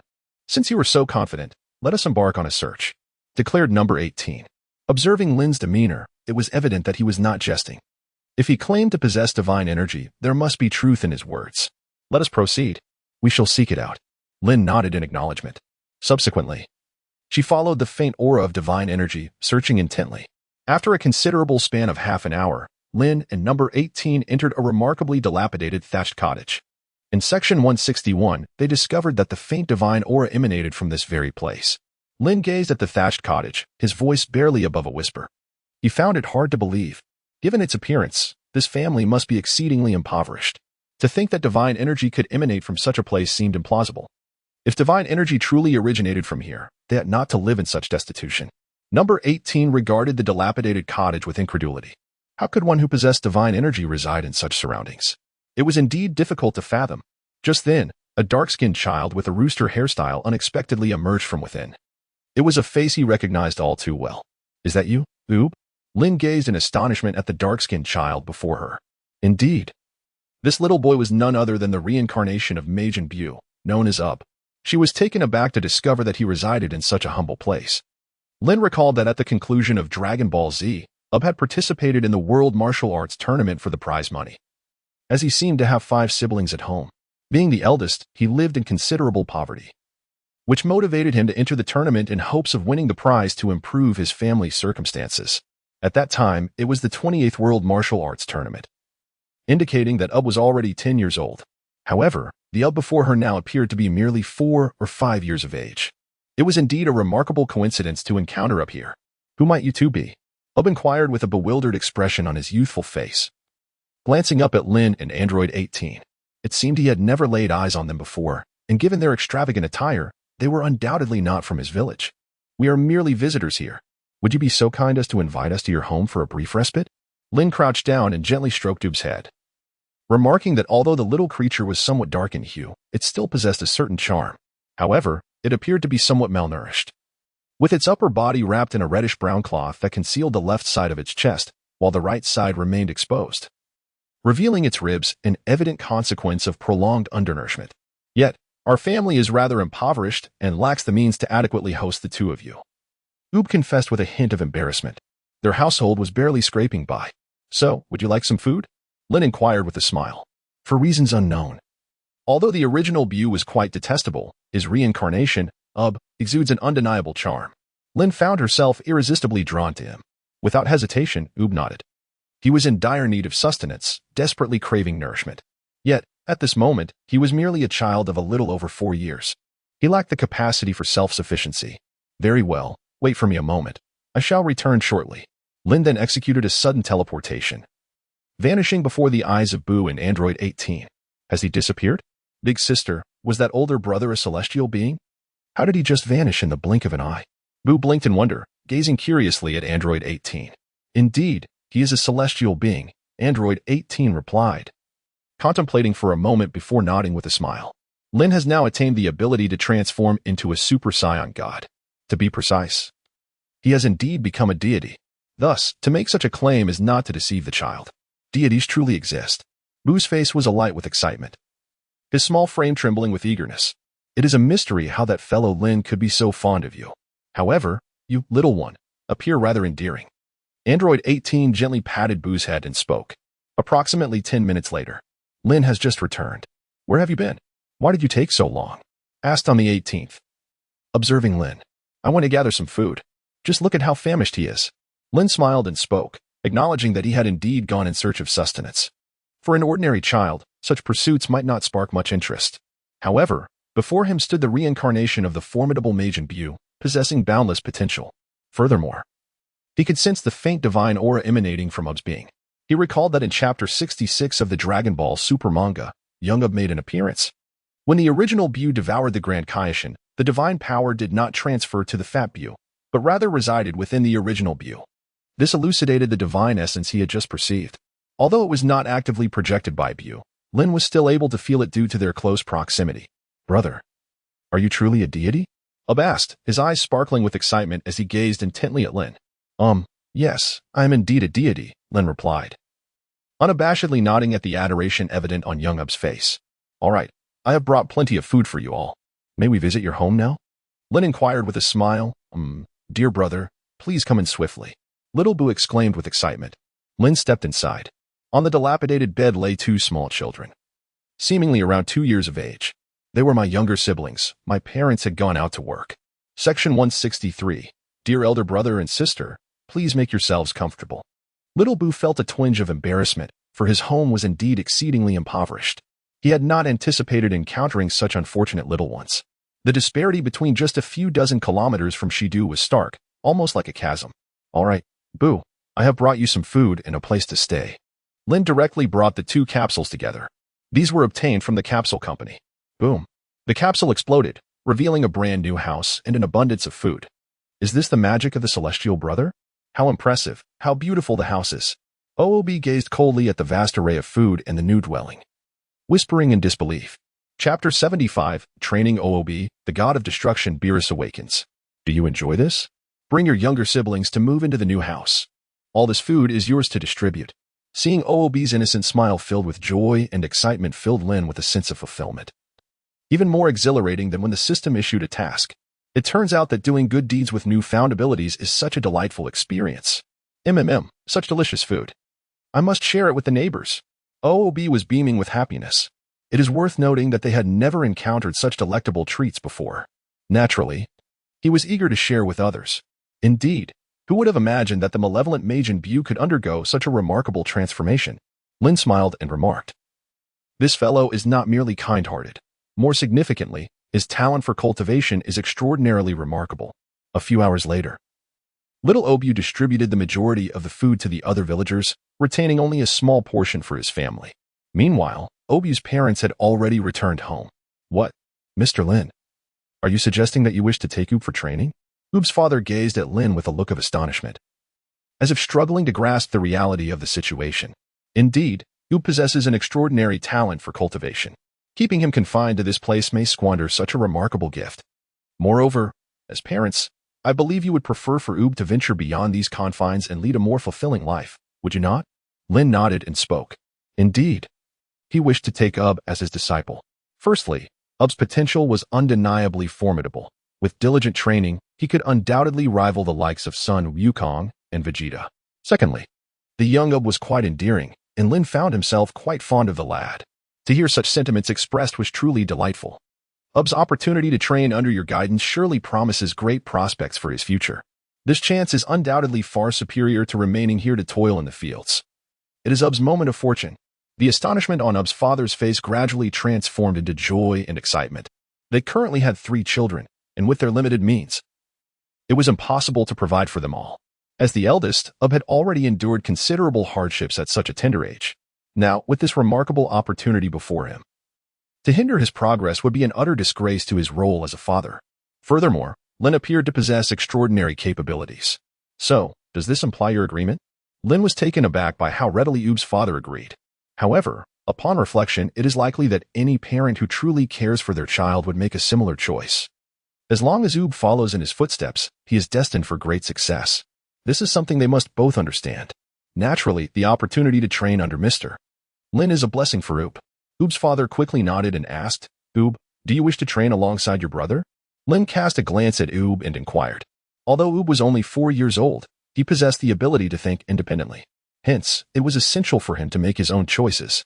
Master, if I train with you, will I truly become stronger? Once I am stronger, will I be able to earn more money? Oob asked with utmost seriousness and a touch of pragmatism. His desire to grow stronger stemmed from a wish to protect his family and the people in their village. Moreover, he aspired to earn more wealth as well, making this his primary concern. Of course, once you become stronger, you will undoubtedly be able to earn more money. Lin replied with a smile, nodding at Oob's somewhat naive yet realistic inquiries.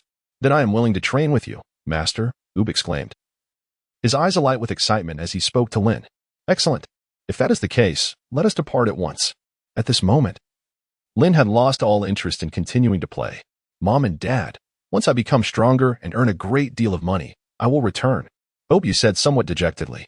After all, this was his first time venturing outside, which inevitably stirred a sense of fear within him, along with a tinge of reluctance. Well then, go ahead, Obio. You have always been a good child. Make sure to cultivate diligently under Mr. Lin's guidance. Obio's parents were clearly reluctant to let him go, despite their humble circumstances. The sudden prospect of their child leaving was indeed a heavy burden on their hearts. Off you go, as soon as you wish to return home. We will be ready to welcome you back. By the way, here is some money. Take it with you. Lin gently patted Oob's small head and remarked, Oob nodded resolutely in response. Shortly thereafter, the three of them executed a teleportation spell, returning directly to the villa. It truly is rather dull. I had hoped to enjoy some time, but I didn't anticipate you bringing back a little child. Section 165, number 18 lamented. One must understand that he had finally managed to secure some time alone with Lin. Why don't you go for a stroll? We shall retreat to the hyperbolic time chamber for training. It will only take us 2 or 3 days. Lin chuckled and said, Very well. I shall prepare some food for you. It is said that the cuisine within the hyperbolic time chamber is rather unpalatable. Although number 18 complained vocally, she was nonetheless quite supportive of Lin.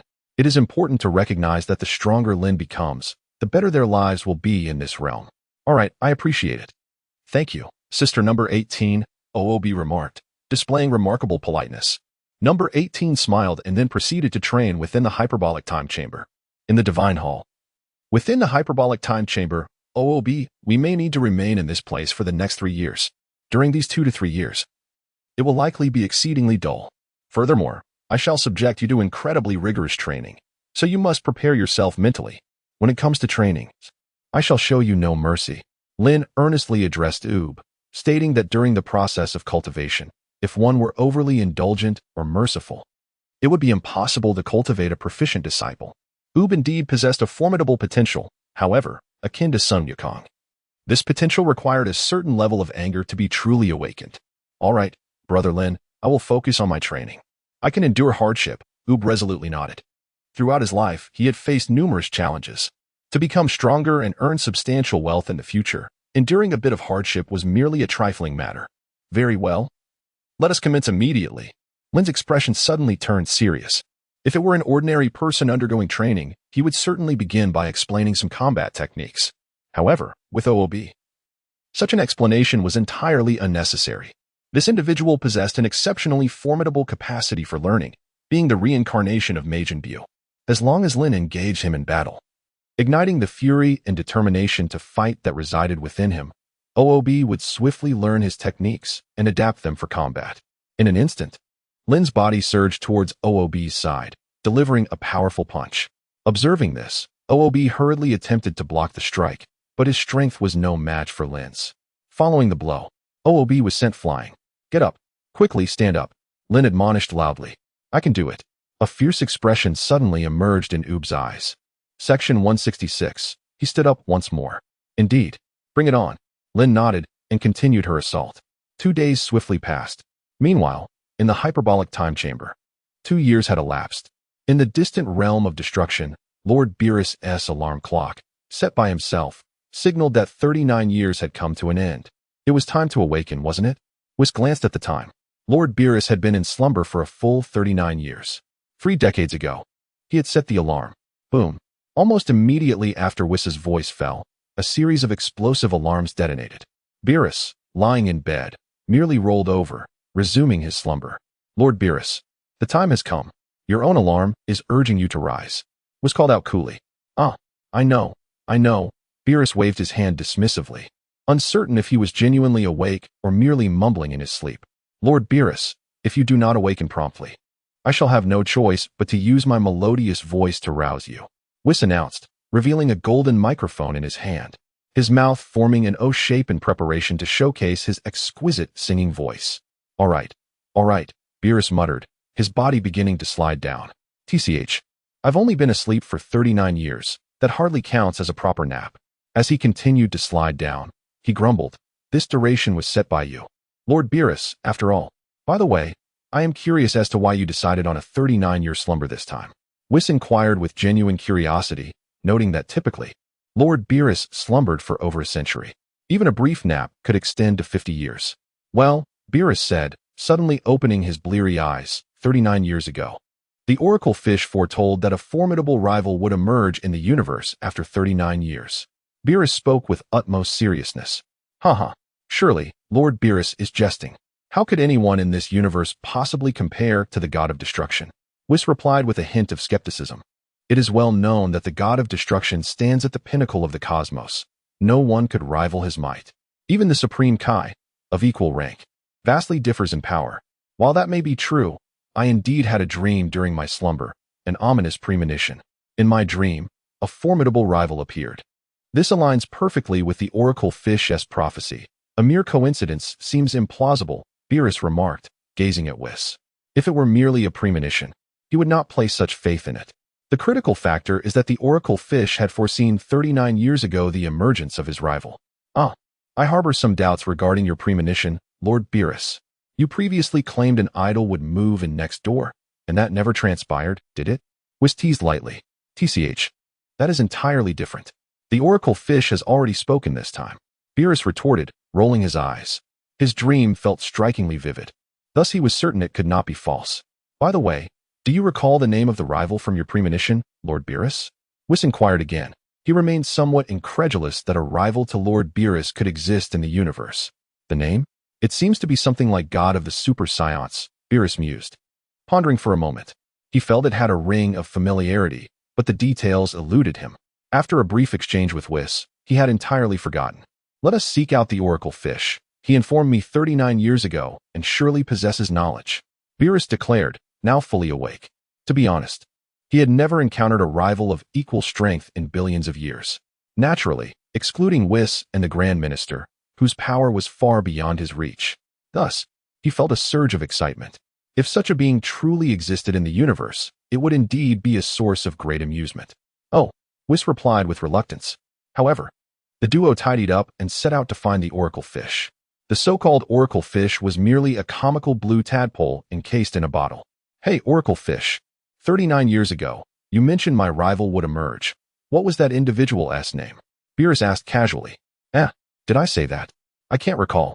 The Oracle Fish rubbed its chin in confusion. Is that so? Whis, prepare this creature for a soup. Beerus's expression darkened, and he spoke coldly. I was merely jesting. Lord Beerus, that individual is called the God of the Super Saiyans.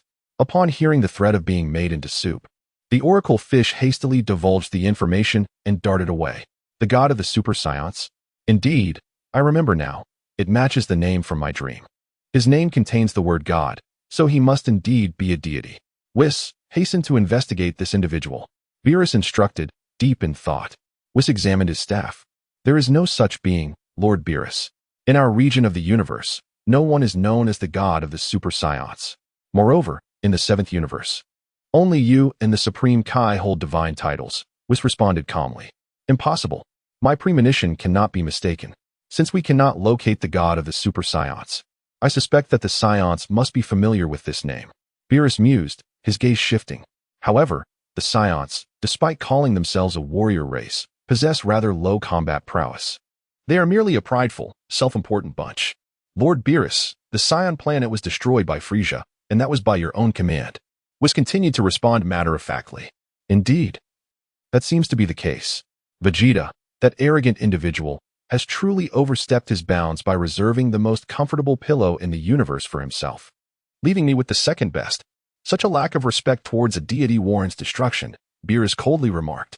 The mere thought of those self-righteous beings unsettled him. However, even though the Saiyan homeworld has been obliterated, there remain a few surviving Saiyans scattered throughout the cosmos. Prince Vegeta is among them. These remnants now inhabit a remote planet in the northern galaxy. Whis glanced at the gemstone atop his staff and addressed Beerus. Are there indeed surviving Saiyans? What is the name of that planet?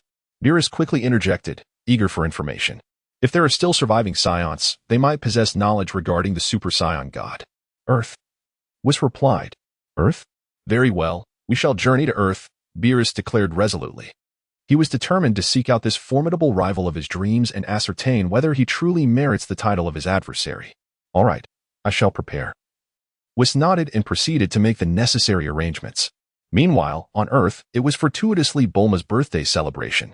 The gathering was set on a picturesque island. Initially, Bulma had intended to host the event aboard a luxurious cruise ship, but due to the overwhelming number of friends, they opted to purchase an island outright for the occasion. Goku and Vegeta had been training in the gravity chamber, yet they were ultimately compelled to attend the festivities due to Bulma and Chi-Chi's relentless insistence. After all, the prizes for the lottery at this birthday celebration were exceedingly tempting: yachts, villas, and the ultimate reward, the Dragon Balls.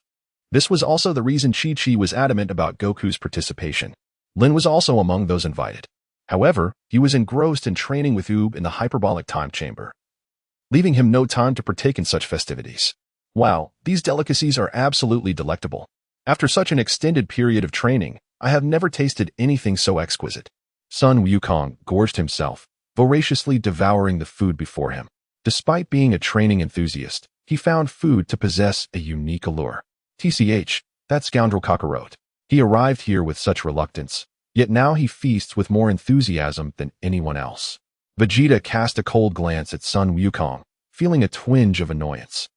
It was well known that Lin possessed immense strength and was still diligently training in the time chamber.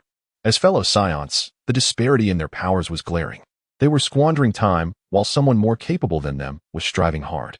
The thought irked Vegeta. Wow, this is truly delicious. May I have another serving? Sun Wukong exclaimed, thoroughly enjoying himself.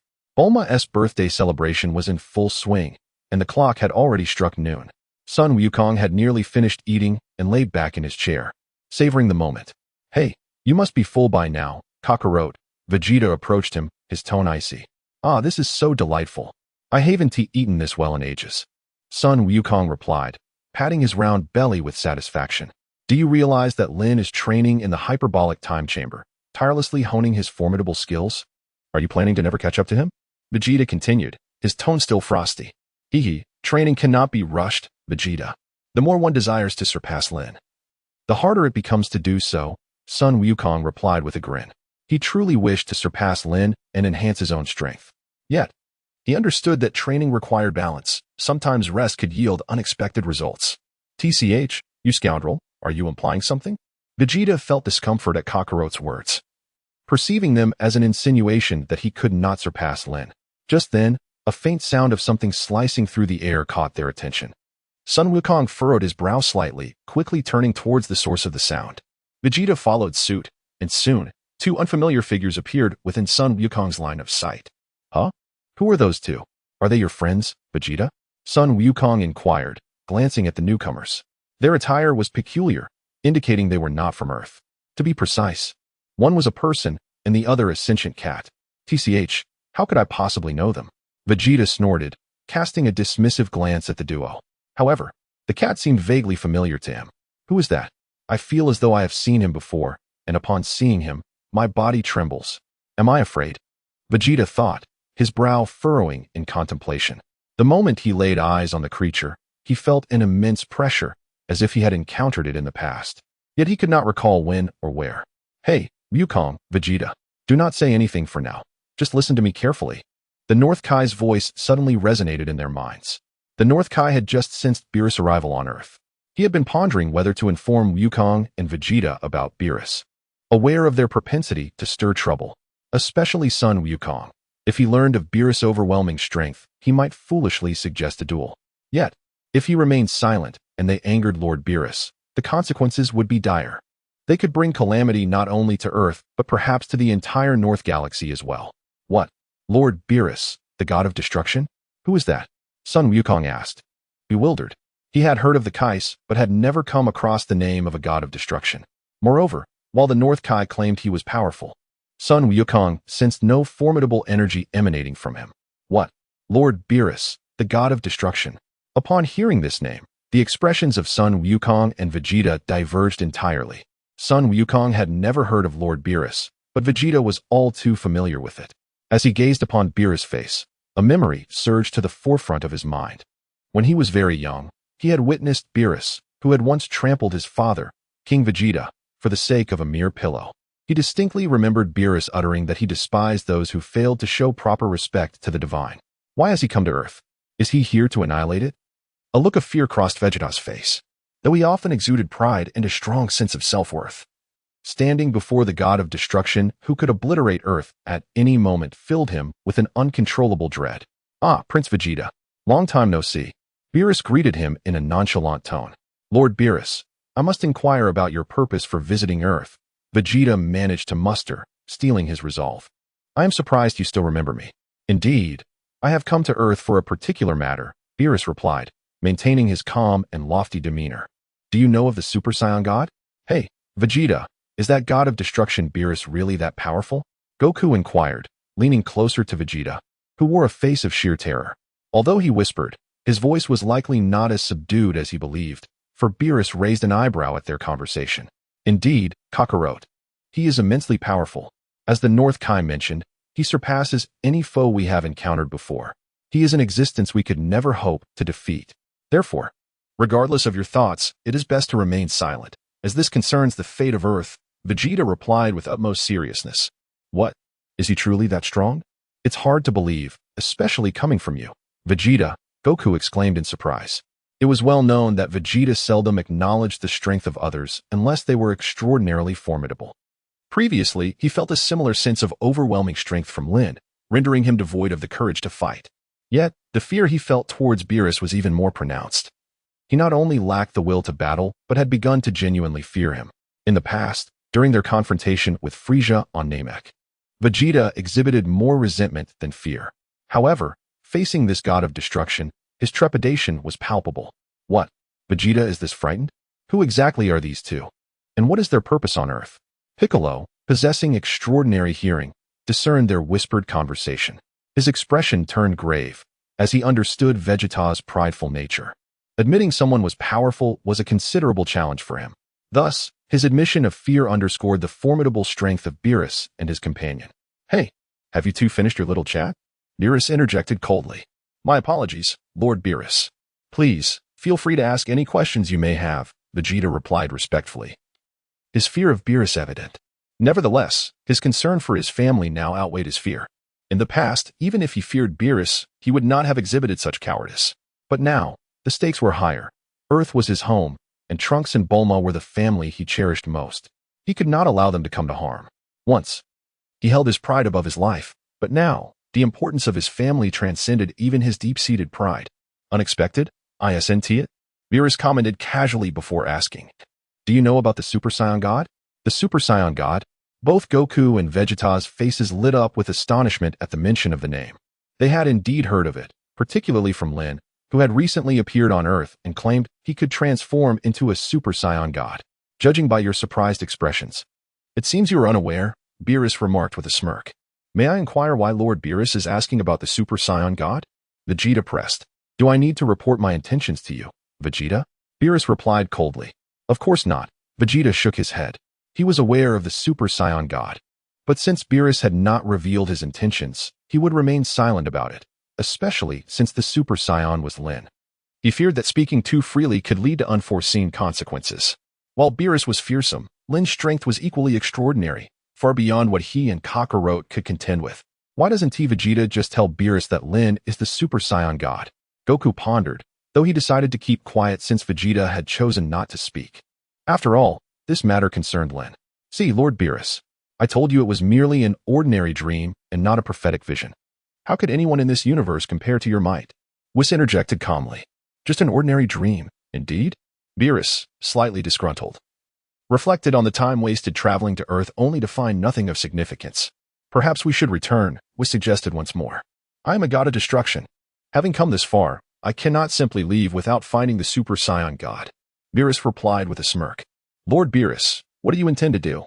Vegeta felt a sudden wave of unease as he observed Beerus's cunning smile. I already informed you that my intentions do not require your reporting, Vegeta. Beerus shot him a cold glance. Vegeta clenched his fists tightly, acknowledging his fear of Beerus. However, should this being seek to destroy Earth, he would fight with all his might, regardless of the odds.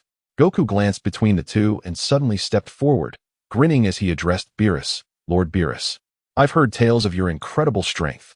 Would you indulge me in a friendly spar? Hey, Kakarot, what are you saying? Vegeta's expression shifted dramatically. It was not the time to provoke a battle. Had he not just cautioned against recklessness in the face of such a being? Oh no, Goku. Why must you always revert to your old habits? Vegeta thought, dismayed. Hadn't he just warned Goku that Beerus was not an opponent they could challenge?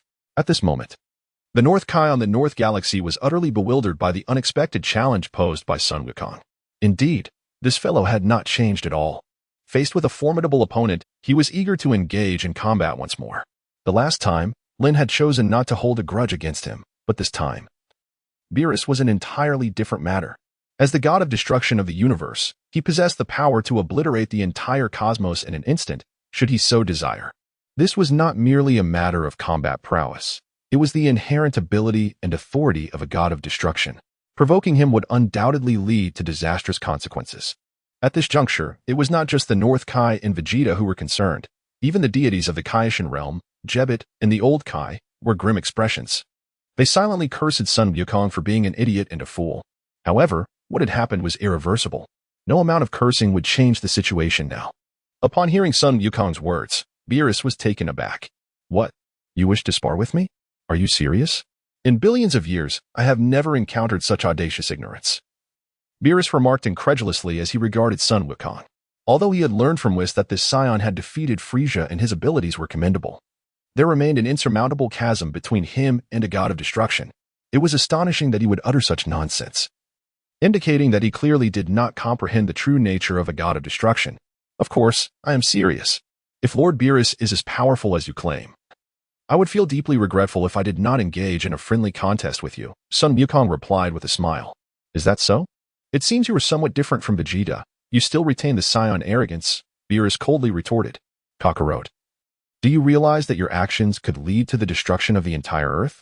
Vegeta interjected, his brow furrowed. Had you not uttered those words just now, perhaps there would have been a chance to retreat. But now, Beerus appears to have been provoked, and that is not a good sign. I understand his strength is formidable. Vegeta, just let me indulge myself this once. Sun Wukong replied with a grin. Ugh, you fool. I refuse to be a part of this. Vegeta snapped, turning away. Lord Beerus, please allow me to engage in a brief contest. Sun Wukong earnestly addressed Beerus once more. You overestimate yourself. If you seek to court death, I shall oblige. Beerus coldly responded. Having arrived on Earth, Sun Wukong was determined to demonstrate the extent of his abilities, the very abilities that had once defeated Frieza. With a chuckle, he clenched his fists and transformed into Super Saiyan 2. Oh, you can elevate your power to such heights instantaneously. Intriguing. It appears you have grown significantly stronger since your battle with Frieza.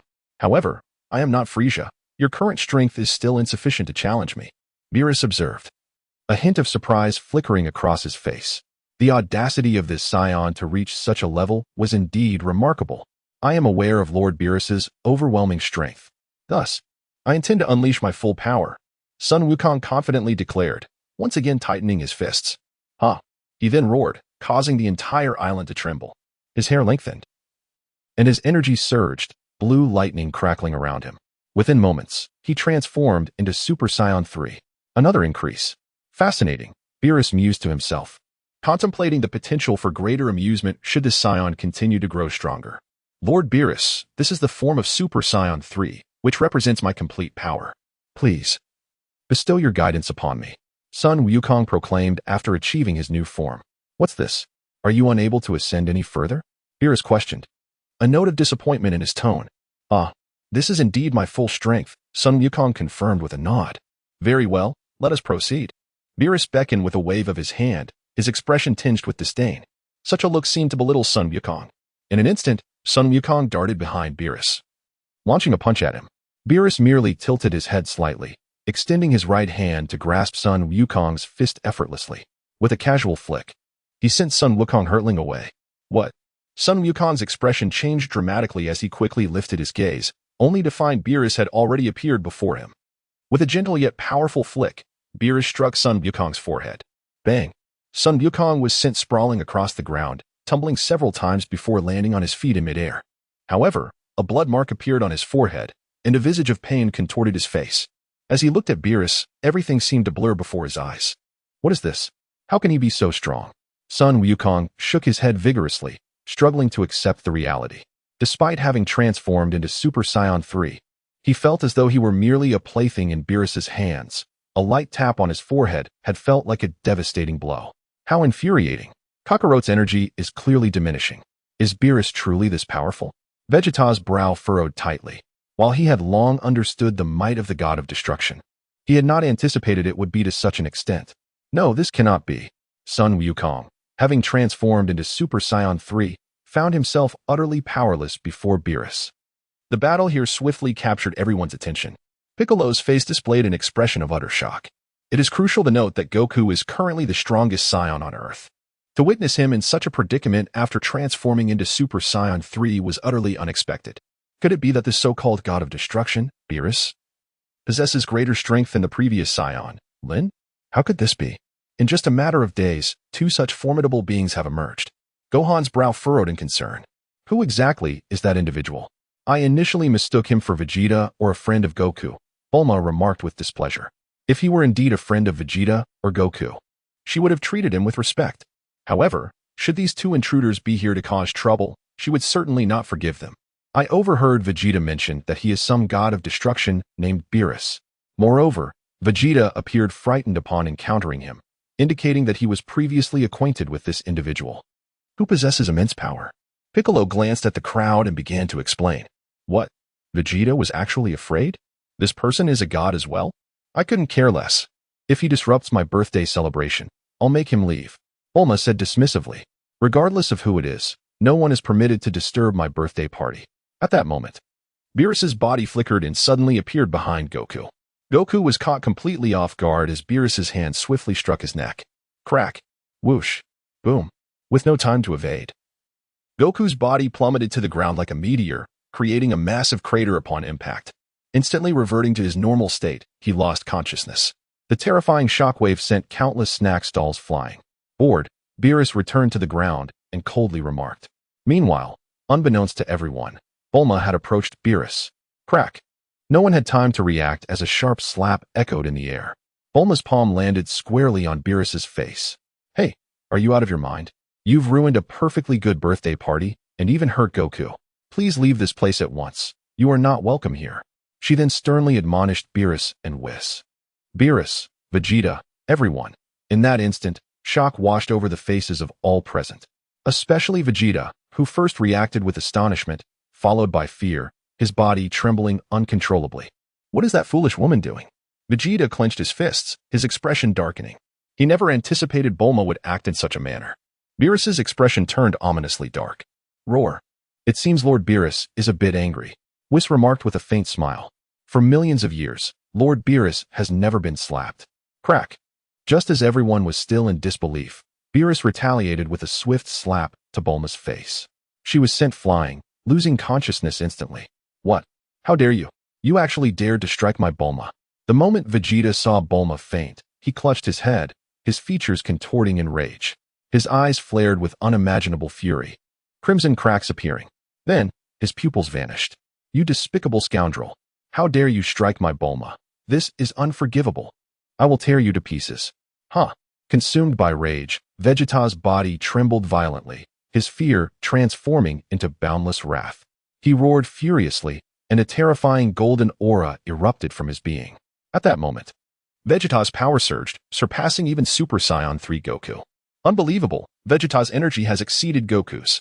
Piccolo gazed at Vegeta in astonishment. This is the power of rage? You scoundrel. I will not forgive you. Vegeta leaped into action, appearing before Beerus in an instant, delivering a powerful punch to Beerus's chin. Beerus's body was sent soaring into the air. Ha! Vegeta unleashed a barrage of energy blasts. Boom, boom, boom. Countless energy orbs exploded, engulfing Beerus in a cloud of thick smoke. Vegeta. Goku. Now wake. looked on in surprise at Vegeta's sudden display of strength, although he was merely a Super Saiyan 2 at that moment. His power surpassed even that of Super Saiyan 3 himself. "You scoundrel!" Vegeta continued his assault. Whoosh. However, at that moment, Beerus appeared behind Vegeta without warning. "You are slightly stronger than that previous fellow, but such strength is still no match for me." Beerus's chilling voice resonated from behind. Before Vegeta could react, he suddenly felt a sharp pain in his back. Then, he lost consciousness, collapsing beside Goku. Although Vegeta had experienced a temporary surge of power due to his fury, the disparity between him and Beerus was far too great, rendering that momentary boost ineffective. "He too has been defeated. It appears we must join forces." Gohan clenched his fists tightly, though he remained in his normal state, having not transformed into a Super Saiyan or any mystical form. His energy had only slightly increased.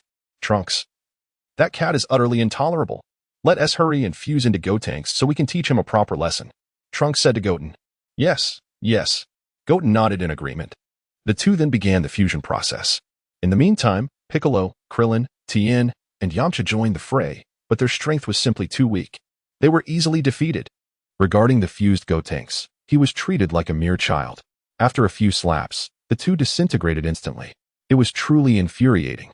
I was initially hesitant about whether to annihilate this planet, but you lot exhibit a blatant lack of respect for the divine. Thus, you deserve to face some punishment. A group of beings devoid of reverence should vanish along with this world. Beerus narrowed his eyes, emitting a chilling glow. He then directed his palm towards Goku and Vegeta, and a purple energy sphere coalesced in an instant. At that moment, everyone felt the ominous breath of death. How detestable. We have no strength left, we cannot stop him. Goku wished to clench his fist, but he was gravely injured and lacked the strength even to do that. Lord Beerus, there seems to be some exquisite cuisine on Earth. Wouldn't it be a pity for it to be destroyed? Whis inquired, glancing at Beerus. Although it is a pity, these individuals are unforgivable, Beerus replied coldly. Just then, Piccolo suddenly stood up once more, though he too was wounded, yet not as severely as Goku and Vegeta. What's wrong? Do you still wish to make a futile stand? Beerus remarked, casting a disdainful glance at Piccolo.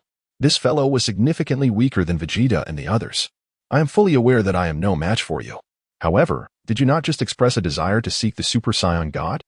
Piccolo retorted with a wry smile. Previously, Goku and Vegeta had feared that revealing the existence of the Super Saiyan God would incur Lin's wrath. However, the situation had spiraled out of control, and if they did not speak up, Earth might very well perish. At that point, everyone would meet their demise alongside it. Thus, he found himself with no alternative. What? You claim to know the whereabouts of the Super Saiyan God? Beerus's face suddenly registered surprise. It was well known that Vegeta and another Saiyan seemed oblivious to the secret of the Super Saiyan God, and yet, this green-faced creature appeared to possess knowledge of it, piquing his curiosity. Of course I know. I can reveal the secret of the Super Saiyan God and inform you of its current location. But you must agree to one condition, Piccolo said earnestly to Beerus. Do you believe you possess the standing to negotiate terms? Beerus coldly questioned, clearly displeased with being threatened. I understand your power. You could effortlessly obliterate us in an instant, even erase this planet with ease. However, should you do so, you shall never uncover the secret of the Super Saiyan God, Piccolo stated firmly. If Beerus refused his terms, he would not divulge the information. A sense of discomfort creased Beerus's brow. What is your condition? Speak. After a moment's contemplation, Beerus clenched his teeth and demanded. He had come in search of the Super Saiyan God, and now that he had caught wind of its existence, he could not afford to let this opportunity slip away. My condition is simple. I will tell you the location of the Super Saiyan God, provided that you do not destroy Earth, Piccolo insisted, gritting his teeth. Deep down, he felt a wave of trepidation, for he was uncertain just how crucial the Super Saiyan God was to Beerus. If he angered him, Earth would be doomed. Conversely, if the Super Saiyan God was not of significant importance, Beerus might still obliterate the planet. Thus, his current course of action felt akin to walking a tightrope. A perilous gamble. Very well, I accept your terms. Tell me, where can I find the Super Saiyan? Beerus replied coldly, though a glint of malice flickered in his eyes. This insignificant insect dared to threaten him. He would certainly have to eliminate it. While he had agreed not to destroy Earth, he made no promises about sparing the others. Those who lacked reverence for the divine were utterly unforgivable. Dandy, Mr. Lin is located within the Room of Spirit and Time. Go there and inform him of the events transpiring here. He is immensely powerful, so make sure to convey clearly that if Lin wishes to avoid entanglement in this mess, he should leave promptly. Piccolo whispered to Dandy. After all, if Lin could not defeat the god of destruction Beerus, they would all undoubtedly perish. Promises made by these beings were unreliable. Thus, if he judged that Lin could not best Beerus, he should feel free to escape. This way, at least one life could be spared. Understood, Uncle Piccolo. Dandy nodded vigorously before swiftly flying towards the sacred world of the Kais. Chapter 79, Transforming into Super Saiyan God again. One punch to repel Beerus. On Earth, within the room of spirit and time, the door suddenly creaked open. Lin and Oog turned their gazes, only to behold the little one, Dandy. Dandy, is there something you wish to convey? Lin cast a glance at the anxious Dandy and inquired, what troubles you? This young lad seldom dared to interrupt my training unless it was of utmost importance. Indeed, Mr. Lin, Dandy replied eagerly, nodding his head. You must be referring to the matter concerning the god of destruction, Beerus. Lin gently inquired. Previously, he had not sensed anything amiss.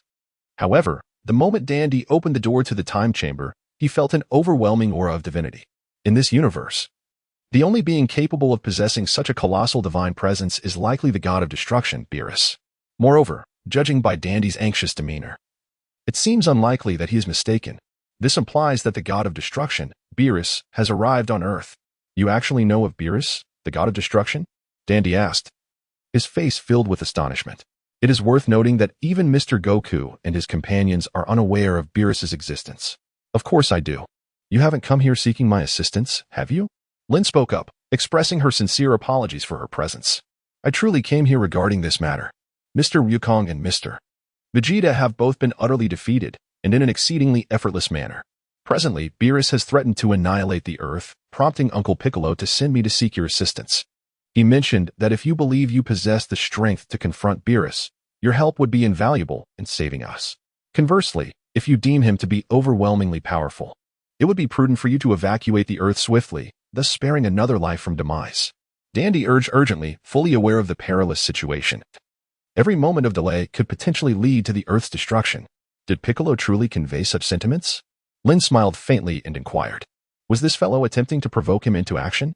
It seemed that someone from their group had previously offended Beerus, which now prompted them to recall him. Ding.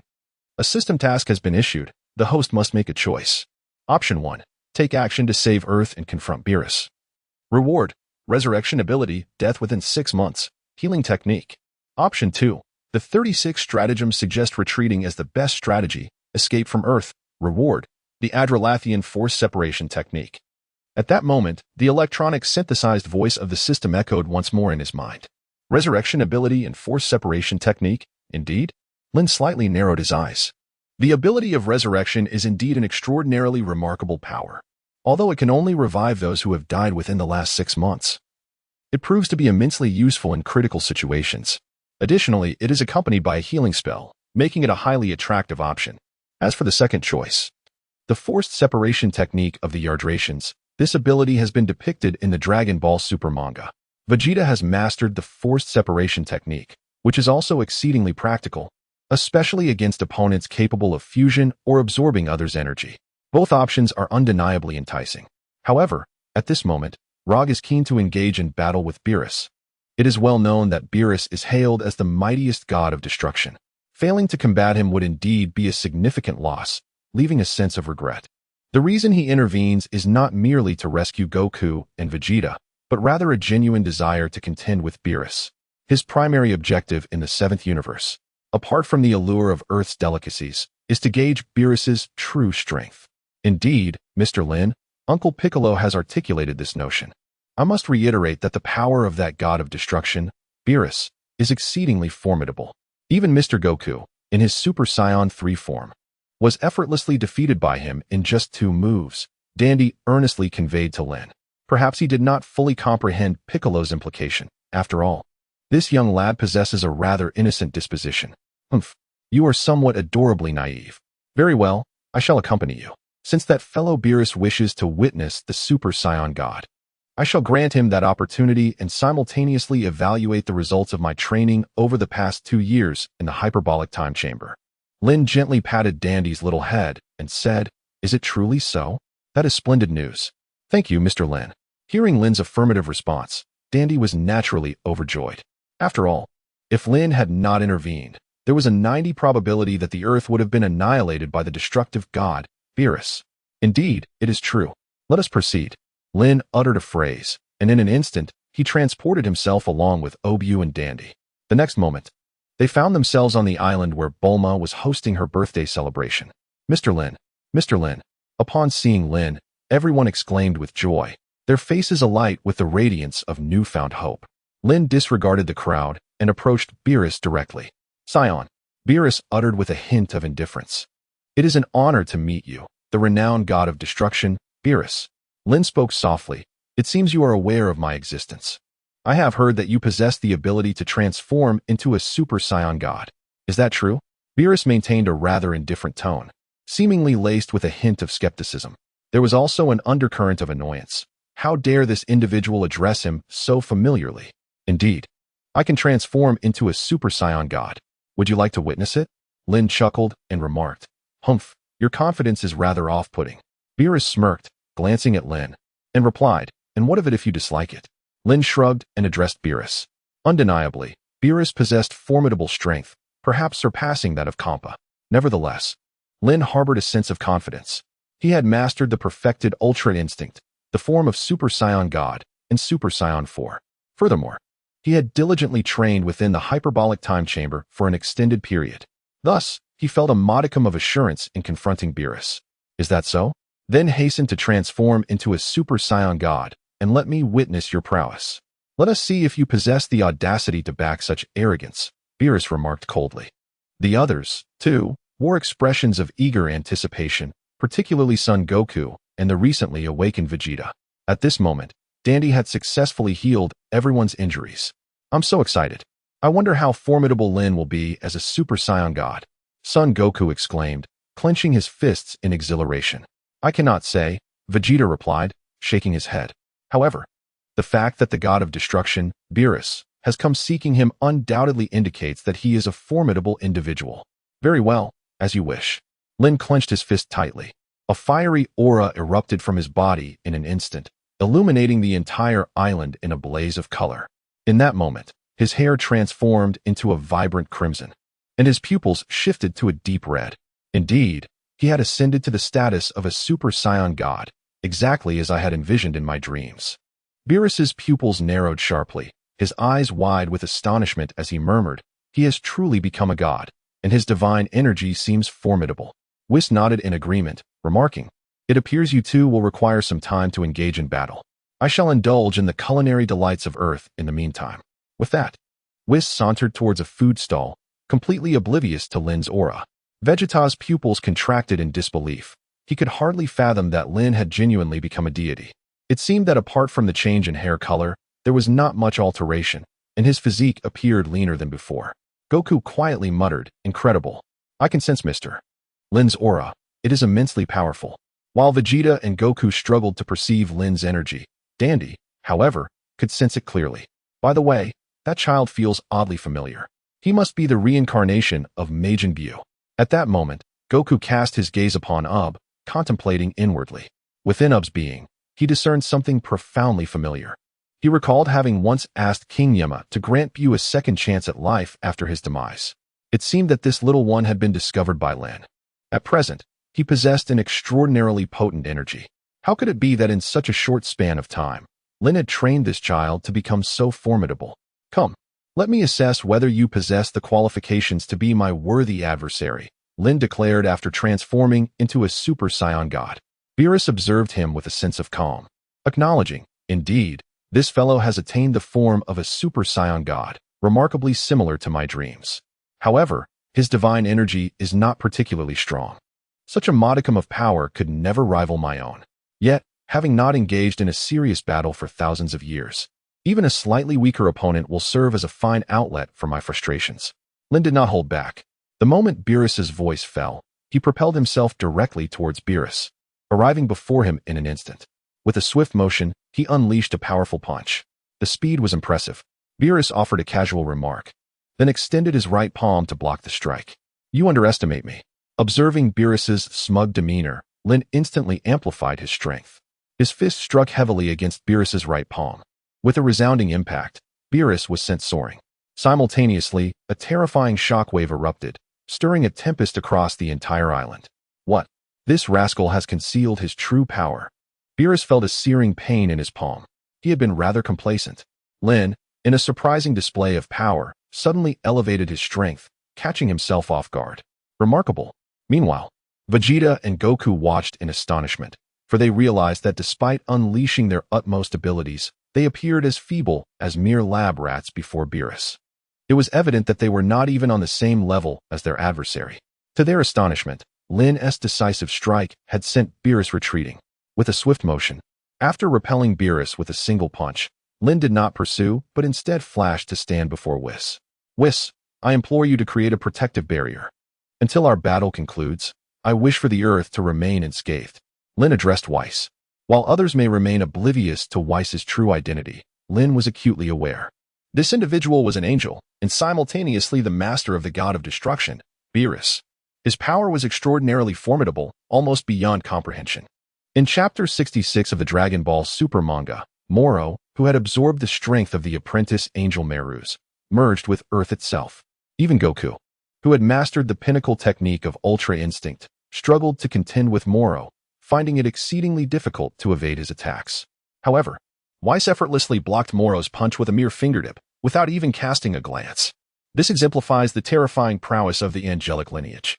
In Chapter 80, titled Super Saiyan 4, Battle against Beerus, number 18, and the others remained on Earth, which could not endure any issues, let alone destruction. Oh, I cannot take responsibility for that. Whis remarked with a faint smile, then turned his gaze toward Beerus. Although angels possess immense power, they cannot dictate decisions. Especially not on behalf of the god of destruction.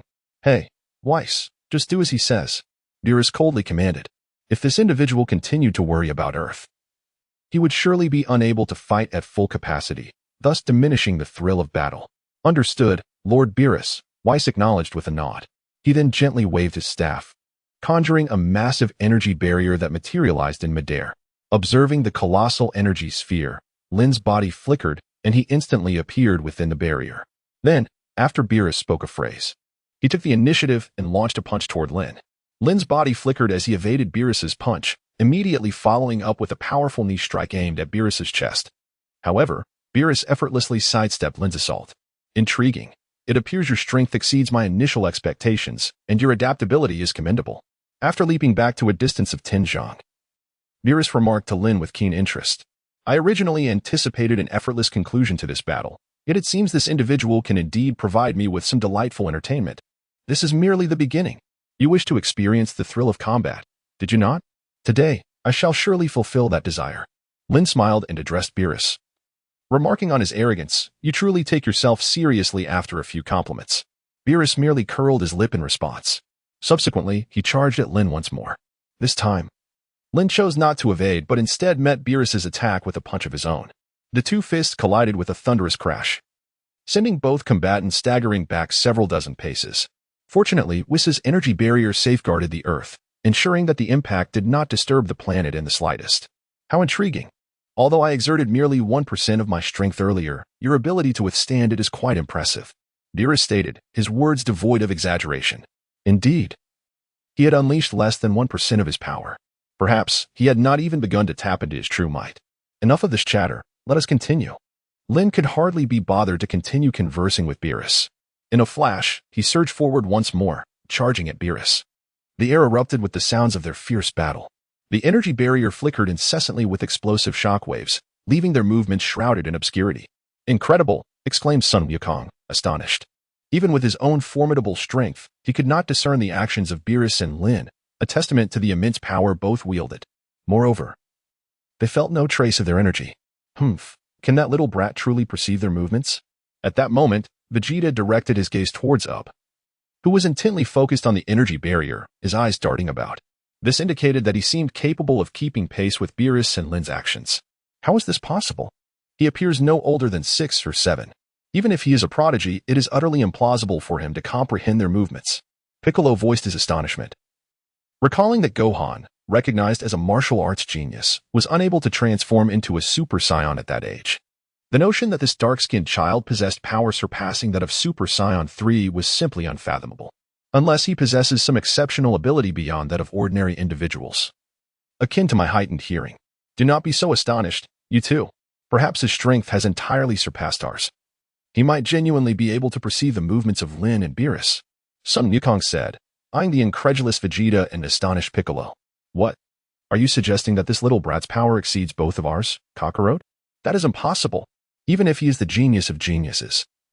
It is inconceivable for him to surpass us at such a tender age. Vegeta's disbelief was palpable. They too were regarded as prodigies in their own right, having only recently attained their current strength at this age. This child, not even 10, could not possibly possess power beyond Super Saiyan 3. If only you knew who he was, you might reconsider your stance, Sun Wukong said with a mysterious smile. What do you mean by that, son? Piccolo squinted, sensing that Sun Wukong was concealing something.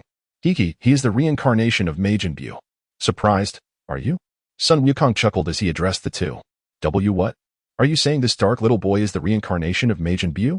Vegeta was taken aback once more, struggling to reconcile the notion of this child with the fearsome Majin Buu.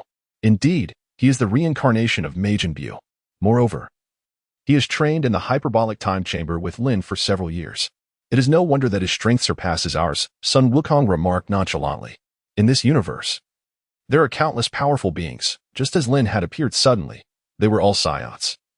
And it was evident that Lin was younger yet possessed strength rivaling that of a god of destruction. Thus, there are always greater heights to be reached. I see now. That does make sense, Piccolo nodded quietly.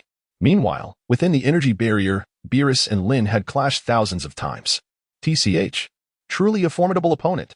Beerus scoffed. He then unleashed a powerful punch, amplifying his strength. Boom.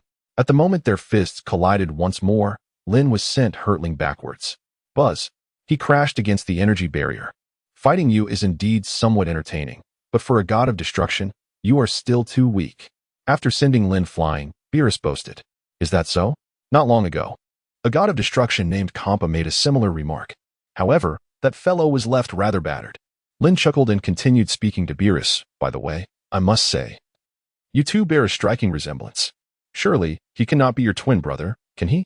If that were the case, then your sibling is rather weak. His words were, of course, a retort to Beerus's earlier bravado. What? You claim to have defeated Cabba? How is that even conceivable? Do refrain from jesting. While it is true that Cabba's strength is rather mediocre, and his physique is quite distorted, he is certainly not someone of your caliber who could claim victory over him. Upon hearing Lin's remarks, a look of surprise initially crossed Beerus's face. However, that expression quickly faded. He was certain that the individual before him was merely jesting. Though Cabba may not possess strength equal to his own, there was no way this individual, based solely on his current abilities, could ever hope to defeat Cabba. Moreover, one must remember that the god of destruction wields destructive energy. Even in the final moments of battle, Cabba could annihilate him with such power. Believe it or not. Lin shrugged. Hey, Weiss, is there such a thing? Although he was filled with disbelief, the confident expression on Lin's face suggested he was not jesting. Curious. Beerus turned to Weiss and inquired, Oh, let me see. Weiss produced his staff and scrutinized the gem for a couple of seconds. He then nodded at Beerus and stated, He speaks the truth, Lord Beerus. Indeed, a few days ago, Lord Cabba was defeated by him. Even as he uttered these words, Weiss appeared slightly astonished. He murmured to himself, This fellow has not only mastered the realm of divinity but has also attained the perfect Ultra Instinct. How intriguing. It is worth noting that for a human to grasp Ultra Instinct without guidance is an exceedingly formidable feat, or one might say. It is virtually impossible for a human to comprehend such a concept. What? Upon hearing Weiss's words, Beerus's eyes widened, resembling the size of copper bells. Filled with an expression of disbelief. Cabba was truly defeated? He thought incredulously. What a remarkable occurrence that a mere human could best him. When they next meet, he vowed to mock him thoroughly. With your current strength, you certainly cannot defeat Cabba. You must possess even greater power that you have yet to unveil, correct? Beerus questioned Lin, observing that even this Super Saiyan God form barely reached a fraction of Cabba's might, let alone being capable of vanquishing him. However, what if? Lin suddenly clenched his fists. Ha! He uttered softly, and the aura surrounding his body transformed into a brilliant golden hue. At that moment, Lin underwent a remarkable metamorphosis. His hair grew longer, darker, thicker, and stood more defiantly. His entire body was adorned with crimson fur, and his pupils shifted to a radiant gold. With red-socketed eyes, A slender crimson tail swayed gracefully behind him. The corners of his mouth curved into a pronounced arc. What is happening? Could this be the form of Super Saiyan 4 that Lin previously mentioned? Goku and Vegeta were utterly astonished. They never anticipated that a Saiyan could transform into such a state. In that instant, they could palpably sense Lin's immense energy, which felt boundless, as if it filled the entirety of the northern galaxy. Such formidable power. Piccolo trembled, remarking, although they all knew Lin was powerful, none had expected him to reach such staggering heights. Previously, while Beerus and Lin had engaged in a fierce battle, they could not detect the divine aura emanating from either of them, leaving them uncertain of the true magnitude of their power. However, now they could distinctly perceive Lin's energy. Overwhelmingly potent, making the earth seem diminutive in comparison. Oh, has he transformed yet again? Beerus mused, his expression betraying a sense of ease. You truly have shattered my previous perceptions of science, yet with such a transformation, you still cannot defeat Cabba. Undeniably, this transformation had granted Lin a significant boost in power, but it was still insufficient to overcome Cabba. How infuriating. Beerus's demeanor was so relaxed that it raised questions about whether he felt threatened by Lin's newfound strength. Vegeta clenched his fists tightly, his expression a complex tapestry of emotions. It was evident that Lin now loomed before them as an insurmountable mountain. Yet, observing Beerus's nonchalant attitude towards Lin suggested that perhaps Beerus was still stronger than Lin in his current form. Today had truly opened their eyes. They had never imagined that a Saiyan could attain such strength. Goku, with fists tightly clenched and an intense gleam in his eyes, felt an exhilarating fervor, akin to discovering a new world. While it was clear that Lin still could not defeat Cabba, perhaps there was another way. Lin's lips curled into a mischievous smirk, and he clenched his fist once more. An overwhelming and terrifying aura erupted from his body, akin to a tempest. The crimson flame shot forth like razor-sharp blades, instantly enveloping him. The very air trembled, resonating with a rustling sound. At that moment, a crimson halo appeared above Lin's black hair. Was that the Kaioken? Upon witnessing Lin's transformation, Sun Wukong exclaimed in astonishment. On Earth, no one understood the Kaioken better than he did. In that fleeting moment, Lin's power surged tenfold. There could be no mistake. It was indeed the Kaioken. Chapter 188. The Kaioken? What is happening, Kakarot? The Kaioken was believed to be unique to you, wasn't it? Vegeta, equally astonished, turned to Sun Wukong. Not quite, Vegeta. The Kaioken is a technique devised by the North Kao. It is plausible that Lin has encountered the Kaioshin, Sun Wukong speculated, shaking his head. Beyond this possibility, he could conceive of no other explanation. Damn it. Does this guy have no limits? Vegeta clenched his fists tightly, his expression darkening. Clearly, he was the prodigious prince of the Saiyans. Why then could these individuals continuously surpass him? They seemed like an inexhaustible well, perpetually unveiling their hidden talents and ultimate techniques. This feeling was indeed disheartening. By the way, son, can the Kaioken be utilized after transforming into a Super Saiyan? Since you attain that form, I have yet to witness you employ the Kaioken, Piccolo inquired curiously. Gazing at Sun Wukong, it cannot be done. The reason I have not used the Kaioken after becoming a Super Saiyan is that the energy of a Super Saiyan is inherently volatile, while the Kaioken likewise unleashes a ferocious energy. When both energies erupt within a single body, it simply cannot withstand the strain, Sun Wukong explained, shaking his head with conviction. He had indeed attempted to employ the Kaioken in his Super Saiyan form, but ultimately, he had failed. The Kaioken inherently demands a great toll on energy and bodily health. Even with his robust physique, he could not endure both energies simultaneously. The only occasion he managed to employ the Kaioken while in Super Saiyan form was during the battle against Ribby on the Grand Kai's planet. However, at that time, he was already deceased and lacked a corporeal form, thus allowing him to succeed. If that is the case, then this Mr. Lin must be extraordinarily powerful. Upon hearing Sun Wukong's words, Piccolo turned his gaze back to Lin, murmuring, "It is astonishing that such a formidable human exists in this world. Truly, comparisons can be disheartening. Wow, that Mr. Lin is indeed formidable. Initially, I assumed that the Super Saiyan God represented his ultimate form. But now it seems this battle will unfold at a slower pace than anticipated." At this moment, was sat at a nearby table, indulging in a feast while observing Lin. To be honest, upon arriving on Earth, he had always believed that no adversary could rival Lord Beerus in this universe. He doubted anyone could possess even 1% of Lord Beerus's power. Witnessing Lin transform into a Super Saiyan God indeed surprised him. Yet he never imagined Lin could grow even stronger. In light of this, defeating the God of Destruction Cabba seemed plausible. He has indeed grown stronger. Observing Lin's surging aura, Beerus furrowed his brow slightly. He had merely spoken casually, yet this fellow had genuinely become more powerful. Given his current strength, it was conceivable that he could challenge Cabba. Come on, Beerus. Chapter 189. After unleashing the tenfold Kaioken atop the Super Saiyan 4 form, Lin beckoned to Beerus. You arrogant fool, do not become too complacent. Even if you can indeed defeat Cabba, you will never be my match. Beerus retorted coldly. How could you know without trying? Furthermore, are you so certain that I cannot grow stronger once more? Lin smiled with a glimmer of mischief in her eyes.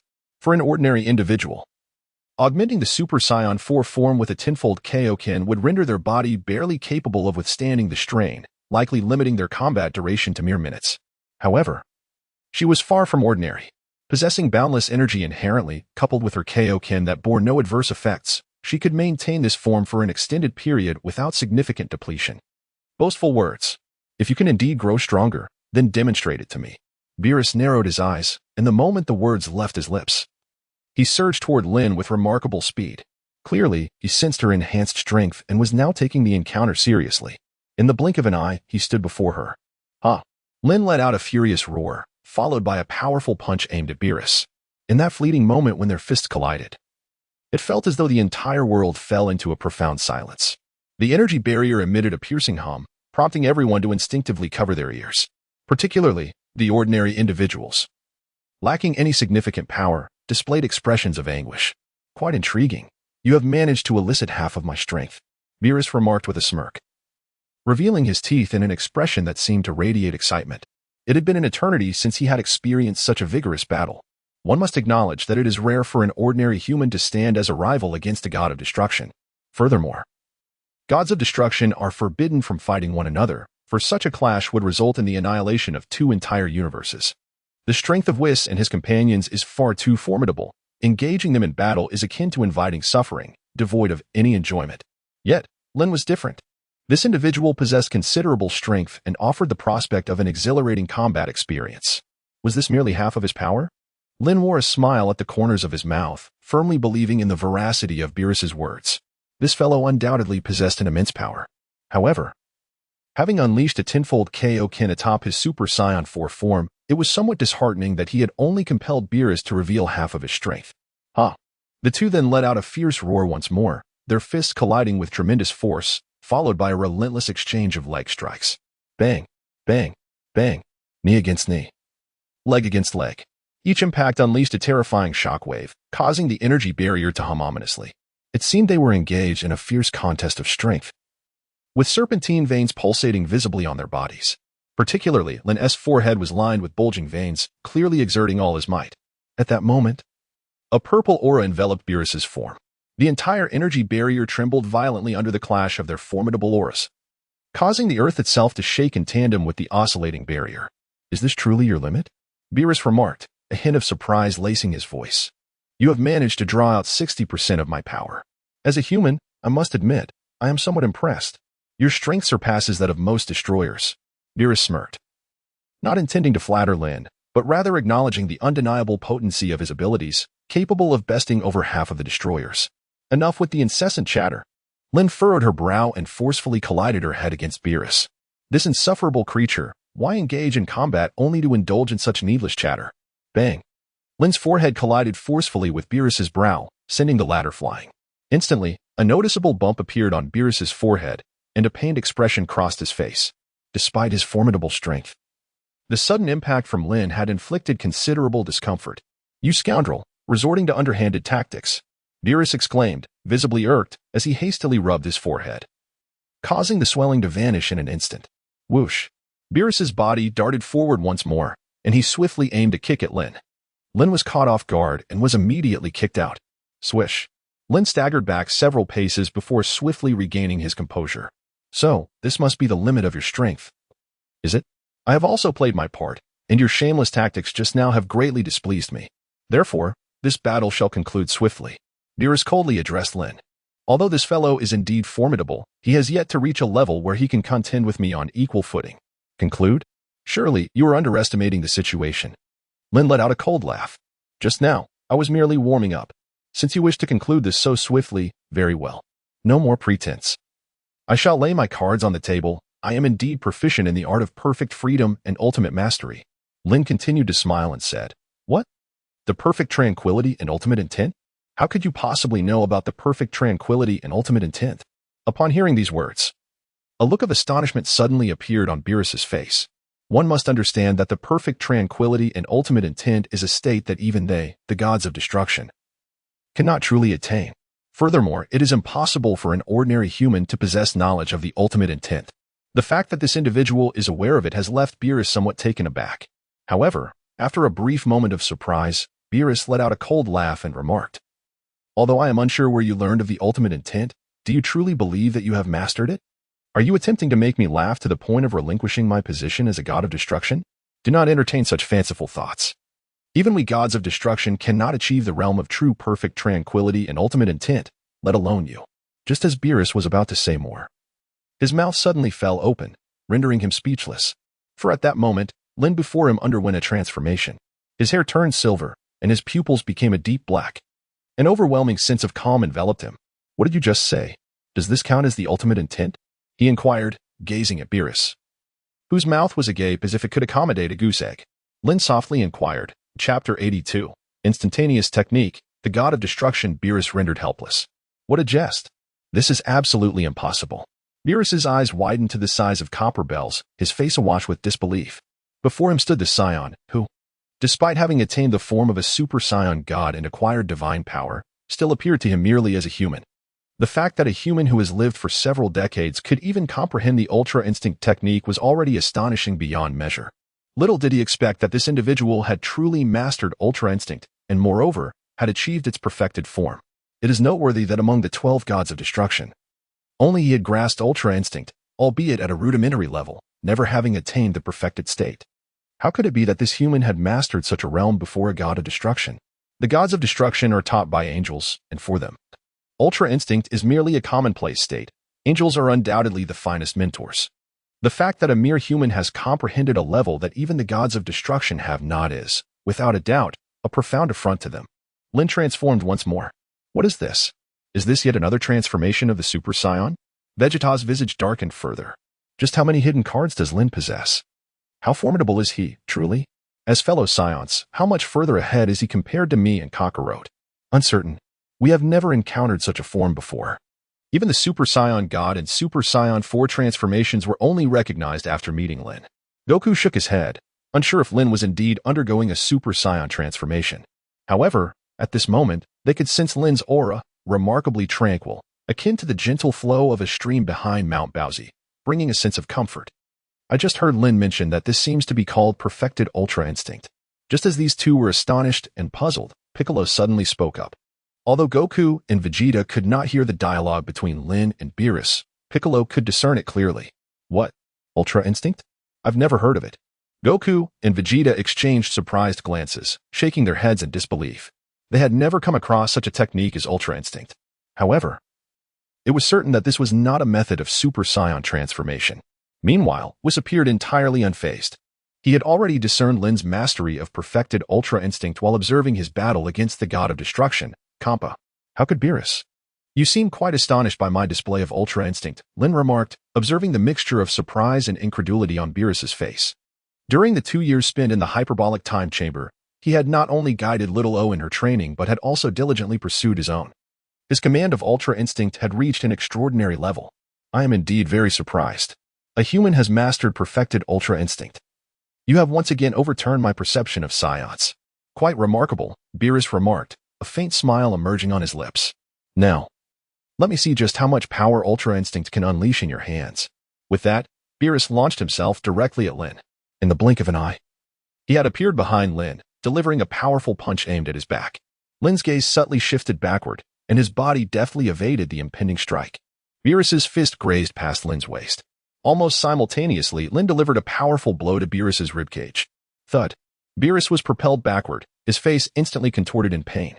It is essential to recognize that the Ultra Instinct technique not only enhances speed but also grants remarkable adaptability. Damn it. Indeed, it is the Ultra Instinct. Beerus clutched his waist, his expression darkening. Given this, defeating this adversary would prove to be quite challenging, even if he were to exert 100% of his power. Victory was not guaranteed. This thought left him feeling rather unsettled. After all, he is the god of destruction of this universe, the supreme deity above all. Whoosh. Beerus lunged once more toward Lin, this time launching a fist directly at him with formidable force. Lin narrowed her eyes slightly, her right foot gently tapping the ground. In that fleeting moment, her form multiplied into several, effortlessly evading Beerus's attack. Subsequently, she delivered a powerful blow to Beerus's abdomen. Bang! Wow! Beerus's body was once again sent flying by the force of her punch, a bitter liquid erupting from his mouth. His expression grew increasingly grim. Beerus, I advise you to unleash your full strength. At this juncture, if you are still holding back, you stand no chance against me. Twice, I have struck you with ease. Lin spoke to Beerus in a calm tone. At this moment, Beerus had yet to elevate his aura, indicating that he was likely only showcasing 60% of his true strength. It seems there was no other way, to be honest. You are indeed much stronger than I had anticipated. You are a formidable opponent. Beerus did not express anger. Instead, he smiled as he replied. However, the instant his voice fell, his expression abruptly shifted. A deep roar erupted from his throat, and torrents of purple energy surged forth from his being. Lin could distinctly sense the divine aura of Beerus rapidly intensifying. The violet flames cast a purple hue upon the energy barrier. Such formidable pressure. Although unable to fully comprehend the essence of this being, there was an overwhelming sense of suffocation. Is this the oppressive might of a god of destruction? Piccolo and the others furrowed their brows tightly. They had always known that the god of destruction was immensely powerful, yet the current intensity far surpassed their wildest imaginations. Oh, it appears that Lord Beerus is preparing to engage earnestly. Was set aside his culinary delights, directing his attention towards the clash between Beerus and Lin. The ensuing battle promised to be extraordinarily fierce. This is the extent of my power. I never anticipated that a mere human would compel me to unleash my full strength. Beerus remarked, gazing at Lin after revealing his complete might. This was an unexpected turn of events for him. Initially, he had come to Earth in search of a formidable rival, driven merely by curiosity. He had never envisioned that circumstances would escalate to this point. You are indeed stronger than I had imagined, Beerus. Lin speaks candidly. Indeed, Beerus possesses formidable strength. While watching the Tournament of Power in Dragon Ball Super, he believed that Ultra Instinct could potentially surpass Beerus. Presently, his own power undoubtedly exceeds that of Goku during the tournament. Yet, he remains uncertain whether he can truly defeat Beerus, as the deity's aura is remarkably potent. Suddenly, Beerus interjects with a brief warning before his body vanishes in an instant. This time, his speed is markedly swifter than before. In the blink of an eye, he appears before Lin, unleashing a tempestuous onslaught. His fists descend like a torrential downpour. Relentless and overwhelming, Lin continuously evaded and countered. Boom, boom, boom. The two fists collided incessantly. At that moment, aside from Weiss, no one present could discern their movements. All that could be perceived were a series of sonic booms shimmering within the energy barrier. Time gradually slipped away, a full half-hour elapsed. The style of combat, with each punch landing with force, was immensely taxing on stamina. Even Beerus began to breathe heavily, beads of sweat accumulating densely on his forehead. In contrast, while Lin experienced a slight decline in energy, he was, without a doubt, in a far better condition than Beerus. This battle was nearing its conclusion, Beerus. Lin spoke to Beerus in a calm tone. After a fierce battle lasting half an hour, Beerus had experienced a significant depletion of his stamina. In contrast, Lin's body was still brimming with an inexhaustible flow of energy. Thus, Beerus found himself devoid of any hope for victory. Do not be too hasty in your judgments. Defeating me is no simple task. Beerus gritted his teeth, stubbornly asserting his resolve. Very well. If that is the case, I shall not hold back. Lin narrowed his eyes slightly. In an instant, his body vanished, as if even the very air around him had ceased to exist. What just happened? He disappeared? Beerus wore a look of utter astonishment, for in that fleeting moment, he could no longer sense Lin's presence at all. It was as if he had abruptly dissipated from this realm of existence. Suddenly, before Beerus could comprehend the situation, Lin's foot struck his face with tremendous force, propelling him away with terrifying power. Lin had refrained from employing the temporal shift technique previously, as she intended to reserve it as her ultimate trump card. However, given that Beerus has now experienced significant energy depletion and physical exhaustion, the temporal shift can prove to be immensely effective. Lin once again unleashed his time flash technique. With a resounding thud, he delivered a powerful punch to Beerus' chest, sending him hurtling through the air. He collided forcefully with the energy barrier. A series of deep, resonant impacts echoed in succession. Beerus' body bounced around like a mere rubber ball, relentlessly struck back and forth. Yet, in this moment, he could scarcely discern Lin's movements. Lin granted her no additional time to contemplate a solution. Infuriating. That despicable scoundrel. Beerus clenched his fists tightly, utterly perplexed by Lin's maneuvers. In this manner, his prospects of victory appeared exceedingly bleak. The instantaneous technique. Lin once again unleashed the time leap technique. Boom. Chapter 195. A single punch struck Beerus squarely in the face. Splurt. This time, Beerus could no longer withstand the blow. Blood gushed forth from his mouth, and his body was propelled backward once more. Damn it. Beerus roared in a frenzy. In a fair confrontation, even if he were truly defeated, his anger would not reach such heights. However, at this moment, he could scarcely discern the movements of this opponent. It felt as though he were blind despite having his eyes wide open, a sensation that filled him with immense discomfort. It was truly unimaginable that this individual had mastered the ability to manipulate time. Presently, the only one capable of seeing through Lin's time leap was Whis, after all. The angel possessed his own mastery over time. This is infuriating. If this continues, my defeat is inevitable. I must eliminate this foe with a single strike. Beerus's expression was ashen. Ha! He then bellowed once more in a fit of rage, seemingly driven by his fury. His divine aura surged anew. This punch will bring you down. Beerus hurled a frenzied punch directly at Lin. Very well, if you wish to settle this with one decisive blow, I shall oblige. Lin clenched his fist tightly. He did not employ the technique of evasion nor prepared to dodge. Instead, he gathered all his strength and propelled his fist toward Beerus's. Chapter 83. Defeating Beerus, an invitation from Whis. Boom. Buzz. In the instant their fists collided, a tremendous shockwave erupted. Both of their bodies were propelled backwards simultaneously. A mouthful of fresh blood erupted from Beerus, tracing a magnificent arc through the air. Rumbling. Crack. The impact then struck the energy barrier directly. The barrier was immediately marred with cracks, which spread outwards in all directions. In an instant, it engulfed half of the energy shield. Although Lin's body was pushed back several dozen feet, it was evident that he fared far better than Beerus. In this clash, Lin held a significant advantage. And it was indeed substantial. How impressive. It appears that Lin has emerged victorious. The members of Goku's team were utterly astonished. They could hardly believe that Lin had truly triumphed over the god of destruction. This, indeed, is the power that a Saiyan ought to possess. Remarkable. Vegeta clenched his fists. As the feelings of jealousy and envy transformed into admiration and aspiration. This is the strength a Saiyan should embody. No god of destruction should stand unchallenged by a Saiyan. Unlike the previous instances where he and Kakarot had bowed and submitted. Who exactly is this Lin? How is he so formidable? Even Bulma and Chi-Chi were taken aback. They had always believed their men to be the mightiest, at least on Earth, the strongest beings.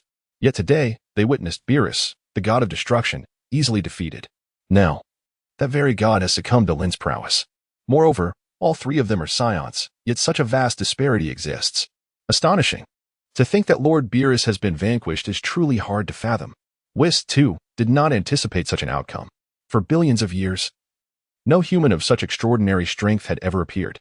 Now, the seventh universe boasts the existence of such a formidable human.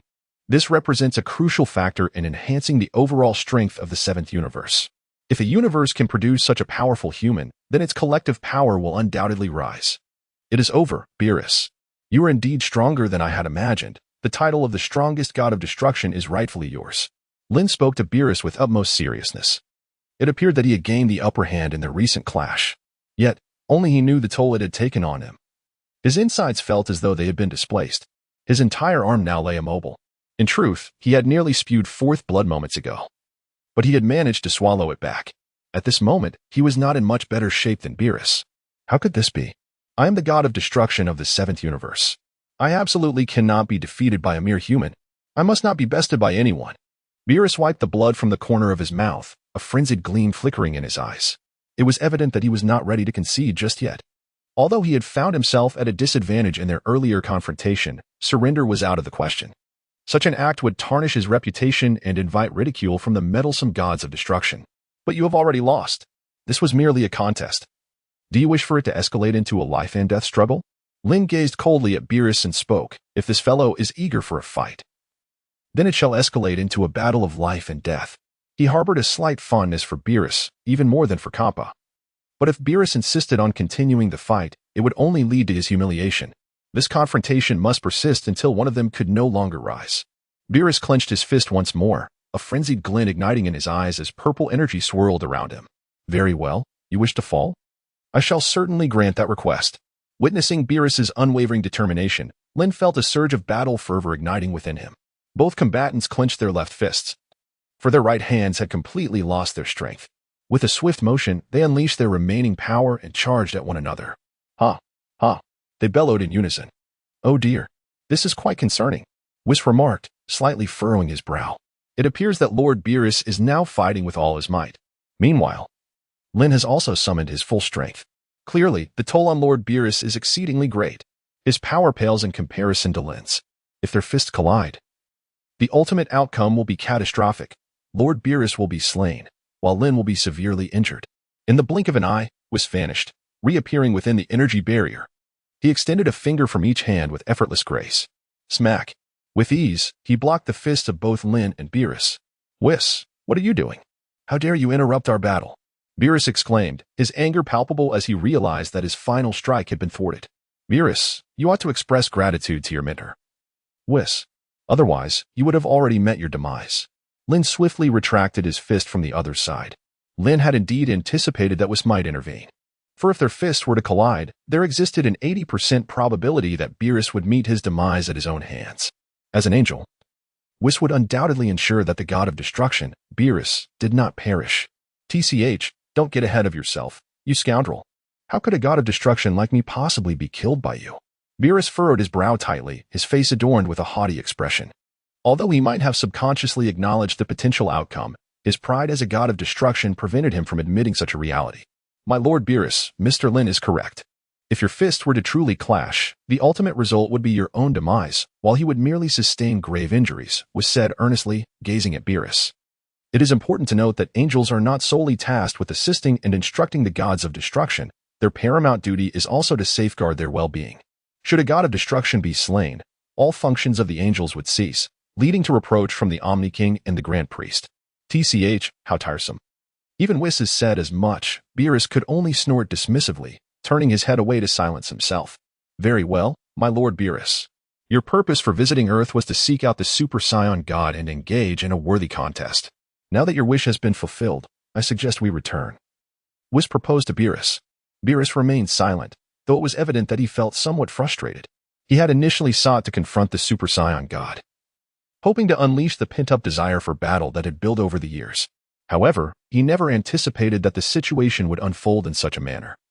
Finding himself bested by this individual, had it not been for Whis' timely intervention, he might have faced a dire fate. Hey, Beerus. Just now, you were almost killed by me. I am quite curious as to why you didn't utilize your destructive energy during the fight. Lin was indeed somewhat perplexed. The most formidable ability of the god of destruction is the power of annihilation. However, from the moment Beerus commenced his battle with Lin until its conclusion, he had never unleashed any destructive energy. This left Lin feeling astonished and puzzled. Humph. You are merely a human. I aim to engage in a contest with you, not to eradicate you, which is why I refrained from employing destructive energy, Beerus remarked, casting a reluctant glance at Lin. Indeed, from the very beginning, he had never contemplated using destructive energy against Lin. Even when he ultimately realized he could not defeat him, the thought of resorting to destruction had never crossed his mind. Such an action would render the battle excessively unfair. I see.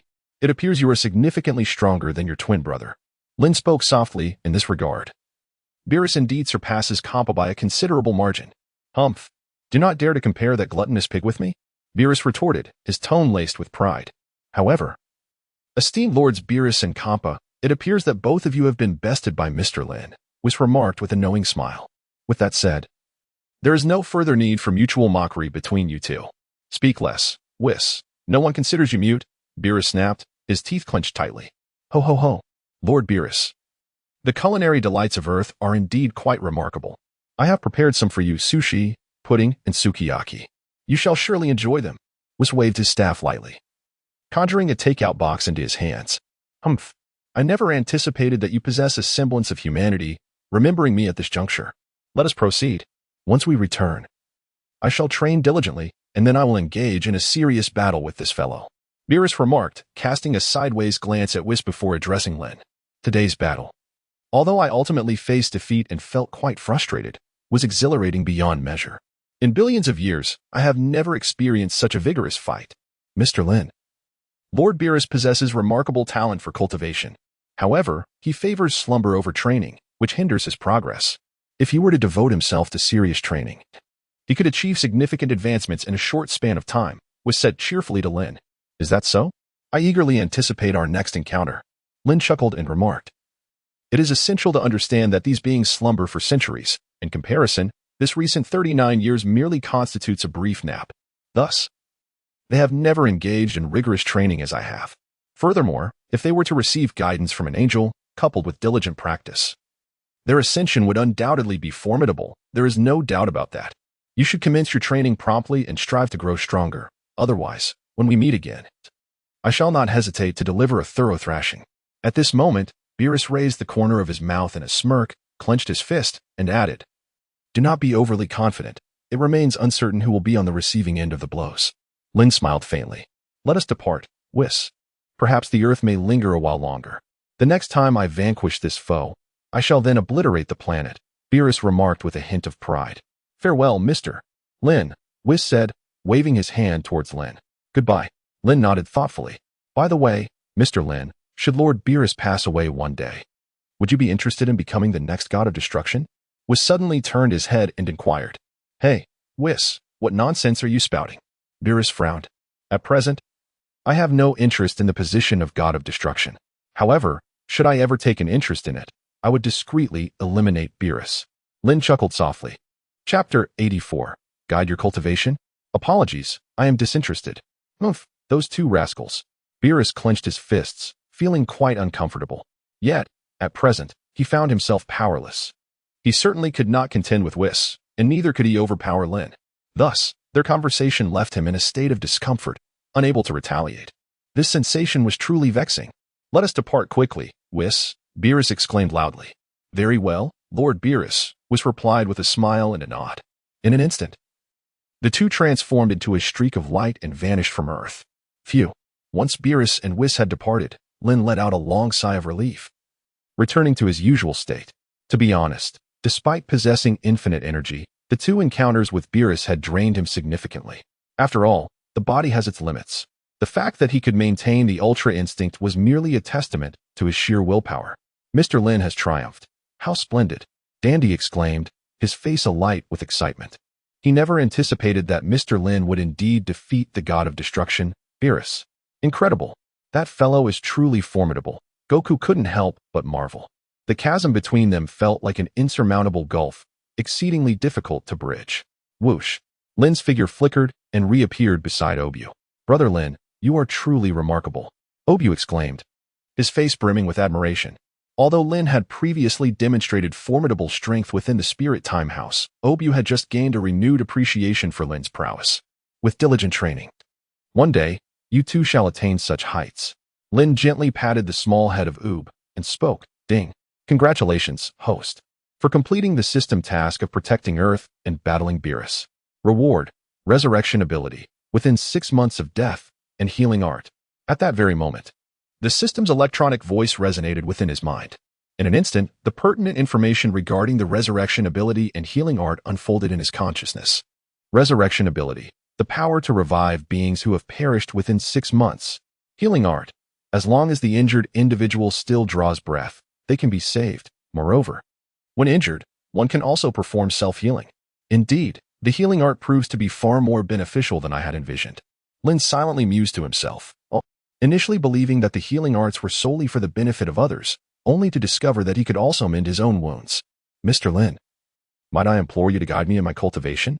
At that moment, Vegeta unexpectedly approached Lin, his cheeks flushed with embarrassment as he posed the question.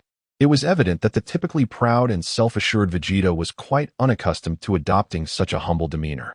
I apologize, but I already have a disciple, Lin replied curtly. Thus, I possess neither the inclination nor the interest to instruct you. Lin responded with a mere hint of indifference. As for Vegeta, although he harbored no particular aversion towards the character in Dragon Ball Super, he could hardly claim to be fond of him either. The notion of seeking Lin's guidance for his training was utterly implausible. He lacked the luxury of time to indulge in such trivial pursuits. To his surprise, he had set aside his pride, mustering the courage to ask Lin for assistance, only to be met with such a resolute refusal. Vegeta found himself engulfed in embarrassment. Yet there was little he could do. Lin's prowess was beyond his imagination. Even if he possessed 100-fold courage, he would never dare to offend Lin. Oh, come on. Lin, Just tell me and Vegeta how we can become Super Saiyan God and Super Saiyan 4. At that moment, Goku approached with a sheepish grin, as if they were old friends, addressing Lin with an endearing smile. Humph, how dare you utter such words? If I hadn't been present earlier, Beerus would have obliterated the Earth long ago. This entire situation is undoubtedly a result of your actions, Goku. Lin cast a cold glance at Sun Wukong and began to speak. In Dragon Ball Super, Sun Wukong is indeed rather unappealing. This character lacks the wit and composure that defined him in Dragon Ball Z, resembling more of a mere fighting machine. He is willing to disregard the safety of Earth for the sake of battle. It is worth noting that he has his closest loved ones on this planet, his wife and children, along with all his dear friends. Thus, Sun Wukong in Dragon Ball Super appears more like a Saiyan consumed by the frenzy of combat. Lin feels a greater affinity for Vegeta. After all, Vegeta would sacrifice his dignity and pride for the sake of his family, something Sun Wukong cannot bring himself to do. Eh? How can you blame me? I merely wish to challenge Lord Beerus a little. I never anticipated he would be so formidable. Sun Wukong murmured, a hint of grievance in his voice.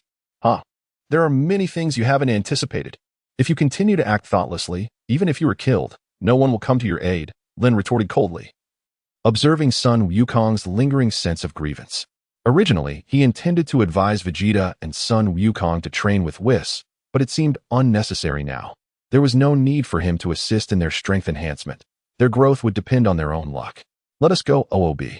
Subsequently, Lin departed the island with OOB, leaving the once joyous gathering feeling desolate due to the sudden appearance of Beerus. Everyone soon lost interest in continuing the festivities, and before long, all had dispersed. Damn it, what must I do to catch up to Lin's progress? On the island, only Vegeta, Sun Wukong, Bulma, and Chi-Chi remained. Vegeta clenched his fists, his face filled with frustration. The vast disparity between the Saiyans was hard for him to accept. After all, he is the prince of the Saiyans, with the noblest blood coursing through his veins. This seems rather difficult, Vegeta. Lin's strength is almost unfathomable, and we can't even transform into Super Saiyan 4 or Super Saiyan God at this point. Sun Wukong, usually brimming with confidence, felt disheartened for the first time after witnessing the battle between Lin and Beerus. He realized that surpassing such beings would be an arduous task. Dad, Uncle Vegeta, I have an idea, Son Gohan suddenly interjected. What idea do you have, Gohan? Sun Wukong quickly inquired, while Vegeta looked at Gohan with curiosity. Gohan was known for his intelligence, and perhaps he really had a good solution. We can summon the Eternal Dragon and inquire about the methods to transform into Super Saiyan God and Super Saiyan 4. Even if the Eternal Dragon of Earth lacks that ability, I believe the Namekian Dragon can assist us, Gohan explained to the two. This might be the only way to learn how to achieve those transformations. Indeed, why didn't I think of that? We can consult the Eternal Dragon, Sun Wukong exclaimed, realization dawning upon him. Vegeta also found the idea entirely feasible. They had been a bit too hasty earlier and had momentarily forgotten about the Eternal Dragon. Hey, Bulma, I recall you have gathered all 7 Dragon Balls. Where did you put them? Vegeta seemed impatient. The Dragon Balls? I originally planned to use them as the ultimate prize for this birthday party, but I reconsidered, thinking it might stir unnecessary trouble. So I placed them at the Capsule Corporation. Wait, can't you two let me enjoy my birthday in peace? Bulma complained. The once lively gathering had suddenly turned quite somber. Now, these two were solely focused on training. Tisich, who cares about such trivial matters? Transforming into Super Saiyan God and Super Saiyan 4 matters far more, Vegeta scoffed, disappearing from the island in an instant. Wait for me, Vegeta. Sun Wukong followed closely behind. Those two brats, don't forget to leave me behind. Bulma fumed, stamping her foot. However, she had no means to catch up to them, even if she took a helicopter. Oh, come now, Bulma. You know how Saiyans are. They are obsessed with training. Besides, it's not like it's just you and me. We still have Gohan, Goten, and Bulla here, Chi-Chi said, displaying rare generosity, smiling at Bulma. Yes, and Bulma, let us continue. Son Gohan chimed in with a smile. By the way, Bulma, isn't the raffle still ongoing? The first prize villa and the second prize yacht haven't been drawn yet, right? In that case, can we continue the raffle? Chi-Chi said with a sly grin. It seemed that luck was on their side today. With everyone else gone, all the prizes would now belong to their family. Bulma looked at Chi-Chi, quickly understanding her intentions, and suddenly smiled, saying, all right, if they want to leave, let them go. We shall continue our birthday celebration. Meanwhile, in the universe, Beerus and Whis were racing through space. Lord Beerus, how does it feel to lose a battle? Whis turned his head, glancing at Beerus with a smile. TCH, can't we change the subject? Beerus scoffed, feeling a bit vexed. He had never expected to be defeated by a Saiyan. Ha ha ha. It seems that losing the match hasn't angered Lord Beerus too much. However, that Mr. Lin is indeed extraordinarily powerful, Whis remarked with a smile, though he spoke seriously. Although I am reluctant to admit it, that fellow is indeed stronger than the other gods of destruction. Whis, once we return, I intend to train rigorously. The next time I visit Earth, I must defeat that guy. Beerus clenched his fist, a resolute expression adorning his face. Due to his prolonged slumber, he had not engaged in systematic training for millennia, causing his body to feel somewhat rusted and unable to manifest the strength he possessed in his prime. He believed that with a period of diligent practice, he would effortlessly defeat that individual. Indeed, Lord Beerus, came the reply, I find solace in your determination. In a light-hearted manner, Whis jested, Chapter 203. Meanwhile, on Earth, Goku and Vegeta had successfully obtained the Dragon Balls and summoned the Eternal Dragon. The sky dimmed ominously as the dragon proclaimed, Those who summoned me, state your wishes. I can grant you 3. The colossal dragon coiled majestically in the heavens, addressing Goku and Vegeta below. Hey, Kakarot, which wish should we state first? Vegeta inquired. Let us begin by asking about the method to transform into a Super Saiyan God, Goku mused, stroking his chin thoughtfully. Dragon, enlighten us on how we can achieve the transformation into a Super Saiyan God. Vegeta raised his gaze towards the dragon and asked. With 3 wishes at their disposal, they could first inquire about the means to become a Super Saiyan God, reserving the second wish for the method to attain Super Saiyan 4. A Super Saiyan God? The dragon momentarily paused. Before responding, legend has it that 5 benevolent Saiyans must channel their energy into the body of another kind-hearted Saiyan. Thus, the Super Saiyan God can be born. What? 5 Saiyans must infuse their energy into another Saiyan's body? This implies that 6 Saiyans must work in unison, Vegeta exclaimed. It was important to note that they currently had only 5 Saiyans. Although Lin is also a Saiyan, there is no guarantee that he will assist them. If that were the case, how could they possibly succeed? 6 Saiyans. If we could persuade Lin, perhaps success would be within reach. After pondering, Sun Wukong spoke up.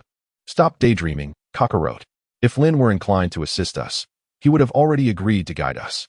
Vegeta coldly retorted. Kakarot truly had an overly optimistic outlook. However, he still had a foolish, ineffectual brother, Toppo, who was currently lost on some distant planet. If he could locate him, perhaps they could achieve the transformation into Super Saiyan God. All right, please state your second wish.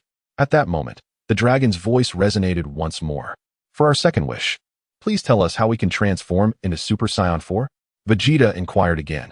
Upon posing the question, both Vegeta and Sun Wukong wore expressions of eager anticipation. Based on Lin's previous performance, it seemed that Super Saiyan 4 exhibited slightly greater power than Super Saiyan God. Of course, it was also possible that Super Saiyan 4 received an enhancement from the Kaioken. Super Saiyan 4? The dragon murmured, then added, I apologize, but I cannot fulfill this wish. I do not know how to become a Super Saiyan 4. Perhaps it is due to the differences in time and space. The dragon of this realm is unaware of the method to attain Super Saiyan 4. What? You, too, do not know how to become a Super Saiyan 4? The expressions of Vegeta and Sun Wukong shifted slightly. This revelation posed a significant dilemma. Forget it, Vegeta. We merely need to transform into Super Saiyan God. After all, the power increase from both transformations is not drastically different. Sun Wukong hastily interjected. Furthermore, judging by Lin's previous transformation, Super Saiyan God and Super Saiyan 4 are fundamentally distinct transformations. One could be deemed a divine state, while the other represents a Saiyan evolution path. Even if they could assume both forms simultaneously, their powers would not compound. Their innate talents paled in comparison to Lin's. Thus, they only needed to select one path to strengthen themselves. Since the dragon was unaware of how to become Super Saiyan 4, it would be prudent to pursue the Super Saiyan God route instead. Please state a few other wishes. The dragon continued. Enough, for now, we have no more wishes. You may depart. Vegeta waved his hand dismissively at the dragon. Hey, Wukong, have you forgotten something? At that moment, the North Kai's voice suddenly echoed in Sun Wukong's mind. Forgotten what? No, Lord Kai. We inquired about both Super Saiyan 4 and Super Saiyan God. Sun Wukong scratched his head, somewhat confused. Fool, have you forgotten to wish for our resurrection? The North Kai scolded vehemently. They had been dead for over a decade. Each time, Sun Wukong promised to revive them. Yet here they were, still lifeless. And today, of all days, he completely neglected this matter. Ah, wait a moment, dragon. Sun Wukong suddenly realized. Until we meet again. However, it was evident that he spoke too late. After bidding them farewell, the dragon transformed into 7 golden beams of light, vanishing in various directions. Sun Wukong wore an expression of embarrassment. Kakarot, let us return and devise a plan. If all else fails, I will venture into the universe to retrieve my brother Toppo. Vegeta glanced at Sun Wukong and declared, the only way to ensure they had 6 Saiyans was to locate his brother Toppo. After all, his brother had always been rather inept, so he could not be too malevolent in his intentions.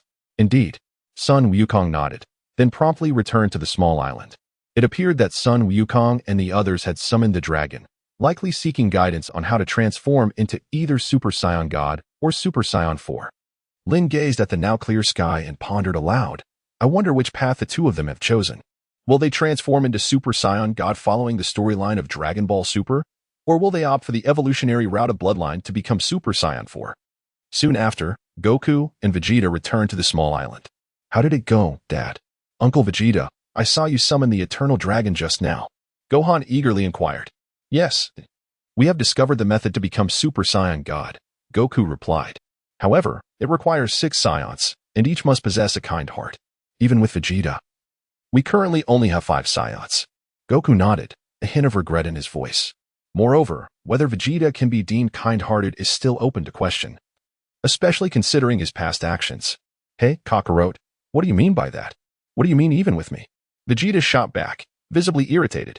Despite his previous misdeeds, he believed he had reformed. Ah, that is not what I meant, Vegeta. Goku quickly waved his hands, smiling. But Dad, if we need 6 Saiyans, what do we do? We only have 5. Gohan frowned. If that's the case, I want to be able to become Super Saiyan God. Vegeta had mentioned a useless brother. If he were included, that would be close enough. Goku echoed Vegeta's sentiment. At that moment, Gohan's wife, Videl, approached the three. What's wrong, Videl? Do you need something? Gohan asked. I wanted to say, I'm expecting Gohan's child. Does that count as a Saiyan? Videl blushed. What? You're saying you're pregnant? Am I going to be a father? Gohan exclaimed, bewildered, then burst into joy. He couldn't believe he was about to become a father. Congratulations, Gohan. Goku beamed with happiness. That is wonderful. With this, we now have 6 Saiyans. While Gohan was excited about impending fatherhood, Vegeta seemed even more thrilled. All right. Since we now have 6 Saiyans, let us try the method the Eternal Dragon provided. I'll go first, Goku. If I can transform into a Super Saiyan, we'll switch to you next, Vegeta stated firmly. TCH, always letting you go first is infuriating, Vegeta muttered, yet it was clear he had agreed. Okay, everyone. Now channel your energy into my body. Perhaps I can transform into Super Saiyan God. Goku said, his face alight with excitement. He wondered just how powerful he would be after this transformation. Would he reach Lin's level? As they joined hands, a golden aura enveloped them, and waves of energy surged into Goku. Suddenly, the sky darkened, only to brighten again. For the next 2 minutes, it felt as if the island experienced the changing of seasons, an eternity in itself. Suddenly, the 6 figures were enveloped in a golden halo. How is it? Did we succeed? I can't wait to see if Goku becomes Super Saiyan God. Chi-Chi and Bulma watched in anticipation. As the halo gradually dissipated, their forms re-emerged, unchanged. Yet Goku had transformed significantly. His hair had turned bright red, his eyes crimson, and although he appeared slightly slimmer, he radiated immense strength. Is this Super Saiyan God? Goku pondered, clenching his fists, feeling little difference in power. We did it. Dad, you now resemble Mr. Lin exactly. And we can no longer sense your energy. Gohan exclaimed, thrilled. It was impossible for mortals to perceive the energy of a god. Is this truly a success? But I don't feel a significant increase in strength, Goku said, clenching his fist again. Suddenly, a fiery aura enveloped him, and the temperature on the island soared. Hey, Kakarot, hurry up. Let me transform into Super Saiyan God. Vegeta called out, jealousy evident in his voice, clearly impatient to undergo the transformation. I understand, Vegeta, Goku acknowledged. Then reverted from the Super Saiyan God form back to his normal state. Minutes later, it seemed that both Goku and Vegeta had indeed transformed into Super Saiyan Gods. From his villa in West City, Lin remarked calmly, sensing the divine energy emanating from Goku and Vegeta. This development was anticipated, given that they had inquired about the method from the Eternal Dragon, and coincidentally, there were 6 Saiyans on Earth. Therefore, their transformation into Super Saiyan gods was hardly surprising. Time passes day by day, and a fortnight has quietly slipped away. Today, an unexpected guest has arrived on Earth, Angel Whis. On the streets of West City, Whis expressed his gratitude to Ms. Bulma for allowing him to savor such a variety of Earth's delectable dishes as he carried several takeout boxes. There's no need to be so polite, Whis. Haven't we become good friends by now? Look, I've treated you to so many delightful culinary experiences. When Lord Beerus next visits Earth, could you perhaps mention to him that if he considers destroying the planet, he should spare me and Trunks? Bulma said with a cheerful smile. That is not possible. I'm not authorized to interfere with Lord Beerus's decisions, Whis replied, shaking his head.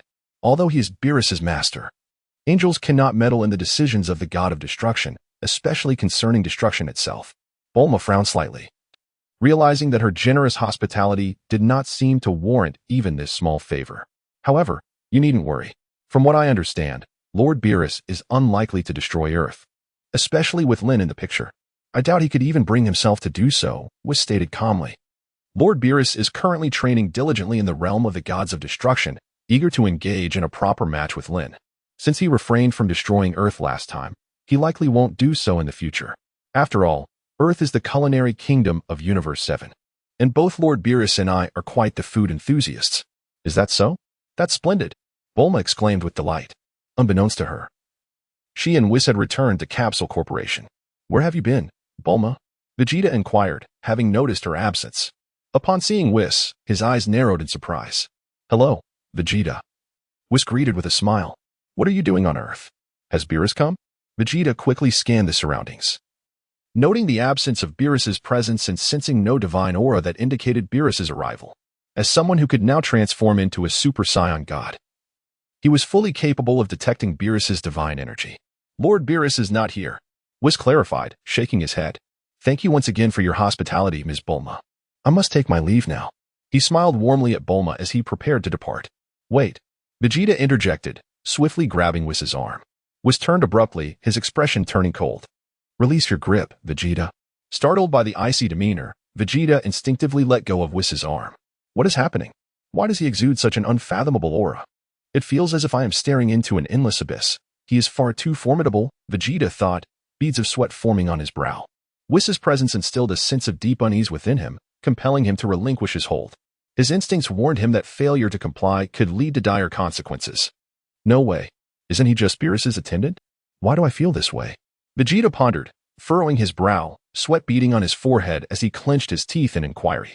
The dangerous sensation was overwhelmingly intense, even more so than that of Beerus himself. Did I not mention? I am Lord Beerus's attendant, as well as his master. Whis replied calmly. What? His master? This cannot be. Vegeta gasped, shocked by the revelation. His pupils dilated in disbelief. Nothing is impossible, Vegeta. I truly am Lord Beerus's master. Farewell, Ms. Bulma. The next time I visit Earth, I hope you will take me to experience more culinary delights. Whis's demeanor shifted dramatically as he addressed Bulma, now wearing a warm smile. Wait, Vegeta called out once more. What is it, Vegeta? Do you wish to challenge me? Whis asked, a hint of amusement in his tone. To be frank, even if you have reached the divine realm, I could defeat you with a mere finger. That's not it. What I meant to say is, could you possibly guide me in my training? Vegeta gritted his teeth, acknowledging the humbling nature of his request. That is not feasible. My duty is to instruct the gods of destruction in their training. Should you ever aspire to become a god of destruction, I might consider guiding you then. Whis replied resolutely. Whis, don't you adore exquisite food? I can offer you dishes that you have never tasted before in exchange, Vegeta suggested with a sly smile. Oh, is that so? In that case, I am intrigued. Whis's eyes sparkled at the mention of food. Half an hour later, Vegeta had successfully impressed Whis with a bowl of instant noodles, leading him to the realm of the gods of destruction for training. A fortnight later, Goku also found himself summoned by Whis to the realm for training. Meanwhile, Lin continued to train with Ub in the hyperbolic time chamber. Having spent 3 years in rigorous practice, eventually, they emerged from their training. It is important to note that even with 2 individuals training in the chamber, the experience can be exceedingly monotonous. Prolonged stays can indeed drive one to madness. And so, time passed, and 4 months swiftly elapsed. On this day, A formidable energy descended upon Earth. Brother Lin, I sense an overwhelmingly powerful and malevolent aura. Who has arrived on Earth? Ub inquired, sensing the disturbance. Ob stared at Lin and inquired. He had never sensed such an aura of malevolence before. The current Ob had grown considerably taller than before. After over 5 years of training in the hyperbolic time chamber, he was now 10 years old, appearing more mature and possessing a gaze that was resolute and unwavering. The initial feelings of timidity had entirely vanished. It must be that individual known as Frieza. Indeed, you have trained for 5 years without engaging in real combat. Today presents the perfect opportunity to face that foe in a true battle. Lin pondered for a moment before speaking. This aura undoubtedly belonged to Frieza. For months prior, the Dragon of Earth had been summoned once more, likely to resurrect Frieza. At the time, he had deemed it a trivial matter and paid it no mind. However, now it was likely that Frieza had attained his golden form, his power rivaling that of Super Saiyan Blue Goku and the others. Meanwhile, Ub's strength was certainly on par with the current Super Saiyan Blue Goku. Today provided a perfect opportunity for him to test his mettle against Frieza. Understood, Brother Lin. Ub promptly nodded in agreement. Are you two planning to head out again? Number 18 inquired, glancing at Lin and Ub. Yes. It seems that Frieza is set to cause trouble on Earth, so we intend to entertain him. Would you like to join us? If so, feel free to come along. Lin glanced at number 18 and inquired, I shall accompany you. Remaining at home is simply too tedious. Number 18 nodded in agreement and replied. Meanwhile, Gohan and Piccolo sensed Frieza's ominous presence. Subsequently, they rushed towards the location where Frieza's spaceship was set to land. A resonant hum filled the air as Frieza's colossal spacecraft appeared above the valley. It has arrived. Everyone, prepare for battle, Piccolo remarked. Furrowing his brow at the sight of the immense ship, he could sense a significant surge in Frieza's power, leading him to conclude that they were unlikely to match Frieza's might in their current state. With Goku and Vegeta away in the realm of the gods of destruction, the situation was indeed precarious. With a creak, the spaceship's hatch opened, revealing a swarm of figures that descended from it like locusts, materializing midair. So many. Krillin gulped nervously, surveying the scene where a dark mass of at least 2,000 to 3,000 individuals loomed. Do not fret about those minions, they are inconsequential. The true threat is Frieza himself, Piccolo reassured Krillin. If it's merely these 2,000 to 3,000 rabble, they pose no real challenge. Ha ha ha. I never anticipated that I, Frieza, would be so beloved, greeted by such a multitude. At that moment, Frieza emerged from his spacecraft in his diminutive pod. The chilling smile upon his face caused Gohan and Piccolo to furrow their brows. The intensity of his energy was formidable. They were taken aback by the staggering increase in Frieza's power since his resurrection. Frieza, maintaining his initial form, exuded a presence more potent than that of the fully realized Cell. What sort of training could have led to such an extraordinary transformation? We are in trouble now, Gohan. You have even discarded your training uniform, Piccolo remarked, a hint of frustration in his tone. Facing Frieza in your current state is inconceivable. It was evident that Gohan, despite his immense potential, had neglected his training in favor of academics. I'm truly sorry, Uncle Piccolo, Gohan replied awkwardly. What about that Namekian? And that little nuisance is back, the child of Saiyan Goku. Chapter 211. I never imagined you all would be here. This is splendid. It is the perfect opportunity to eliminate you all. When Goku returns to Earth, he will undoubtedly be tormented by the sight of your demise. Just envisioning his anguished expression excites me, Frieza declared with a chilling smile that sent shivers down the spine. Kill them all, Frieza suddenly commanded, his demeanor shifting as he addressed the aliens behind him. Yes, Lord Frieza. Then, figures began to descend from the ship like dumplings, overwhelming the battlefield as they charged towards Piccolo and Gohan. Almost simultaneously, the sound of something slicing through the air echoed ominously. Lin and OOB, along with the number 18, suddenly appeared before Frieza. Amidst the chaos, they managed to find a moment of respite. Chapter 87. Frieza, kneel and sing conquer, and I shall spare your life. Mr. Lin? It's Mr. Lin and little OOB. The moment Lin and his companions materialized, Gohan and Piccolo felt a surge of astonishment. It is well known that Lin's prowess surpasses even that of Goku and Vegeta. Should he choose to intervene, Frieza would pose no threat whatsoever. After all, Mr. Lin is a being capable of defeating even the god of destruction, Beerus. Who are you? Bringing along a woman and a child. Are you seeking your own demise?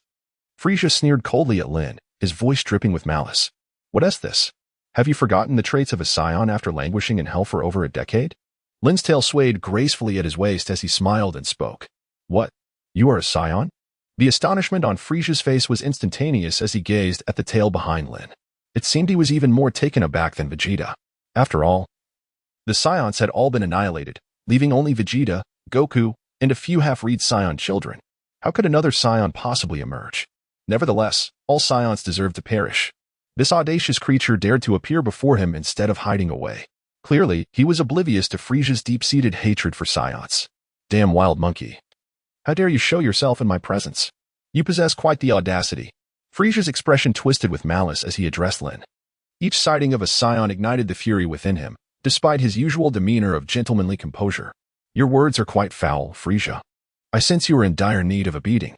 Lin coldly uttered a remark, feeling quite displeased at being likened to a wild monkey. How dare you speak of brother Lin like that, you ugly creature? I shall not spare you. Although Lin could endure it, his companion OOB could no longer hold back. In an instant, OOB appeared before Frieza without hesitation. With a powerful punch, he struck Frieza squarely in the face. The force was tremendous, sending Frieza hurtling away, embedding his body into the rock wall across the way. What incredible strength! Everyone, including Piccolo and Gohan, marveled at OOB's power, considering OOB had only just turned 10. Including his training in the hyperbolic time chamber, his formidable abilities were indeed astonishing. Suddenly, the mountain that held Frieza's body began to tremble violently. With a thunderous explosion, the peak erupted, and Frieza leapt up, half of his face injured and swollen, eyes blazing with fury. How dare that little brat ambush me? I will tear you and that wild monkey to shreds. Frieza roared, seething with rage. In that moment, a purple aura enveloped him. OOB's expression shifted slightly. He then vanished once more. Before Frieza could react, OOB was above him, fists clenched, bringing them down upon Frieza's head with tremendous force. At this point, Frieza had yet to transform into his ultimate form and was utterly defenseless against OOB's assault. After being struck again, Frieza's body plummeted to the ground like a meteor, creating a massive crater upon impact. Curse you! I will never forgive you! Frieza screamed in madness. This time, Frieza seemed to have learned from his mistakes. With a surge of power, he transformed into his ultimate form, the purple aura intensifying. You wretched little pest, you've made me feel pain. Now, I will send you to hell. With that chilling proclamation, Frieza charged at OOB. In an instant, Frieza was before OOB, launching a punch with confidence, believing even a Super Saiyan would fall before him. This little brat had taken advantage of his previous oversight, but now he was certain he would obliterate him. However, as often is the case, reality defied expectations. Frieza's fist was effortlessly caught by OOB. I must ask, how is it that such an ugly creature possesses such meager strength? Brother Lin suggested I engage in some practical training with you, but frankly, your power is rather unimpressive, OOB remarked innocently, holding Frieza's fist. His words rang true. Lin had mentioned using Frieza for training, but Frieza's weakness was evident. OOB could easily best him even with half his power. He couldn't fathom how someone so feeble dared to act so brazenly towards Brother Lin. Frieza's countenance darkened considerably. As a cosmic emperor, he had now transformed into his ultimate form, yet this diminutive child could effortlessly withstand his punch and insult him in the process. You insignificant insects have a remarkable talent for provoking my wrath. Frieza seethed, flames of fury igniting in his eyes. With a sudden strike, OOB's fist connected with Frieza's abdomen, sending him flying once more. Why do you incessantly refer to yourself as the king? With your paltry abilities, that title seems rather presumptuous. OOB said with an air of innocence as he sent Frieza sprawling. Frieza felt his insides roiling, a trickle of purple blood escaping from the corner of his mouth. He had not anticipated such formidable strength from the child. I had intended to surprise that Saiyan, Son Goku, but it seems this surprise must come sooner than expected. Behold my latest transformation. With a sinister glare, Frieza declared, I shall show you my new form, Golden Frieza, as I have named it. Frieza, now aglow with a golden sheen, radiated an aura of power that shook the very earth around him. Now, you wild monkeys and insignificant pests shall experience terror beyond that of hell itself. To perish at the hands of Golden Frieza is indeed a privilege. Frieza proclaimed, arms outstretched as if he ruled the world. In that moment, he felt invincible. With a hint of excitement, Ub exclaimed that Frieza was rather dull. He then turned his attention to the small boy as Frieza pointed a finger at him. In an instant, a beam of death shot forth from the tip of Frieza's index finger. Ub deftly tilted his neck, effortlessly evading the lethal beam. However, at that very moment, Frieza had already appeared before Ub and delivered a swift kick to his face. The sound of impact echoed as Ub was sent flying. simultaneously retaliating with a powerful kick to Frieza's chin. Both combatants were propelled backward, each staggering several dozen feet. Ub rubbed his cheek, while Frieza massaged his chin, feeling as though his jaw had been dislocated. "You insufferable brat! This is unforgivable." The searing pain radiating from his jaw ignited Frieza's fury once more. He had not anticipated that even in his golden form, this little brat could inflict such pain upon him, an affront that filled him with humiliation. "You wretched creature. You've hurt me." Ub's eyes glinted with a fierce intensity. Though typically mild-mannered, he was the reincarnation of Majin Buu, and in battle, his primal instincts awakened. With a flurry of movement, the two resumed their fierce clash. The sound of fists colliding resonated as the ground began to crumble beneath them. Their bodies were sent hurtling through the air, only to return and engage once more in an exceptionally intense struggle. It appeared that Ub was at a disadvantage against Frieza. "Are you not going to assist him?" Lin inquired, glancing at the remarkably composed 18. Despite Ub's formidable strength, Frieza seemed to have grown even more powerful. After an extended battle, Ub appeared to be somewhat overwhelmed. "No need for haste. Let him fight a while longer," came the calm response. Lin spoke softly, initially believing that OOB's strength would be sufficient to overpower Golden Frieza. However, it now appeared that Golden Frieza's prowess surpassed her expectations. OOB's combat experience remained rather limited. Despite the extensive training she had provided him, he had not yet faced the trials of life and death battles, resulting in a natural deficiency in experience compared to Frieza. Just then, Frieza delivered another powerful kick to OOB's face, sending his body flying directly toward her. Lin grasped Ub's body firmly. "I apologize, Brother Lin. That ugly brute is rather formidable." "I cannot defeat him," Ub said, his expression tinged with embarrassment. "It's quite all right. Your performance has been commendable. With just a bit more training, you will undoubtedly be able to effortlessly vanquish this fellow." Lin gently patted the little head of Ub, a smile grazing his lips. "Very well. Leave the next part to me." With that, Lin stepped forward, directly confronting Frieza. "Ha ha ha. Finally unable to contain yourself, are you, wild monkey? It appears that little imp from earlier is indeed your core strength. Now that he has been vanquished by me, are you all too eager to seek your demise?" Frieza's sharp voice dripped with a chilling laughter as he spoke to Lin. "Frieza, I now present you with a chance for survival. Kneel and sing a proper rendition of Conqueror. If my ears find delight in your performance, I may consider sparing your life. Rest assured, I am a man of my word. As long as you sing to please me, I shall grant you mercy." Lin smiled sincerely and joyfully at Frieza, although he had previously slain Cell. It was solely due to the latter's lack of musical talent. He could not be held accountable for his lack of integrity. Chapter 88. Whis. Lord Beerus may have surpassed you. Ha ha ha. It seems I have encountered a foolish monkey. You are indeed fortunate. Such words will not lead to your demise, nor will they bring you much suffering. Upon hearing Lin's words, Frieza erupted into a sharp, mocking laughter. He had never encountered such absurdity before. Not even the Saiyan who had killed him, nor Goku, had ever spoken with such audacity. This Saiyan before him clearly seemed to have lost his senses, daring to utter such statements in the presence of a supreme ruler of the universe. Enjoy the laughter while it lasts. Should your singing prove displeasing, I shall not hesitate to end your life. Lin also spoke with a smile. Soon, however, Frieza could no longer maintain his mirth. A reckless wild monkey? I must admit, your ability to provoke my ire is quite remarkable. Yet, you have given no thought to the consequences of angering me. The smile on Frieza's face gradually solidified, ultimately transforming into a chilling intent to kill. Die. Damn wild monkey.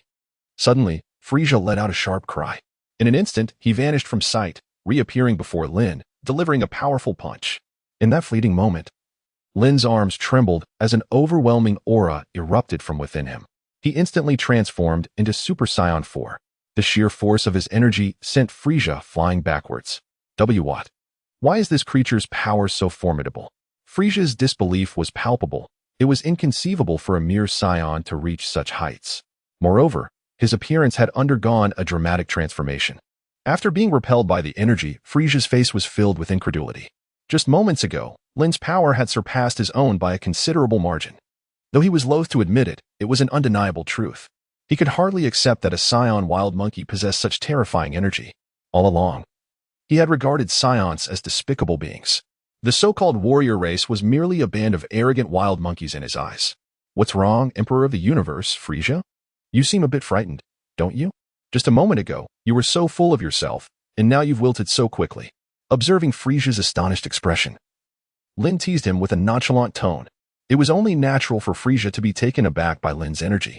After all, having transformed into Super Saiyan 4, Lin's power was no longer comparable to that of Golden Frieza. What an incredible aura! Mr. Lin has grown even stronger than just a few months ago. Gohan and Piccolo were utterly astonished. They had witnessed Lin's transformation into Super Saiyan 4 during the battle with Beerus 4 months prior, sensing his energy then. However, now this energy exhibited a qualitative change. Don't get too cocky, foul monkey. I must concede, you are indeed more powerful than those wretched Saiyans like Goku. But do you truly believe that this makes you my equal? Frieza clenched his teeth and spoke loudly, though a hint of trepidation lingered within him. Nevertheless, he would never voice such doubts. Is that so? Acting arrogant now will avail you nothing. Lin inquired softly, and then, in an instant, her form vanished entirely. In that fleeting moment, even Frieza and OOB failed to discern her movements. How swift. Where did she go? Frieza's pupils constricted in disbelief, his visage betraying shock and fear. It was astonishingly fast. He had not perceived anything at all, not even a fleeting shadow. Behind you. A haunting voice resonated from behind him, and before Frieza could turn, a sharp pain surged through his neck. In that instant, it felt as though his very strength was being siphoned away. His eyes widened in shock, and he abruptly reverted from his golden form. Whoosh! The ground trembled as his body plummeted like a meteor, crashing into the earth and creating a vast crater. Frieza lay at the bottom of this chasm. No, this is impossible. How could I possibly be defeated by a mere wild monkey? I have transformed into my golden form, possessing unparalleled power. Frieza swiftly regained his footing, disbelief flickering in his eyes. Indeed, he could hardly fathom the reality of the situation. A mere Saiyan had managed to vanquish him in an instant. Moreover, it felt as though all of his power had been completely drained, rendering him incapable of reverting to his golden form. Brother Lin is so powerful. He effortlessly defeated that hideous creature. OOB murmured in admiration, gazing at Lin with awe. How could someone of Frieza's ilk even compare to Lin? Android 18 also wore an expression of pride. The man she chose was certainly not someone like Frieza who could provoke him. Whoosh! At that moment, Lin reappeared before Frieza. Who are you? How can you possess such formidable strength? It is impossible for a Saiyan to become this powerful. Frieza stammered, his voice trembling with fear as he retreated. He had enslaved Saiyans for so many years and was acutely aware of their capabilities. Goku and Vegeta were anomalies, but even they could never reach such heights. Did you not see? I am a Saiyan. Lin shrugged and addressed Frieza. How infuriating. How despicable. Frieza bellowed in a frenzy, then in an instant, he reappeared before Lin, delivering a powerful punch to his chest. Lin, unfazed and unyielding, stood his ground resolutely. For him, such a blow was utterly trivial. The impact reverberated through Frieza's fist, akin to striking the hardest steel, leaving a numbing ache in its wake. Yet Lin remained as steadfast as a mountain, unperturbed. Now, kneel and sing, Conqueror. Should your performance please me, I may grant you the mercy of a lingering existence, allowing you to survive in a wretched state. Lin seized Frieza's fist with a firm grip. His tone as frigid as ice. You wretch, either kill me or cease this farce. I am a sovereign of the cosmos. How could I possibly allow a mere wild monkey like you to humiliate me? Frieza, displaying an air of defiance, appeared increasingly agitated. Crimson fissures began to manifest across his body, a testament to his mounting fury. He struggled desperately to escape Lin's grasp, yet given his current strength, his attempts were nothing more than the ravings of a madman. You truly possess a remarkable tenacity, yet it is precisely this stubbornness that I find most appealing. Lin's lips curled into a faint smile. Then, with a sudden surge of strength, he grasped Frieza's arm and swung him downwards, slamming him into the ground. Boom. The earth was instantly cracked open, creating a massive crater, with fragments of stone shooting outward like bullets. Bang, bang, bang. Yet, this was merely the beginning. Lin had no intention of relenting. He continued to rain blows upon Frieza. Such a slippery adversary required a thorough beating. Boom, boom, boom. The ground erupted repeatedly, and beneath Rong's feet, the terrain had already collapsed by several yards. Frieza fared even worse, his body marred by countless wounds. With each strike, a spurt of purple blood erupted from him. After delivering 100 blows, Lin finally ceased his assault. Gagging and choking, Frieza continued to spew blood. How does it feel? Cosmic Emperor? Care for a rendition of Conqueror? Lin spoke once more. How outrageous. You scoundrel, I shall never, ever forgive you. The excruciating pain seemed to ignite Frieza's nerves, driving him into a frenzy of madness and fury. His eyes had turned a deep crimson, reflecting the immense humiliation he felt. Though he had previously been defeated and even slain by Goku and others, he had never endured such disgrace. Frieza crushed 2 fragments of stone beneath his grasp. You wild monkey, I will not let you escape. Even in death, I will take you and this entire planet down with me. A cold murderous intent gleamed in Frieza's eyes. He then slammed his fist into the ground, a mere pretense. With just 2 strikes upon the earth, he believed he could annihilate it entirely. However, before he could deliver the second blow, Lin seized him by the throat. I know your intentions, Frieza. Allow me to inform you that even if this planet were to be destroyed, I would not perish. Yet, you lack the qualification to obliterate it. I must admit, you possess more ambition than that wretched Cell. I find myself somewhat reluctant to end your life. Rog raised Frieza effortlessly, speaking coldly. Although the destruction of Earth would not lead to his demise, countless innocent lives would be lost, a fate he wished to avoid. Nevertheless, it must be said that Frieza exhibited a degree of fortitude surpassing that of Cell, who had knelt in submission and sung of conquest and fear. If it were not for Frieza's malevolence, he might indeed be spared. You foul monkey, why not just end me? Otherwise, I assure you, I will kill you one day. Frieza bared his teeth, his eyes ablaze with fury, shouting at Lin. Very well, I shall grant your wish. Do not seek resurrection again, Frieza, for it would not be a blessing, but a torment. As Rog's voice echoed, he hurled Frieza into the air, following with a sphere of energy. Boom. The energy sphere exploded mid-air, engulfing Frieza's form entirely. Simultaneously, Frieza's aura vanished completely. Excellent. Brother Lin has vanquished that hideous creature. Ub exclaimed, his face alight with excitement. In contrast, Android 18 remained serene, having anticipated such an outcome. She believed that no adversary could possibly rival Lin. Just then, Frieza's other minions had already been dispatched by Gohan and Piccolo. The ground was littered with lifeless bodies, a sight undeniably grim. Yet, these were merely cosmic marauders whose primary mission was to conquer planets, slaughter their inhabitants, and subsequently sell the worlds. Each of them likely had blood on their hands from countless lives. Thus, their demise elicited no sorrow. After the battle concluded, Goku and Vegeta arrived, slightly late. What transpired? Gohan, we sensed an overwhelming energy while on Lord Beerus's planet, 2 of which belonged to Lin and Frieza, while the third remains unknown. Goku inquired urgently. It was Frieza who returned to Earth seeking vengeance after his resurrection, but he was swiftly dealt with by Mr. Lin. Gohan quickly replied. The other powerful aura you sensed belonged to Ub. Gohan added. They were astonished that Ub possessed such formidable strength at such a young age. I see. Truly remarkable. Ub's energy could reach Lord Beerus's planet. Goku observed, noting Ub's considerable growth, evidently having trained in the hyperbolic time chamber. Oh, that little fellow possesses the energy of the Kaishin, Whis remarked, casting a glance at Ub, discerning the divine energy within him. While others may not perceive it, Whis could sense the essence of the Kaishin coursing through Ub. By the way, Lin, I must express my gratitude. Had you not intervened, we may not have returned in time. Goku approached Lin, smiling as he spoke. No need for thanks. Even had I not acted, Frieza would have awaited your return. However, they would likely have all met their end. Lin gestured towards Sun Wukong, Gohan, and Piccolo, speaking with a light-hearted tone. Hee, regardless of the circumstances, I sincerely thank you. However, you have become remarkably strong, haven't you?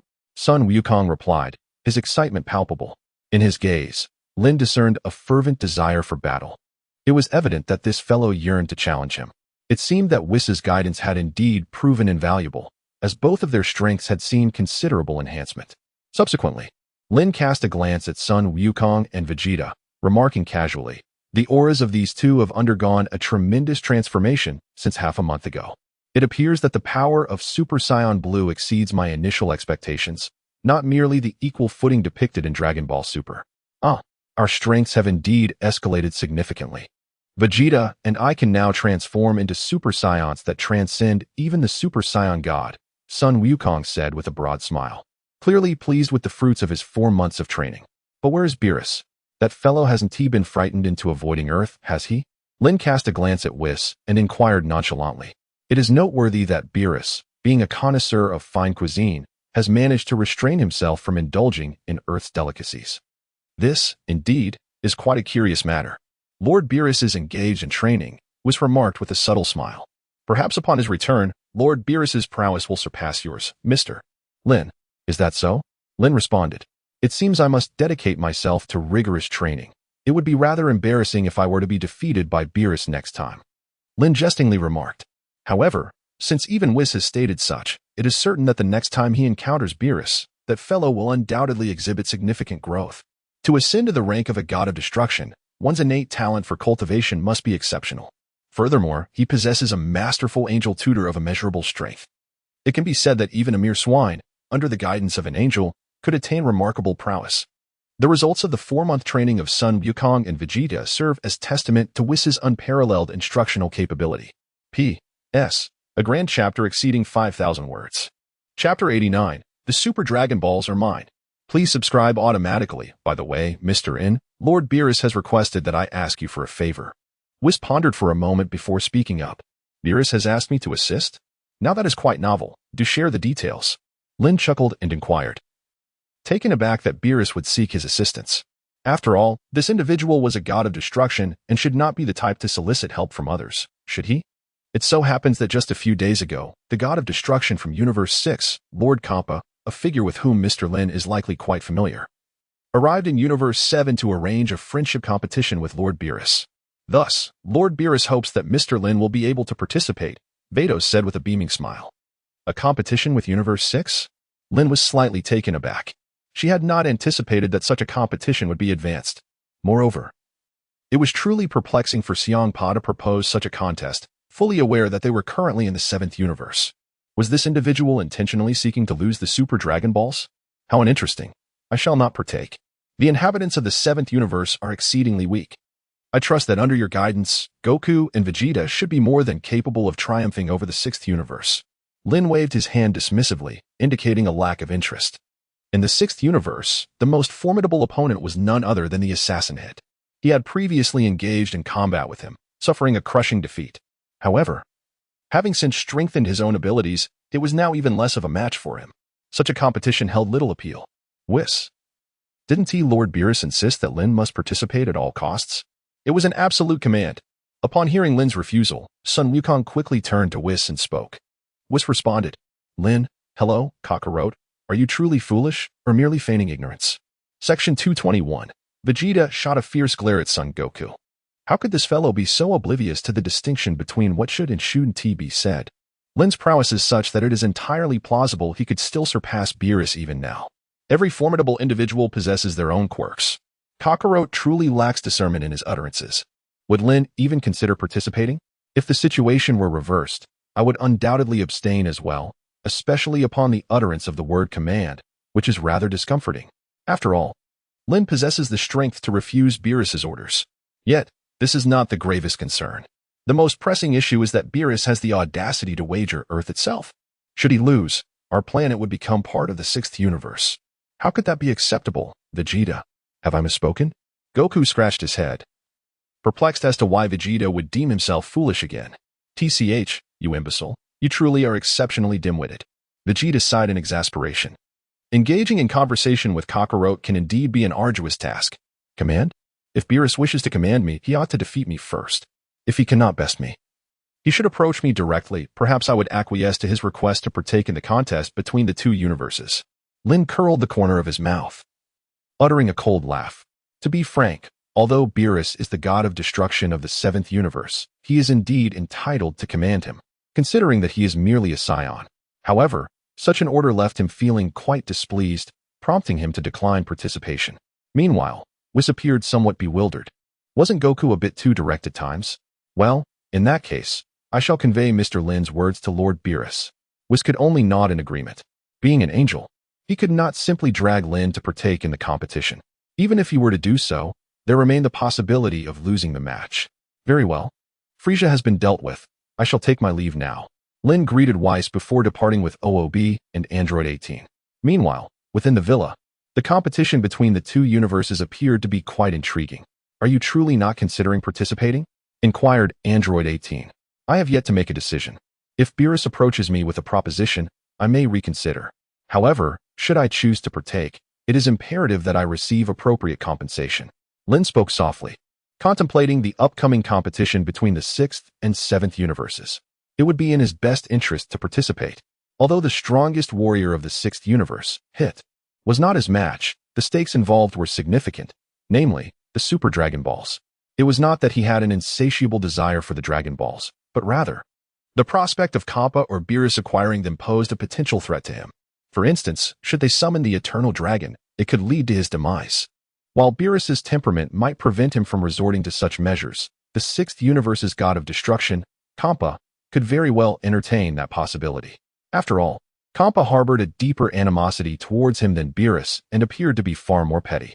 Despite his current formidable strength, capable of defeating even Beerus, he did not underestimate the obliteration that the Eternal Dragon could unleash. It was known that the Eternal Dragon possessed the power to restore universes erased by the Omni King. Therefore, he resolutely could not allow such an eventuality to occur. It seems we are of one mind, he mused. The 500 million he had extorted from Satan previously had nearly been squandered. Thus, it was time to orchestrate another scheme against the god of destruction. This would grant them ample opportunity to indulge in luxuries once again. 18 wore a cunning smile, undeniably charming despite the deviousness it suggested. Admittedly, her beauty afforded her a certain latitude. Yet, it was astonishing to realize that she had managed to squander 500 million in just a few months. Lin cast a fleeting glance at number 18 and murmured softly to herself, "What are you saying? Could you speak up a bit?" Number 18's expression shifted, and with an air of menace, replied, "Ahem, what I meant was." Lin's gaze shifted, and he turned to Oblivion, exclaiming loudly, "Oblivion, are you intent on perishing? Hurry up and get to training. What are you still doing here?" Subsequently, the two scurried off to the gravity chamber. As the days slipped by, 5 more had passed. During this time, Lin had devoted most of his hours to training alongside Oblivion in the gravity chamber. On this particular day, Whis arrived with Beerus. What an extraordinary occurrence! The god of destruction, Beerus, had taken the initiative to seek me out. In the living room, Lin smiled lightly. He had merely expressed a casual thought before, never anticipating that Beerus would truly come. It seems this fellow regards Earth with some significance, or perhaps he is merely concerned about his own reputation, not wishing to appear lacking in front of his twin brother, Cabba. "Come, let us partake in some refreshments." Number 18 brought forth a platter of delicacies. Despite having previously battled Beerus, they adhered to the principle that all guests are to be treated with respect. Thus, since he had ventured into their abode, it was only fitting to extend hospitality. Well, these treats are exquisite. Upon tasting the delicacies, both Beerus and Whis displayed expressions of uncharacteristic delight.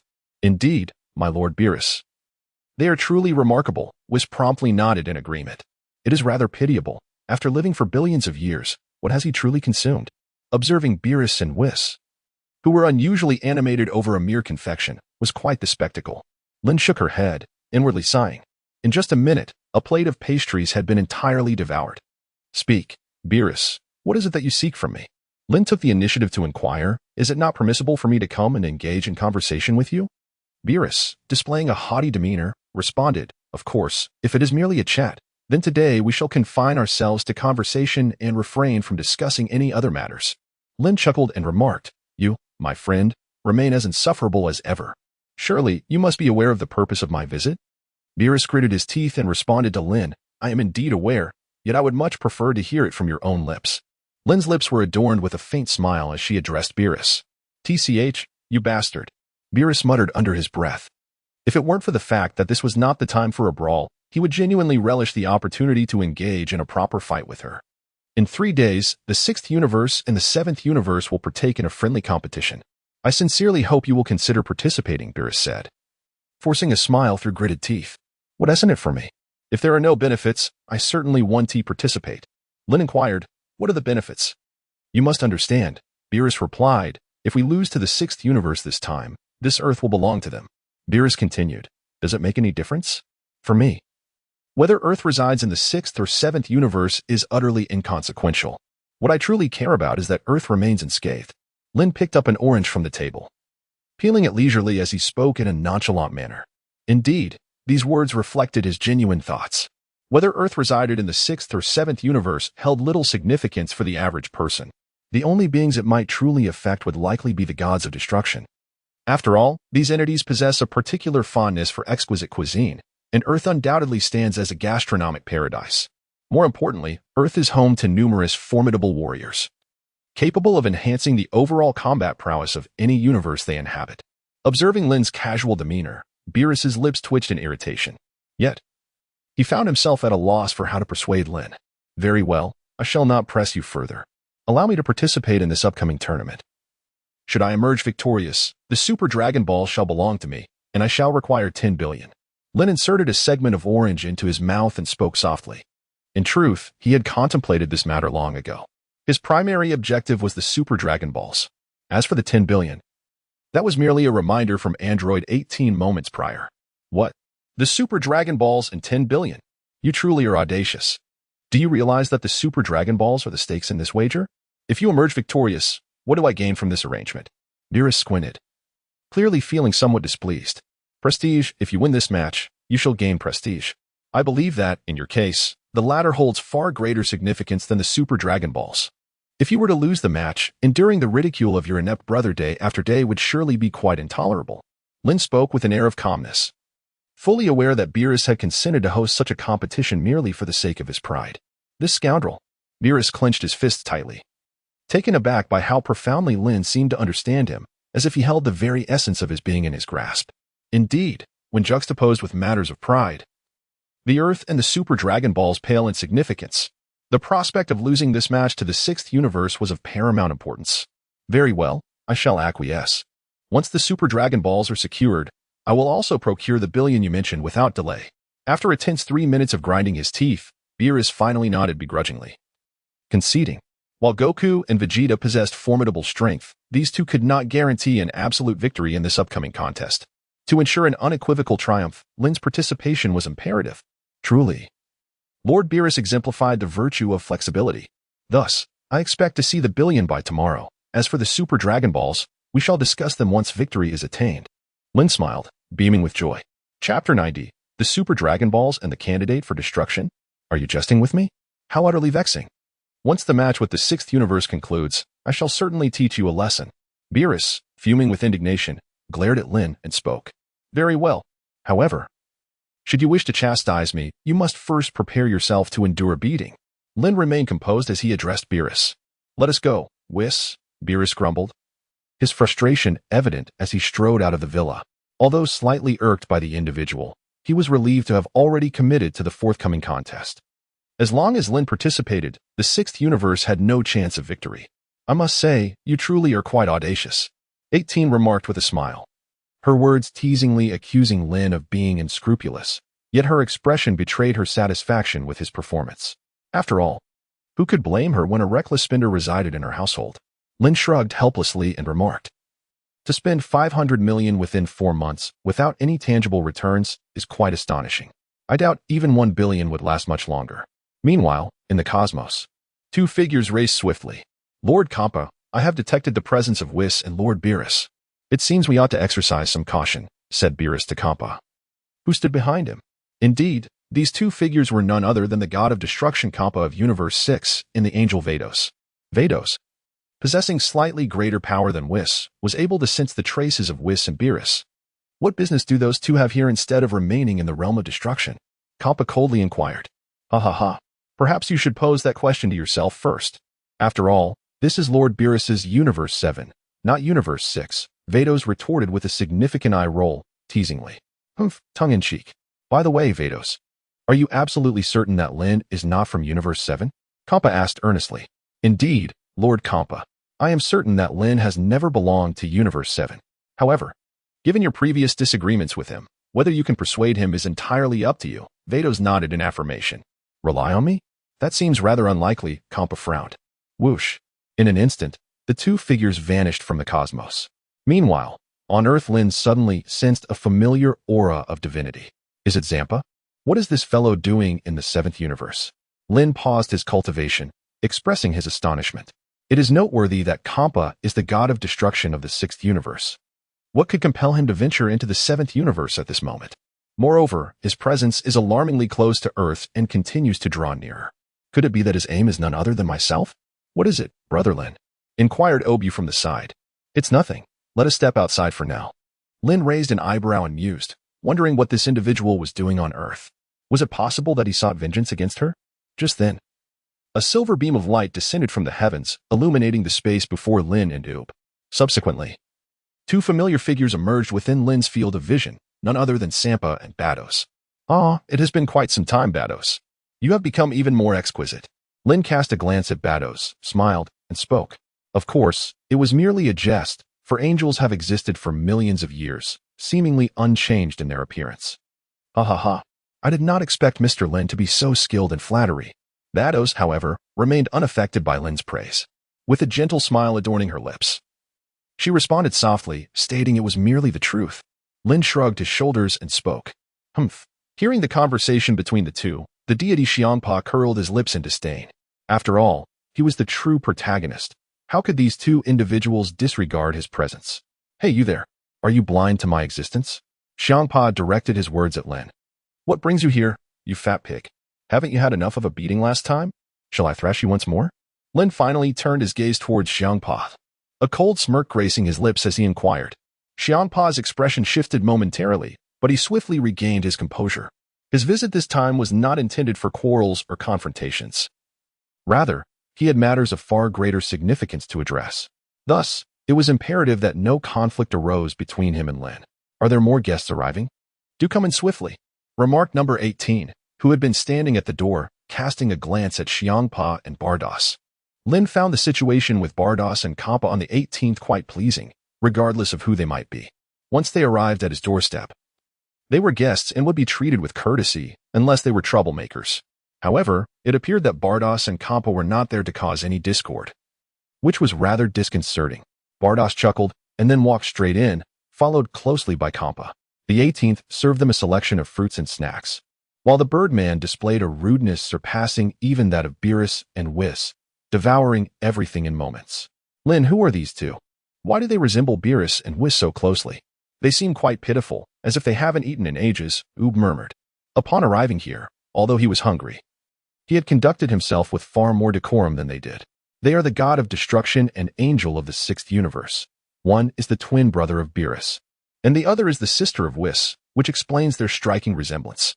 Lin earnestly elucidated the matter. So that is how it is. The god of destruction from the sixth universe? Obu nodded, somewhat perplexed. He was indeed aware of the existence of gods of destruction, yet he harbored no particular notions regarding the sixth universe. I remarked to the two of them that their visit to my home surely was not merely for the sake of indulging in food and drink. If there is something to discuss, please state it promptly. After they had finished the fruits and snacks, Lin decisively broached the subject. Their arrival in the seventh universe could not possibly be for the purpose of feasting on Earth. Furthermore, it appeared that Cabba was not there to engage in a fight with him. It is as follows, Lin. Previously, I had a wager with Beerus, and I hope you can assist the sixth universe in winning the competition. Cabba plainly articulated his intent. Indeed, his primary aim in visiting the seventh universe was to recruit talent. He had learned from Beerus that Lin did not belong to the seventh universe. He had mysteriously appeared and had not grown up within its confines. Thus, the thought crossed his mind that if he could entice Lin to the sixth universe, the outcome of the competition between the sixth and seventh universes would be without doubt. He had already witnessed Lin's prowess in battle against Beerus.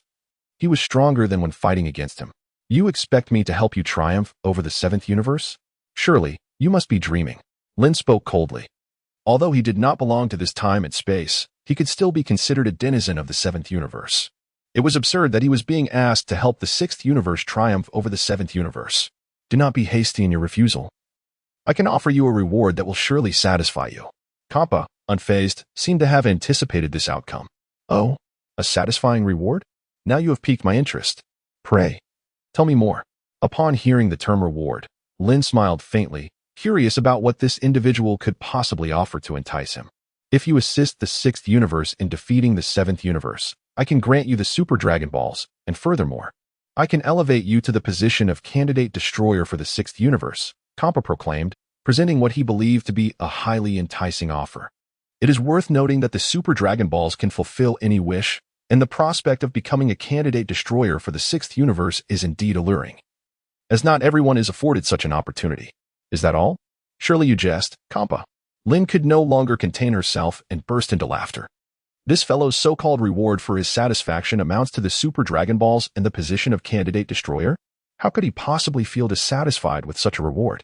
Xiangpa furrowed his brows, thinking this individual was rather excessive. How could he not be content with such compensation? It seemed his appetite was rather insatiable. I believe you are overthinking this. As long as I triumph over the sixth universe, the Super Dragon Balls will be within my grasp. And as for the candidate destroyer of the sixth universe that you mentioned, Do you truly think I would harbor any interest in such a title? Lin inquired softly. To be frank, even if one were to offer me the position of God of Destruction for the sixth universe, I would have no desire to accept it. I lack the leisure for such frivolity. Moreover, what is a mere candidate for God of Destruction? This individual seems to possess a rather limited perspective. You clenched your fists tightly. Very well, you two may take your leave. Focus on preparing for the upcoming competition. Perhaps the outcome will not be too disastrous. Lin spoke lightly to Cabba. You scoundrel, let us depart, Beerus. Cabba clenched his fists tightly, overwhelmed with the urge to confront and deliver a severe blow to that man. Yet, in light of his own capabilities, he knew he could not prevail. It seemed this day would amount to naught. Indeed, Lord Cabba, he replied. Farewell, Mr. Lin. Beerus waved at Lin before the two vanished without a trace. That bounder, that arrogant fool. I shall not let him escape. At this moment. In the vastness of the cosmos, Cabba's face flushed crimson with rage as he muttered curses under his breath. This was to be expected, Lord Cabba. I had previously warned you that Lin harbored no ambitions for the position of God of Destruction. It appears, after years of searching for the Super Dragon Balls, we are to relinquish them easily, Beerus remarked coolly. In truth, she had long advised Cabba against harboring such schemes, yet he had refused to heed her counsel, resulting in his current humiliation. Damn that scoundrel. I shall ensure he pays dearly. Cabba's anger remained unabated. That rascal truly underestimates himself. Chapter 91. Arrival at the Nameless Planet. The battle erupts. 3 days swiftly passed. On this day, Beerus and Whis arrived early on Earth, seeking out Lin, seemingly apprehensive that he might change his mind. In addition to the three of you, there are 2 other contestants for the upcoming tournament. Who do you think would be most suitable to participate? Beerus inquired, glancing at Lin and Goku. Lin's strength is beyond doubt. He is undeniably formidable. Under Whis' tutelage, both Sun Wukong and Vegeta have attained the ability to transform into Super Saiyan Blue, reaching a divine level of power. Among humanity, they can certainly be considered extraordinarily powerful beings. However, this competition requires 5 participants. Given Beerus' limited knowledge of Earth, his attention naturally turns to Lin and Sun Wukong. Lord Beerus, I believe possesses considerable strength. He should be included, Sun Wukong quickly interjected. He recalled sensing Ub's energy during his last visit to the realm of destruction, indicating that this individual is indeed quite powerful. It is likely that Ub's strength rivals that of himself and Vegeta. Is this child Ub? Beerus glanced at Ub, seemingly skeptical. After all, the boy appeared to be no more than 10 years old. How much power could such a young child possibly possess? Lord Beerus, do not underestimate Ub. His strength may very well exceed that of both Vegeta and myself, Sun Wukong urged, noticing the doubt in Beerus' eyes. Wukong is correct, Lord Beerus. Ub is indeed formidable. Whis chimed in. Moreover, this boy harbors divine energy within him. Very well, if that is the case, he shall be included, Beerus conceded. Since both Sun Wukong and Whis endorsed Ub, there seemed to be no objection. Ub turned his gaze towards Lin, for in his eyes, the words of the God of Destruction held no weight unless his older brother Lin approved his participation in the competition. Truth be told, he was eager to compete, as his combat skills were not particularly honed, especially given his limited experience against other opponents. Otherwise, he would not have fallen to Frieza previously. If you wish to participate, then go ahead. It's merely for fun, Lin nodded in agreement, understanding Ub's desire to engage in battle. Yes, yes. Ub eagerly nodded in excitement. There remains one more spot. Whom shall we choose? Beerus inquired once more. Anyone will do. Regardless of who goes, the outcome will likely be the same, came the nonchalant reply. Lin spoke softly, asserting that as long as she was present, the sixth universe could never triumph in the final competition. Thus, it mattered little who the last contestant was, it would merely be a token gesture. In light of this, she proposed that the final participant be Piccolo. Goku glanced at Piccolo and remarked, Kakarot, why not let that little brat Gohan participate? Vegeta, somewhat perplexed, added that in terms of talent, Gohan surpassed Piccolo by countless degrees. I previously inquired about Gohan's availability, and he mentioned he had an academic seminar, which precluded his participation. Moreover, that lad is now entirely devoted to his studies and has long forsaken his training, Goku replied with a hint of resignation. If Gohan were to dedicate himself to training, he might achieve even greater heights than myself and Vegeta. Yet, he is solely focused on his academic pursuits. And he doesn't even know where he tossed his martial arts GI.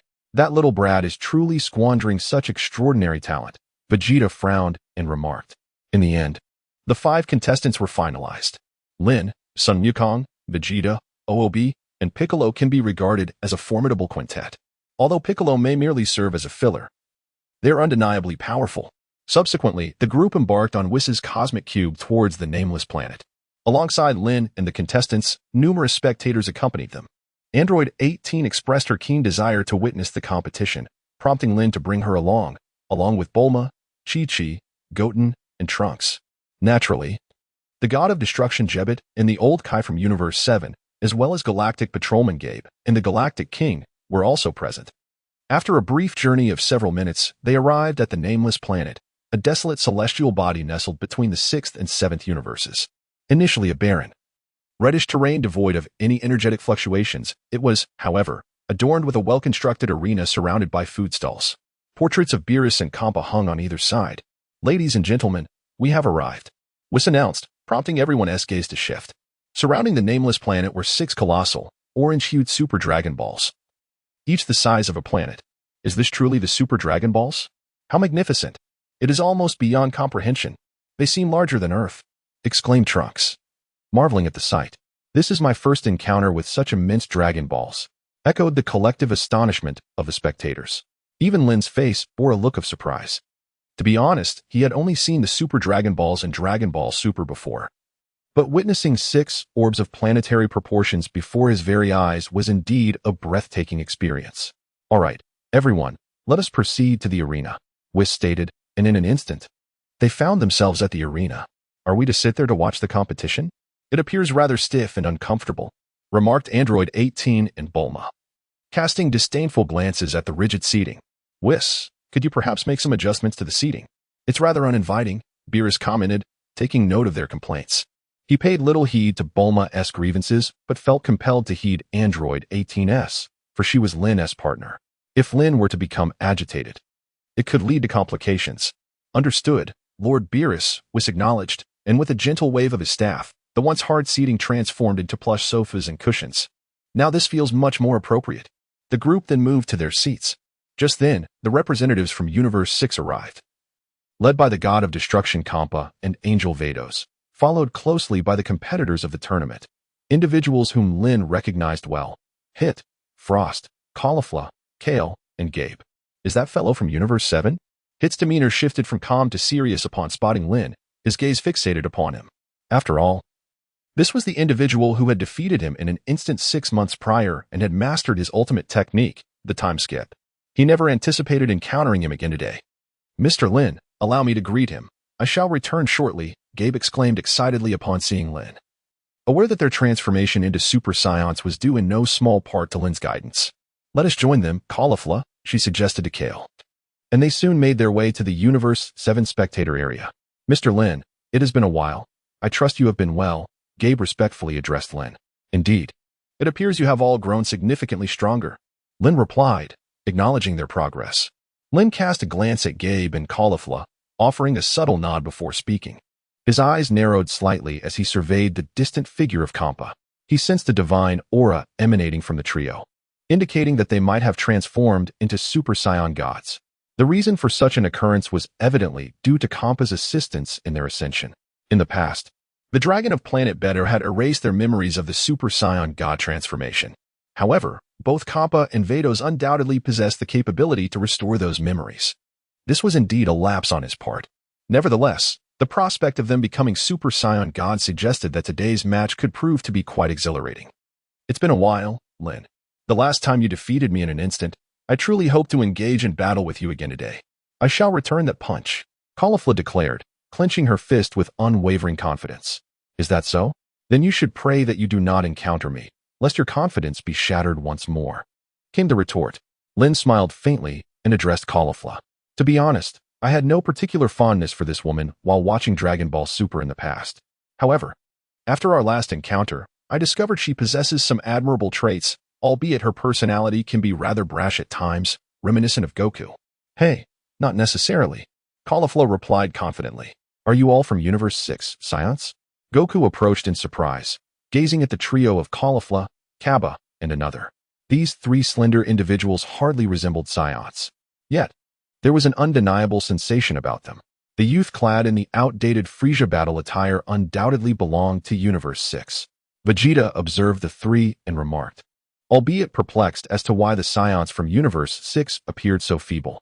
However, their bodies emanated a formidable aura. Are you two Saiyans from Universe 7? You seem rather average in strength. Caulifla cast a disdainful glance at Goku and Vegeta, speaking with haughty pride. Hey, our strength is quite formidable. Goku chuckled, aware that he and Vegeta could transform into Super Saiyan Blue. Hey, you three, come here quickly, Cabba coldly commanded, casting a challenging look at Lin. This fellow cannot possibly believe that allowing Cabba and Caulifla to transform into Super Saiyans would enable them to rival me, Lin mused, sensing Cabba's provocation. If that were the case, he would likely be sorely disappointed. All right, contestants and spectators. I am the referee for this universal tournament. I shall now announce the rules and prohibitions of this contest. During the competition, no hidden weapons may be employed, nor any energy-restoring potions, with the exception of one's own abilities. Furthermore, it is strictly forbidden to cause the death of an opponent. Failure to adhere to this will result in forfeiture of the match. The tournament will proceed by drawing lots, and after 3 rounds, the universe with the most surviving contestants will be declared the victor. A mushroom-headed host declared loudly to the crowd. With the rules presented, all contestants were then invited to the stage to draw lots. Lin cast a glance at her number, which was 4. To her surprise, her opponent was none other than Frost, the doppelganger of Frieza from the 6th universe. How could she possibly encounter such a tedious adversary? It was truly rather dull. Lin shook his head. If it were hit, perhaps there would be some semblance of amusement. However, this individual exhibited no interest in playfulness whatsoever. At that moment, the others had already completed their draws. The first match featured Vegeta against Caulifla. The second match had OOB facing off against Gabus. The third match pitted Piccolo against Kale.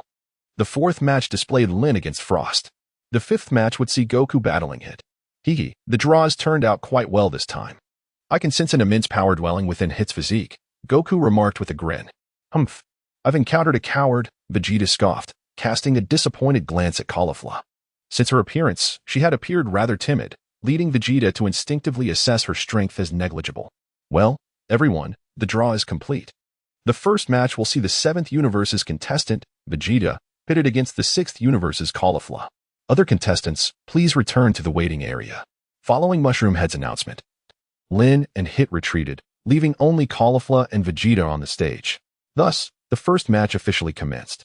After Mushroom Head finished speaking, he hurriedly took his position at the edge of the arena. Go, Caulifla. You must defeat him. Gabas and Kale cheered for Caulifla. Those two Saiyans from the 7th universe are weak. Teach them a lesson. Cabba yelled, disregarding all decorum. He had previously witnessed these two Saiyans on Beerus's planet and found them exceedingly clumsy, struggling even to walk. TCH, Cabba truly lacks manners, Beerus remarked. Casting a sidelong glance at Cabba, he then shouted towards the arena. Come on, Vegeta. Show those 6th universe buffoons a lesson. Hey, 6th universe Saiyan. If you don't wish to be injured, you'd best withdraw now. You're no match for me, Vegeta declared to Caulifla. I will not lose to you. The previously timid Caulifla retorted, suddenly displaying a surprising boldness. What? If that's your stance, then I shall have to knock you off the stage. Vegeta's lips curled into a smirk. In the blink of an eye, he vanished and reappeared before Caulifla, delivering a powerful punch aimed at her. Observing Vegeta's aggressive move, Caulifla's gaze sharpened, and she retaliated with a punch of her own. The moment their fists collided, the ground beneath them cracked violently. Both Vegeta and Caulifla were forced back several dozen paces. What? Surprise flickered in Vegeta's eyes. Clearly, he had not anticipated Caulifla's strength to be so formidable. How is it possible? Her power is astonishing. Vegeta quickly withdrew his tingling right fist behind him, flexing it slightly. He had not expected this previously timid female Saiyan to exhibit such ferocity in battle, for he was aware of his own considerable fighting prowess. And yet this individual stood as his equal. Wow, that Saiyan is remarkable, managing to hold her own against Vegeta, Goku, and Piccolo exclaimed in astonishment. They were well aware of Vegeta's strength. Go, Caulifla. Teach that 7th universe fighter a lesson. On the 6th universe's contestant platform, Kale shouted in support of Caulifla. Given the circumstances, it appears I must transform into a Super Saiyan to defeat you. Vegeta had exerted 80% of his power in that last punch. Since Caulifla could withstand his strength and even push him back, it indicated her formidable capabilities. If he did not transform into a Super Saiyan, it would likely be challenging to eliminate her. With a fierce roar, Vegeta unleashed a terrifying golden aura that erupted from his body, transitioning into his Super Saiyan form. However, upon witnessing Vegeta's transformation, Caulifla's expression remained unchanged. Prepare to be defeated. After transforming into a Super Saiyan, Vegeta darted towards Caulifla once more. Boom. In his Super Saiyan form, Vegeta's speed had significantly increased, allowing him to deliver a punch directly to Caulifla's face. She skidded across the ground, her body retreating several dozen paces before halting at the edge of the arena. Watch as I finish you in one go. Vegeta smirked, seemingly confident of his victory. He then unleashed a powerful energy wave. However, at that moment, Caulifla suddenly let out a furious roar. In an instant, a vibrant green aura erupted from her body, transforming the entire arena into a verdant hue. Vegeta's energy sphere vanished before it could even reach Caulifla. What is happening? Has she transformed into a Super Saiyan? Vegeta's face displayed utter shock upon witnessing Caulifla's transformation, his mind swirling with tumultuous thoughts. He had never encountered such a Saiyan before. Her hair had turned green, and her aura radiated a similar hue. Typically, when they transformed into Super Saiyans, their auras and hair glimmered gold. What astonished Vegeta further was the sheer magnitude of power Caulifla had gained in an instant. Her transformation had evidently surpassed his own Super Saiyan form. What? Is that the transformation of a sixth universe Saiyan? Why does her power seem so terrifying after the transformation? Goku's face also reflected astonishment, as this was his first encounter with such a Saiyan, glowing with a green luminescence. Whis, what on earth is happening? Why does the sixth universe Saiyan's transformation differ from that of Vegeta and Goku? Moreover, her power has increased so dramatically. Even Beerus was taken aback, turning to Whis beside him for answers. It may be a mutation, Lord Beerus. Alternatively, it could be that this is the original state of the Saiyans. VES cast a sidelong glance at Caulifla before speaking in a calm tone. Meanwhile, in the audience of Universe 7, a wave of astonishment swept through the crowd, igniting fervent discussions. Indeed, Caulifla, unleash your fury upon that Saiyan from Universe 7, she exclaimed as she witnessed Caulifla ascend to the form of Super Saiyan, her voice rising in excitement. They were well aware of Caulifla's transformation, which rendered her significantly stronger than before. Even when they themselves attained Super Saiyan 3, they could not hope to compare with her prowess. You are far too weak. Upon transforming into a Super Saiyan, Caulifla appeared not to have lost her consciousness. Her physique had not inflated to the exaggerated state often depicted in Dragon Ball Super. She was undoubtedly more robust than previously, yet her pupils remained intact, indicating her ability to maintain control over her awareness. In an instant, with a swift whoosh, Caulifla's form vanished. Disappeared? Such remarkable speed. Vegeta's face reflected a renewed astonishment. Bam! Before he could even react, Caulifla's fist struck forcefully against Vegeta's abdomen. A gasp escaped his lips as he doubled over, while erupting from his mouth. Clutching his midsection, he staggered back several paces. Oh, after transforming into a Super Saiyan, this individual can still wield control over her consciousness. Quite intriguing. Lin cast a curious glance at Caulifla, then spoke in a calm tone. It is worth noting that in Dragon Ball Super, once Caulifla transformed into a Super Saiyan, she completely lost her consciousness. Yet now, she astonishingly retained her awareness, and her power seemed utterly undiminished. Clearly, this fellow Caulifla must have undergone training under Beerus. Otherwise, given her temperament, she would never be able to master her consciousness and wield such terrifying energy in such a brief span of time. At that moment, Campa's smug gaze confirmed Lin's speculation. Boom. Just then, on the arena, Caulifla landed another powerful punch to Vegeta's face.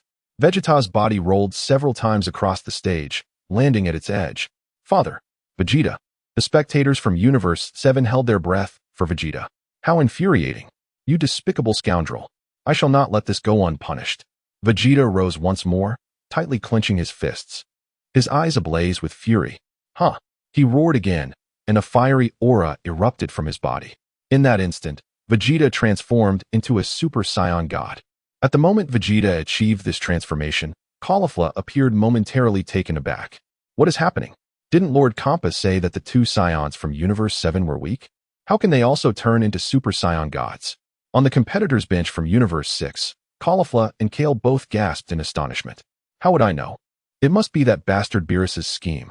Pretending to make these two weak, then deceiving me. Cabba lamented, recalling how clumsy they appeared during his last visit to Beerus's planet. Clearly, this was Beerus's plot. That rascal. TCH. Even if he can transform into a Super Saiyan, he is still no match for Caulifla. However, Caulifla soon interjected. You must realize that even after transforming into a Super Saiyan God, I couldn't match Caulifla. Thus, that Vegeta from Universe 7 is certainly no match for her either. That wretched creature. Now, I shall let you experience the might of a Super Saiyan God. The anger on Vegeta's face remained undiminished. Whoosh. In the next moment, his body vanished, leaving only wisps of fiery aura behind. When he reappeared, he stood before Caulifla. How swift. Surprise crossed Caulifla's face. Boom. Before she could fully react, Vegeta delivered an uppercut to Caulifla's chin, sending her soaring into the air. Whoosh. Vegeta leaped again, positioning himself above Caulifla, and with both fists clasped together, he struck down heavily onto her head. Boom. Rumble. Caulifla had no time to evade, and was sent hurtling away by Vegeta's assault. Her body crashed to the ground like a meteor. The arena was immediately engulfed in dust and debris, with a significant portion of it obliterated, burying Caulifla beneath the rubble. Caulifla, hurry, get up. Good job, Vegeta. Keep it up. Witnessing this scene, the crowd from both universes began cheering fervently. Rumble.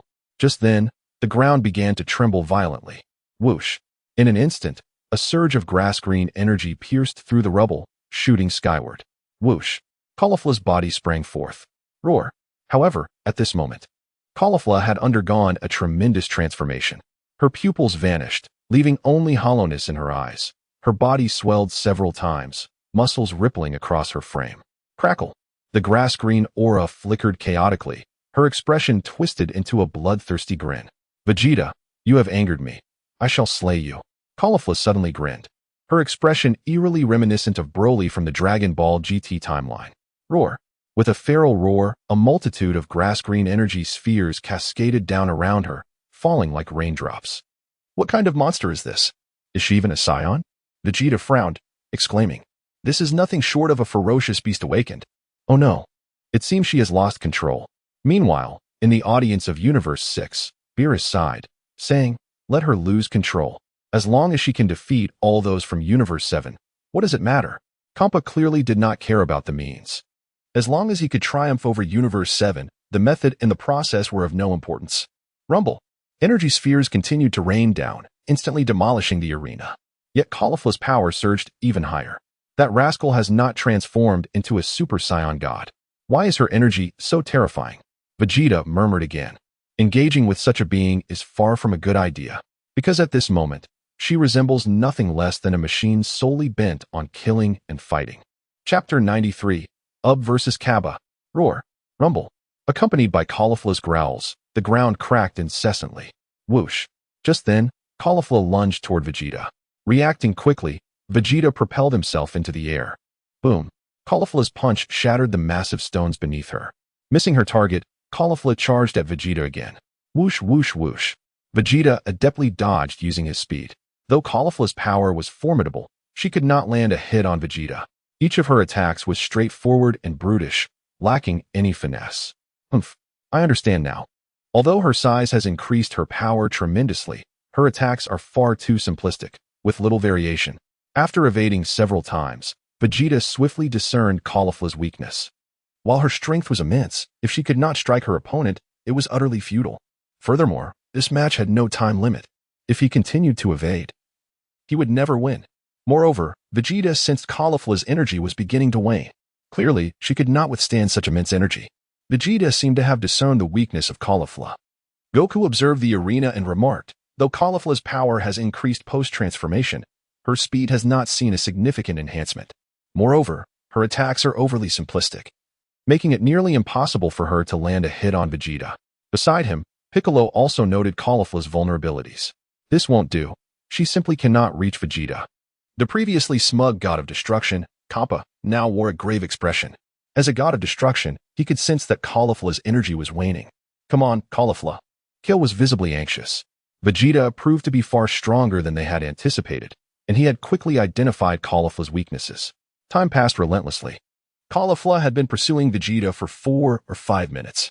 She began to breathe heavily, her chest rising and falling erratically. Her energy was also diminishing. What an opportunity! With her energy so depleted, now is the perfect moment to eliminate her, Vegeta thought as he prepared to counterattack. In that instant, Vegeta's arms trembled, and a blue aura erupted from his body. His hair transformed into a vibrant blue, and his energy surged dramatically. What? How is this possible? As Vegeta attained the form of Super Saiyan Blue, everyone from Universe 6 displayed their astonishment, even Hit raised an eyebrow in surprise. What is happening? Why has he transformed like this? Caulifla widened her eyes, utterly incredulous. Campa's expression darkened further. These fools. They are merely humans, yet they possess divine power. Impressive, Dad. Go. Vegeta. Defeat that brute in an instant. In the stands of Universe 7, Trunks, Bulma, and the others cheered for Vegeta. With a flash, Vegeta lunged toward Caulifla with a powerful punch. Roar.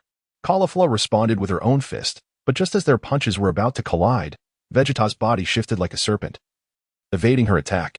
He then delivered a swift kick to her neck, sending Caulifla flying. Humph. Vegeta smirked with satisfaction and charged toward her once more. Although Caulifla's strength was formidable, as long as he avoided her direct punches, she posed little threat. Before long, Vegeta had completely seized the initiative, relentlessly attacking Caulifla. Her energy was significantly diminished, her breaths growing more labored. This time, I will finish you, Vegeta declared, his gaze sharpening as he spread his palms wide, gathering a terrifying amount of energy. The energies converged into a singularity. Final flash. A cataclysmic energy wave surged forth, akin to a mighty dragon, racing toward Caulifla. Damn it! Caulifla grimaced, sensing the impending danger of the energy wave, yet she still braced herself to counter it with her palms. However, upon contact, her body was violently thrown back, crashing against the edge of the Universe 6 spectator area, after which she reverted to her base form and lost consciousness. Caulifla! Caulifla! Kale and Cabba rushed to assist her. Useless. To lose so easily in the match, how infuriating. Campa clenched his fists, his expression darkening. He had not anticipated losing in the very first round, especially with Caulifla, their strongest Saiyan. If any of you lose again, I will obliterate you all. Campa threatened Cabba and Kale vehemently. Well, the arena has been destroyed to this extent. The match has turned out to be far more intense than I expected, Beerus remarked with a sigh, waving his staff lightly. The arena restored itself to its original form, and this time, it appeared even more resilient, capable of enduring the battles to come. In the first match between Universe 6 and Universe 7, Vegeta emerged victorious, as announced by the mushroom-headed host, who inexplicably appeared. Well done, Vegeta. Compared to Campa, Beerus was clearly far more pleased. Incredible, Dad. Awesome, Vegeta. The crowd cheered for Vegeta as he returned to the contestant area. Nice job, Vegeta. If it were me, I might not have been able to defeat that guy. Goku chuckled. Indeed, had it been himself, he would have engaged in a fierce battle as well. Now, we shall proceed to the second match. Featuring Cabba from Universe 6 against Ub from Universe 7, the mushroom-headed host announced once more. If you can't handle such a small opponent, I will destroy your entire Saiyan planet.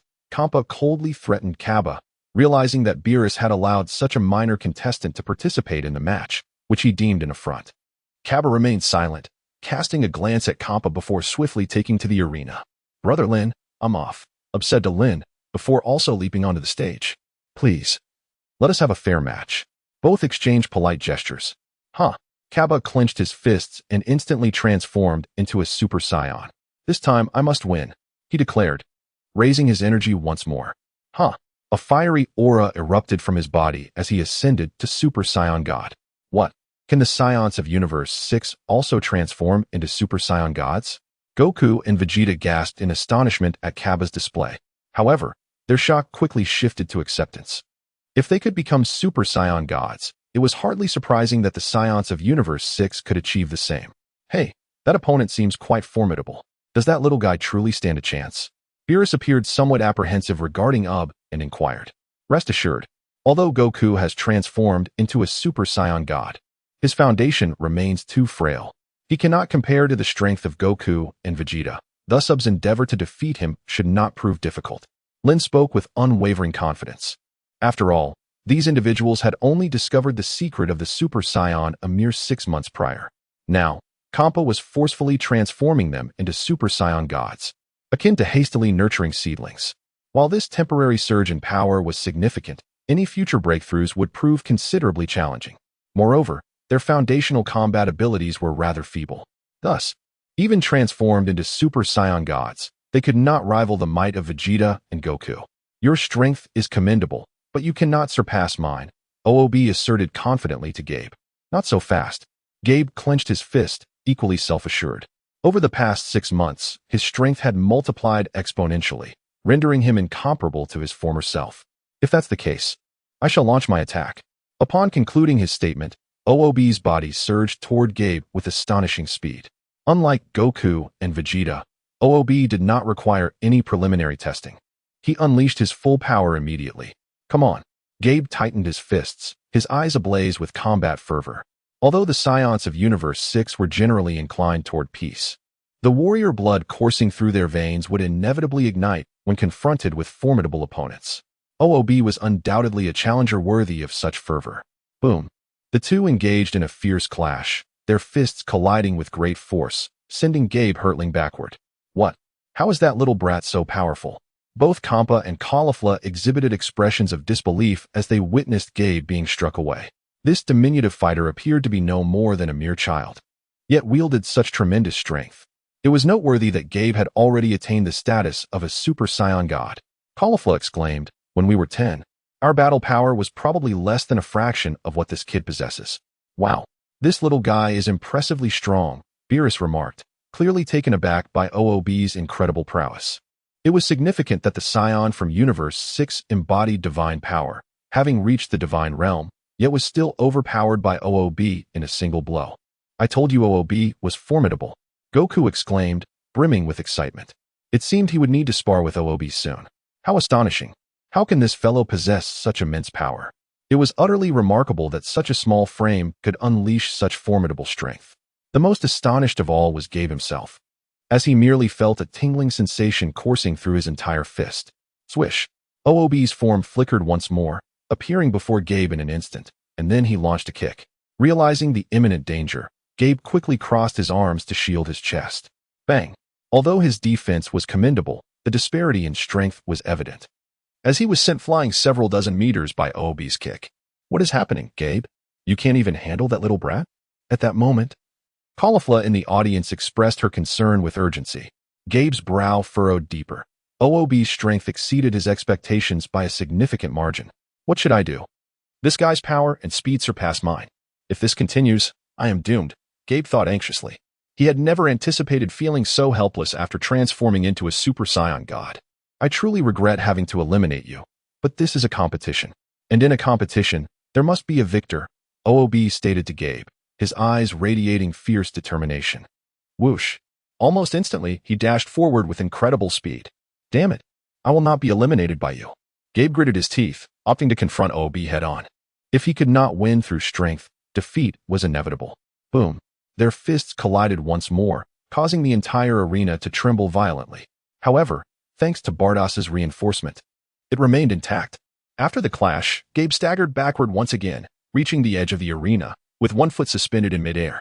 I apologize, but before Gabe could fully regain his composure, OOB's voice rang out, and a swift kick sliced through the air. The speed was astonishing, and Gabe found it too late to evade.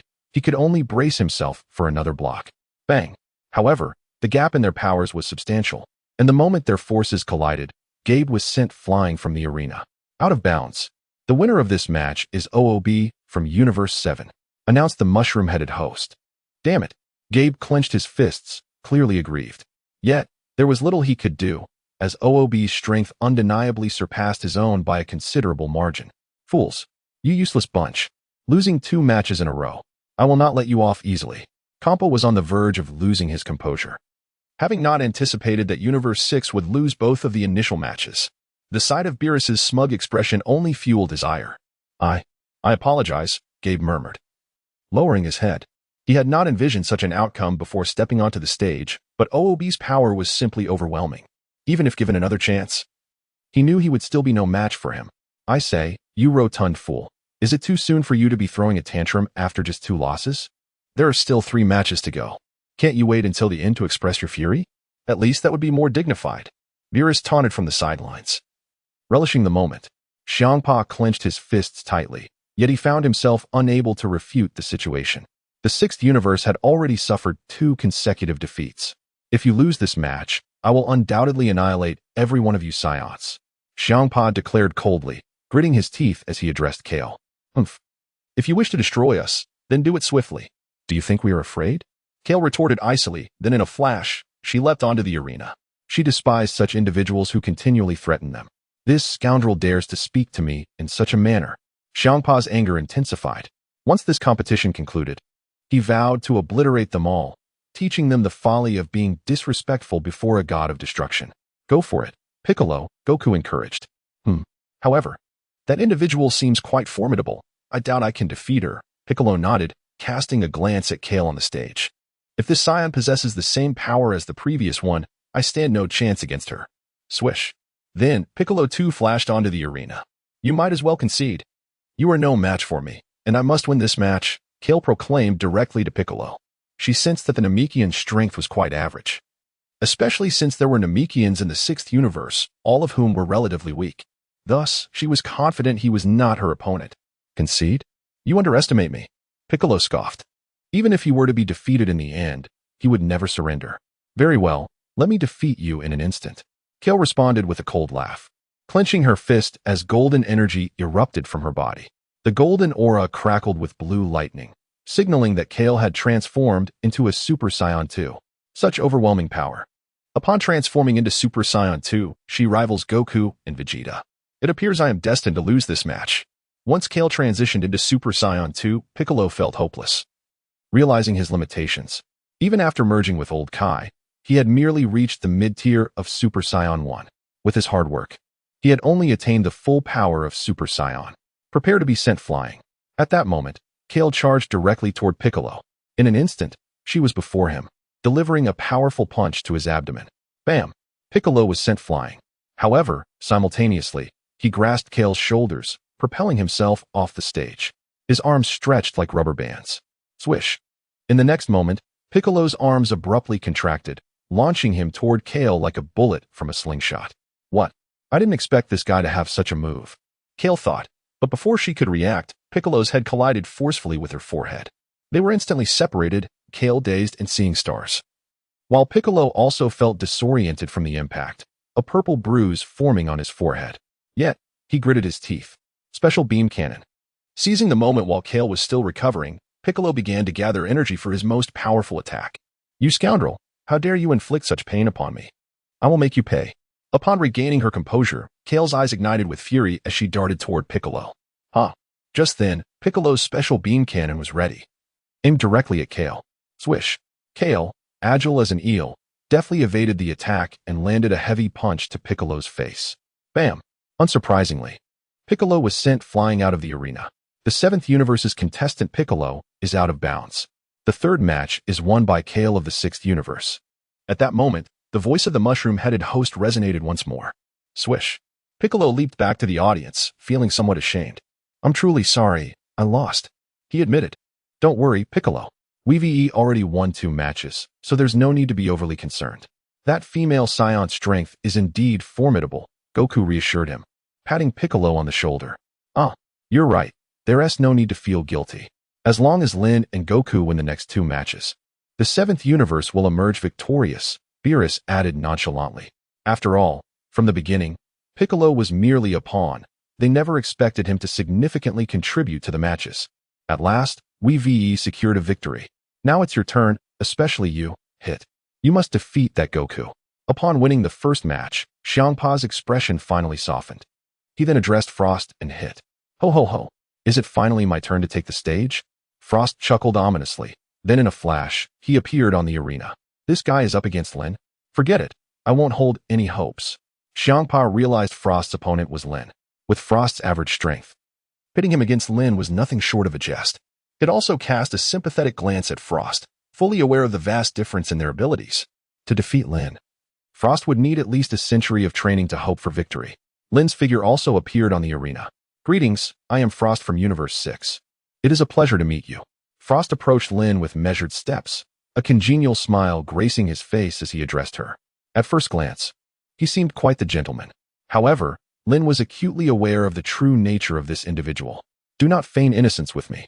I know precisely what you are. Transform into your ultimate form at once. Otherwise, I fear I might end your existence with a single blow. Lin spoke to Frost with a hint of disdain. Chapter 95. Instantaneous Power, Defeating Sun Wukong in a Second. That fellow from Universe 6 bears a striking resemblance to Frieza, yet he appears to possess a far more gentlemanly demeanor. Sun Wukong and the other spectators expressed their surprise. This individual is a complete replica of Frieza. However, his tone suggests a remarkable sense of civility.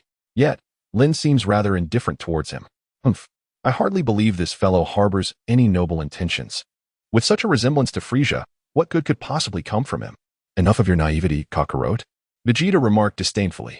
Just the sight of this individual instills a sense of discomfort within him. Thus, he is undoubtedly no good. What are you saying, Vegeta? You cannot harbor such animosity towards him merely because he resembles Frieza. From his appearance, he should be entirely different, shouldn't he? Sun Wukong countered. At the very least, he feels that this fellow should be decent enough. You are truly naive, Kakarot. The only way such a being could change for the better is if time were to reverse itself. Vegeta crossed his arms, speaking with cold arrogance. Vegeta. Time can indeed reverse itself. Whis chuckled lightly, addressing Vegeta. TCH, I was merely using a metaphor. Vegeta shot a sidelong glance at Whis. This fellow. Why does he insist on nitpicking?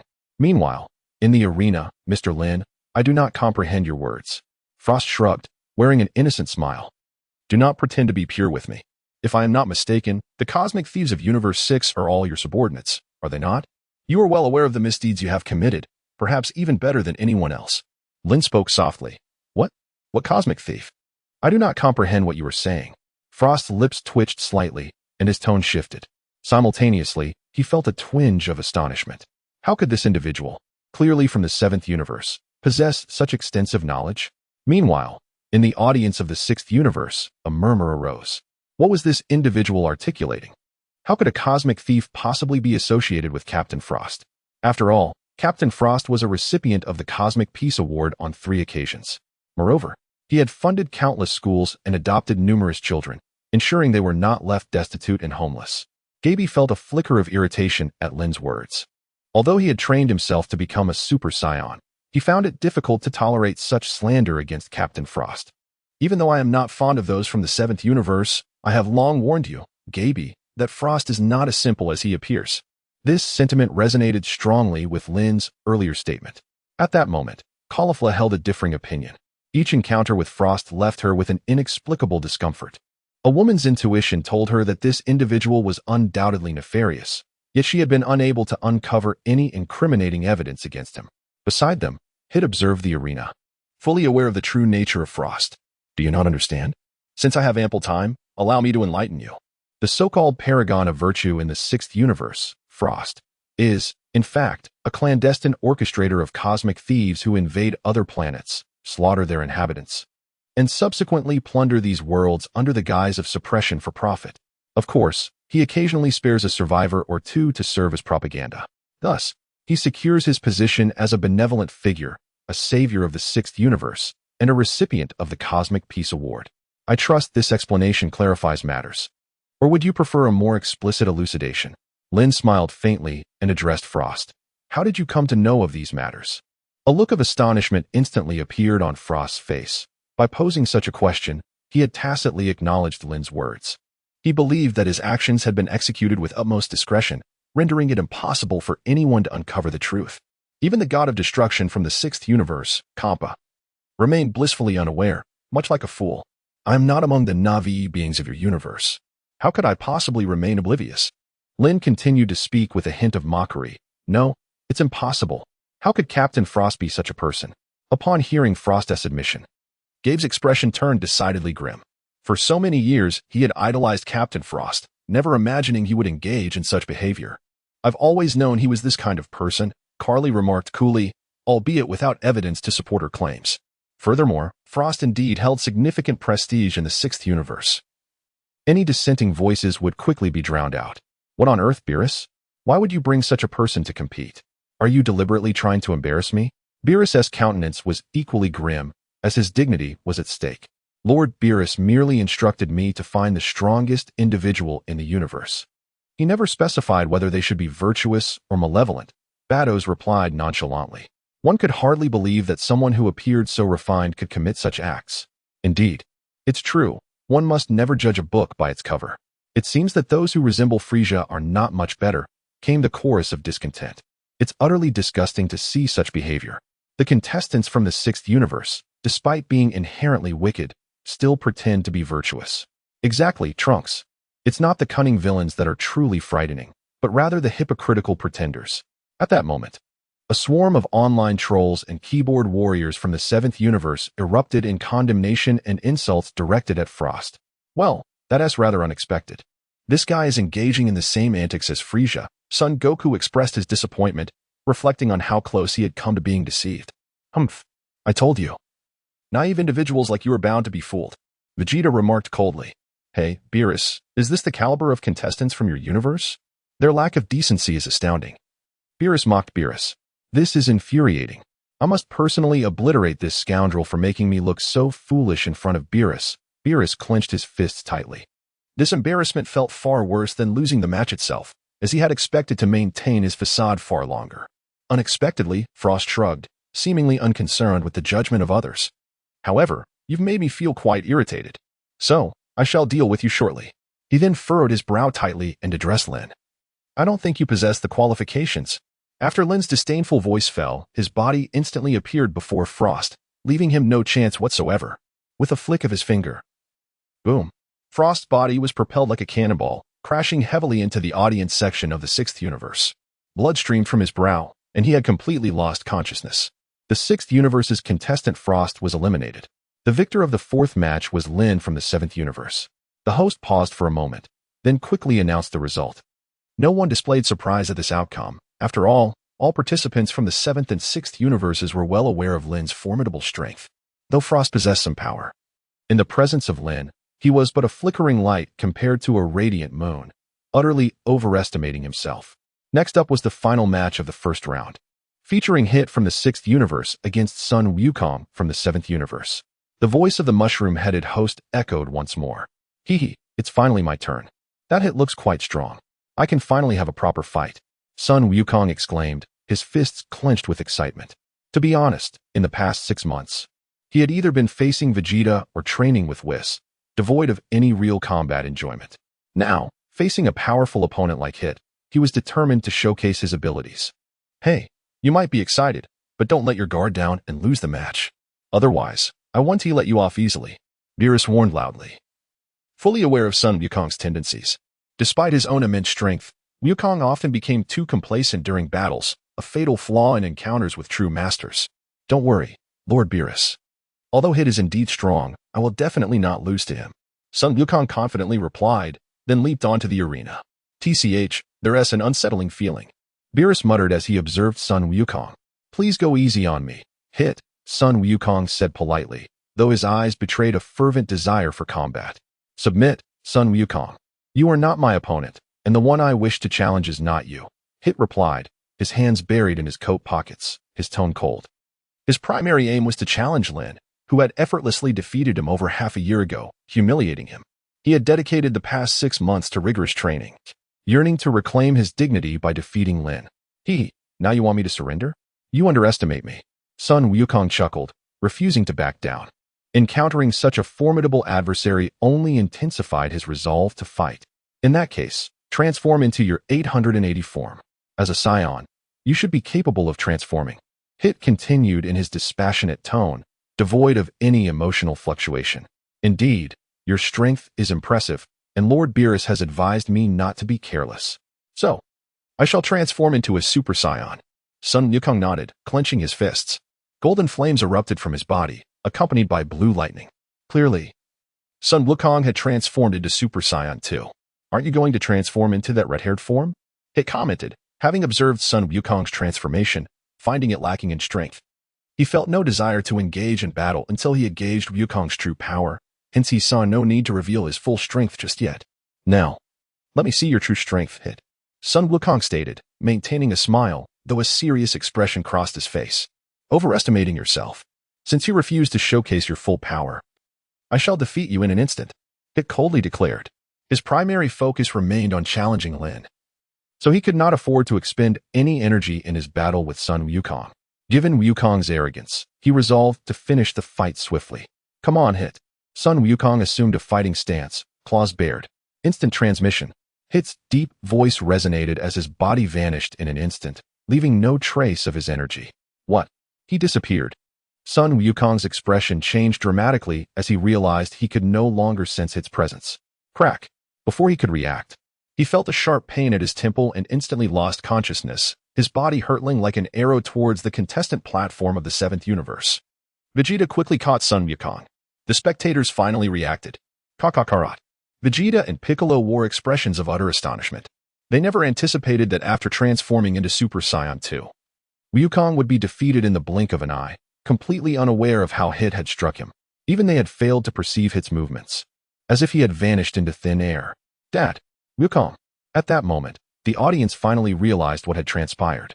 Ugh, this fool. I warned him not to be careless, yet he didn't heed my words, Beerus growled, baring his teeth in frustration. He wished he could slap some sense into Sun Wukong. This idiot had ignored his warning and remained arrogant. Had he transformed into Super Saiyan Blue from the start, such a disaster could have been averted. Yet, amidst his annoyance, he secretly felt relieved. Although he felt somewhat humiliated seeking Lin's assistance, it now seemed like the right choice. If he had placed his hopes on Wukong, those hopes had now been shattered. Nonetheless, Hit's attack had been exceedingly peculiar. In that instant of his strike, Beerus had failed to comprehend his movements, and even the energy had vanished completely. Vegeta, somewhat perplexed, spoke up. Not to mention Kakarot, perhaps my own earlier encounter with Hit could have yielded a similar outcome. This fellow's attacks are exceedingly peculiar, rendering them nearly impossible to discern. Indeed, his speed transcends mere quickness. Even I failed to fully comprehend it. At this moment, Galactic Patrolman Jocko interjected, emphasizing that his vision is remarkably acute. In this universe, few possess superior eyesight. Although my own strength may be average, I hold considerable confidence in my visual acuity. What on earth is happening? Whis. That fellow's attack was certainly bizarre. To be honest, even I could not fully grasp it, remarked Beerus, glancing at Whis with a hint of confusion. Ha ha ha, let the fighters discover it for themselves. Such an experience will undoubtedly aid their training. Whis responded with a gentle smile, refraining from elaborating further. Meanwhile, on the arena, Beerus coldly glared at Whis, indignantly stating, "You know full well but refuse to say anything. Don't you? If we lose Earth, I wonder what you'll have to eat." Hey, can we declare the results now? Hit inquired of the bewildered mushroom-headed host. Ah yes. The host quickly nodded and announced, in the 5th match, the victor is Hit from Universe 6. After the announcement, Hit swiftly returned to the contestants area of Universe 6. Well done, Hit, Kale exclaimed. Indeed, Hit, you performed admirably. Now, only the 2 of you remain, while there are still 3 opponents across from you. You must give it your all, understood? Caulifla encouraged, sensing a glimmer of hope. Although Hit had previously fallen to Lin, his strength had since increased significantly. Perhaps now, with the application of his time-skipping technique, he could triumph. Hit cast a glance at Lin, feeling both anticipation and a tinge of apprehension, perhaps due to the memory of his prior defeat. Seeing Lin now felt akin to facing an insurmountable mountain. The first round of matches has concluded. The victorious contenders include Vegeta, and Lin from Universe 7, alongside Caulifla and Hit from Universe 6. The 5 contenders will now draw lots, with the contestant from Universe 7 who draws number 3 advancing directly to the finals. The mushroom-headed host's voice echoed once more. Subsequently, Lin, Vegeta, and Hit ascended the stage in succession. Humph. I hope I draw Hit. I am eager to see just how formidable he truly is. Vegeta thought coldly, his gaze fixed upon Hit. Defeating him would signify surpassing Kakarot, especially since this fellow had bested Kakarot in an instant. Number 1. Lin glanced at her number. It was 1. Correspondingly, number 1 was Hit. Obu had drawn number 3, thus securing direct advancement. As for Vegeta, he found himself grouped with Kale. How unfortunate it was not to have drawn that fellow Hit. Vegeta appeared to harbor a slight sense of regret. You ought to consider yourself fortunate for not having drawn Hit. Otherwise, it is likely that you would fare no better than Son Goku. Lin spoke softly, acknowledging that Hit possessed considerable strength. It was likely that after his defeat, it had diligently trained for another 6 months, making him significantly more formidable than during the original timeline. Thus, vanquishing Vegeta should not prove to be an insurmountable challenge. Vegeta merely scoffed, offering no rebuttal. The voice of the mushroom-headed announcer resonated once more, declaring the commencement of the second round of matches, with Lin from Universe 7 facing Hit from Universe 6. As the announcer's voice faded, Hit materialized directly onto the stage. "Hey, Lin, that Hit from Universe 6 seems quite impressive. Do you have confidence in defeating him?" Beerus voiced his slight concern, though he was aware that his worries might be unwarranted. After all, this individual had mastered the perfected Ultra Instinct, a feat even he could not surpass. While Hit from Universe 6 was indeed powerful, there remained a significant disparity between him and a god of destruction. "Haven't I already stated my intention? I seek the Super Dragon Balls," Lin uttered softly, then leaped onto the stage. "It's been a while, Hit. Have you accomplished the task I entrusted to you last time?" Lin spoke softly. "I shall complete any task assigned to me," Hitler coldly replied, though his expression was decidedly grim. For Lin, the very act of posing such a question was a form of humiliation directed at him. "Very well then." Lin smiled lightly. "Today, I must defeat you." Hit clenched his fists tightly, and within his previously tranquil eyes, a surge of fierce combat desire emerged. To be honest, having lived for a millennium, he had never felt such an intense urge to fight as he did now. "Defeat me? I am aware that you may have made some progress over the past 6 months, but conquering me is not an endeavor to be taken lightly." Lin continued to speak. Hit's time skip technique has undoubtedly been upgraded, which is why he appears so confident. However, even if he has indeed enhanced his time skip to 0.5 seconds, defeating me is an utterly impossible feat. Then let us see your time skip.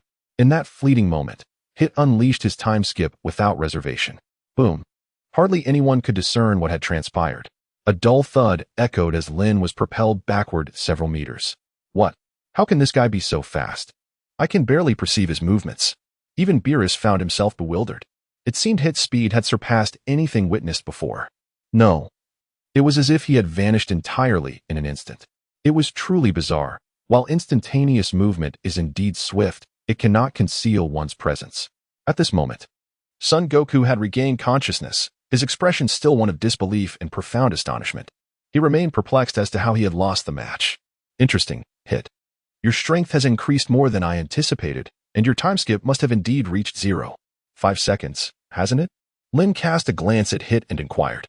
Moments ago, Hit had utilized his time flash technique to push him back several meters. However, given Hit's strength, he was still unable to inflict any harm upon him. "Indeed. I have successfully upgraded my time flash to 0.5 second. Your ability to withstand it indicates that you have also grown stronger," Hit replied nonchalantly. Though a hint of anxiety lingered within him, Lin did not undergo any transformation moments ago. Section 252. However, after employing the Flash Stone technique, I could only push him back a few meters. This indicates that his strength has significantly increased. Indeed, I have grown stronger, and far beyond your expectations. Although the 0.5 second flash technique is undeniably powerful, I have lost interest in continuing this little game with you." Lin spoke softly, and in an instant, her pupils transformed into a silvery gray hue, her hair swaying as if caught by an unseen breeze, turning a brilliant white. Her entire being shimmered with radiant light, which was soon absorbed entirely into her form. Chapter 97. The Omni King. "Lin, would you take on the role of the god of destruction for the 7th universe?" The Omni King wore a faint smile and nodded. "Ah, esteemed Omni King, I was unaware of your esteemed presence. What wisdom do you impart?" The old Kai asked, trembling. Compared to the god of destruction, Beerus, this diminutive figure inspired even greater fear. Beerus could obliterate a planet in an instant, even an entire galaxy. Yet this small being could erase all universes with but a thought, a true deity standing at the pinnacle of the cosmos, unmatched by any other. "I have come to remind you both that holding private competitions between universes is not permissible. The duties of a god of destruction must not be neglected." The Omni King's gaze turned cold as he glanced at Beerus and Cabba. Yes, esteemed Omni King." Hearing the words of the Omni King, Beerus and Cabba nearly prostrated themselves. Sweat dripping to the ground, their throats dry with anxiety. Though they wielded supreme authority as gods of destruction, overseeing the life and death of their universe, the Omni King was the true sovereign of all universes. All gods of destruction were his subordinates, and with a mere thought, he could erase them from existence. This was the source of their profound trepidation towards the Omni King. "Esteemed Omni King, Lord Beerus prefers slumber to destruction. Once he falls asleep, he cannot be awakened." Whis interjected, voicing a complaint. "Esteemed Omni King, Lord Cabba is more enamored with gourmet delights than destruction. The training regimen I devised for him has gone entirely unheeded, and he hasn't trained in nearly a century. Just look at his current physique. I provided him with a weight loss meal plan, yet he finds it unpalatable. Batos lamented, rubbing her eyes and transforming momentarily into a whimpering figure.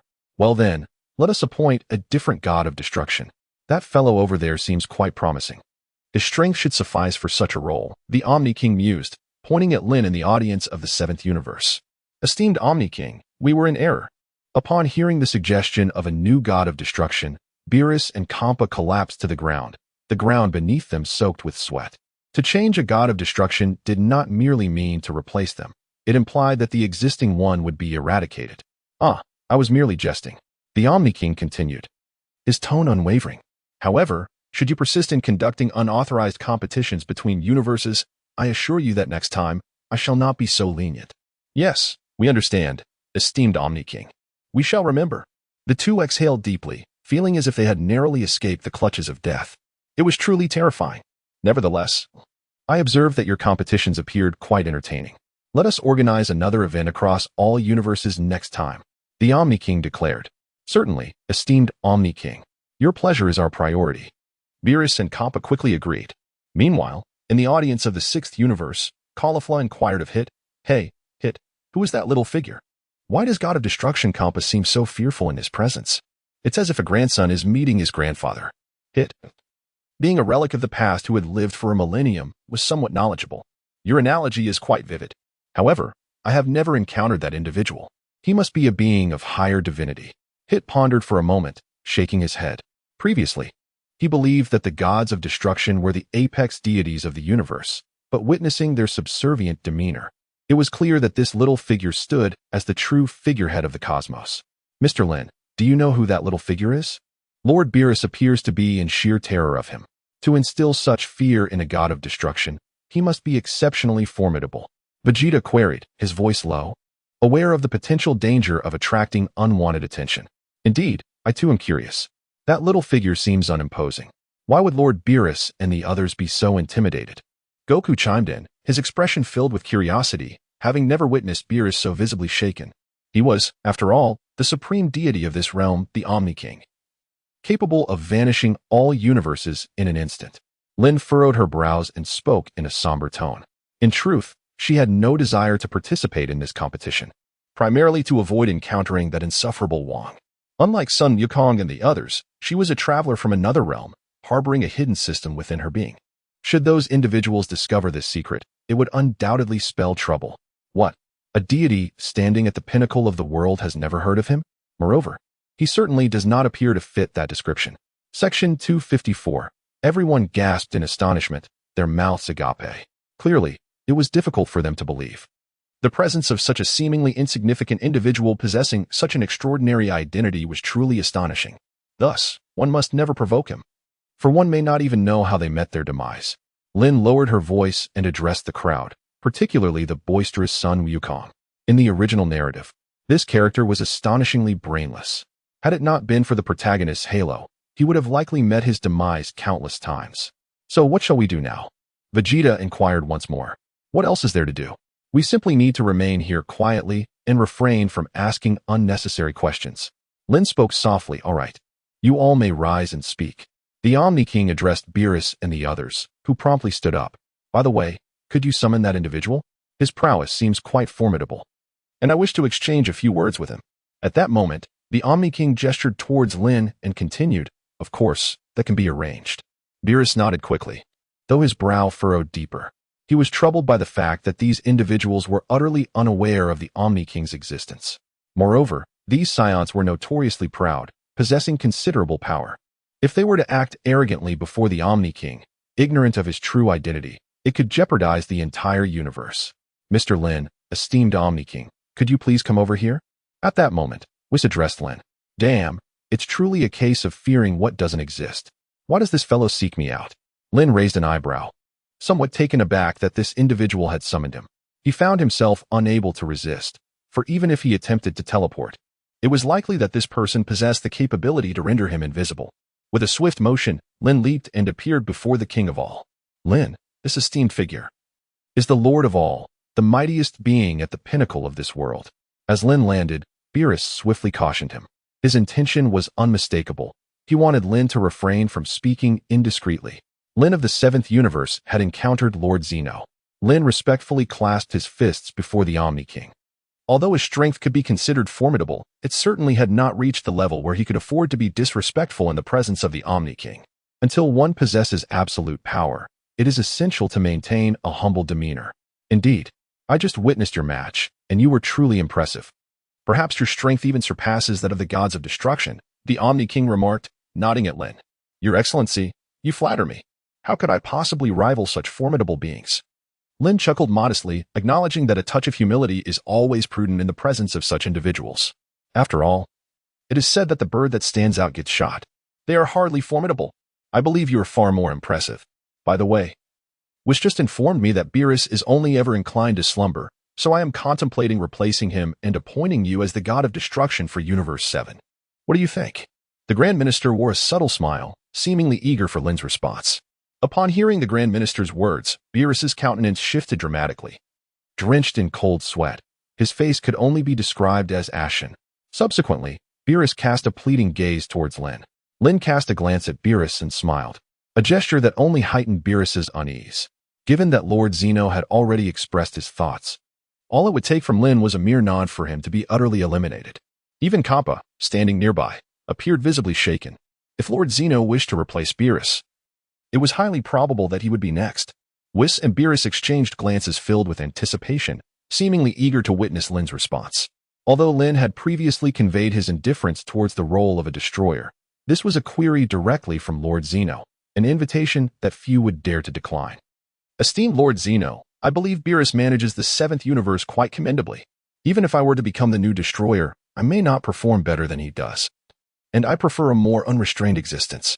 Therefore, I kindly request that you retract your command and allow Beerus to continue as the destroyer of the 7th universe.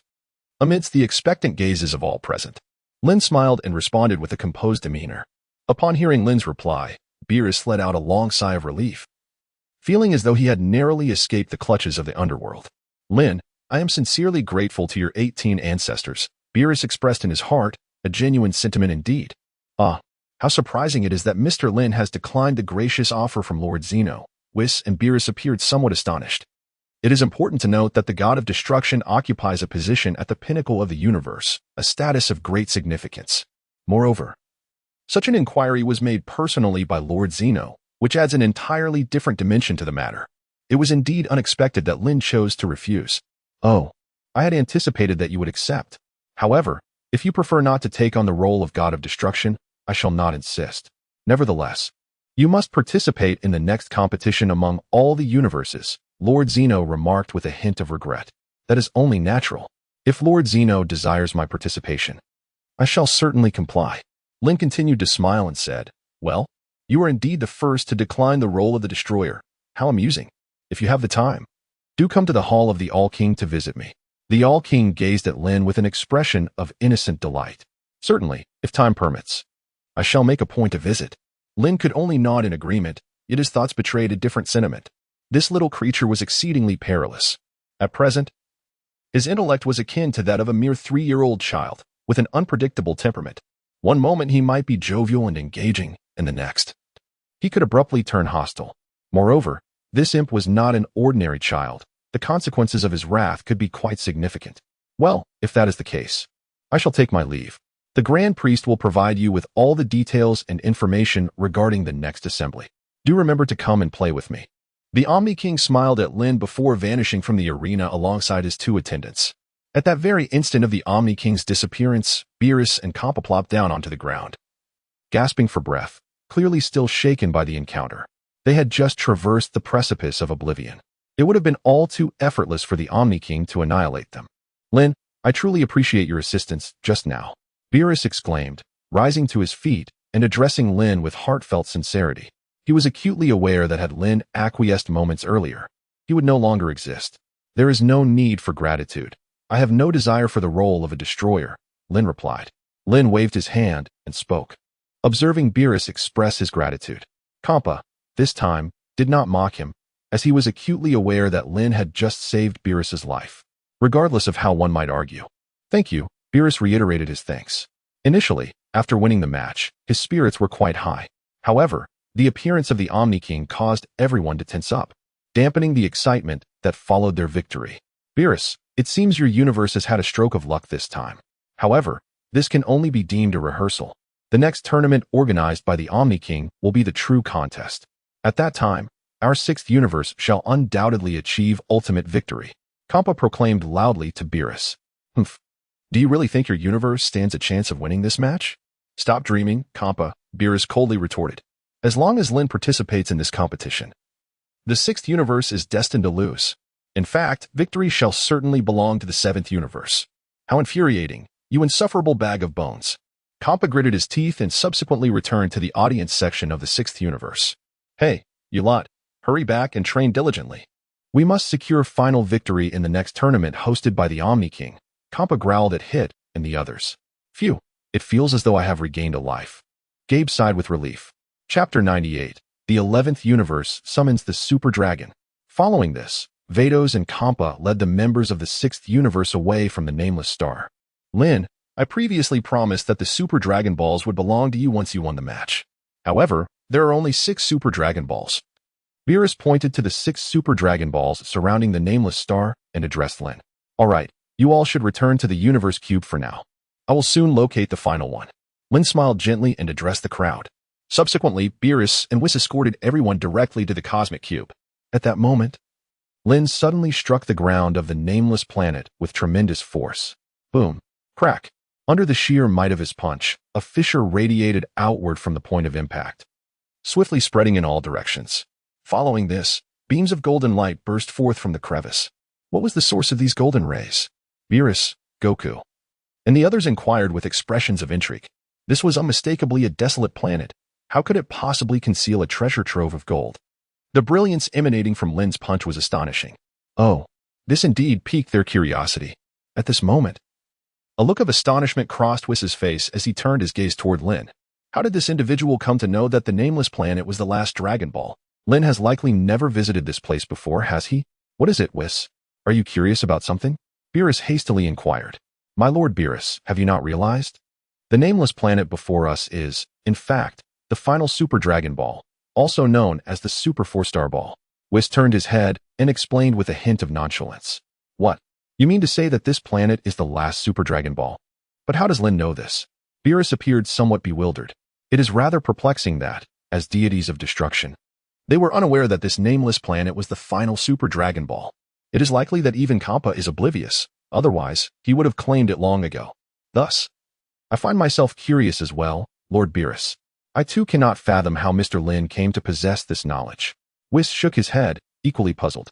Meanwhile, as the conversation unfolded, the pale yellow coating adhering to the Super 4-Star Ball began to peel away layer by layer. Whoosh!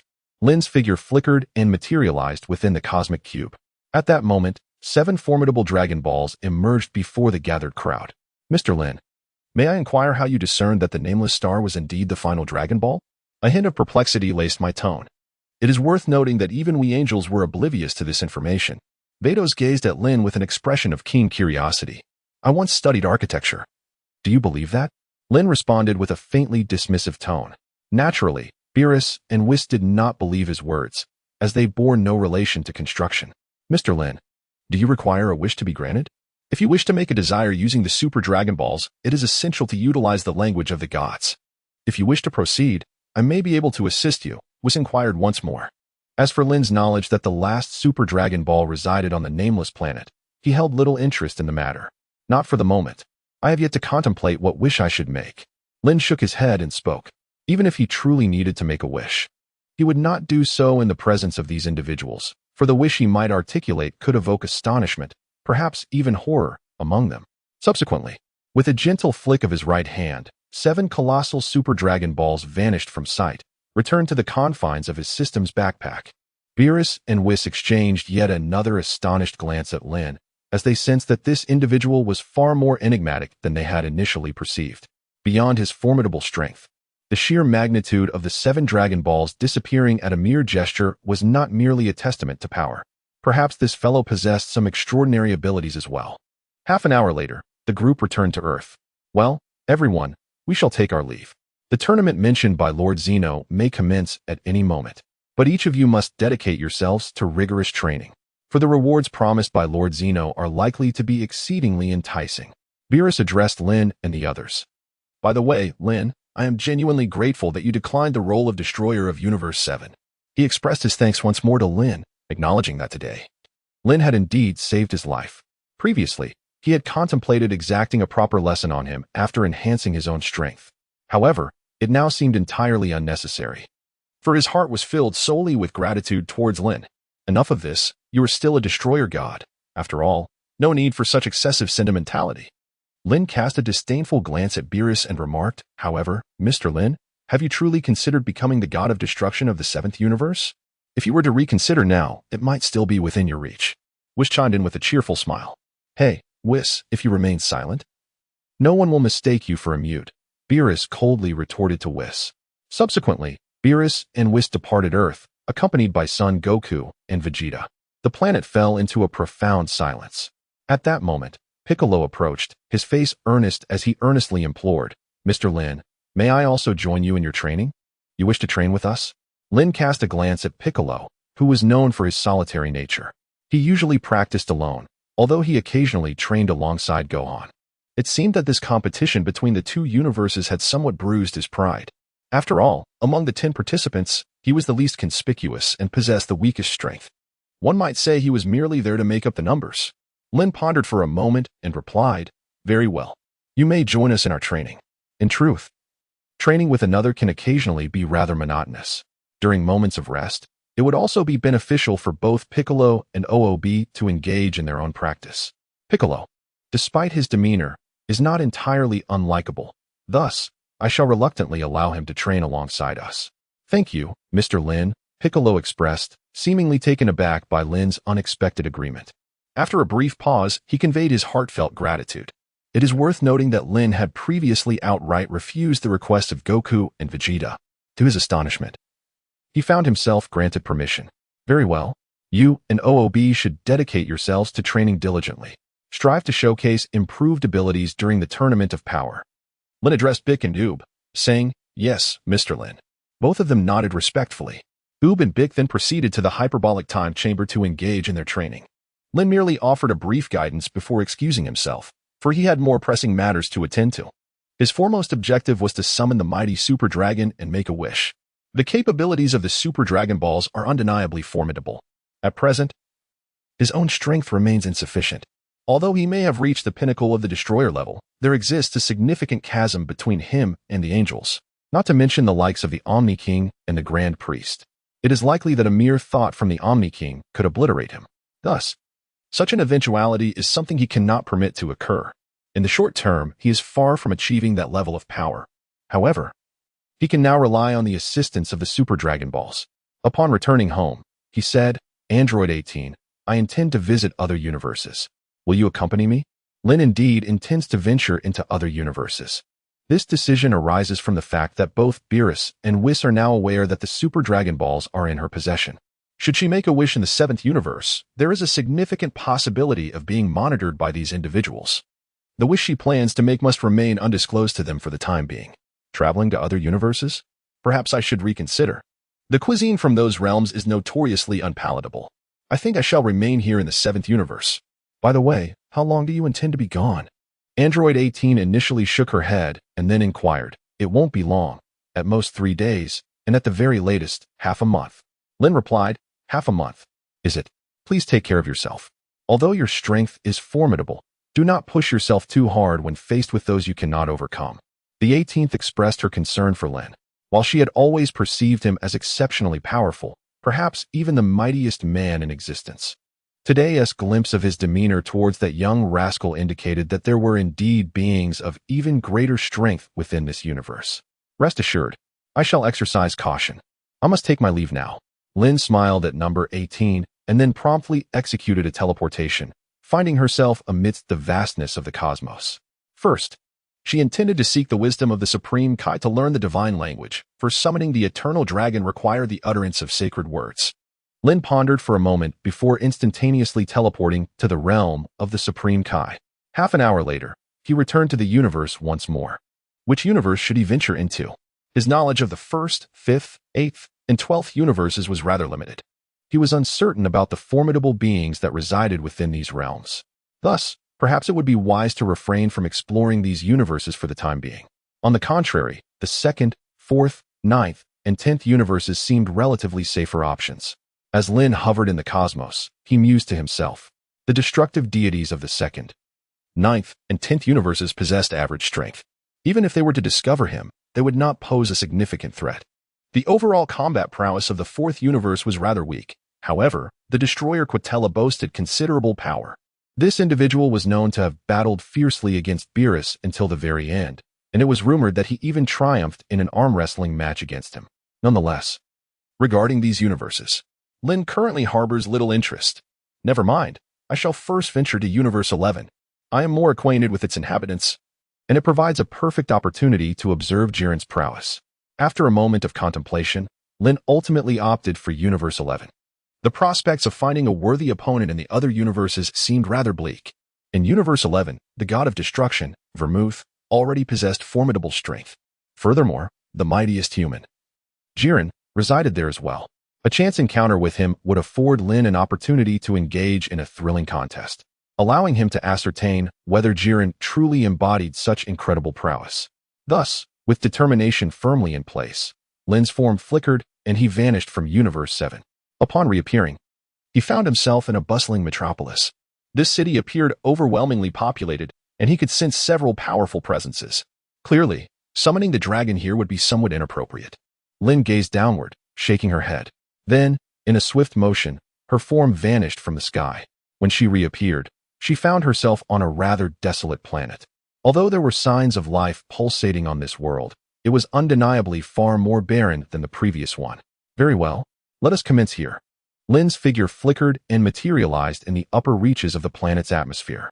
With a mere thought, 7 resplendent orange dragon balls manifested before her, encircling the desolate sphere. Arise, dragon of the gods, grant my wish. I yearn to utter the divine words. Lin uttered the incantation to summon the mighty dragon. In the very moment his voice fell, 7 resplendent orange dragon balls emanated a radiant golden light. 7 beams of golden brilliance soared into the heavens, illuminating the cosmos in a breathtaking golden hue. Soon, those 7 golden rays converged, transforming into a colossal beam of golden light. In the next instant, a deep, resonant dragon's roar pierced the sky. At that moment, it felt as though the entire universe was being engulfed by the magnificent golden dragon, and Lin was no exception. Am I now within the body of the super dragon? Lin cast a glance at the vast expanse of stars before him and spoke softly, devoid of any anxiety. This was reminiscent of the moments in Dragon Ball Super when Whis and Beerus summoned the Eternal Dragon. At that moment, a magnificent dragon with wings manifested before Lin. Though its size was moderate, it was comparable to several planets. Its body shimmered with a golden hue, resembling more of a wyvern than a traditional dragon. Those who summoned me, articulate your wish. Any desire can be fulfilled, boomed the voice of the Eternal Dragon. Please grant me the ability to withstand the erasure imposed by the Omni King. Lin had long contemplated this wish since his arrival in Universe 11. His greatest fear was indeed the Omni King and his cohorts, who could obliterate an entire universe in an instant. He, being merely a human, felt the weight of this threat acutely. Now that he had encountered these powerful beings, it was imperative that he strategize wisely. Although the Omni King had expressed a modicum of interest in him, one could never predict the whims of a child with the mentality of a mere 3-year-old. Initially, he had pondered wishing for the ability to erase like the Omni King himself, but upon reflection, he recognized the folly of such a desire. Even if he were to attain such power, he would dare not wield it recklessly. Should the Omni King and the Grand Priest become aware of his capabilities, the repercussions would be dire. Thus, he settled on this wish, the ability to resist the Omni King's erasure. As soon as Lin's words fell silent, a flash of crimson light flickered within the Eternal Dragon's eyes. Your wish has been granted. Until we meet again. The deep voice of the dragon resonated once more, before it transformed into several enormous dragon balls and vanished into the cosmos. The once dim universe regained its normal brilliance, and Lin felt a surge of energy coursing through his body. The success of his endeavor was astonishing, truly beyond belief. Lin's face radiated with excitement. When he made this wish, he was uncertain of its success. It is well known that the Super Dragon Balls were crafted by the divine dragon, Salam, whose status was merely that of the former Grand Priest. To his astonishment, The Super Dragon Balls indeed possessed the ability to counteract the erasure powers of the Omni King. However, upon reflection, this was not entirely unexpected. After all, following the Tournament of Power, the Super Shenron had managed to restore the 7 universes that had been obliterated by the Omni King in an instant. Thus, it seems rather logical that something capable of withstanding the Omni King's erasure would exist. At this moment, on one of the most prosperous planets in Universe 11, a towering skyscraper stood proudly. This edifice was the headquarters of the Pride Troopers. What had just transpired? It was as if the entire universe had been consumed by some malevolent force. Toppo, the candidate for the God of Destruction, wore a perplexed expression, utterly bewildered by the unfolding events. However, one thing was certain. A terrifying incident had occurred at the highest echelons of Universe 11, one that could potentially jeopardize its safety. I am unsure, Captain. However, just moments ago, there was a powerful energy fluctuation near the planet Samosa, Coco remarked, glancing at the screen before her. This sudden anomaly is likely connected to that energy. Such formidable energy fluctuations. Have we encountered anything like this before? Toppo inquired with keen curiosity. None, Captain. This energy appeared as if from nowhere. We have never encountered anything like it before. Moreover, its velocity is astonishing. It was just on Samosa, yet in an instant. It has reached the planet Barbarte, Coco replied, a hint of surprise in her voice. I have never witnessed such speed. To traverse a planet in nearly a second is extraordinary. Even you, Captain Toppo, could not achieve such swiftness. What? The speed is that remarkable? Who could this be? When did such a powerful individual emerge in Universe 11? Upon hearing Coco's words, astonishment and gravity washed over Toppo's face. In all honesty, apart from Jiren and himself, it was inconceivable for anyone in Universe 11 to possess such speed. No, to be precise, even he could not match this velocity. Disbar, Casserole, accompany me to investigate. The rest of you remain at headquarters. If there are any further developments, notify us immediately. Additionally, Bu and Quincy, seek out Jiren, Toppo commanded, assuming the authoritative role of captain as he assigned tasks to his comrades. Understood, Captain, the 4 responded promptly, nodding in agreement. Subsequently, Toppo, along with Disbar and Casserole, set off towards the planet Barbarte. Meanwhile, after fulfilling his wish with the Super Dragon Balls, Lin utilized instant transmission to arrive at a nearby planet. This planet was bustling with life, offering the opportunity to savor the culinary delights of Universe 11. Since he had ventured into Universe 11, it was imperative that he did not return too easily. After all, the God of Destruction, Vermaud, and Jiren were both immensely powerful beings. Engaging them may provide invaluable insights for his own advancement. During this period, Lin had been contemplating the perfect fusion of the powers of Super Saiyan 4 and Super Saiyan God. Despite numerous attempts, he had yet to succeed. Perhaps, with the assistance of these formidable individuals, he might finally achieve his goal. At this juncture, Lin found a restaurant and began to indulge in the exquisite cuisine. To be frank, the delicacies of Universe 11 were quite exceptional, far surpassing those of many planets in Universes 6 and 7. 3 powerful presences are approaching. It seems likely to be Toppo and his companions, Lin remarked nonchalantly while enjoying his meal, as the 3 energies were not particularly strong to him, with only one being slightly more potent. Clearly, the stronger presence belonged to Toppo, the captain of the Pride Troopers. Well, having satisfied my hunger, it is time to meet Toppo and his crew. Lin stretched his body and vanished from the restaurant. Upon reappearing, he found himself in a relatively desolate valley. Although this was Universe 11, he had no desire to harm any innocent beings. Since these individuals had sought him out, a confrontation was inevitable. Engaging in battle amidst a bustling city could lead to significant destruction and casualties, a scenario he wished to avoid. Swiftly, 3 figures materialized before Lin. Figures he recognized all too well. His suspicions were confirmed. Leading them was the proud captain of Universe 11's Pride Troopers, Toppo. Accompanying him were the formidable warriors, the Sonic Fighter, Dispo, and the stalwart Caulifla, both serving as vice-captains of the Pride Troopers. We have located him, Captain. That immense energy is emanating from this individual, Caulifla remarked to Toppo. The similarity of these 2 energy signatures is an astonishing 100. Toppo wasted no time with pleasantries and posed a direct question. Who are you? A significant event has transpired in Universe 11. Does it involve you? What event are you referring to? I am unaware of what you speak, Lin replied, feigning ignorance. Lin shrugged and smiled as he spoke to Toppo. He was taken aback by the directness of Toppo's inquiry.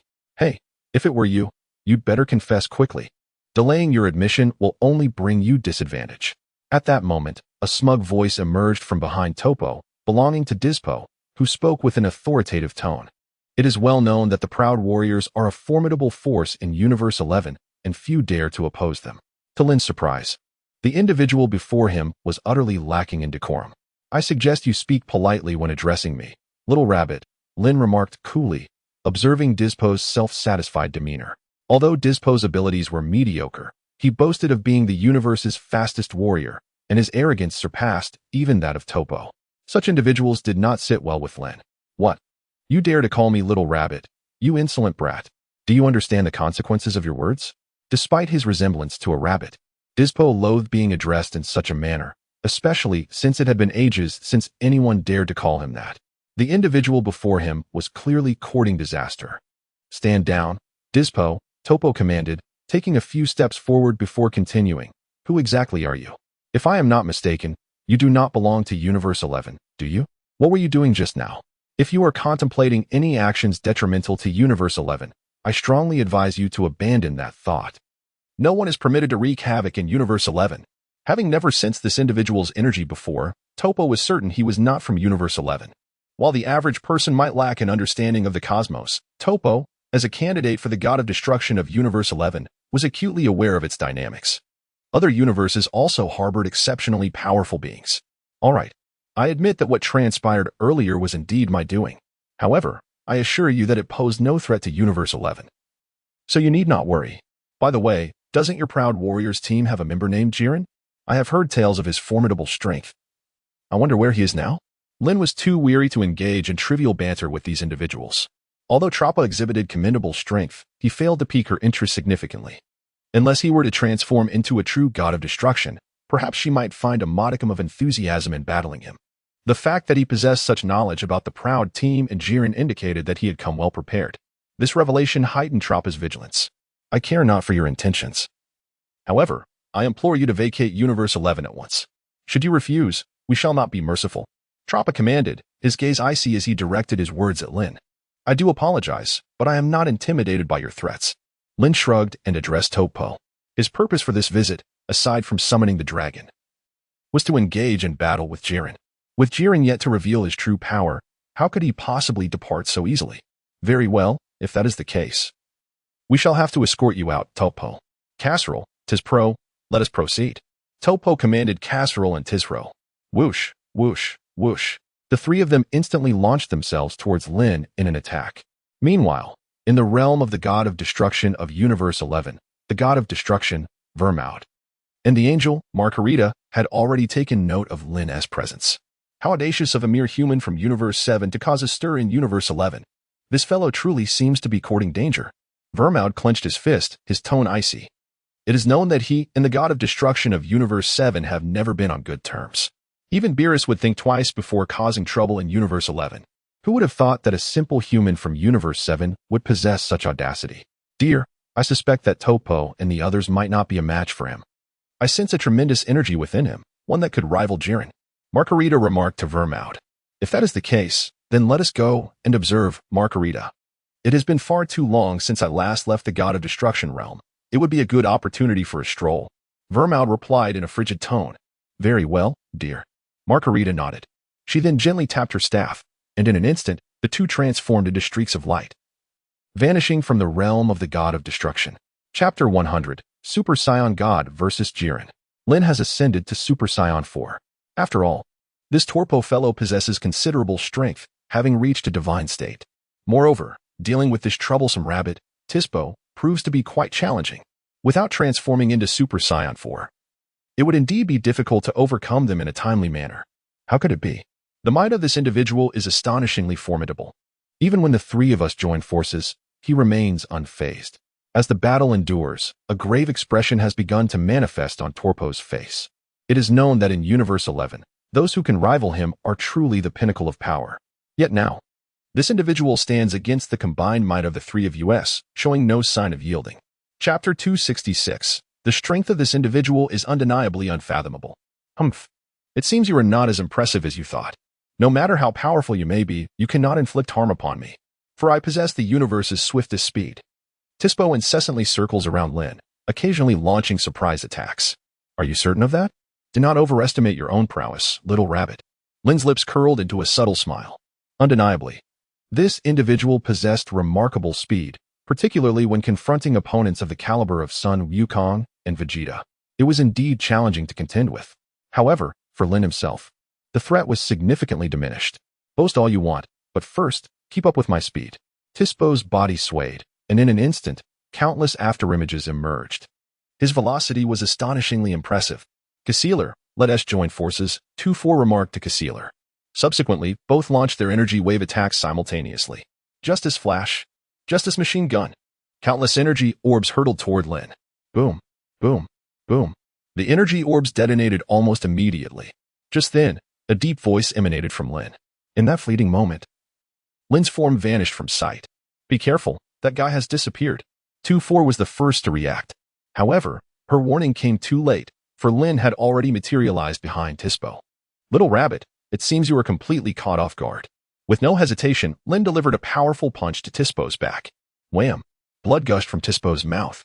He had no time to comprehend what had transpired. How could this individual have appeared behind him without any detectable energy fluctuations? Moreover, he had not been afforded a moment to react. Wham! Toppo's body collided heavily with Caecilier's, and both spat out blood, their bodies embedding into the ground. Toppo, Caecilier. Are you two all right? 2-4's expression grew increasingly grave. She had not anticipated that this individual could defeat both Toppo and Caecilier in an instant.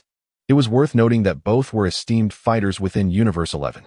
The being before her was undeniably formidable. Furthermore, when he vanished, she had sensed not a trace of his energy fluctuations, not even a whisper. This indicated that, beyond his extraordinary strength, he possessed some unique abilities, such as concealing his energy waves while attacking. Let us end this, 2-4. You stand no chance against me, and frankly, I have little interest in you. Lin spoke softly, expressing that unless Toppo relinquished his sense of justice and truly transformed into a destroyer, he posed no threat to her whatsoever. Indeed, even if he were to become a destroyer, it would merely pique her interest. He still lacked the substance to be considered her rival. One should not underestimate others in such a conceited manner. Toppo clenched his fists tightly. To be honest, he had never encountered such arrogant words before. After all, in Universe 11, apart from Jiren and the esteemed Vermoud, no one surpassed him in strength. Thus, no one dared to address him in such a manner. A sound filled with fury erupted from Toppo's mouth, and he charged at Lin once again. With a fierce determination, he unleashed his Justice Iron Fist. This time, there were no frills. Toppo delivered a powerful punch directly at Lin, channeling all his strength into this blow. A contest of power? Very well. Lin tightly clenched his fist, propelling his body toward Toppo.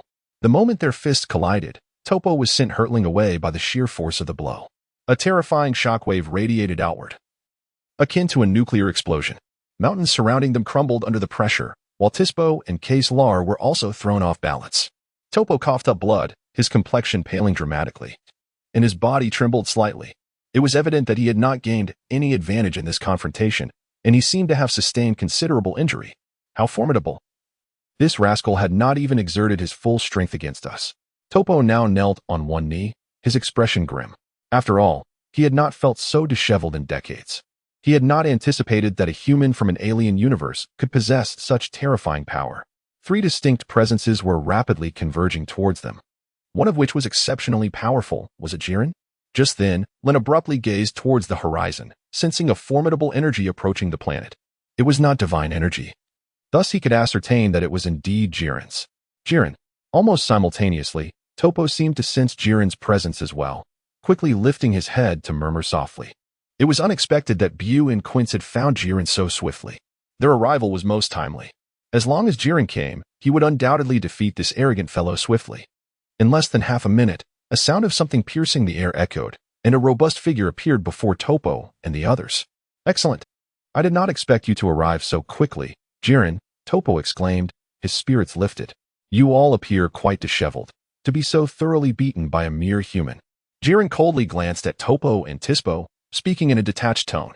Indeed, this individual is exceptionally powerful, even with the 3 of us joining forces. We are no match for him, Toppo admitted, feeling somewhat embarrassed. It is worth noting that it is rare for the 3 of them to undertake a mission together. and they had never encountered an opponent they could not overcome as a trio. Jiren did not respond further, but instead took deliberate steps towards Lin. Who are you? What is your purpose in Universe 11? Jiren's tone was icy, devoid of any emotion. If I were to say that my purpose in Universe 11 is to challenge you, would that surprise you? Lin tilted her head slightly and smiled at Jiren, saying, you must have been the one responsible for the sudden darkening of the sky earlier. Am I right? Now, do reveal to me your true intentions. If you seek to disrupt the justice of Universe 11, I strongly advise you to abandon such thoughts. Jiren, however, remained utterly indifferent, exuding an air of unwavering confidence, as though Lin posed no threat to him whatsoever. Whether you believe it or not, he retorted coolly. I have heard that you are the strongest human of Universe 11. Come, let us engage in battle, Jiren. Lin clenched his fist, a fervent desire for battle igniting in his eyes. He could sense an immense power coursing through Jillian's being, a force that was undoubtedly beyond any comparison to their own. A fight? You are no match for me. If you comply a little now, I might consider sparing you, Jillian stated once more, his tone icy. How frustratingly tedious. Lin curled his lip, for in Dragon Ball Super, he was a super powerful being who seldom spoke. To his surprise, their meeting today revealed him to be quite talkative, which slightly irked Lin. Whoosh. In the next instant, Lin's figure appeared before Jiren, followed by a powerful punch. Jiren's large eyes widened in astonishment as he retaliated with a mighty right fist. Boom. At the moment their fists collided, the ground beneath them instantaneously collapsed, forming a colossal bowl-shaped crater. The impact of their blows caused a noticeable shift in Jiren's expression, hinting at his surprise at Lin's formidable strength. Whoosh. Boom. Lin unleashed another powerful punch, their fists colliding once more. The ground beneath them buckled and cracked again. Just then, Jillian let out a sudden roar of fury. Lin's body was violently propelled through the air, soaring for several dozen yards before finally coming to a halt. Indeed, you are far stronger than I had anticipated, Jillian remarked to Lin. It is no wonder that this individual was able to defeat Drobo. Such prowess undoubtedly surpasses theirs by a considerable margin. You may have somewhat underestimated me. I have yet to unleash even a fraction of my full strength. Lin smiled at Jiren and began to speak. Indeed, he had not exerted even a fraction of his true power. It is worth noting that he possessed the ability to utilize the Kaioken at tenfold strength and could also transform into Ultra Instinct. Should Lin unleash Ultra Instinct, Jiren would stand no chance against him. However, at present, Lin had no desire to do so. He had other plans in mind. Arrogance aside, he challenged Jiren to unleash all his might. Jiren narrowed his eyes slightly, clearly taken aback by the audacity of this individual. It had been quite some time since anyone had dared to speak to him in such a manner. Nevertheless, if he truly possessed such formidable strength, it would excite him immensely. After all, he had not encountered a worthy adversary in many years. Even the strongest of foes, Toppo, remained at a considerable distance from his level, rendering their battles devoid of any thrill. If this individual was indeed as powerful as he claimed, perhaps he could qualify as a true rival. Suddenly, in an instant, Jiren's body flickered and appeared before Lin, launching a direct and forceful punch. Although devoid of any embellishment, this strike seemed capable of tearing through the very fabric of space itself. Its speed was nothing short of astonishing. Lin could only hastily raise both arms to shield his chest. Bang! Subsequently, Lin's body was forcefully propelled away by a punch. His feet grazed the ground, skidding back for several hundred feet before finally coming to a halt. Intriguing. Perhaps this fellow Jillian could indeed be of assistance to me. Lin shook his numbed arm and then transformed directly into the form of a Super Saiyan God. In an instant, a fiery aura erupted from his body. What was this? The energy emanating from this individual was utterly imperceptible. Could it be that he too had ascended to divinity? At the moment Lin transformed into a Super Saiyan God, Jiren's eyes narrowed slightly, revealing a look of astonishment. The fact that he could no longer sense any energy indicated that Lin had indeed become a god. Perhaps, you truly possess the qualifications to be my adversary, Jiren mused inwardly. This was an instinct he had not experienced in a long time. Chapter 101, Continuous Breakthroughs, Super Saiyan God 3rd Level. Lin smiled softly. In truth, her strength had long surpassed that of Jillian. However, the formidable prowess of this individual might serve as a catalyst for her own breakthrough. Your confident smile indeed has an unsettling effect. With that, Jillian's voice resonated, and his figure once again darted forward. His speed was astonishing, nearly instantaneous as he appeared before Lin. He unleashed a torrent of relentless strikes. Bang, bang, bang. His fist rained down upon Lin like a machine gun, forcing her to barely defend herself. Her feet were planted firmly on the ground. Yet her body was being pushed backward. What's the matter? Weren't you quite confident just a moment ago? Surely your strength cannot be limited to this. Jiren continued his assault, taunting Lin all the while. Boom. With that sound, Jiren delivered another punch, sending Lin flying hundreds of yards away. I have been contemplating this form in the hyperbolic time chamber for quite some time, yet I have never quite grasped its essence. However, amidst your tempestuous onslaught, I believe I have gleaned a fleeting insight. Lin slowly raised his head and addressed Jiren. He had always believed that the Super Saiyan God could evolve further, transcending merely into the Super Saiyan Blue form. The Super Saiyan God, he reasoned, should possess transformations akin to those of the Super Saiyan, including Super Saiyan 2 and Super Saiyan 3, and even achieve a flawless fusion of the Super Saiyan 4 form with that of the Super Saiyan God. Although he had pondered this for 2 years, he had yet to realize it. Each attempt had fallen short, lacking a crucial element, be it pressure or anger. He could not quite ascertain the reason. Just moments ago, however, he felt a flicker of understanding. Enlightenment? Do not feign profundity. We have only fought for a mere few minutes, and it is utterly impossible for you to achieve such insight in that time. Jiren, of course, remained skeptical.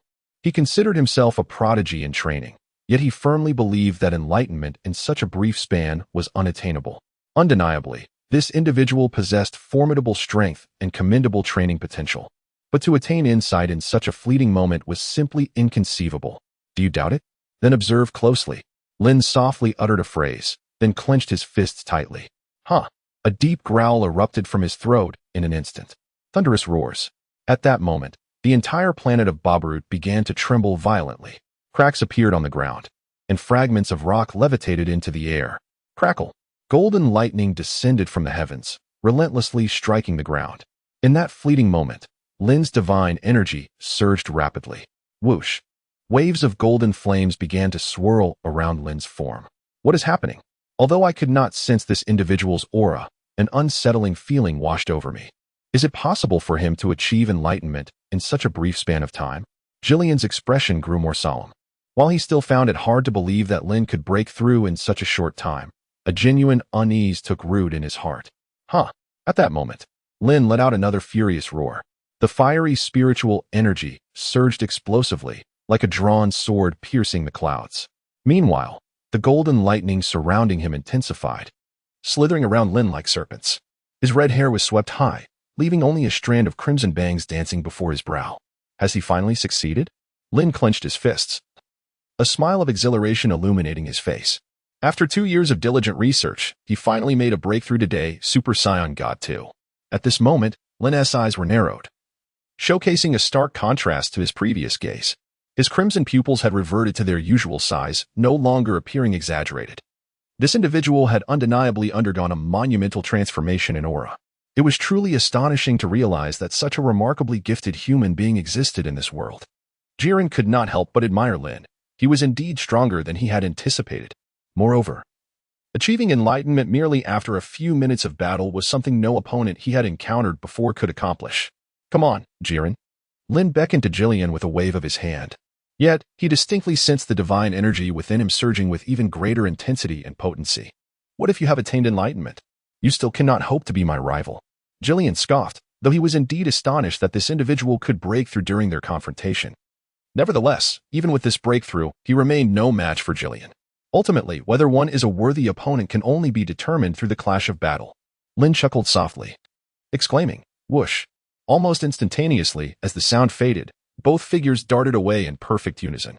Boom, boom, boom. They commenced their fierce battle. The speed was astonishing, rendering their movements nearly invisible. Section 272. Could that individual truly contend with Jiren at this level? At this moment, Toppo, standing 100 paces away, wore an expression of profound astonishment. It is essential to recognize that Jiren had always been an insurmountable figure in his eyes, a being deemed utterly invincible. Not only could no human rival him, but even the Destroyer was no match for his prowess. Yet today, an adversary of such formidable strength had emerged, leaving him in a state of disbelief. Such remarkable speed. Even I cannot discern their actions. Even Toppo, renowned throughout the universe as the Sonic Warrior for his swiftness, was equally taken aback, his eyes wide with shock. It became evident that this individual surpassed him in velocity, far exceeding his own capabilities. More critically, he had previously asserted with unwavering confidence that he was the fastest in the cosmos. In retrospect, it was indeed a rather futile boast. Boom. Just as Toppo and the others were grappling with their astonishment, the entire island began to collapse. They were compelled to evacuate hastily, for the clash between the two was overwhelmingly potent. Remaining in this vicinity posed a significant risk of being caught in the ensuing shockwaves. Even if they survived, the discomfort would be considerable. Bang! Another powerful collision ensued, and their bodies once again separated. Lin's physique evidently regressed more significantly than Jiren's. Both of them wield their power with remarkable precision. Thus, even when exerting their full strength in battle, the devastation inflicted upon this planet remains minimal. Is this truly the extent of Jiren's prowess? To my astonishment, even after transforming into a Super Saiyan God Super Saiyan, I find myself unable to prevail against him. Lin clenched his fists, feeling a slight numbness in his hands. Remarkably, the strength he faced was overwhelming. Jiren was equally astonished. It is worth noting that he had already exerted 70% of his power, yet he still could not overcome Lin. This individual was indeed far more formidable than he had anticipated. Once more, Lin delicately tapped the ground with his toes, and his body once again burst forth with incredible speed. Boom, boom, boom. The two fighters' fists collided fiercely once more, causing a series of small islands to crumble beneath them. Despite their meticulous control over their energy, they could not prevent it from leaking out. Moreover, when both were engaged in a full-scale battle, the focus on energy control dissipated. Whoosh! As the fierce confrontation continued, Chapter 102, Destruction? Such a thing is of no consequence to me. Bang! Jiren's fist struck powerfully, but it appeared not to proceed as he had envisioned. For Lin's left hand effortlessly intercepted his blow. What? This is impossible. How could this happen? Jiren was utterly bewildered. At this moment, he was exerting 80% of his strength, yet this individual had effortlessly caught his punch. His body remained utterly unmoved, standing firm like a rock. Now, my strength far surpasses yours. You are no longer my opponent, Jiren. Lin coldly addressed Jiren, acknowledging the latter's formidable strength. However, he had transformed into a Super Saiyan God. And without a doubt, Jiren could no longer contend with him. No, such a notion was utterly inconceivable. Even if you surpass your limits, you could never be my equal. Jiren shook his head, clearly in disbelief. Just moments ago, he had held an undeniable advantage, and yet he had not even unleashed his full power. In the blink of an eye, their roles had been reversed, a turn of events he found intolerable. What could possibly account for this? Even if that individual had transcended the divine realm, he should not have been able to rival Jiren. Why had he suddenly grown so powerful? Toppo and Dispo stood agape, unable to fathom the situation. In their eyes, Jiren was akin to a war god, an entity unmatched by any adversary. Even a god of destruction might struggle to best him in sheer strength. What is happening? Makarita, why has that rascal's power surged to such heights? The god of destruction Vermouth gazed at Makarita in disbelief. Could a mere breakthrough yield such an immense enhancement? Could it truly render Jiren incapable of victory? I cannot say for certain, dear. Perhaps he possesses extraordinary innate talent. Makarita also shook her head. Frankly, she had never witnessed anyone achieve a breakthrough at such a staggering pace. If it were an angel or a deity, it would be understandable. But this individual was evidently human, having merely ascended to the divine realm. Damn it, I must defeat you. At that moment, Jiren drew back his fist once more and struck fiercely at Lin. The result was the same, no changes whatsoever. Lin remained effortlessly poised as he seized Jiren's fist. This time, Lin delivered a powerful kick to Jiren's abdomen. The impact was resounding. A surge of bile erupted from Jiren's mouth, followed by his body being propelled backward, crashing heavily against the energy barrier. At that moment, he felt a tumult within his stomach, as if he could expel his very bile. No, it was impossible. His strength could not be this formidable. What was amiss? As Jiren continued to retch uncontrollably, he shook his head in disbelief.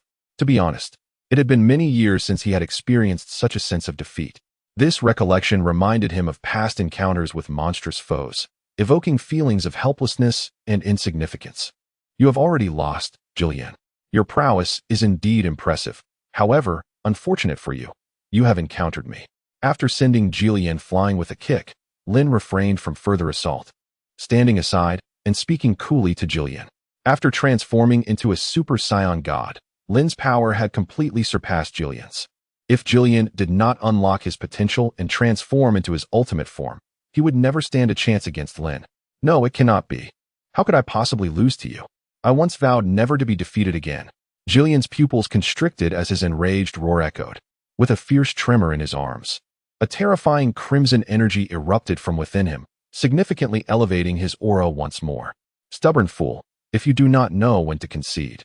Do not blame me for being ruthless, Lin remarked, observing Jiren's newfound strength. At that moment, Jiren radiated a bright red glow, and his pupils transformed into a scarlet hue. In an instant, he charged towards Lin, his fists aimed squarely at Lin's face. Just as his fist was a mere 3 meters away from Lin's visage, Lin tilted his head slightly to the left, effortlessly evading Jiren's strike. Subsequently, he delivered a punishing knee strike. The sounds of impact resonated simultaneously. Under the overwhelming force, Jiren's body was sent hurtling once more, crashing against the energy barrier, and blood spewed forth from his mouth. Had he truly been defeated? Was Jiren vanquished? This was inconceivable. Jiren could not possibly be bested. Toppo and Dispo shook their heads in disbelief, their expressions blank. They regarded Jiren as a godlike figure in their hearts. Never did they expect to witness his downfall, and so effortlessly. At that moment, Jiren appeared as vulnerable as a child in kindergarten, a stark contrast in power. Damn it! If even Jiren could not contend with him, what would happen if this scoundrel left Universe 11? If word got out, how could I face the other gods of destruction? Among them, the one with the most dismal expression was none other than the god of destruction, Vermaud. He was the esteemed god of destruction of Universe 11. This individual had not only defeated their candidate for the role of god of destruction, but had also bested their strongest warrior. If he were to allow this to go unchallenged today, he would have no future in this realm. Dear, are you truly considering intervening? In this precarious situation, it would be best to let Toppo and Jiren resolve this themselves, Marauders interjected. Her words held dual implications. Firstly, a god of destruction engaging with mortals from other universes would be a significant degradation of status. Secondly, the strength of this individual from Universe 7 was immensely formidable. Even Vermaud himself might struggle to defeat him. Should he fall to a mere mortal from another universe, it would be a tremendous embarrassment. Looking at the current situation, do you two truly believe you can defeat this man? The god of destruction, Vermaud, cast a scornful glance at Toppo and Jiren, his voice laced with disdain. Meanwhile, within the energy barrier, Jiren appeared to be in a frenzy, his expression contorted in fury.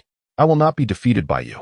After wiping the blood from the corner of his mouth, he charged once more at Lin. You are indeed persistent. Very well, let us conclude this. Lin coldly uttered a phrase, flash step, and in an instant, his form vanished. At that moment, even the perceptive Wei Mei could no longer sense Lin's presence. Bang! In the next heartbeat, Lin's fist landed heavily on Jiren's face. With a resounding crack, accompanied by a sharp sound, Jiren's body was propelled through the energy barriers set by Makalita, crashing violently to the ground. He fell into unconsciousness. Jiren! The expressions of all those present were grave, their brows furrowed in concern. How could that bastard be so formidable? To be frank, they had never encountered such a powerful human before. Previously, Jiren was the strongest among them, yet now he had been so swiftly defeated, with hardly any chance to retaliate. Makalita, tend to Jiren's wounds, Wei Mei commanded, and her figure flickered as she entered the energy barrier. Ah, Lady Wei Mei has indeed made her move. Makalita raised an eyebrow slightly. In terms of sheer power, her strength was on par with Jiren's. Now, if she were to confront this human, the outcome would likely mirror Jiren's fate unless she could somehow outmaneuver him. Human from the 7th universe, your actions are rather excessive. How dare you come to the 11th universe and cause trouble? It seems you have little regard for me. The god of destruction, Wei Mei remarked darkly. My sincerest apologies. I had no intention of provoking anyone. I merely wished to spar with Jiren. Who would have thought it would draw your attention? Lin replied. So now, may I take my leave? Lin spoke to Wymead with an air of nonchalance. His objectives for the day had been successfully fulfilled. He had not only summoned the mighty dragon, but also realized his desires. Furthermore, his encounters with Jiren had resulted in 2 significant breakthroughs, yielding far greater rewards than he had anticipated. Thus, it was time to depart. There was no need to linger any longer on this matter, for the god of destruction of Universe 11, Wymead, possessed strength comparable to that of Jiren. Continuing the battle would serve no purpose and would merely be a waste of time. Leave? Do you take Universe 11 for a mere playground? A place you can enter and exit at will? Wymeet's face was clearly aflame with anger. This individual spoke with such insouciance. If word of this were to spread, where would his dignity be? Very well. My earlier actions may have caused you some embarrassment. I extend my sincerest apologies. To be honest, I am not afraid of you. I simply wish to avoid further entanglement. Lin spoke with an air of solemnity. Regardless of the circumstances, it was indeed he who instigated the conflict. As the god of destruction of Universe 11, it is understandable that Vegeta harbors such emotions. However, he should be acutely aware that he is no match for Lin at this moment. Even if a battle were to ensue, it would ultimately be he who suffers the consequences. Apologizing now serves to grant him a way out. For he is the god of destruction of Universe 11 and requires a semblance of dignity. How infuriating. Is this truly your attitude towards an apology? Moreover, after committing such acts, do you believe a mere apology suffices to absolve you? Observing Lin's calm demeanor only heightened Vegeta's ire. This fellow appeared to be offering an apology, yet his expression suggested he regarded Vegeta with disdain. What more do you desire? I have already extended an olive branch, should you insist on pursuing this matter. I would not hesitate to render you incapacitated like Jiren. As Vegeta persisted in his obstinacy, a fierce glint emerged in Lin's eyes. With his current prowess, he harbored no fear of the god of destruction, Vegeta. If Vegeta sought to detain him, he likely lacked the capability to do so. Unaware of his own limitations. You dare to offer me an exit? Do you consider yourself worthy of such a position? Do not presume that defeating Jiren grants you the audacity to behave so arrogantly before a god of destruction. Vegeta clenched his fists tightly, his jester-like visage growing increasingly sinister. TCH, I loathe the haughty expressions of those who believe gods of destruction are invincible. Since you yearn for combat, I shall oblige you to the fullest.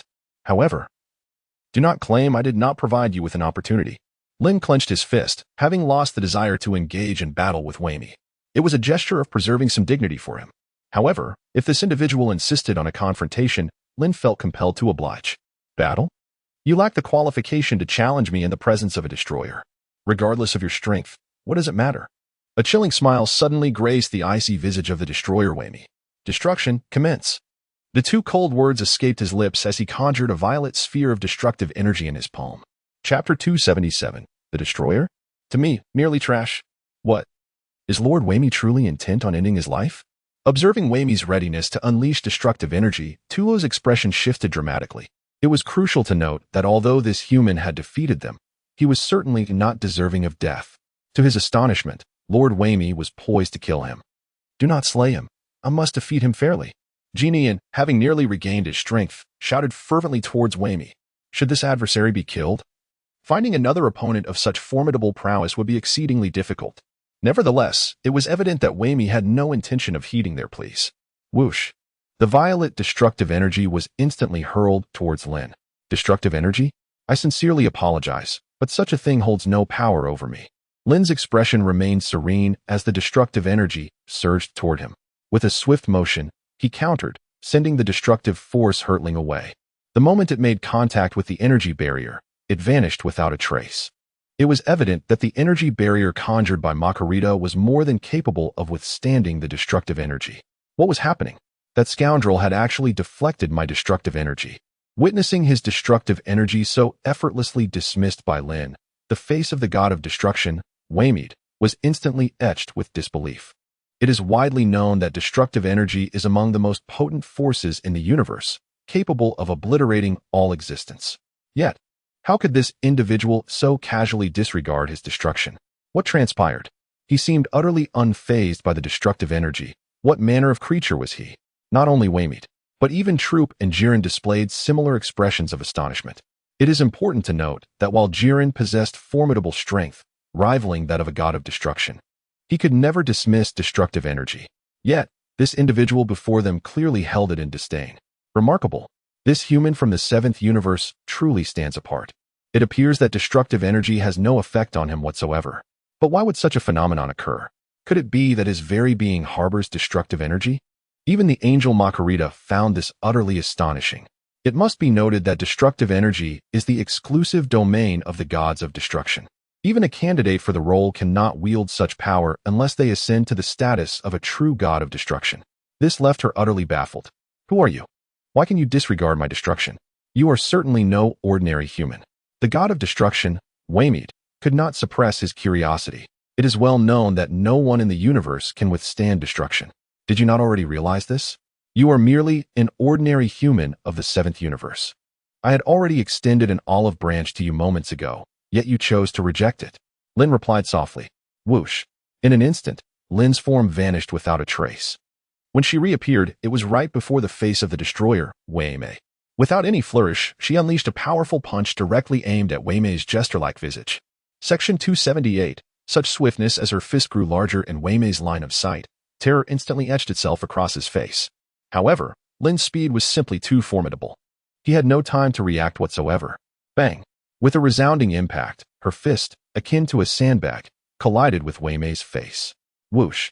Waymade's body was sent hurtling backward, crashing heavily against the energy barrier. Damn it! How dare that scoundrel treat the destroyer in such a manner? I will absolutely not let this go unpunished. A searing pain radiated from his face, and fury blazed like wildfire in Waymade's eyes. For billions of years, he had never felt so humiliated. To be struck by a mere human was an affront he deemed unforgivable. Infuriated, Waymade suddenly let out a roar. A purple aura erupted around his body. Whoosh! In a flash, he lunged toward Lin. It must be said that Waymade's strength was indeed impressive. His speed surpassed even that of Jiren. Yet, such velocity posed no threat to Lin. Smack! Lin deftly caught the punch from Waymade with one hand. Subsequently, his other hand aimed directly at Waymade's face. And in an instant, a sphere of energy coalesced. Roll! The cold command echoed. The energy sphere detonated explosively. Boom! In that moment of explosion, Waymade's body was sent hurtling away, crashing heavily against the energy container. His face was now charred, resembling a grotesque clown, even more hideous than before. The tufts of red hair atop his head had turned black from the blast. How formidable! Even with both Waymade and I joining forces, we would stand no chance against him. Is this the caliber of humanity from other universes? It's truly unimaginable. At this moment, Jiren's gaze was profoundly heavy, murmuring to himself. Initially, he had dismissed Lin entirely, but now, it was clear that this fellow was indeed correct. At the onset, he had barely unleashed even a fraction of his true power. His instincts warned him that this was likely not Lin's most potent form. He probably harbored even greater strength yet to be revealed. Oh, had Lord Waymade heeded my counsel, he would not find himself in such a predicament. Makalita observed Waymade's soot-streaked face, shaking her head with a sigh. She had forewarned him that with his abilities, he stood no chance against this human. Yet, Lord Waymade had refused to listen, and now he faced utter humiliation. Damn it! I am a god of destruction, and you dare to show such insolence towards a deity. Today, I shall utterly annihilate you to quench the fury within me and cleanse the disgrace you have inflicted upon me. At this moment, Waymade was unmistakably consumed by a frenzied rage. Since becoming a god of destruction, he had never experienced such a level of disgrace. Being defeated by other deities would not have been as humiliating, but to be bested by a mere human, especially one from the 7th universe, was utterly unforgivable. What I despise most are you gods who feel so superior day after day. What a farce of a god of destruction. To me, you are nothing but refuse. Lin furrowed his brow and spoke. He held a profound disdain for these individuals, who incessantly paraded the term god of destruction as though it represented an invincible deity. How dare they label me as worthless? I shall show them no mercy. The flavor had driven them to madness. Completely disregarding their own abilities and whether they could possibly contend with Lin, they charged forward recklessly. It was the end. Lin's body flickered momentarily. Bang! Crack! Waymade's fist slipped past Lin's shoulder. However, Lin's punch landed with remarkable precision upon Waymade's chest. Accompanied by a crisp sound, Waymade's chest caved in dramatically. His pupils constricted, and his eyes gradually closed as his body fell. Oh dear! Waymade! Margarita cast a glance at Waymade, letting out a sigh. Subsequently, she lightly tapped her staff, and Waymade's body appeared before her. Waymade, Top and Dith rushed over, their brows furrowed as they gazed at the unconscious Waymade. They then cast a wary glance at Lin. Astonished by the extent of his formidable strength, he had effortlessly defeated even the god of destruction from Universe 11. Whoosh! At that moment, Lin flickered and appeared beside the group. Meanwhile, Margarita stepped forward, positioning herself directly in front of Lin. That is enough. Waymade has already been knocked out by you. If you wish to make another move, I shall not permit it. Margarita spoke to Lin with a calm demeanor. As an angel, her duty was to ensure the safety of the god of destruction. Humph. If I recall correctly, angels are not allowed to fight with their full strength, are they? Lin cast a glance at Margarita and spoke in a subdued tone. It had already been established in the Dragon Ball Super manga that angels possess a particular vulnerability. They cannot engage in combat with their full strength. Should they do so, they would cease to exist, a limitation imposed by the very rules of their existence. How did you come to know I am an angel? Margarita inquired, her expression revealing a hint of surprise. The knowledge of their celestial nature is something that humanity could never fathom. It seems likely that Whis from Universe 7 has divulged this information to him, considering his power has surpassed that of a destroyer god. However, you might be overestimating yourself. Although your strength far exceeds that of a destroyer god, it pales in comparison to that of an angel. If I wished to defeat you, I could accomplish it with but a single finger. Margarita continued to address Lin with an unwavering calmness, though her confidence was unmistakable. Lin cast a glance at Margarita. She was undoubtedly not lying. If that is the case, angels are indeed exceedingly terrifying. Their power may be unimaginably formidable. Very well, you have prevailed. It seems that angels are indeed extraordinarily powerful. Lin shrugged his shoulders, subsequently returning to his usual demeanor. At present, his strength was certainly insufficient to rival the angels. However, Margarita's words left him feeling quite unsettled. Angels. One day, he vowed, his power would undoubtedly surpass theirs. Very well, please convey to Wei-Mei that should he ever desire vengeance, I shall be ready to welcome him at any moment. Lin's lips curled into a faint smile as he addressed Margarita with a hint of indifference. The angel of Universe 11, Margarita, appeared to be far more protective than Whis and Beerus, which irked him considerably, especially her condescending tone just moments prior. One day, he vowed to make her submit to him. After speaking, Lin turned to leave. Wait, what is your name? At that moment, Jiren suddenly called out to Lin. This individual was an immensely formidable opponent, one deserving of great respect. Thus, it was imperative for him to know his name. I am Lin, the scion of Universe 7. Lin turned his head and uttered a phrase, then directly utilized instant transmission to depart from Universe 11. Chapter 104, Broly, my new apprentice. Upon reappearing, Lin found himself back in Universe 7. However, this time he did not head straight to Earth. Instead, he took a detour to planet Vampa. For within the timeline of Dragon Ball Super, Broly exists. This Broly is fundamentally different from the one he had encountered before. His innate talent surpasses that of the Broly from the Dragon Ball GT timeline by an immeasurable degree. It is noteworthy that this individual, who initially could not even contend with a base-level Vegeta, managed to overpower both Super Saiyan Blue Goku and Vegeta within a mere half hour. Given some time, Super Saiyan Blue Vegeta would likely be no match for him. His potential is truly incalculable. Even Gohan's latent abilities pale in comparison before him. Therefore, Lin intends to recruit this formidable individual into his ranks. With and Broly, that should suffice. Section 281. Whoosh. In the blink of an eye, Lin's form materialized on planet Vampa. It is a desolate world, devoid of any verdant vegetation, exhibiting no signs of life whatsoever. Furthermore, the temperature on this planet is exceedingly sweltering, leaving one feeling stifled after only a short while. For Paragus and Broly to endure in such an inhospitable environment for 40 years indeed speaks volumes of their extraordinary survival capabilities. Lin surveyed the surrounding environment, and in the sweltering heat, she murmured to herself, if I were to endure such a place for 40 years, I would undoubtedly falter. Not to mention 40 years. Even 10 years would drive anyone to madness. Just then, countless enormous spiders began to crawl toward Lin. Lin cast a glance, feeling a slight sense of revulsion. In the next moment, his body flickered and he soared towards the source of the energy he sensed. The instant he materialized on this planet, he was already attuned to the presences of Paragus and Broly. With a whoosh, almost instantaneously, Lin found himself standing before a dilapidated spaceship. Inside, two figures were present. At the moment Lin appeared, one of the figures suddenly emerged from within, resembling a ferocious beast with a gaze fixed menacingly upon Lin. This individual was, of course, the Broly whom Lin sought. The elder within was none other than Broly's father, Paragus. Broly clenched his teeth tightly, exuding an aura that felt less human and more like that of a savage animal. Upon catching sight of Lin, Paragus's face transformed with sheer astonishment, tears of excitement welling in his eyes. For a full 4 decades, apart from the two of them, he had not encountered another human being. Meanwhile, Broly remained vigilant. His fierce gaze locked onto Lin. Stand down, Broly, Paragus hastily admonished his son, then stepped forward with a beaming smile, overwhelmed with emotion. Upon noticing the tail at Lin's waist, his expression shifted to one of astonishment. You You are also a Scion? Splendid. With both of us being Scions. My son and I have hope. Paragus approached Lin, rubbing his hands together in excitement. For 40 long years, this desolate place had repulsed him. Each additional second felt like an assault on both his body and spirit. May I inquire as to the location of your spaceship? Could you possibly assist Broly and me in departing from here? Paragus glanced behind Lin, seemingly finding no spaceship, which left him somewhat disheartened. Without a spacecraft, their escape from this planet would be impossible. I do not require that thing, Lin responded.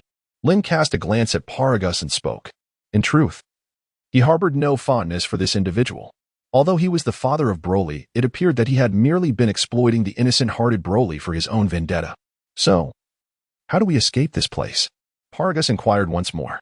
Did I ever mention that I would escort you out of here? Step aside. I have matters to discuss with Broly. Lin forcefully pushed Paragus aside and approached Broly.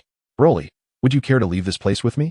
The world outside is extraordinarily vibrant, and the food far surpasses what is available here. Just give me a nod, and I shall take you away. By the way, I have some provisions and clean water. I wager you have never tasted anything like this before. With that, Lin retrieved a few snacks and some water from his pocket. Items he had hastily packed during his time in Universe 11, originally intended for his journey. However, he had returned directly to Universe 7, thus not consuming them during his travels. Broly regarded the food in Lin's hand with a hint of wariness, resembling a startled creature reluctant to approach him. He then glanced at Paragus, seemingly seeking his approval.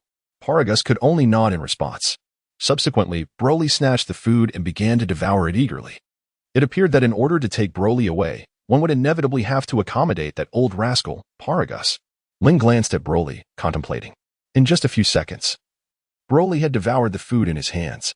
Subsequently, he looked at Lin with an expression full of anticipation. Come with me, as long as we leave this place. You shall enjoy such meals every day, rather than those inferior offerings. Lin gestured towards the spider-like appendages of the dilapidated spaceship and spoke. Upon hearing Lin's words, Broly appeared to be somewhat intrigued. However, he cast a glance at Paragus, seeking his approval. Of course, we can leave this place with you. Paragus nodded vigorously, his head bobbing like a chick pecking at grains. Indeed. Subsequently, Broly also inclined his head in agreement. I can take both of you outside. However, once we are out, you must heed my commands. I am aware of your past grievances with King Vegeta, but they have all been obliterated by Frieza. The only surviving Scions are Vegeta and a few of us. Upon our departure, do not provoke Vegeta, lest you find yourself at the mercy of his wrath. Furthermore, and most importantly, I shall henceforth be Broly's master, and he is obliged to follow my directives. If you comprehend my words and comply with my instructions, I shall escort you away from this place. However, should you feign agreement